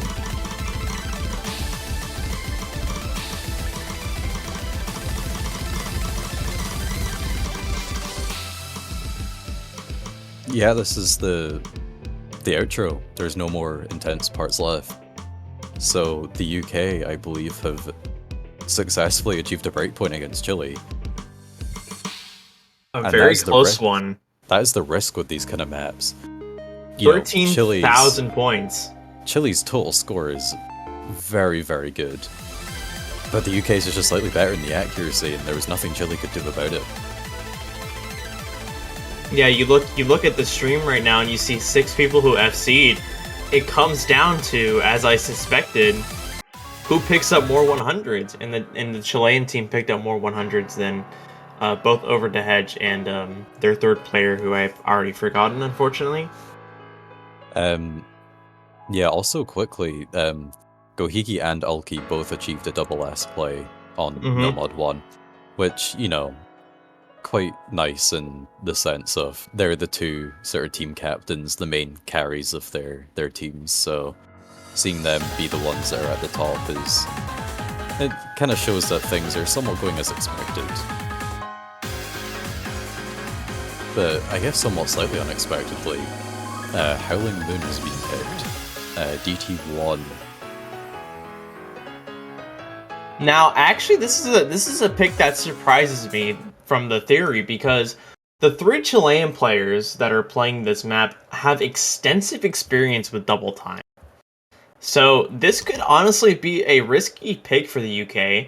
If they do lose this map, Chile will be in the driver's seat for their 3rd point to tie things up. But I would expect that for the UK to pick this, they are very confident in their ability to play this map, and it is really difficult to act. That is something that we found very common in the test players when we were running this back before we debuted the pool, and it's something that has been confirmed now that players are actually playing this against other teams. This is notoriously difficult to accuracy. Looks like we had a few technical difficulties though, but we'll get that settled, and we're gonna head right into it. Yeah, taking a look from last week at Double Time 1, the UK did actually play and got the 3rd place overall score out of 18 teams. So they've clearly proved that out of everyone here, well, in the World Cup in general, they are potentially one of the best teams for this style of map. But we didn't see Chile play it, and they could perhaps be slightly better. They are especially looking to hopefully take back their breakpoint. They really don't want the UK getting to the match point, a 4-1 situation.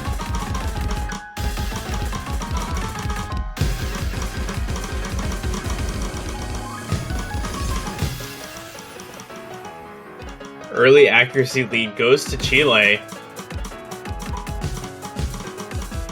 iNeon already down to 97, but Dusk lower than iNeon. That's what's really giving Chile the advantage right now.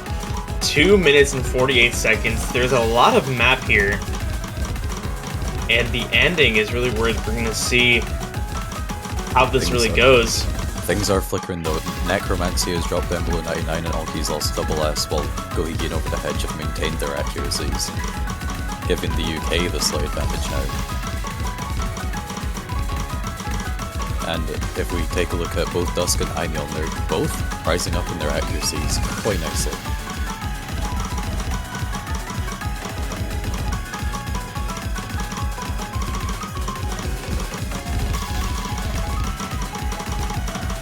I wonder if anyone's feeling a bit tired yet.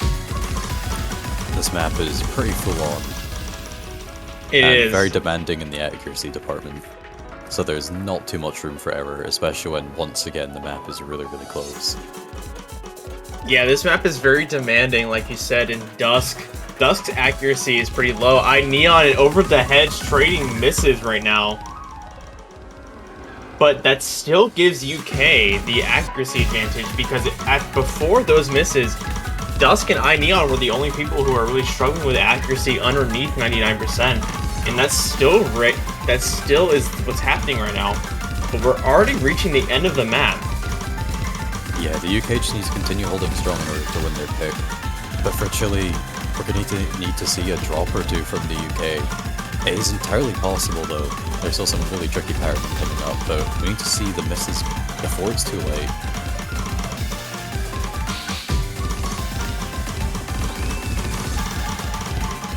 Oh, right, we got a miss. There's a misses. Chile needed that, but it did not come with an act drop. It might not matter. But the map gets tougher and tougher. Chile still holding on really, really well.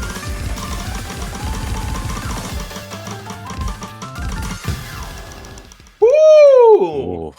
That miss from Over the Hedge at the end won't matter, because the other UK players will hold on just as well. And there's a 15,000 point difference between the two teams there. Once again, another incredibly close outcome. And that was probably quite nerve-wracking, especially for Over the Hedge, who knew that he'd missed the two separate occasions, potentially thinking the map was all over after that. Yeah, this is probably one of the closest matches of the weekend besides Poland versus Switzerland. I mean, we look at Over the Hedge with 99. Honestly, unfortunately for Chile, if Neon's accuracy was just a little bit higher, that miss from Over the Hedge really would have put Chile over the top, and they would have won the pick. Yeah, Gohiki actually getting an incredibly good score of a 2-100 full combo. 1,117,800. So, just shy of perfection, really.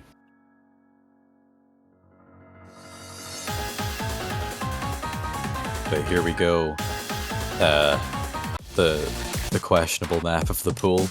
The one that no one really likes, but has still been picked quite often, surprisingly. It's and, you know, I think that's something interesting for me to be in the commentary booth on, being the person that, like, was the mastermind, quote-unquote, of Blast Plus. You know, I got a lot of pretty negative feedback about FM2, and I understood it because, I mean, and I'm sure I've said this on stream before, when I actually was testing this myself, I didn't have that much of a problem with it on Hidden, so I was like, well, clearly, since I'm 1700 rank, these people won't. But the problem, as many Hard Rock players have told me, is the ending of this map, apparently, with Hard Rock is pretty close to just pure memorization. Yeah, the SV is just a little bit too high. Yeah, so but regardless of that, it's been so interesting for this map to be almost unanimously hated, but it's also one of the most played maps of the weekend. Yeah, I think the idea behind the players picking it is just kind of hoping that they've practiced it enough that the other team just can't quite keep up with it.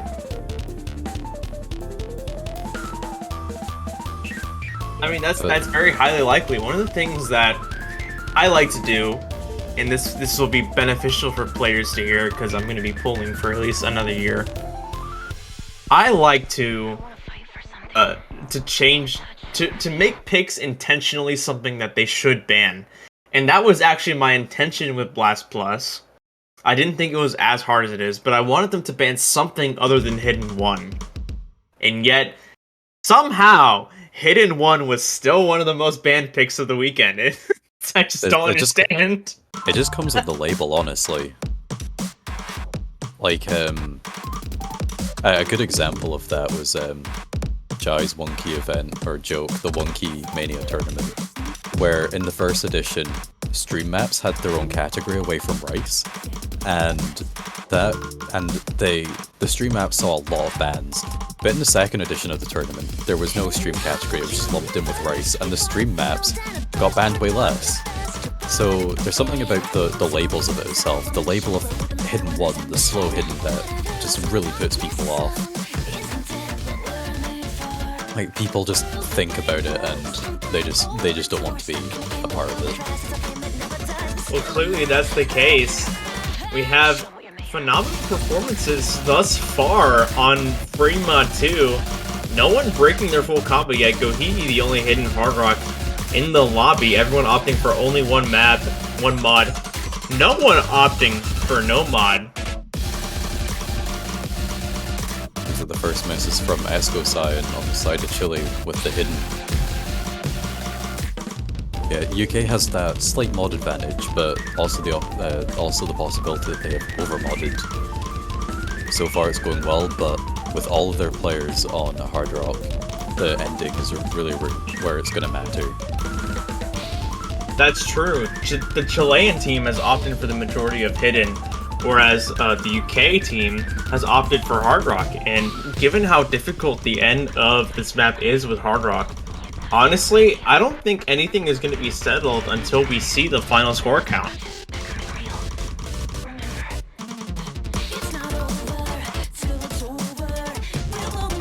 Alright, another combo reset from Esco side. Yeah, this map isn't totally free on hidden either, but here it is, the beginning of the speed up.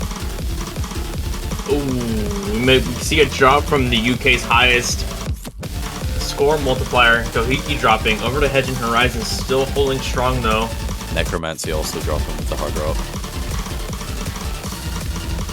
And he drops again. Gohiki drops again too. That was actually a pretty nasty miss on Gohiki, but Necromancy is still missing. Over to Hedge with misses now. Yeah, continuing to miss. It's all on Horizon now, really. Ooh. If the map was a little bit longer, I think Chile would have been able to take the advantage there. But at the end, regardless of that Oakley with the hidden S, United Kingdom holding strong. Their early performance was too strong to fend off their misses at the end. So the UK is prosperous here. Yeah, ended up being a bit of a quicker match than I expected. Agreed. But as we saw, the vast majority of those maps were very, very close and could honestly have gone either way. So it does mean that Chile is going to be dropping down into the losers bracket, but a very, very strong team in that losers bracket. So I think they're going to be making it quite far. And that does mean that the UK will be advancing on through the winners bracket though, and they will be facing the United States next weekend. The two united countries, head to head, which one is stronger, we'll find out. That is going to be really exciting to watch. I think, you know, and what's even more funny is that currently in the commentator booth we have a United States fan and a UK fan. And, you know, personally, I hate you. Personally, I feel like you guys are going to be in for a world of hurt next week because I think that we're stronger. So Big I talk. hope you get ready to take the L next week because that's probably what's going to happen. Alright, get us in the caster booth, both of us, for that match. Make it happen. Yes, you and I both need to be here for the UK-US match. This is going to happen, and if I'm wrong, then I'll even admit it. I'll say, you know what, Teasel? I'm sorry, and clearly you guys are superior to the United States. And I promise you I will say those words on stream. Well, you know, you just did. I can just clip it and take it out of context. Yeah, that's true, but that would be kind of toxic. Okay, yeah, fair. Alright, so we finally wrapped up the exciting round of 16. This was the first time we saw a tiebreaker take place. So for the quarterfinals on the winners bracket, we have Japan versus Germany, Italy versus Korea, the United States versus the United Kingdom, and Taiwan versus France. These are all 4 very exciting matches, quite frankly. I don't think that we could have made it more exciting even if we tried. I mean, Germany is one of the strongest teams, and is a team that even the USA fears. Italy has always been strong, and the US versus the UK, that's obviously going to be probably one of the most exciting matches of the weekend. So as far as that goes, it's going to be fantastic. Yeah, exactly. And then down in the losers bracket, we've got a lot going on as well. Canada versus Russia, Malaysia versus Argentina, Mexico and Chile, New Zealand, Norway, Indonesia, Brazil, Finland, Czechia, Spain, China, and Poland against the Philippines. So lots going on there, and I believe that we're getting to a stage now where there'll be 2 matches in the losers bracket for the teams that do win their first match. So yeah, very action-packed and a lot going on. And I will say, from the personal perspective of a Mexican American, this is, I think, the furthest that Mexico has ever gotten in TWC since they debuted a few years ago. So that's really exciting for me. I do have my money on the United States because I believe that this is the year they podium, especially if they beat the UK like they should. But I was really happy to see the Mexican team finally move to the quarterfinals. I think next week is going to be just absolutely fantastic as regards to what we have for TWC. Yeah, you're putting your money on the United States. I'm putting my money on our amazing banners that we sell for $2.50 US cents in the Osu store, which you can use to support any of the teams that have made it through the qualifier stage, all 32 of them, even if they've already been knocked out. So go ahead and show your love for your favorite country. That was such a good transition, Teasel. I think Janitor would be really proud. Thank you. I think that he would really understand how perfect and seamless of a transition that is. That was amazing. But yeah, for our final sort of stream for this weekend, we will be having the semi-finals showcase. No, quarterfinal showcase. There you go. In half an hour, so at 19 UTC. So yeah, that was definitely one to keep a lookout for, especially if you're part of a team that is still participating. So until then, that will be us, I think. Well, you'll be around. I don't know about myself. I will be back for the quarterfinal showcase, as that is a pool that I curated from the beginning. So I will be back. Teasel will see you guys next week. And I'll let him wrap it up. I have one other thing to add, but I'll always put it at the end. Go ahead, Teasel. Take it away, buddy. Alright, yeah, so thank you very much for watching this weekend, and of course, that qualifier show, oh my days, man. That quarterfinal showcase is in only half an hour, so we'll be taking a short break, but we'll be back in no time. Yes, and as always, be good people. We will see you guys in literally 27 minutes.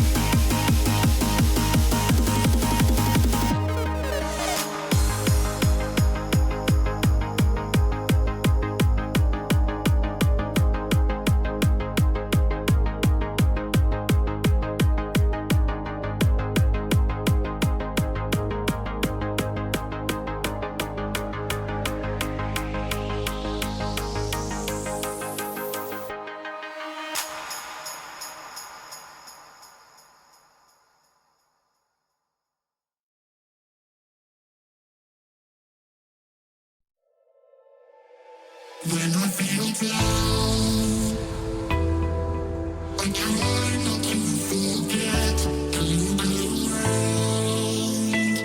It's a beautiful place. It's not always easy living in this world, but I know it's up to me, and I am never giving up. I swear I hold on. I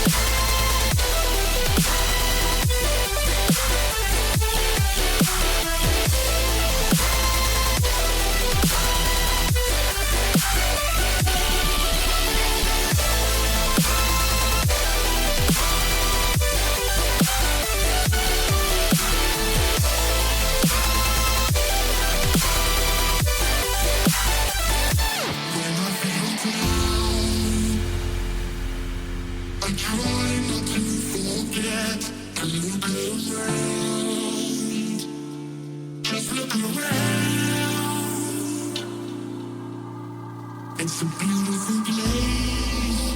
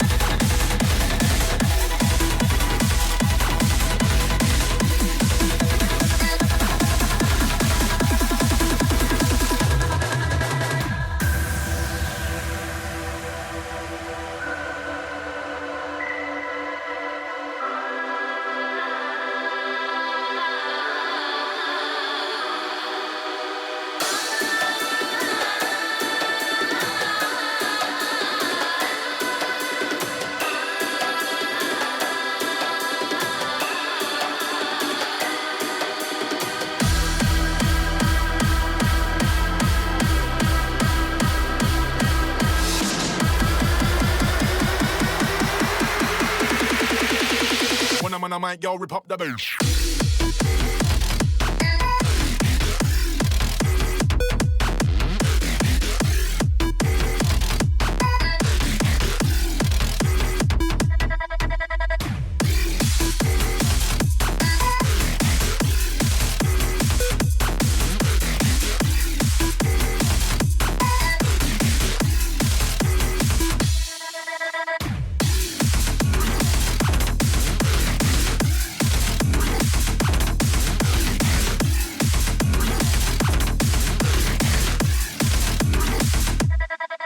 Forced.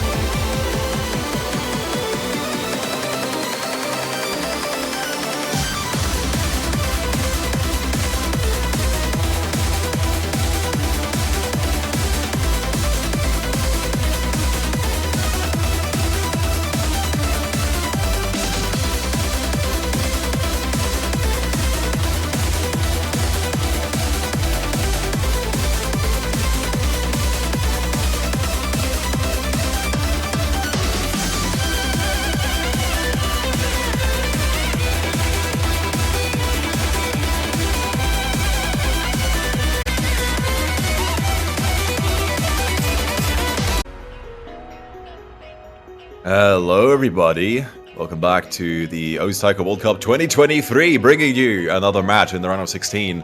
Losers bracket.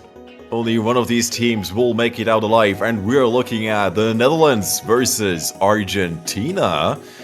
Two teams that are neighbors in terms of seedings.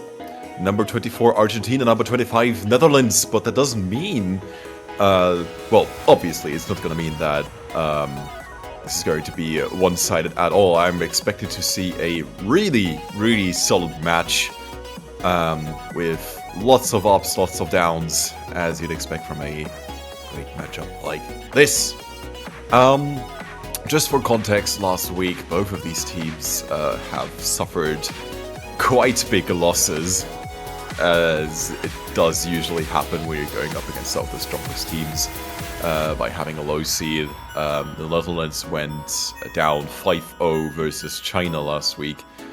And looking on the other hand, Argentina, despite having a pretty strong roster, went up against Germany, who, despite their number 9 seed, have some of Europe's strongest players on their team. So, yeah, nothing to scoff at, really. 5-0, they went down against Germany. But hey, that means we get an even more exciting match this week.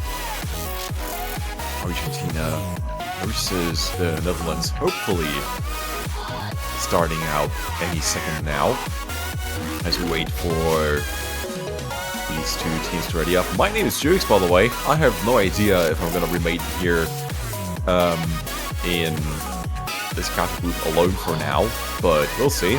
I'm just gonna wing it. Hello everybody, how are you all doing? I'm doing fine. Thanks for this fruitful conversation. But yeah, this is indeed not correct, what you are seeing right now. I mean, I guess one of these two things is correct. I am usually mistaken for being Teasel.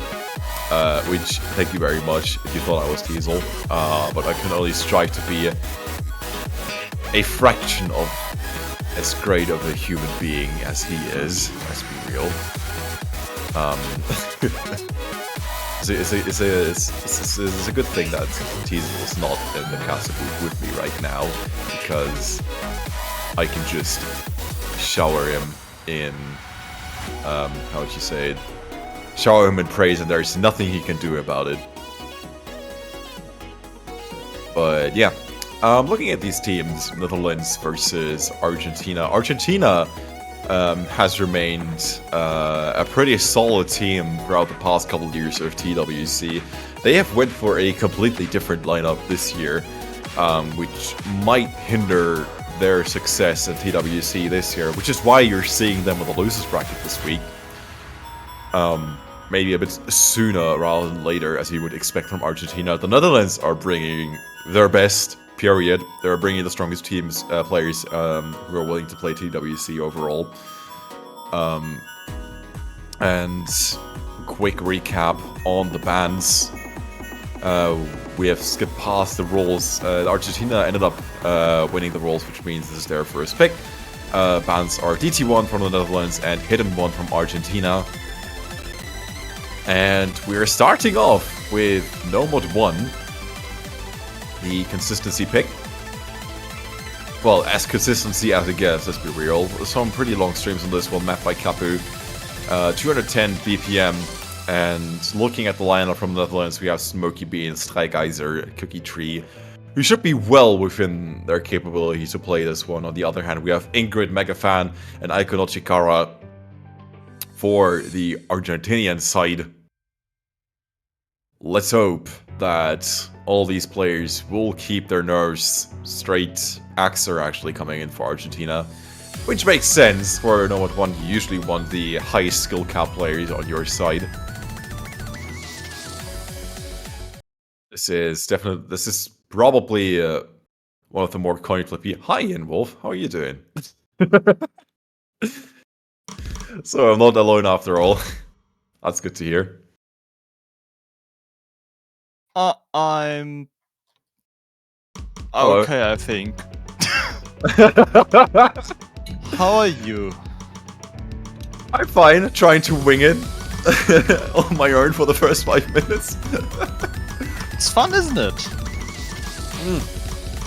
I've solo casted before. I've never solo casted TWC before, so I was trying to pull it my best. But yeah, it's something different, isn't it? It definitely is. But you came just in time for the first pick, Nomad 1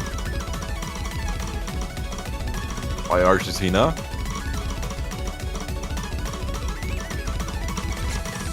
And right now, the Netherlands having a slight lead after the first quarter. Strijkijzer with a bit of a miss here, dropping down to 94%, but the accuracies are staying competitive on either side. Netherlands with a slight lead so far,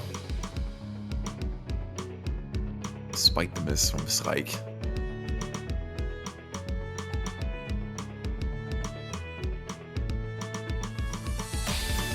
Comp section giving these scores some time to settle.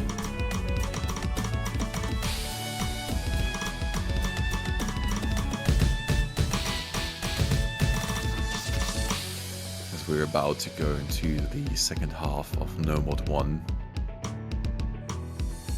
Smokey, despite being the player with the lowest overall rank, is doing pretty well for themselves. The only Fukuma remaining. Indeed it is. I hadn't even noticed that Cookie Tree missed. And right there as well, a bit of an untimely miss. Traded out by Ingrid and Aiko as well. Smokey! Netherlands just completely falling apart. Ingrid trading that miss, handing over the lead to the Netherlands by just a tiny bit, but any 100 counts does strike with another miss.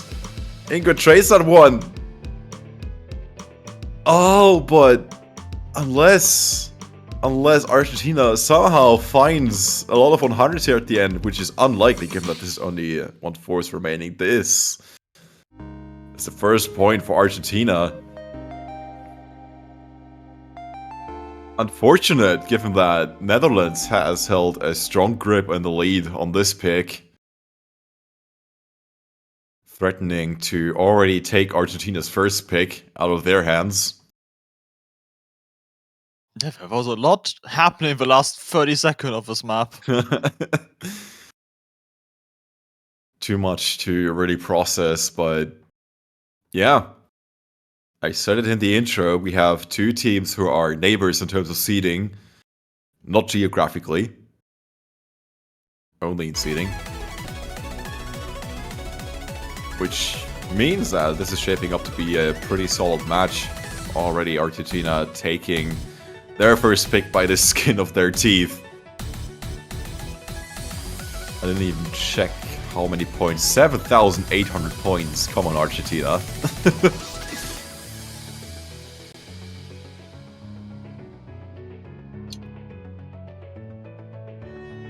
And yeah, as it says in the chat, everyone has to kind of try and keep their nerves together.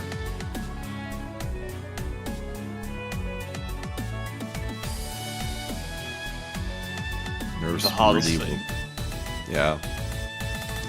Nerves will really make a big difference here in deciding some of the more coin flippy picks like No Mode 1 as you see him just now.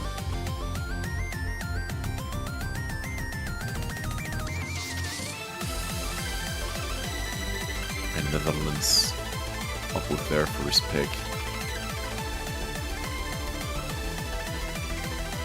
No Mode 4. Not unexpected. But very welcome. Very welcome. A banger of a song, and although pretty light in terms of gimmick, still a solid gimmick map for the round of 16. I don't think we will see that many full combos.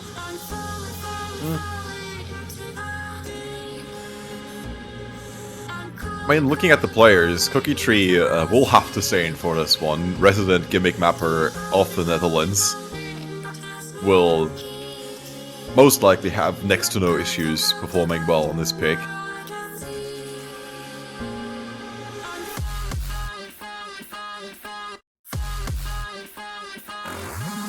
As for Argentina,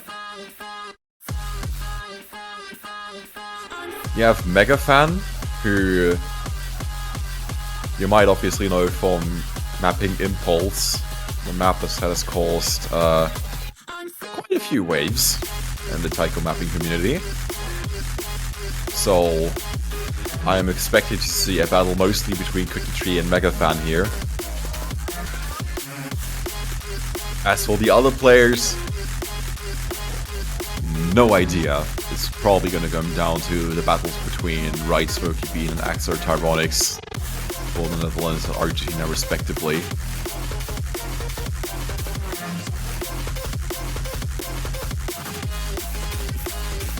Really comes down to just how well they practice the Noble Fort this week. And I'm pretty sure that Cookie Tree will have had a lot of say in whether or not No 1-4 is being played this week, because, come on, let the man play. Let the man play his strong suit.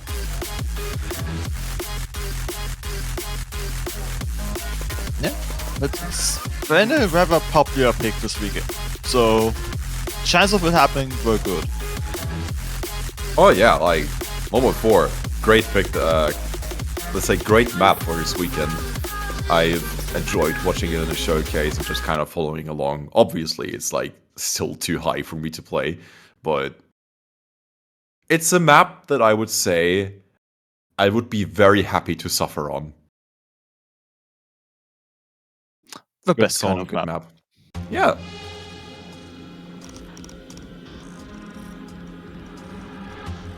Falling by magnitude, not by clock bite.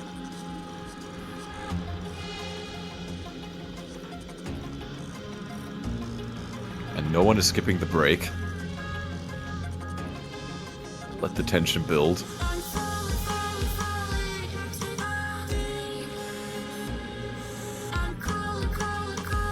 And a very straightforward intro. The map really picks up at around the 1 minute mark.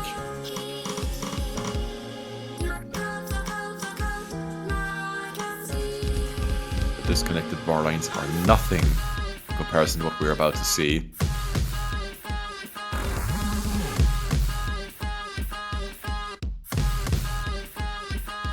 I was prepared for them anyway after hitting 1 last week. Don't remind me.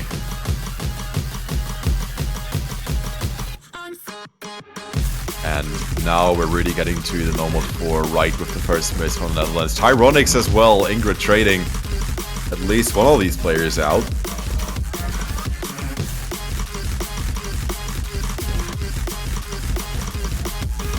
Megafan and Ingrid accumulating a couple more misses while Axer and Cookie Tree trying to do the bulk of the work of keeping the scoreline somewhat stable, but Ingrid seems to be a little bit ill-prepared for this pick. 83% lowest accuracy in the lobby by far.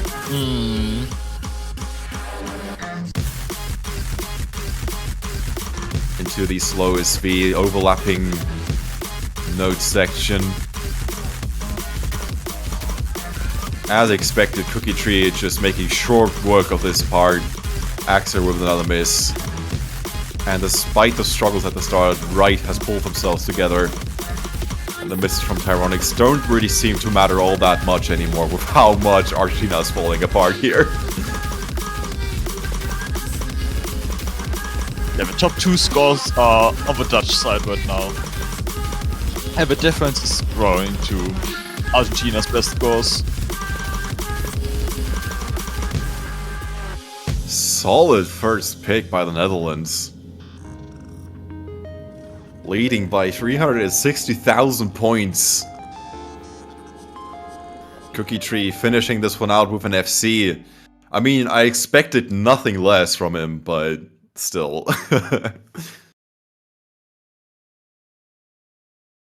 Considering that tourney nerves are still something different, it's great to see such prolific scores from the Netherlands. 21-100 from Right, and Megafan also with a pretty solid score for Argentina. But 1-2-1. Netherlands, not a sweep.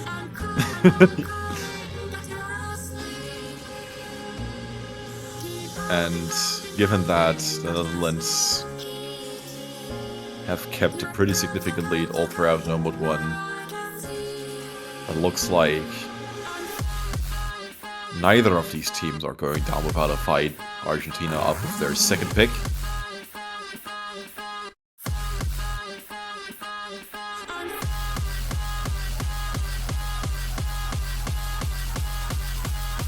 Still have all of the free mods on the table. All of the hard rocks.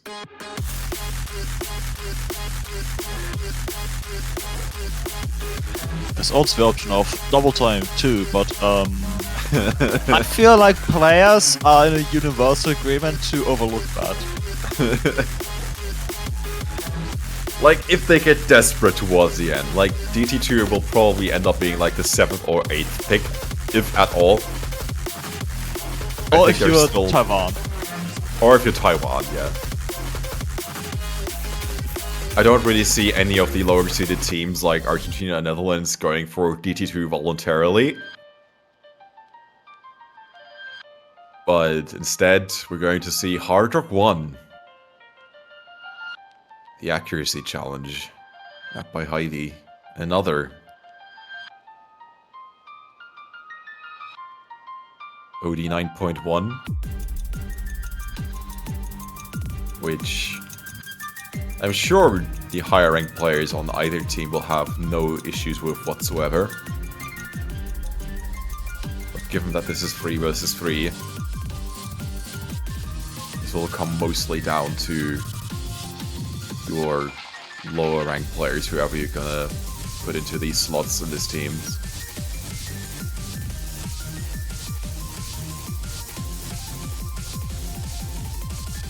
Hard Rock 2 may have also been an option, but like it's fast Hard Rock, like. Next pick. Trust. Yeah, probably. Gotta be here and be hopeful that it appears. You sound a little bit biased. What could be the reason for that? Tell me about it. I just... Really like You just the like map. dragons. You just Yeah, like dragons. I just like dragons. Yeah.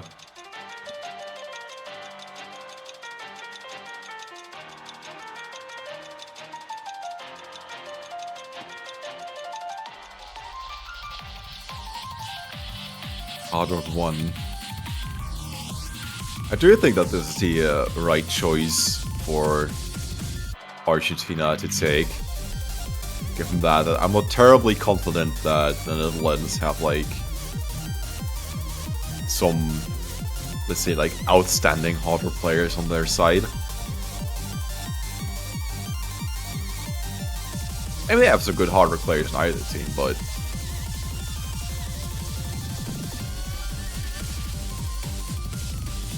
specialists, I mean. Where's the MP start?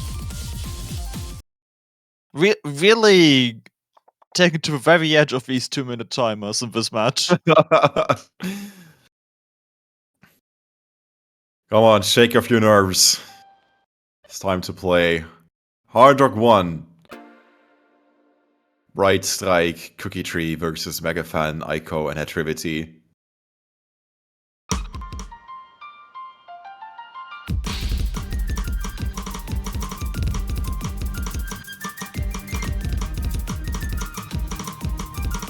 Any 100 counts.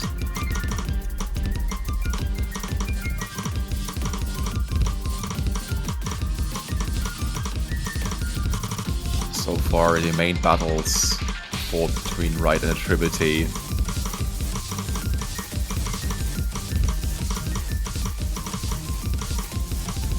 Highest accuracy on either side, but currently the overall accuracy favors the Netherlands. Not by a lot. But currently Argentina is the only team that has a player on their side with a 98% accuracy. And Megafan can't quite push themselves across 99, but with a miss from Strike. That make things a little bit more interesting. That was quite a massive drop as well. Oh. And another one right in the middle of the map.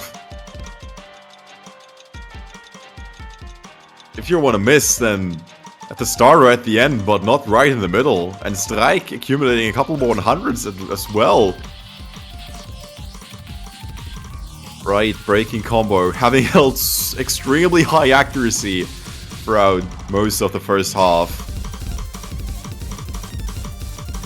Will 2 break, Aiko trading with Strike. Oh, Strike.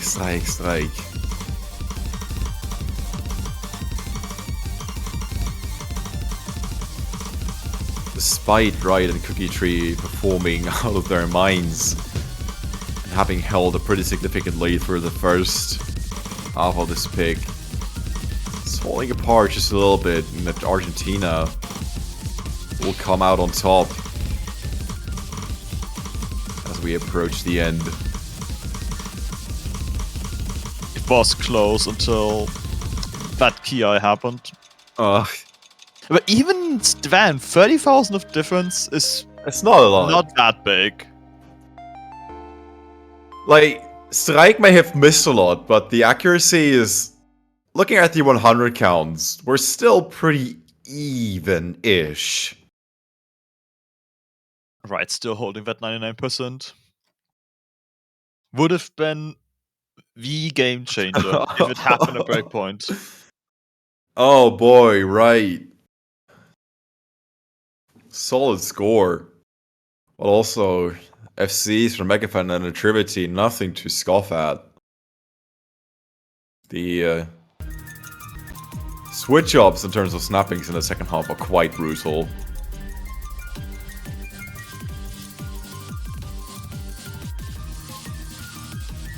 But Argentina will not allow any early breaks. And now, the ball is in the court of the Netherlands once again. Free mod 2. The no mod 4 map that escaped into a mod slot.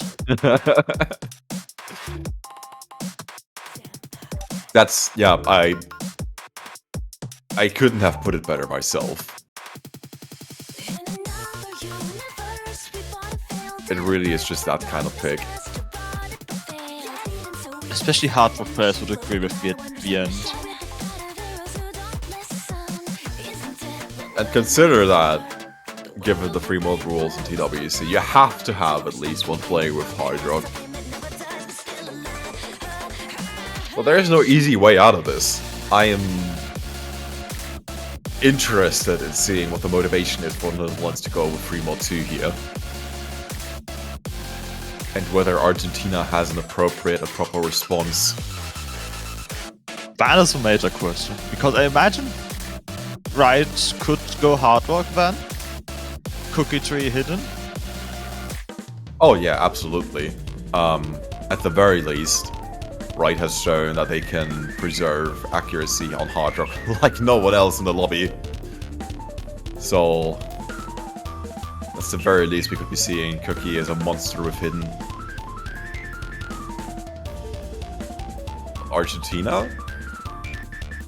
No idea, maybe Axer with hidden?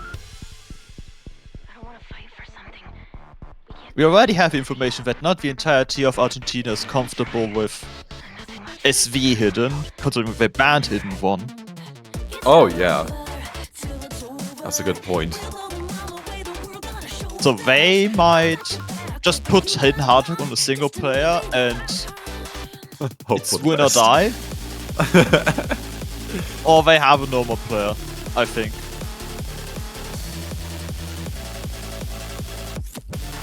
We will see in 5 seconds from now. Drumroll please. We have Hard Rock on Mega Fan, hidden on Axer, and as correctly predicted, Right with Hard Rock and Cookie Tree with hidden. We have a mirror match. Very even. Smokey B and Ico both going with no mod.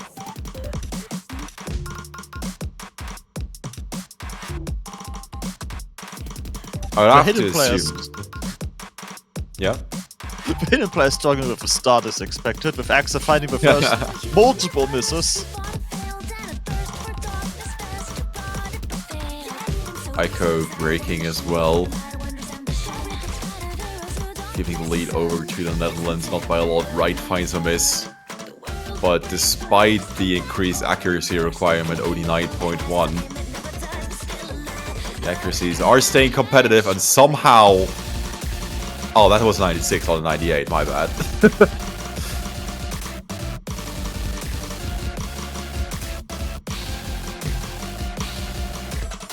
Smokey Bean rushing quite a bit.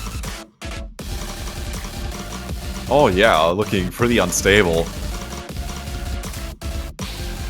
But Argentina is not looking too good on their mod players. Megafan currently sitting on a 92%, Axor on a 95, keeps finding these odd misses here and there. Meanwhile, we have Cookie, still sitting on an FC, like, huh? That's really a good difference here. With Right not far behind in the score, despite a few misses with hard rock. You got Smirky being with a 91% no mod score, but it doesn't matter too much when you have Megafan with a 92 on Argentina and Hard Rock on top of it.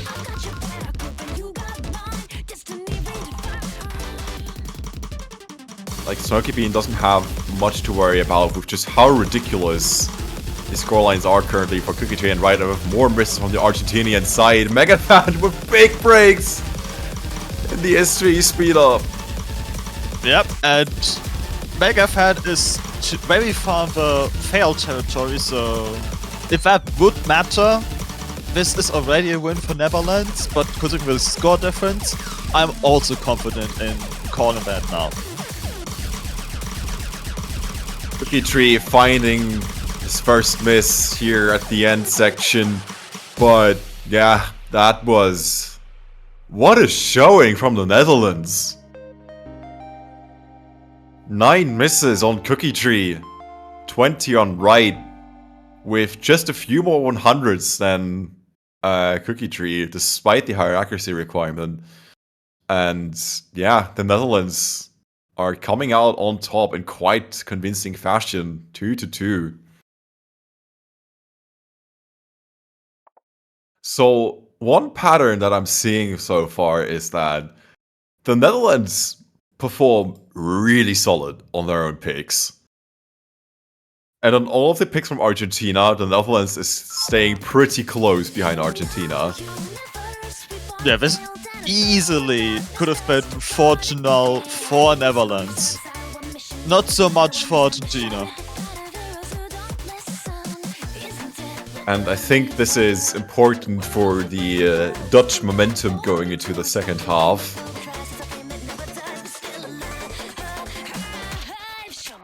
Argentina is up with their third pick. It is worth noting that even though, unfortunately, none of you watching right now can waste your channel points on predictions, but we obviously have the proper pick'ems running in parallel to TWC. People are undecided. They're giving a slight advantage to the Netherlands, 52%, compared to Argentina, 48%. But if there was going to be a close matchup, this was going to be it. Hard Rock 2, there you go. Finally. You got what you wanted. Dragon Wheel. Also, an update on the other match that was going on. It has ended with Germany sweeping China 5-0. Despite that also, like this match being a very close matchup seeding-wise, Germany being the 9th seed and China being the 8th seed. Did not think that would be a sweep. And look at the scores, it was a close match as well, but sweep is a sweep. Yeah. Pickens have a favorable outcome for Germany. 77% predicted Germany to win, but yeah. Like, that's not quite the same, like something like Japan versus Philippines, which also everyone expected to be 5-0, but that ended up being a win by default. That was something, so yeah. Yeah. Yeah. Gut gemacht, Jungs. Anyway.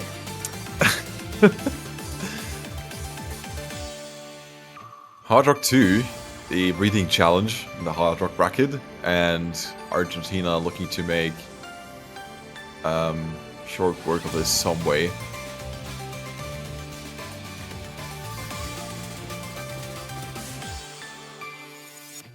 Clearing out the Hard Rock bracket.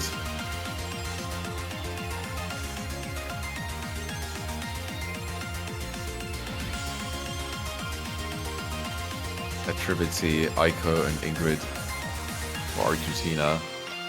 Netherlands will be swapping out one more player.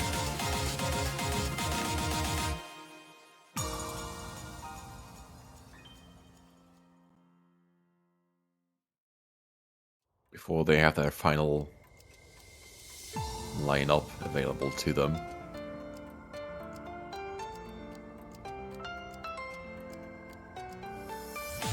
We have Right, Cookie Tree, and Strike. What it looks like. But apparently Tyronics is also supposed to come in somehow.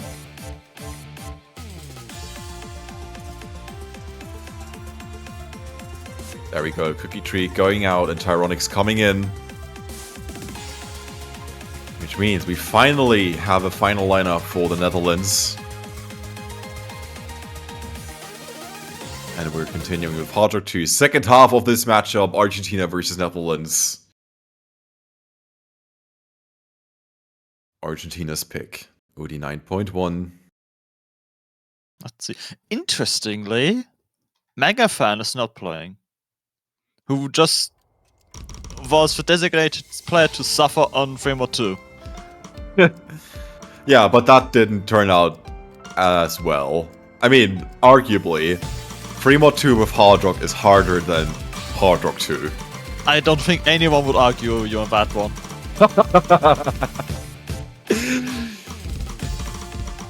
So let's see. Maybe Megafan would have had a good shot at this, but there's no point in taking big risks here. Like, one of these teams will be leaving TWC after this, so let's see how this is going to go. Strike and Aiko Traking misses. Slight lead for Argentina, but not with Attrivity missing, shifting over back to the Netherlands.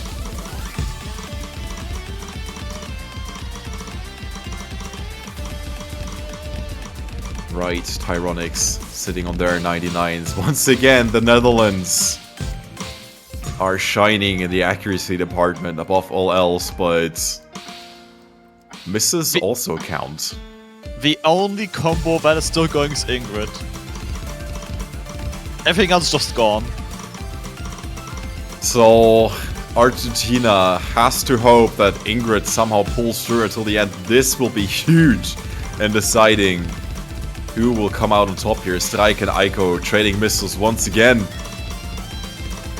A miss from Strike. Aiko.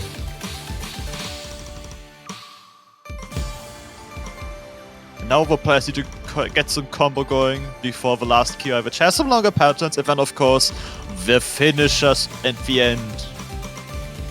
Can't have an N-Wolf map without finishers. What do you mean you had two in this tournament? There's some Strike right breaking as well for the Netherlands. And the Attrivity now past 400 combo. Ingrid still sitting on the FC. This is really gonna come down to the last couple notes. Finishers as promised. But Tyronics breaking as well, and that seals the deal. Argentina getting their third point. But again, keep in mind, this was incredibly close.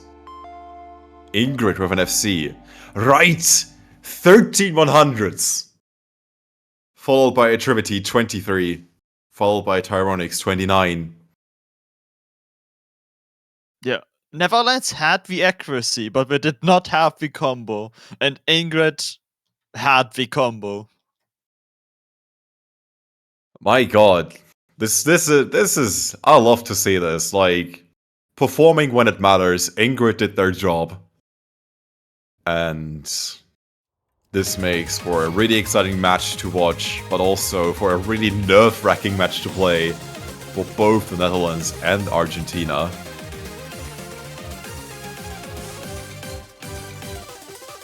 Still no breakpoints, everyone taking their picks. But Netherlands, once again, showing that they are well behind Argentina. Ready to punish any single mistake. And 3-3. Huh. Trying to continue on from the 3-2 when even though the maps are... they couldn't be more different. Like, you've had 3-2, which was awful to play with either mod. And then you have 3-3, which by Luminite was described as the hidden hard rock friendly pick. Which, I don't know, I've never really seen in that many tournament map pools a 3-mod map that is explicitly marked as being hidden hard rock friendly. But I feel like in TWC the last 3-3 tends to be that slot. To be like a longer, more consistency focused. Not always hidden hard rock friendly, but yeah, it's a agreeable approach. Like yeah, okay, so it kind of like falls in line with a structure that I've seen in previous Taiko tournaments, which was like a short mod friendly, a long mod friendly, and then an anti-mod. Yeah. In the free mods, which, you know, you just kind of swapped around here. You have the free mod 2 being the anti-mod. So, having a pick this late into the match, fortunately it's not the last pick in this match, but this could turn out to be more of a coin flip than anything else. Yeah, like, if frame mode 2 was no mod 4 escaping into the frame mode bracket, this is no mod 1 escaping into the frame mode bracket, and the issue there is Netherlands did not win that. It was close, but they did not win that. We will see. We have Hypello coming in for the Netherlands. Number 5 in the Netherlands. Playing alongside Cookie Tree and Strike. And in Argentina, we have Axer, Megafan, and Aiko once again. Axer and Megafan have really been carrying a lot of weight for Argentina this match so far. Seems like the Netherlands have had a bit more opportunities to swap their players around.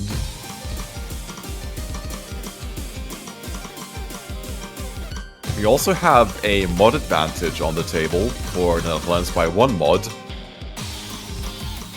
The Netherlands opting to go full hidden and Cookie Tree going hidden hard rock. And then we have the Argentina Megafan hidden hard rock and Axer hidden. Aiko going no mod.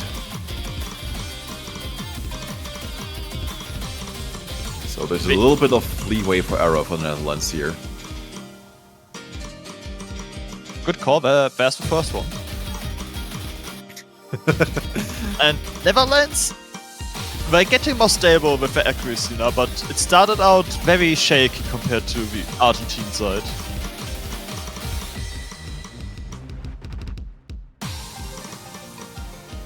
Indeed. Hypello, the only player right now who has broken combo. Back on the grind to 400 combo. Aiko! Breaking combo. And with 98% on your normal player. That too will turn out to be a key factor in how this is going to play out in the second half of this pick. The Netherlands just have to try their hardest to not let the nerves get to them. Same for Argentina, where Megafan has found a miss. 2 misses in a row. Now it's all on Axa, who's holding a 99% hidden full combo right now. Highest accuracy in the lobby right now. Followed by the entirety of the Netherlands. Another miss from Aiko.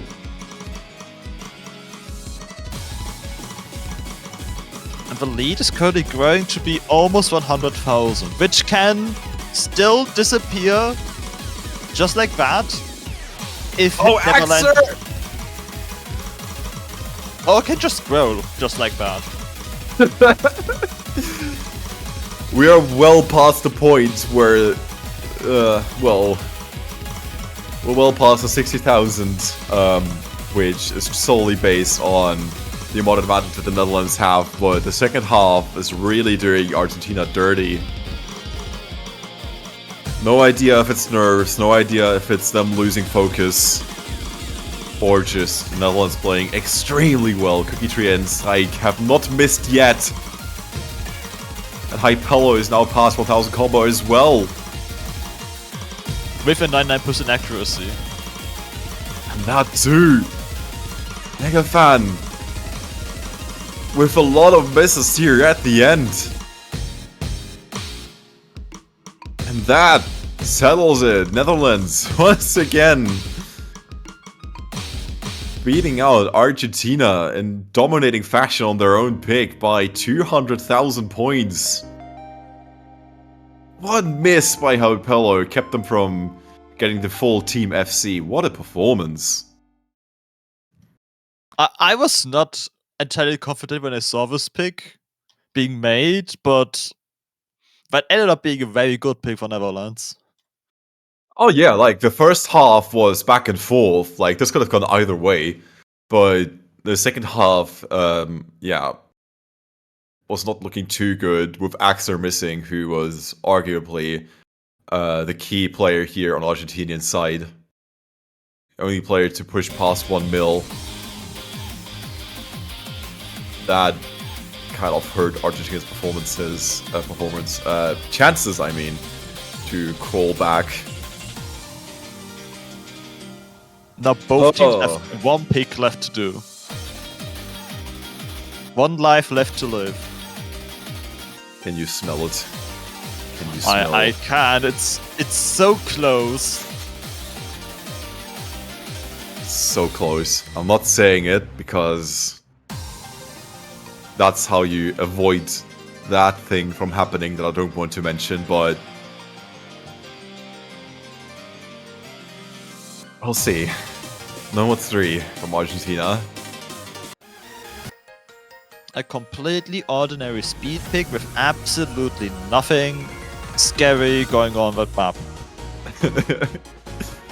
You see the mapper name? Faputa? Yeah, they just make the most basic maps. Like, there's nothing odd about this. This is fine. This is just your regular old number 3.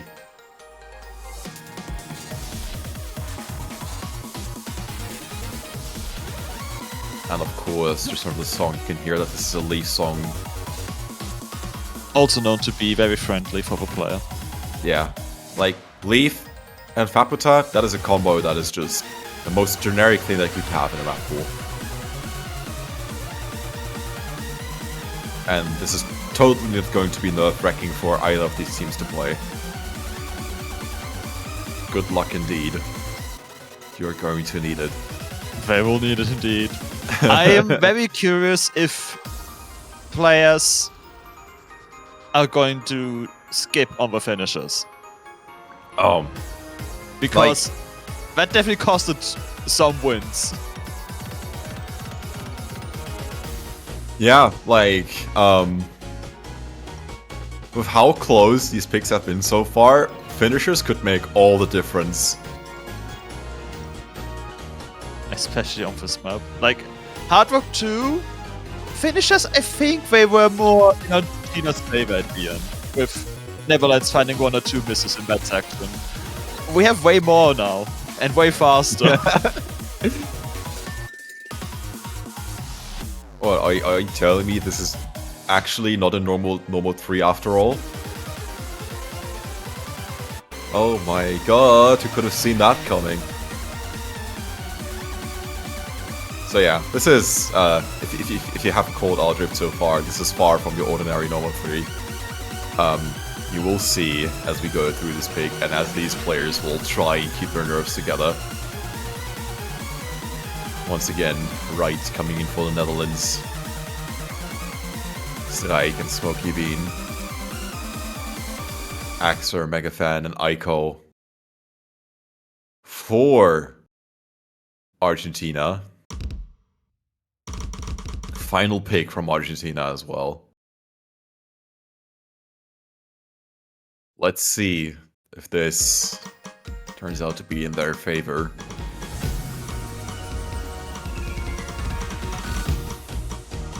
Already. That was early.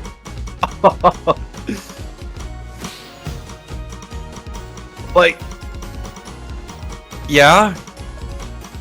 Obviously, in a situation like this, you would rather try and miss at the start rather than the end. The middle, I mean. You can miss at the end, but, like, you shouldn't. You shouldn't miss in general. But if there is a place to miss, then it's usually at the start. Mega fan with a miss as well. Smoky Bean following that up, but it's 2 FCs versus 1, and here are the finishers that we promised. But right, missing the stuff in Kaiba, there's neither finisher nor 1-6 burst.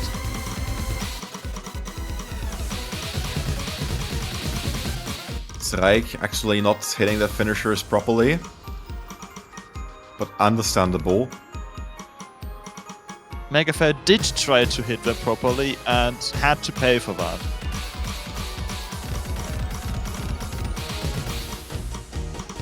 Right, Megafan trading on the finishers. Argentina is leading by not a lot. Netherlands are once again trying to keep it close, trying to punish any mistake, but that means that they can afford any mistakes of their own. Megafan missing on the 1-6. Right trading that one.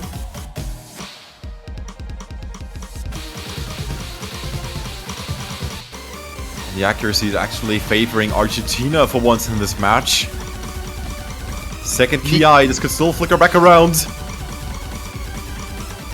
Neither Axel nor Shikawa playing for finishes properly, but that doesn't matter because Strike found a miss. Oh, Aiko with a big miss at the end! Right straight, someone right back though!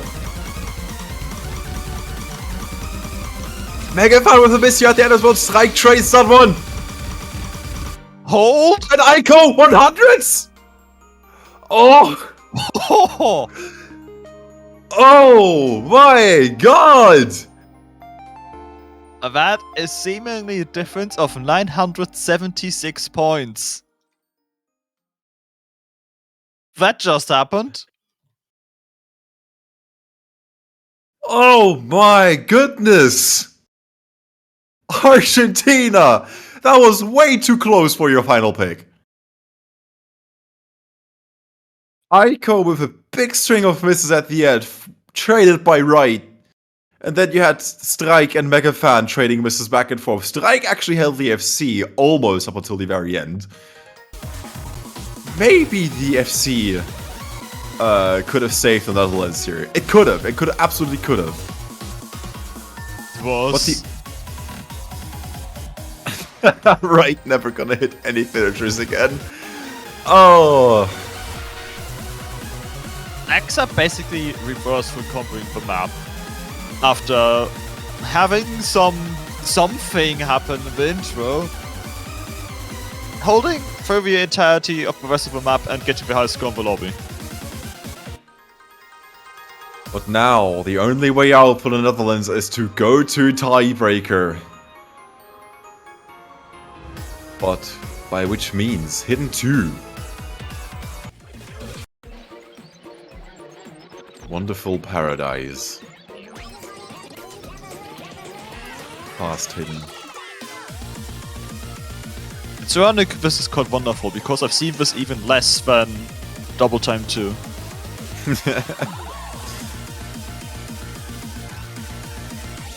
222 BPM, which doesn't sound that frightening. Freedom Dive reference? Oh.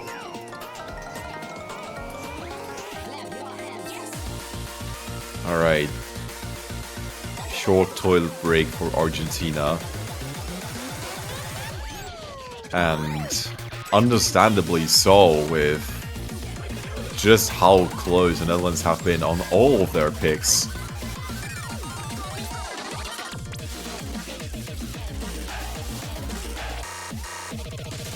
Like, if there is a time to shake off your nerves, then do it now.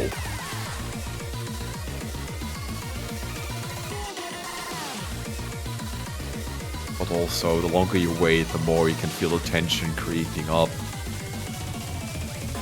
Now, I don't know about you, but in the few tournaments I've played in, if I had to take a break during the match, after I come back, I played 50% worse. I kind of feel that because this might be TMI, but my toilet is not the warmest place in my apartment. So, like, imagine I'm playing like 2 or 3 picks in a row, my hands are nice and warmed up, and then I go on the toilet, I wash my hands with cold water, and then I come back and I'm like, ah, damn it.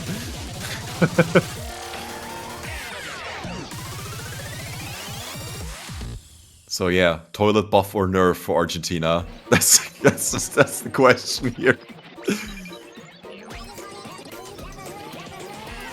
Oh boy. 5 seconds. And then 2 more minutes to see if we get a tiebreaker or not. Final pick by the Netherlands. Final pick in this incredibly exciting matchup so far. And it's as tight as the pick'ems have predicted. The Netherlands, final pick. Hidden 2. It's already Smokey Bean. The series of misses right at the start. Ingrid following that one up as well.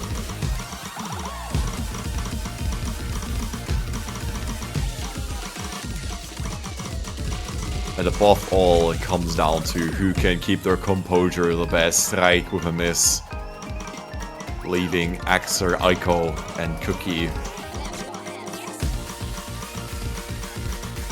So many 100s. Oh, so many 100s. I don't even know what to pay attention to. Ingrid with a miss as well is going to keep the Netherlands in lead by a tiny bit. Strike with another miss. Smoky Bean.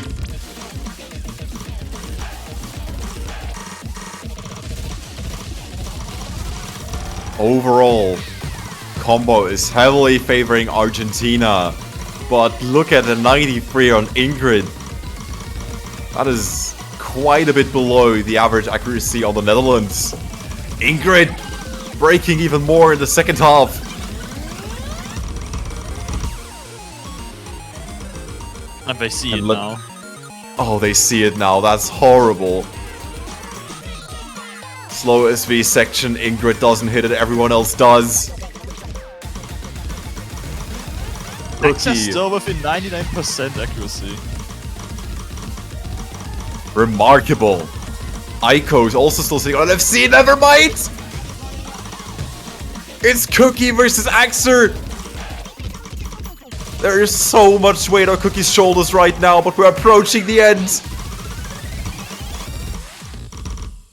Oh my goodness.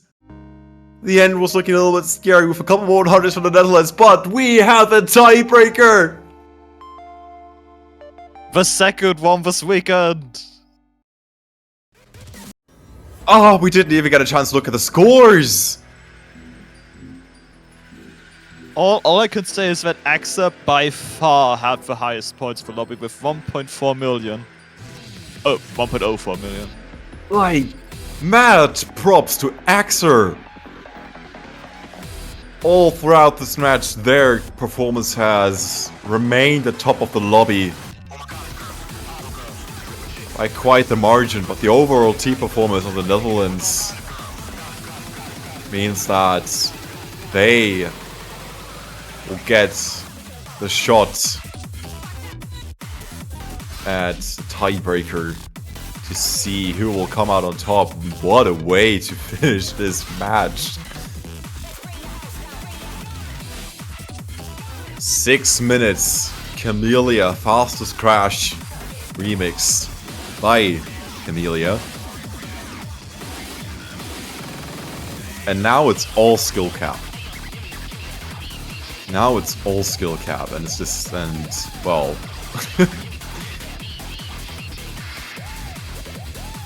nerves, skill, everything else. We see the first mention of didn't practice, and everyone who has seen the tiebreak at least once knows that if you did not practice, you will miss on everyone's favorite type of note, the one-tick ninja finisher. Not finisher, spinner. Like... Come on, you knew you were gonna have a tight matchup like this. Why didn't you play it at least once? Come on! Oh, Strike is fuming.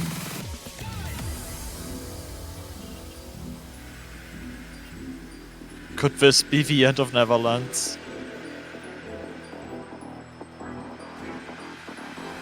Or will they come out on top somehow?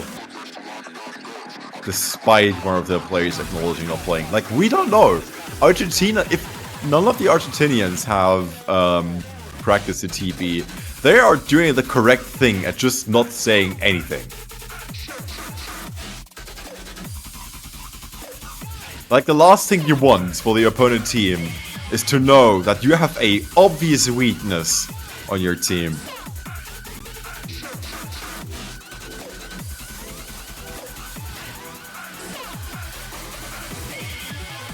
Alright. Readying up. Final match. Final pick. My bad. Oh, it's not really a pick, is it? Final map. in this match of Netherlands versus Argentina. Their tiebreaker, Camellia, fastest crash. 6 minutes. Strike Iser, right, Cookie Tree versus Axer, Megafan, and Aiko.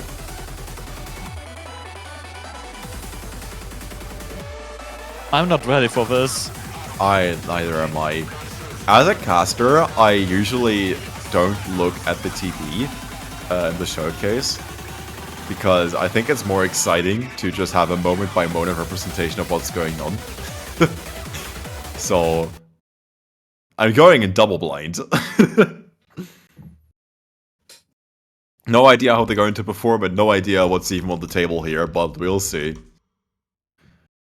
I have Oh, seen boy. the tiebreaker in the showcase, but I feel like it's not enough.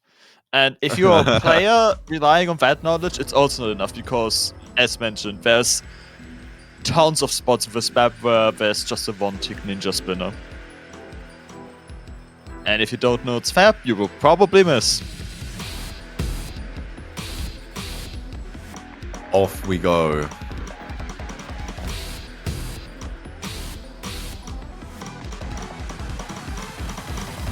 What a journey it's been so far. And already we're down to 2 players holding a combo. Welcome to the TP, everybody. Somehow everyone hit that, even Strike. Like, Strike hit that despite not having practice. That's actually incredible.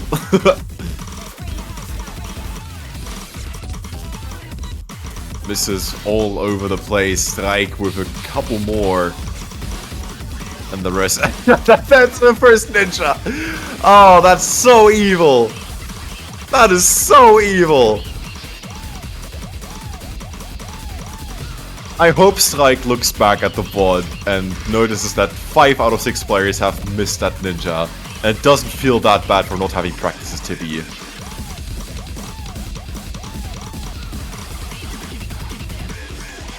But after the first minute, we have a very teeny tiny lead for Argentina. Resting on the shoulders of Axer Megafan versus Cookie Tree and Right. And then we have Strike versus Aiko. No, I was about to say, right now everyone but Strike is holding so if you can call a combo, but Right misses as well.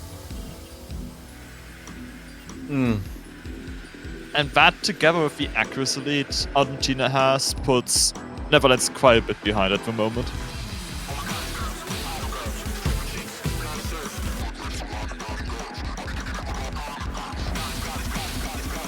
What an unfortunate timing. Past the 2-minute mark now. Aiko with a couple of misses, but despite being in the 88s, they're not doing too badly for themselves. Like, credit where credit is due. Aiko, despite having the overall lowest scores on Argentina on most picks, has still carried their weight in this match. And it's obvious that they have done their fair amount of practice to ensure that at least they deliver when it matters.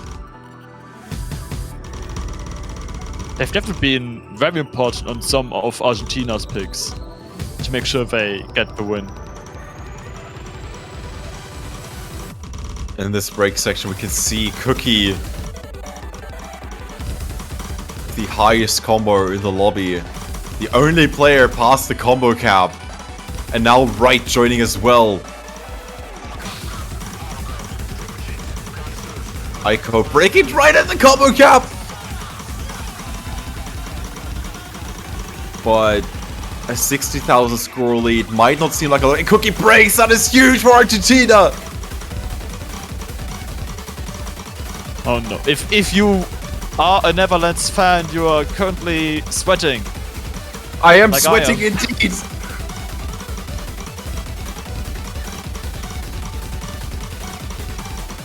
On the 2/3 mark now, Right. A couple more misses here. Cookie trying to somehow maintain some sort of stability for the Dutch, but Axer, look at that. Megafan as well breaks past the slider here, but with Aiko past the combo cap, it doesn't really matter that much, does it?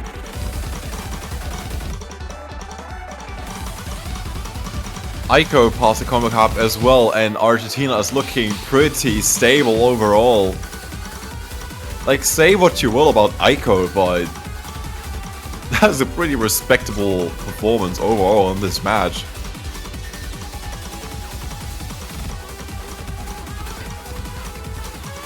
The last quarter. Some low SV if you haven't had enough different things thrown at you just yet.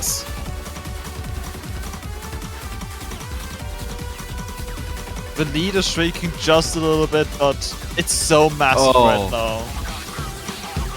Cookie with another miss, mega breaking combo, Aiko as well, strike right, another full combo reset for the Netherlands. Axer, once again, standing on top of ladder, bloody, my bad, putting his foot down and saying, no, I'm not taking this loss. Not here, not now.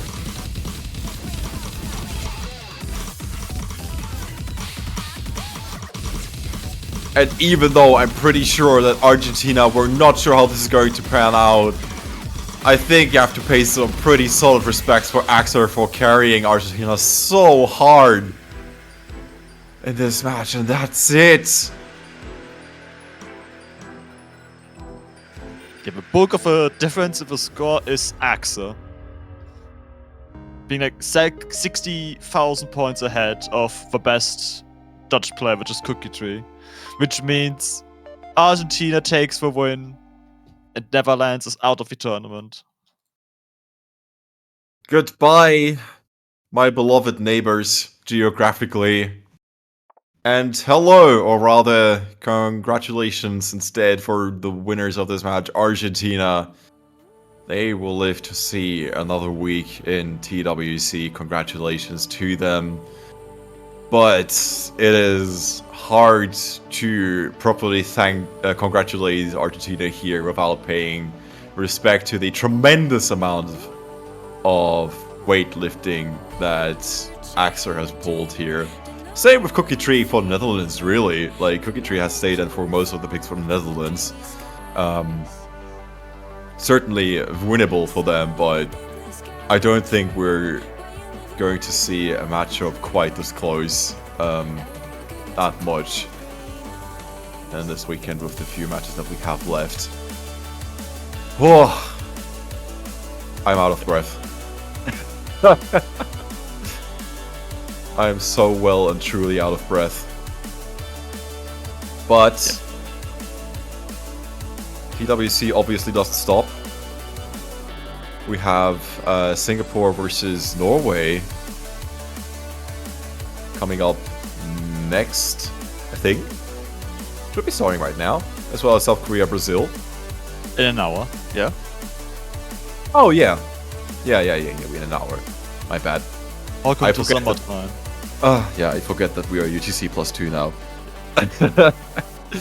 So, coming up in a little bit less than an hour, we have Singapore versus Norway, South Korea versus Brazil, and 3 more matches in this weekend, and obviously the showcase for quarterfinals for all of the teams that will remain. But yeah, I'm gonna take some time off to process what just happened. Indeed. So yeah, thanks everybody for watching. This has been it from us. I've been Jakes, joined by Enwolf, and we will see you very soon back at TWC round of 16. Take it easy.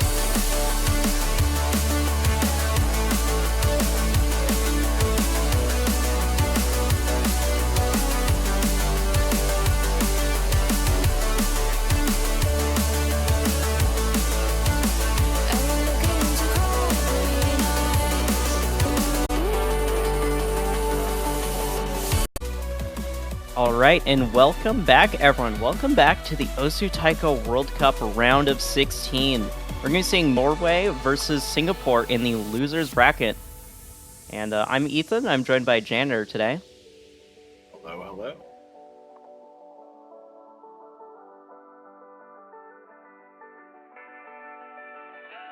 So yeah, got a bit of an interesting match.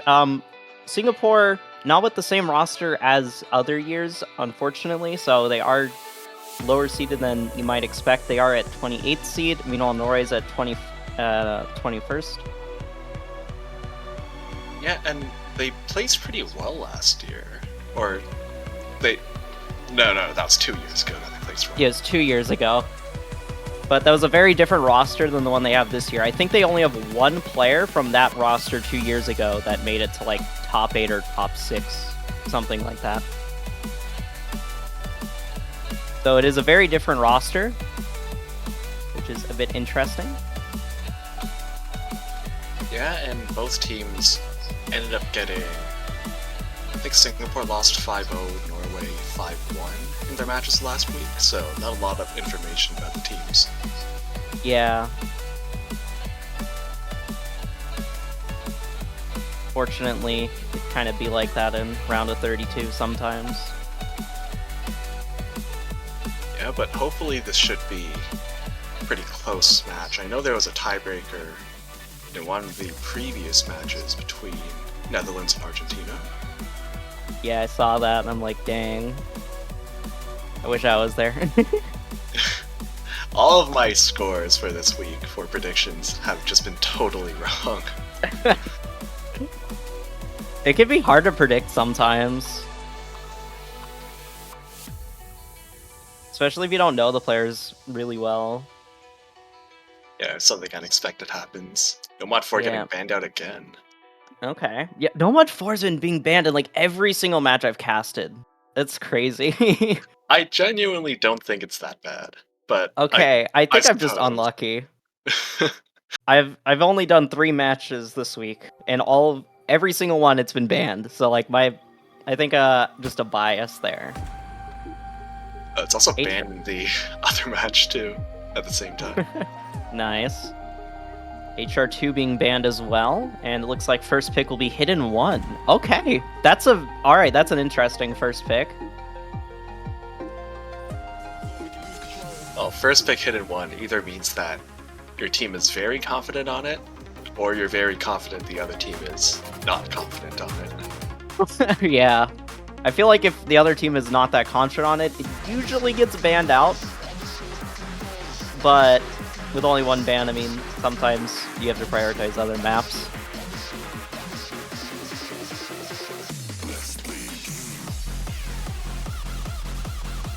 Okay, yeah, I do see that Norway did actually play Hidden 1 last week and did not have a very good time with it. Okay, yeah, that would explain why they picked it.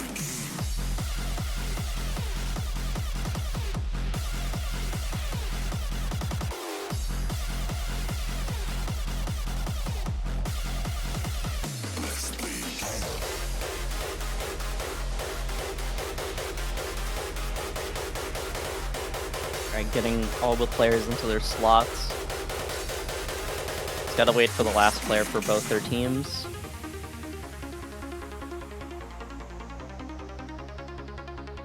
Yeah, I've always thought of Singapore as a pretty strong hidden team, so this is not too surprising. Yeah, I think Element, which is one of the players that are more of mainstays on the Singapore roster for TWC, they are a hidden player if I recall correctly, so them picking this is not too surprising.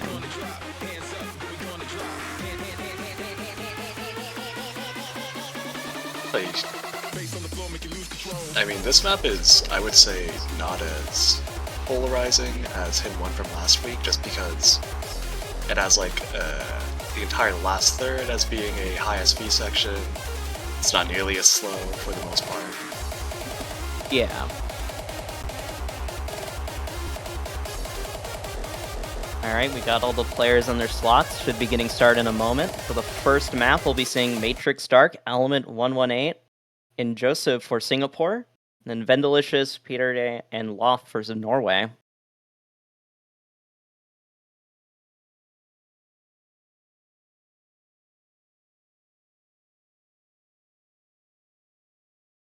Getting started. Immediately right out of the gate, a lot of misses. Oh my goodness. That's not a good start for Joseph. Loft is also struggling a lot. Oh my. It just seems like everyone in the bottom slots is struggling, although Vanillicious and Matrix Stark are now missing. It's just pretty much a misfest from both teams.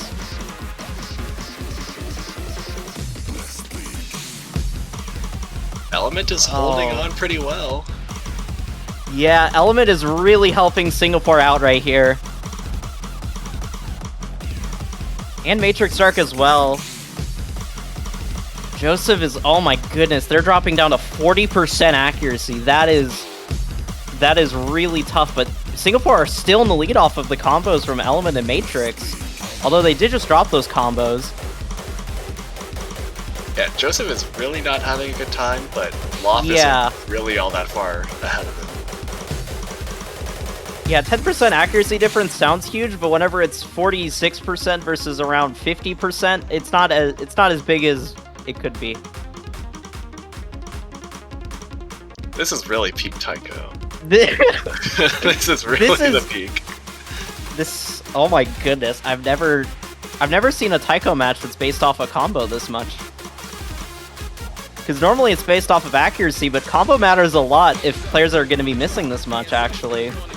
Well, when you have someone with sub 60% accuracy on each team, I think accuracy really stops mattering at that point. Yeah, currently Singapore have a pretty strong lead. I think Norway's only realistic chance is hoping Loft can get some combo, just all the three players. But the score difference, I think, is just too large, and we're at one of the easier sections of the map now.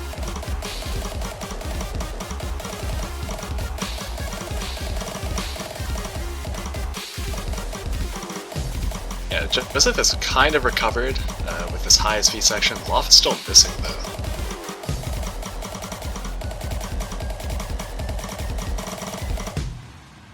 Yeah, and I think Joseph starting to gain combo towards the end there really solidified Singapore's point for this map. And wow, I think this is genuinely, I've never seen this big of a spread in a tournament match. This is reminding me of when Slit was a thing in the hidden bracket of TWC 2017. Oh gosh, I don't know what map that is, but if this has happened before, oh god. Alright, a slightly more normal pick in Okay. Yeah, this is not gonna be like absolutely absurd. We're not gonna be seeing D ranks. Yeah, definitely. Unless someone decides to go Hidden Hard Rock when they don't know how to play Hidden Hard Rock. But that shouldn't happen. Yeah, that would be a self-inflicted issue.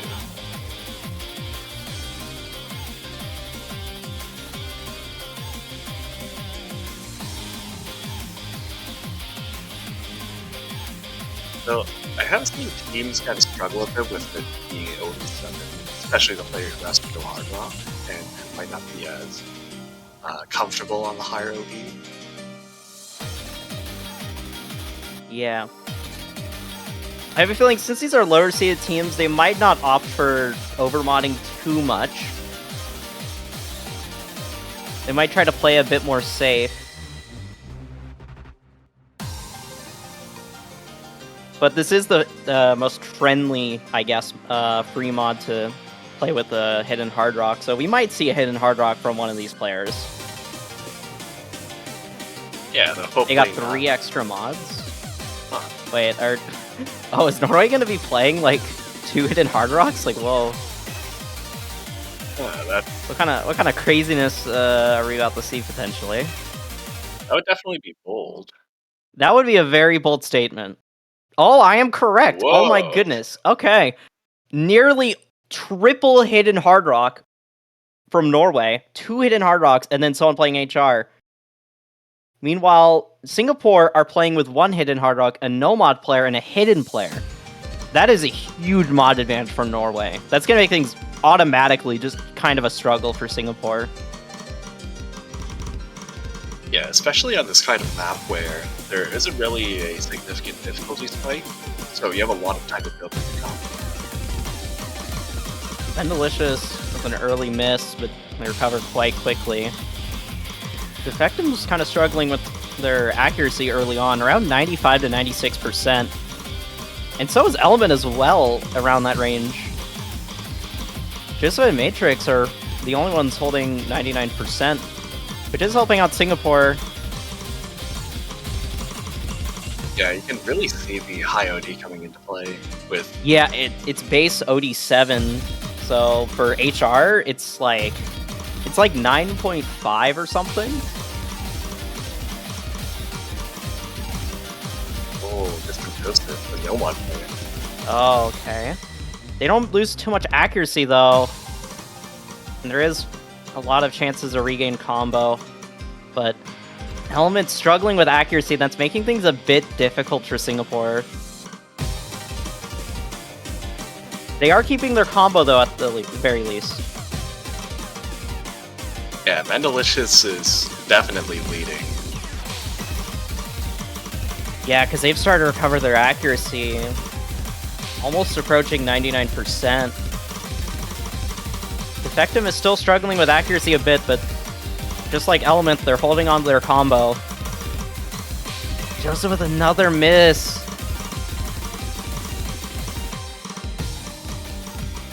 That's gonna make things even more tough for Singapore.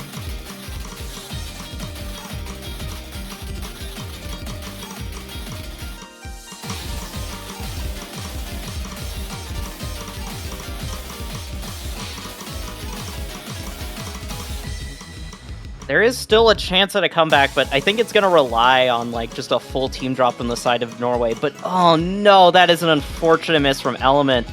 And Joseph as well. Now only one combo to rely on for Singapore. Yeah, Things are looking kind of desperate. And another miss. There are some longer streams at the end that the two hidden Hard Rock players can tank on, but it's a really big difference.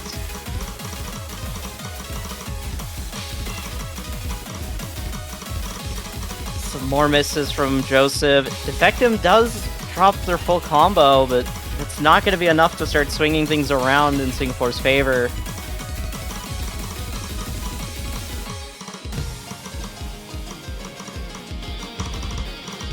Yeah, it's really Vandalicious and Prepared having really high accuracies, much higher than their mod counterparts. Yeah, that and also just the mod advantages coming in. Yeah, you can see Defectum has over 100k lead over Joseph. Getting towards the end of the map, there is not too much Singapore can really do. And that's going to be a point for Norway. And that will tie things up 1-1. Both teams with a pretty confident first map. Although both teams on Hidden One did have one player that was really struggling, so but still, yeah. Singapore won their pick by 400k, and it seems Norway will win theirs by 250k. Yeah, really well played from Paterda and Matrix there, just getting their only full combos on the team, and Delicious finding a random miss at the start.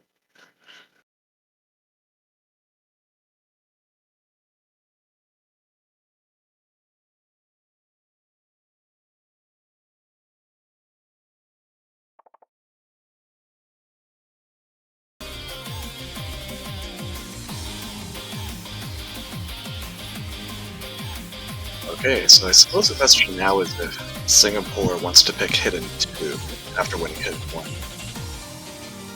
Yeah. The thing is, Hidden 2 is a lot easier to play if you're not very comfortable with it. I'm not sure if they're gonna opt for that. It looks like they'll be going for Nomad 2. The Tech Nomad. Alright, that's a good strategic choice. Just making sure that staying a bit away from the faster picks, which Norway probably has an advantage in. Yeah, if I had to guess, Norway would have an advantage in speed. Just looking at the rosters. Yeah, with Petard. I don't think that's really surprising.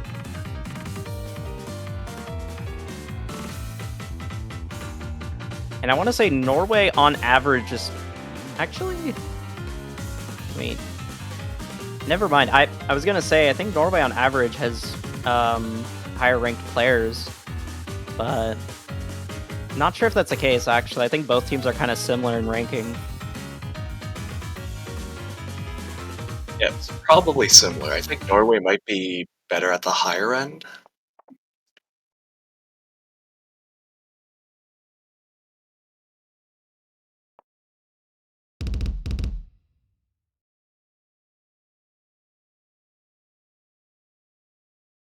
All right, getting started with Nomad 2, Singapore's second pick.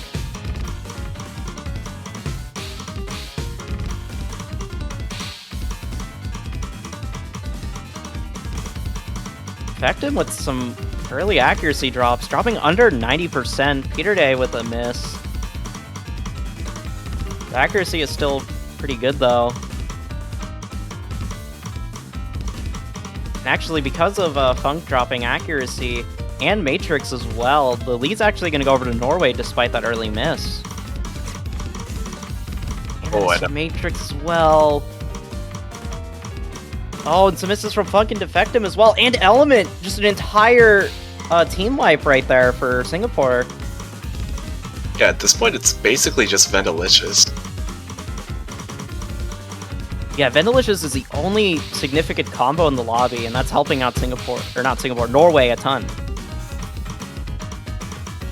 Yeah, Defective's miss, though, does help out Singapore a bit, but it's... the gap is increasing very quickly. Yeah. Oh, so oh my, that's a lot of misses from Defective, but it's still not changing at all. It's just the accuracy difference, I think, is just a little bit too high.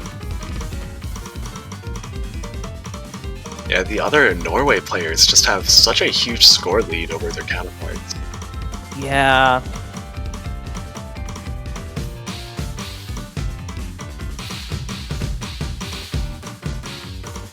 And Delicious is going off right now, and it's really helping out Norway. Yeah, definitely the MVP for Norway so far in the 2 points. Oh, they do miss at the very end on the finishers, but still a very solid score for them, and that helps Norway secure an early break point. 7 100s and 1 miss. Okay. Yeah, it's a really good score. Vendalicious somehow getting 2 1 misses at the start of the last map and the end of this map. Vendalicious cannot get a full combo. Feels bad. Honestly, I feel that. I can feel it. The highest accuracy in the lobby, but you miss. It's a vibe. I relate to it just a little bit too much. Oh, Hard Rock 1 from Norway. It's surprising given... Okay. Seems like they have strong accuracy overall. Yeah, and I want to say Vendalicious is pretty good at HR as well.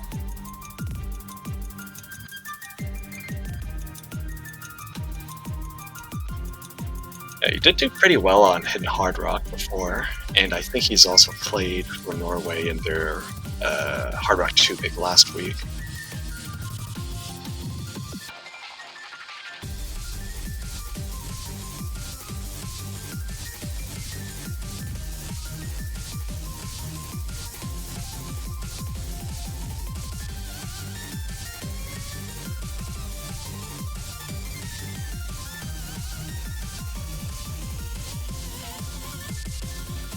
Those teams kind of sticking with the same roster for the most part. We're not seeing too many player swaps. We saw Loft come in for Hidden 1 for Norway in the beginning. Yeah, I think for some teams it's really just relying on a core of 3 players. Or at least 2 with 1 swap. It's just hard to find a really deep roster unless you're like the US or something. You have to be like a US or maybe Japan as well to really be able to have that deep of a roster that can just on the fly just have an entire team swap for a different pick.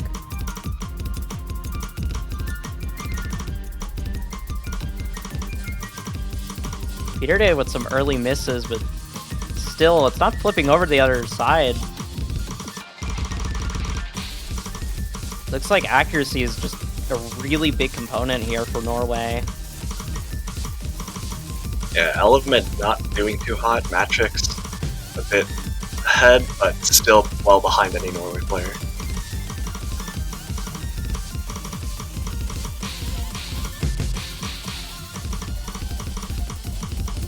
Oh man, Element's really struggling here. Yeah, the problem is that this map isn't really too hard with Joseph finding a miss. So it can be hard to ask for a full team miss from Norway. Yeah. Defectum does pick up a miss, and Vidalicious as well. It's only one miss for both of those players, but still. That only helps. one combo. That does help out Singapore a bit, and they need this. This would be a really big breakpoint for them. But still, the accuracy in it, Norway has the advantage just off of that accuracy. Score gap is closing a bit though. Oh, but those misses from Joseph.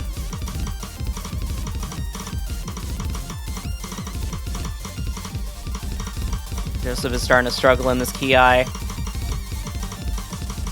some issues with the 1-6 patterns, the accuracy and missing.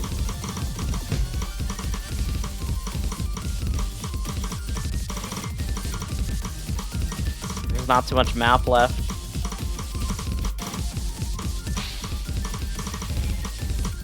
Yeah, you can definitely see that this is an accuracy game. Singapore has 2 full combos, Norway has no full combos. Yeah, the accuracy is carrying Norway to just being able to absolutely dominate on these picks.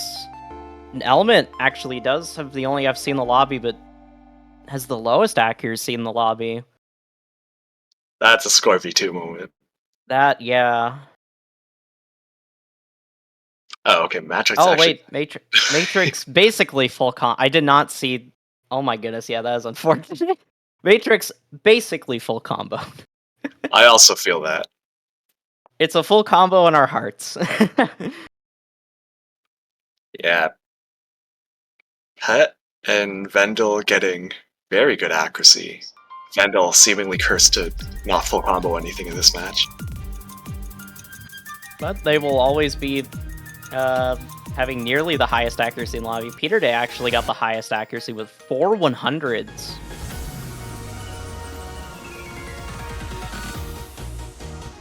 Yeah, if Norway continues this, it's just going to be just an accuracy battle that they're just going to keep on winning. I think Singapore are going to have to find some weak points in Norway.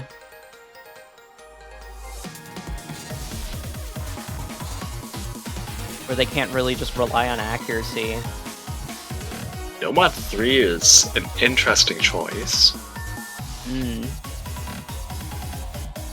So there have been matches where people have been unable to play Nomad 3 because they don't really play the finishers. Oh, yeah. Gotta hit your finishers. The question is, will everyone hit their finishers?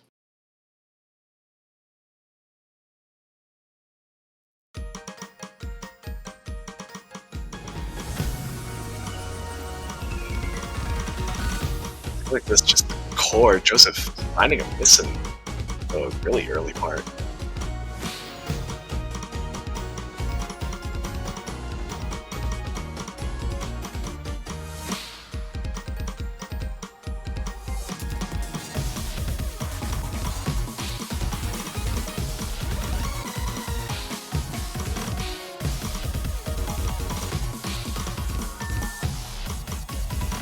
Early on, once again, it's just coming down to accuracy.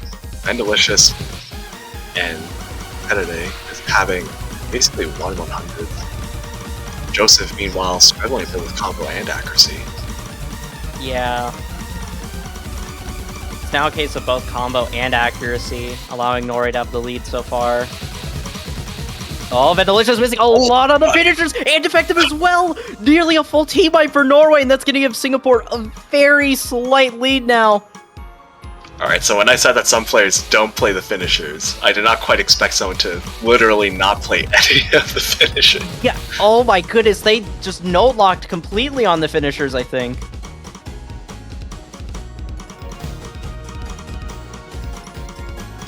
It's a massive opportunity for Singapore now. Yeah, there is still a bit more map left, but this is looking kind of good for Singapore. They need to hold on, though. Especially with another finisher section later. Oh, defective with another miss. This is looking really good for Singapore. Oh, but Joseph's missing on the finishers! And now the lead flips back over to Norway's side, but it's a very small lead. The finishers give it, and the finishers take it.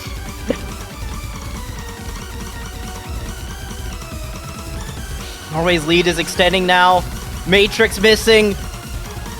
Element's the only full combo for Singapore. I don't think it's going to be enough unless a major drop happens from Norway.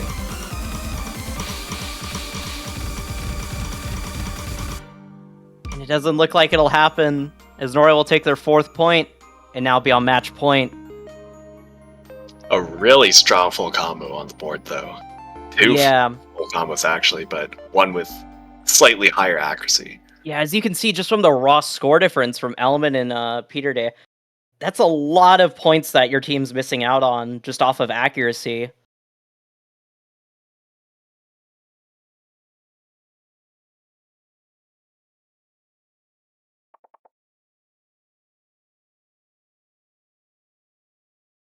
Yeah, now Norway kind of has free reign to go with whatever they want. Both the DTs are still open, and they seem to be pretty comfortable in speed. The other 2 free mods are open, and they won free mod pretty handily.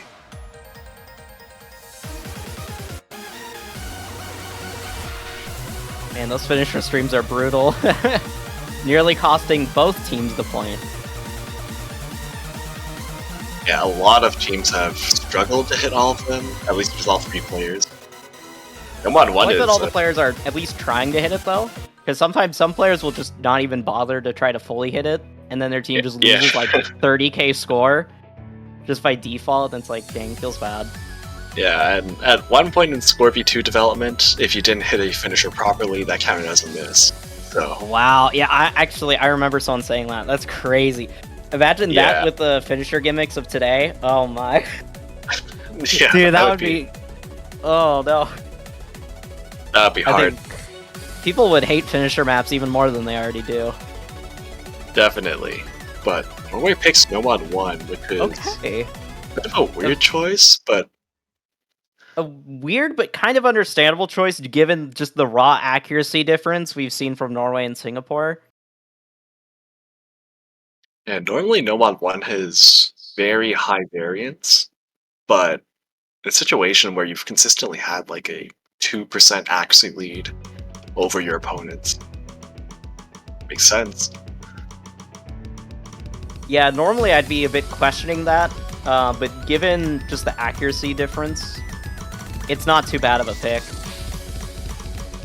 Still though, Singapore could definitely take it and get our breakpoint and stay in the match and in the tournament, because they do need to win this. It's all or nothing for Singapore. It's do or die.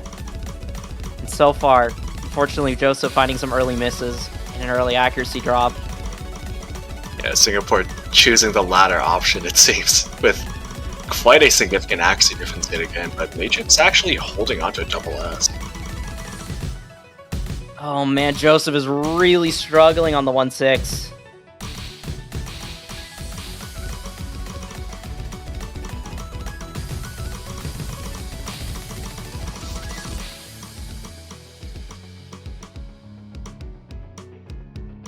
Yeah, Matrix is still top scoring in the lobby right now, but Norway's team difference is just a little bit too high.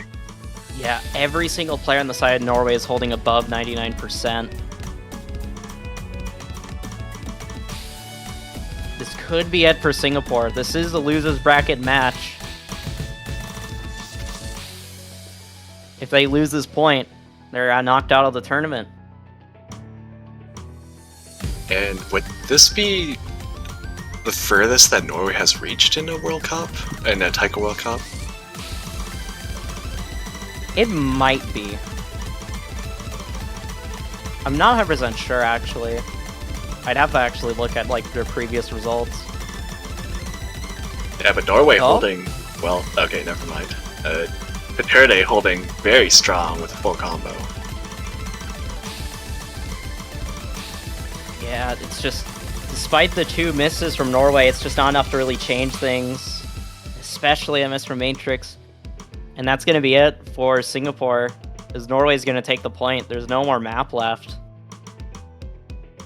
Yeah, shout out to Element, though, who I think actually has the highest full combo rate in the lobby, but just a little bit unfortunate with the accuracy. Yeah. That is unfortunate for Element.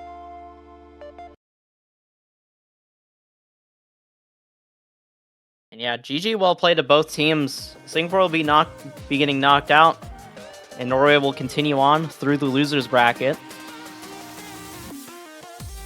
GG well played to both teams, and very nice stuff from Norway. This might be the farthest they've gone in a TWC. I'm not 100% sure, but I have not seen them gone too far the times that they have been in TWC. So very nice stuff to see from Norway. And also, I'm kind of impressed with just a lot of these players, because a lot of these players are 4 digits, and they're actually playing pretty well on these maps. Yeah, these maps are hard. These Norway are some will hard be facing, maps. Yeah, Norway will be facing New Zealand next week, which seems like an interesting match. Okay. I want to say that's fairly close in seeding. Yeah, New Zealand 8 is the 18th seed, and Norway is 21. So, could be a pretty close match, potentially, between these 2 teams. Yeah, and also, Norway being more of a hard rock team, New Zealand, I think, generally stronger on hidden. Yeah.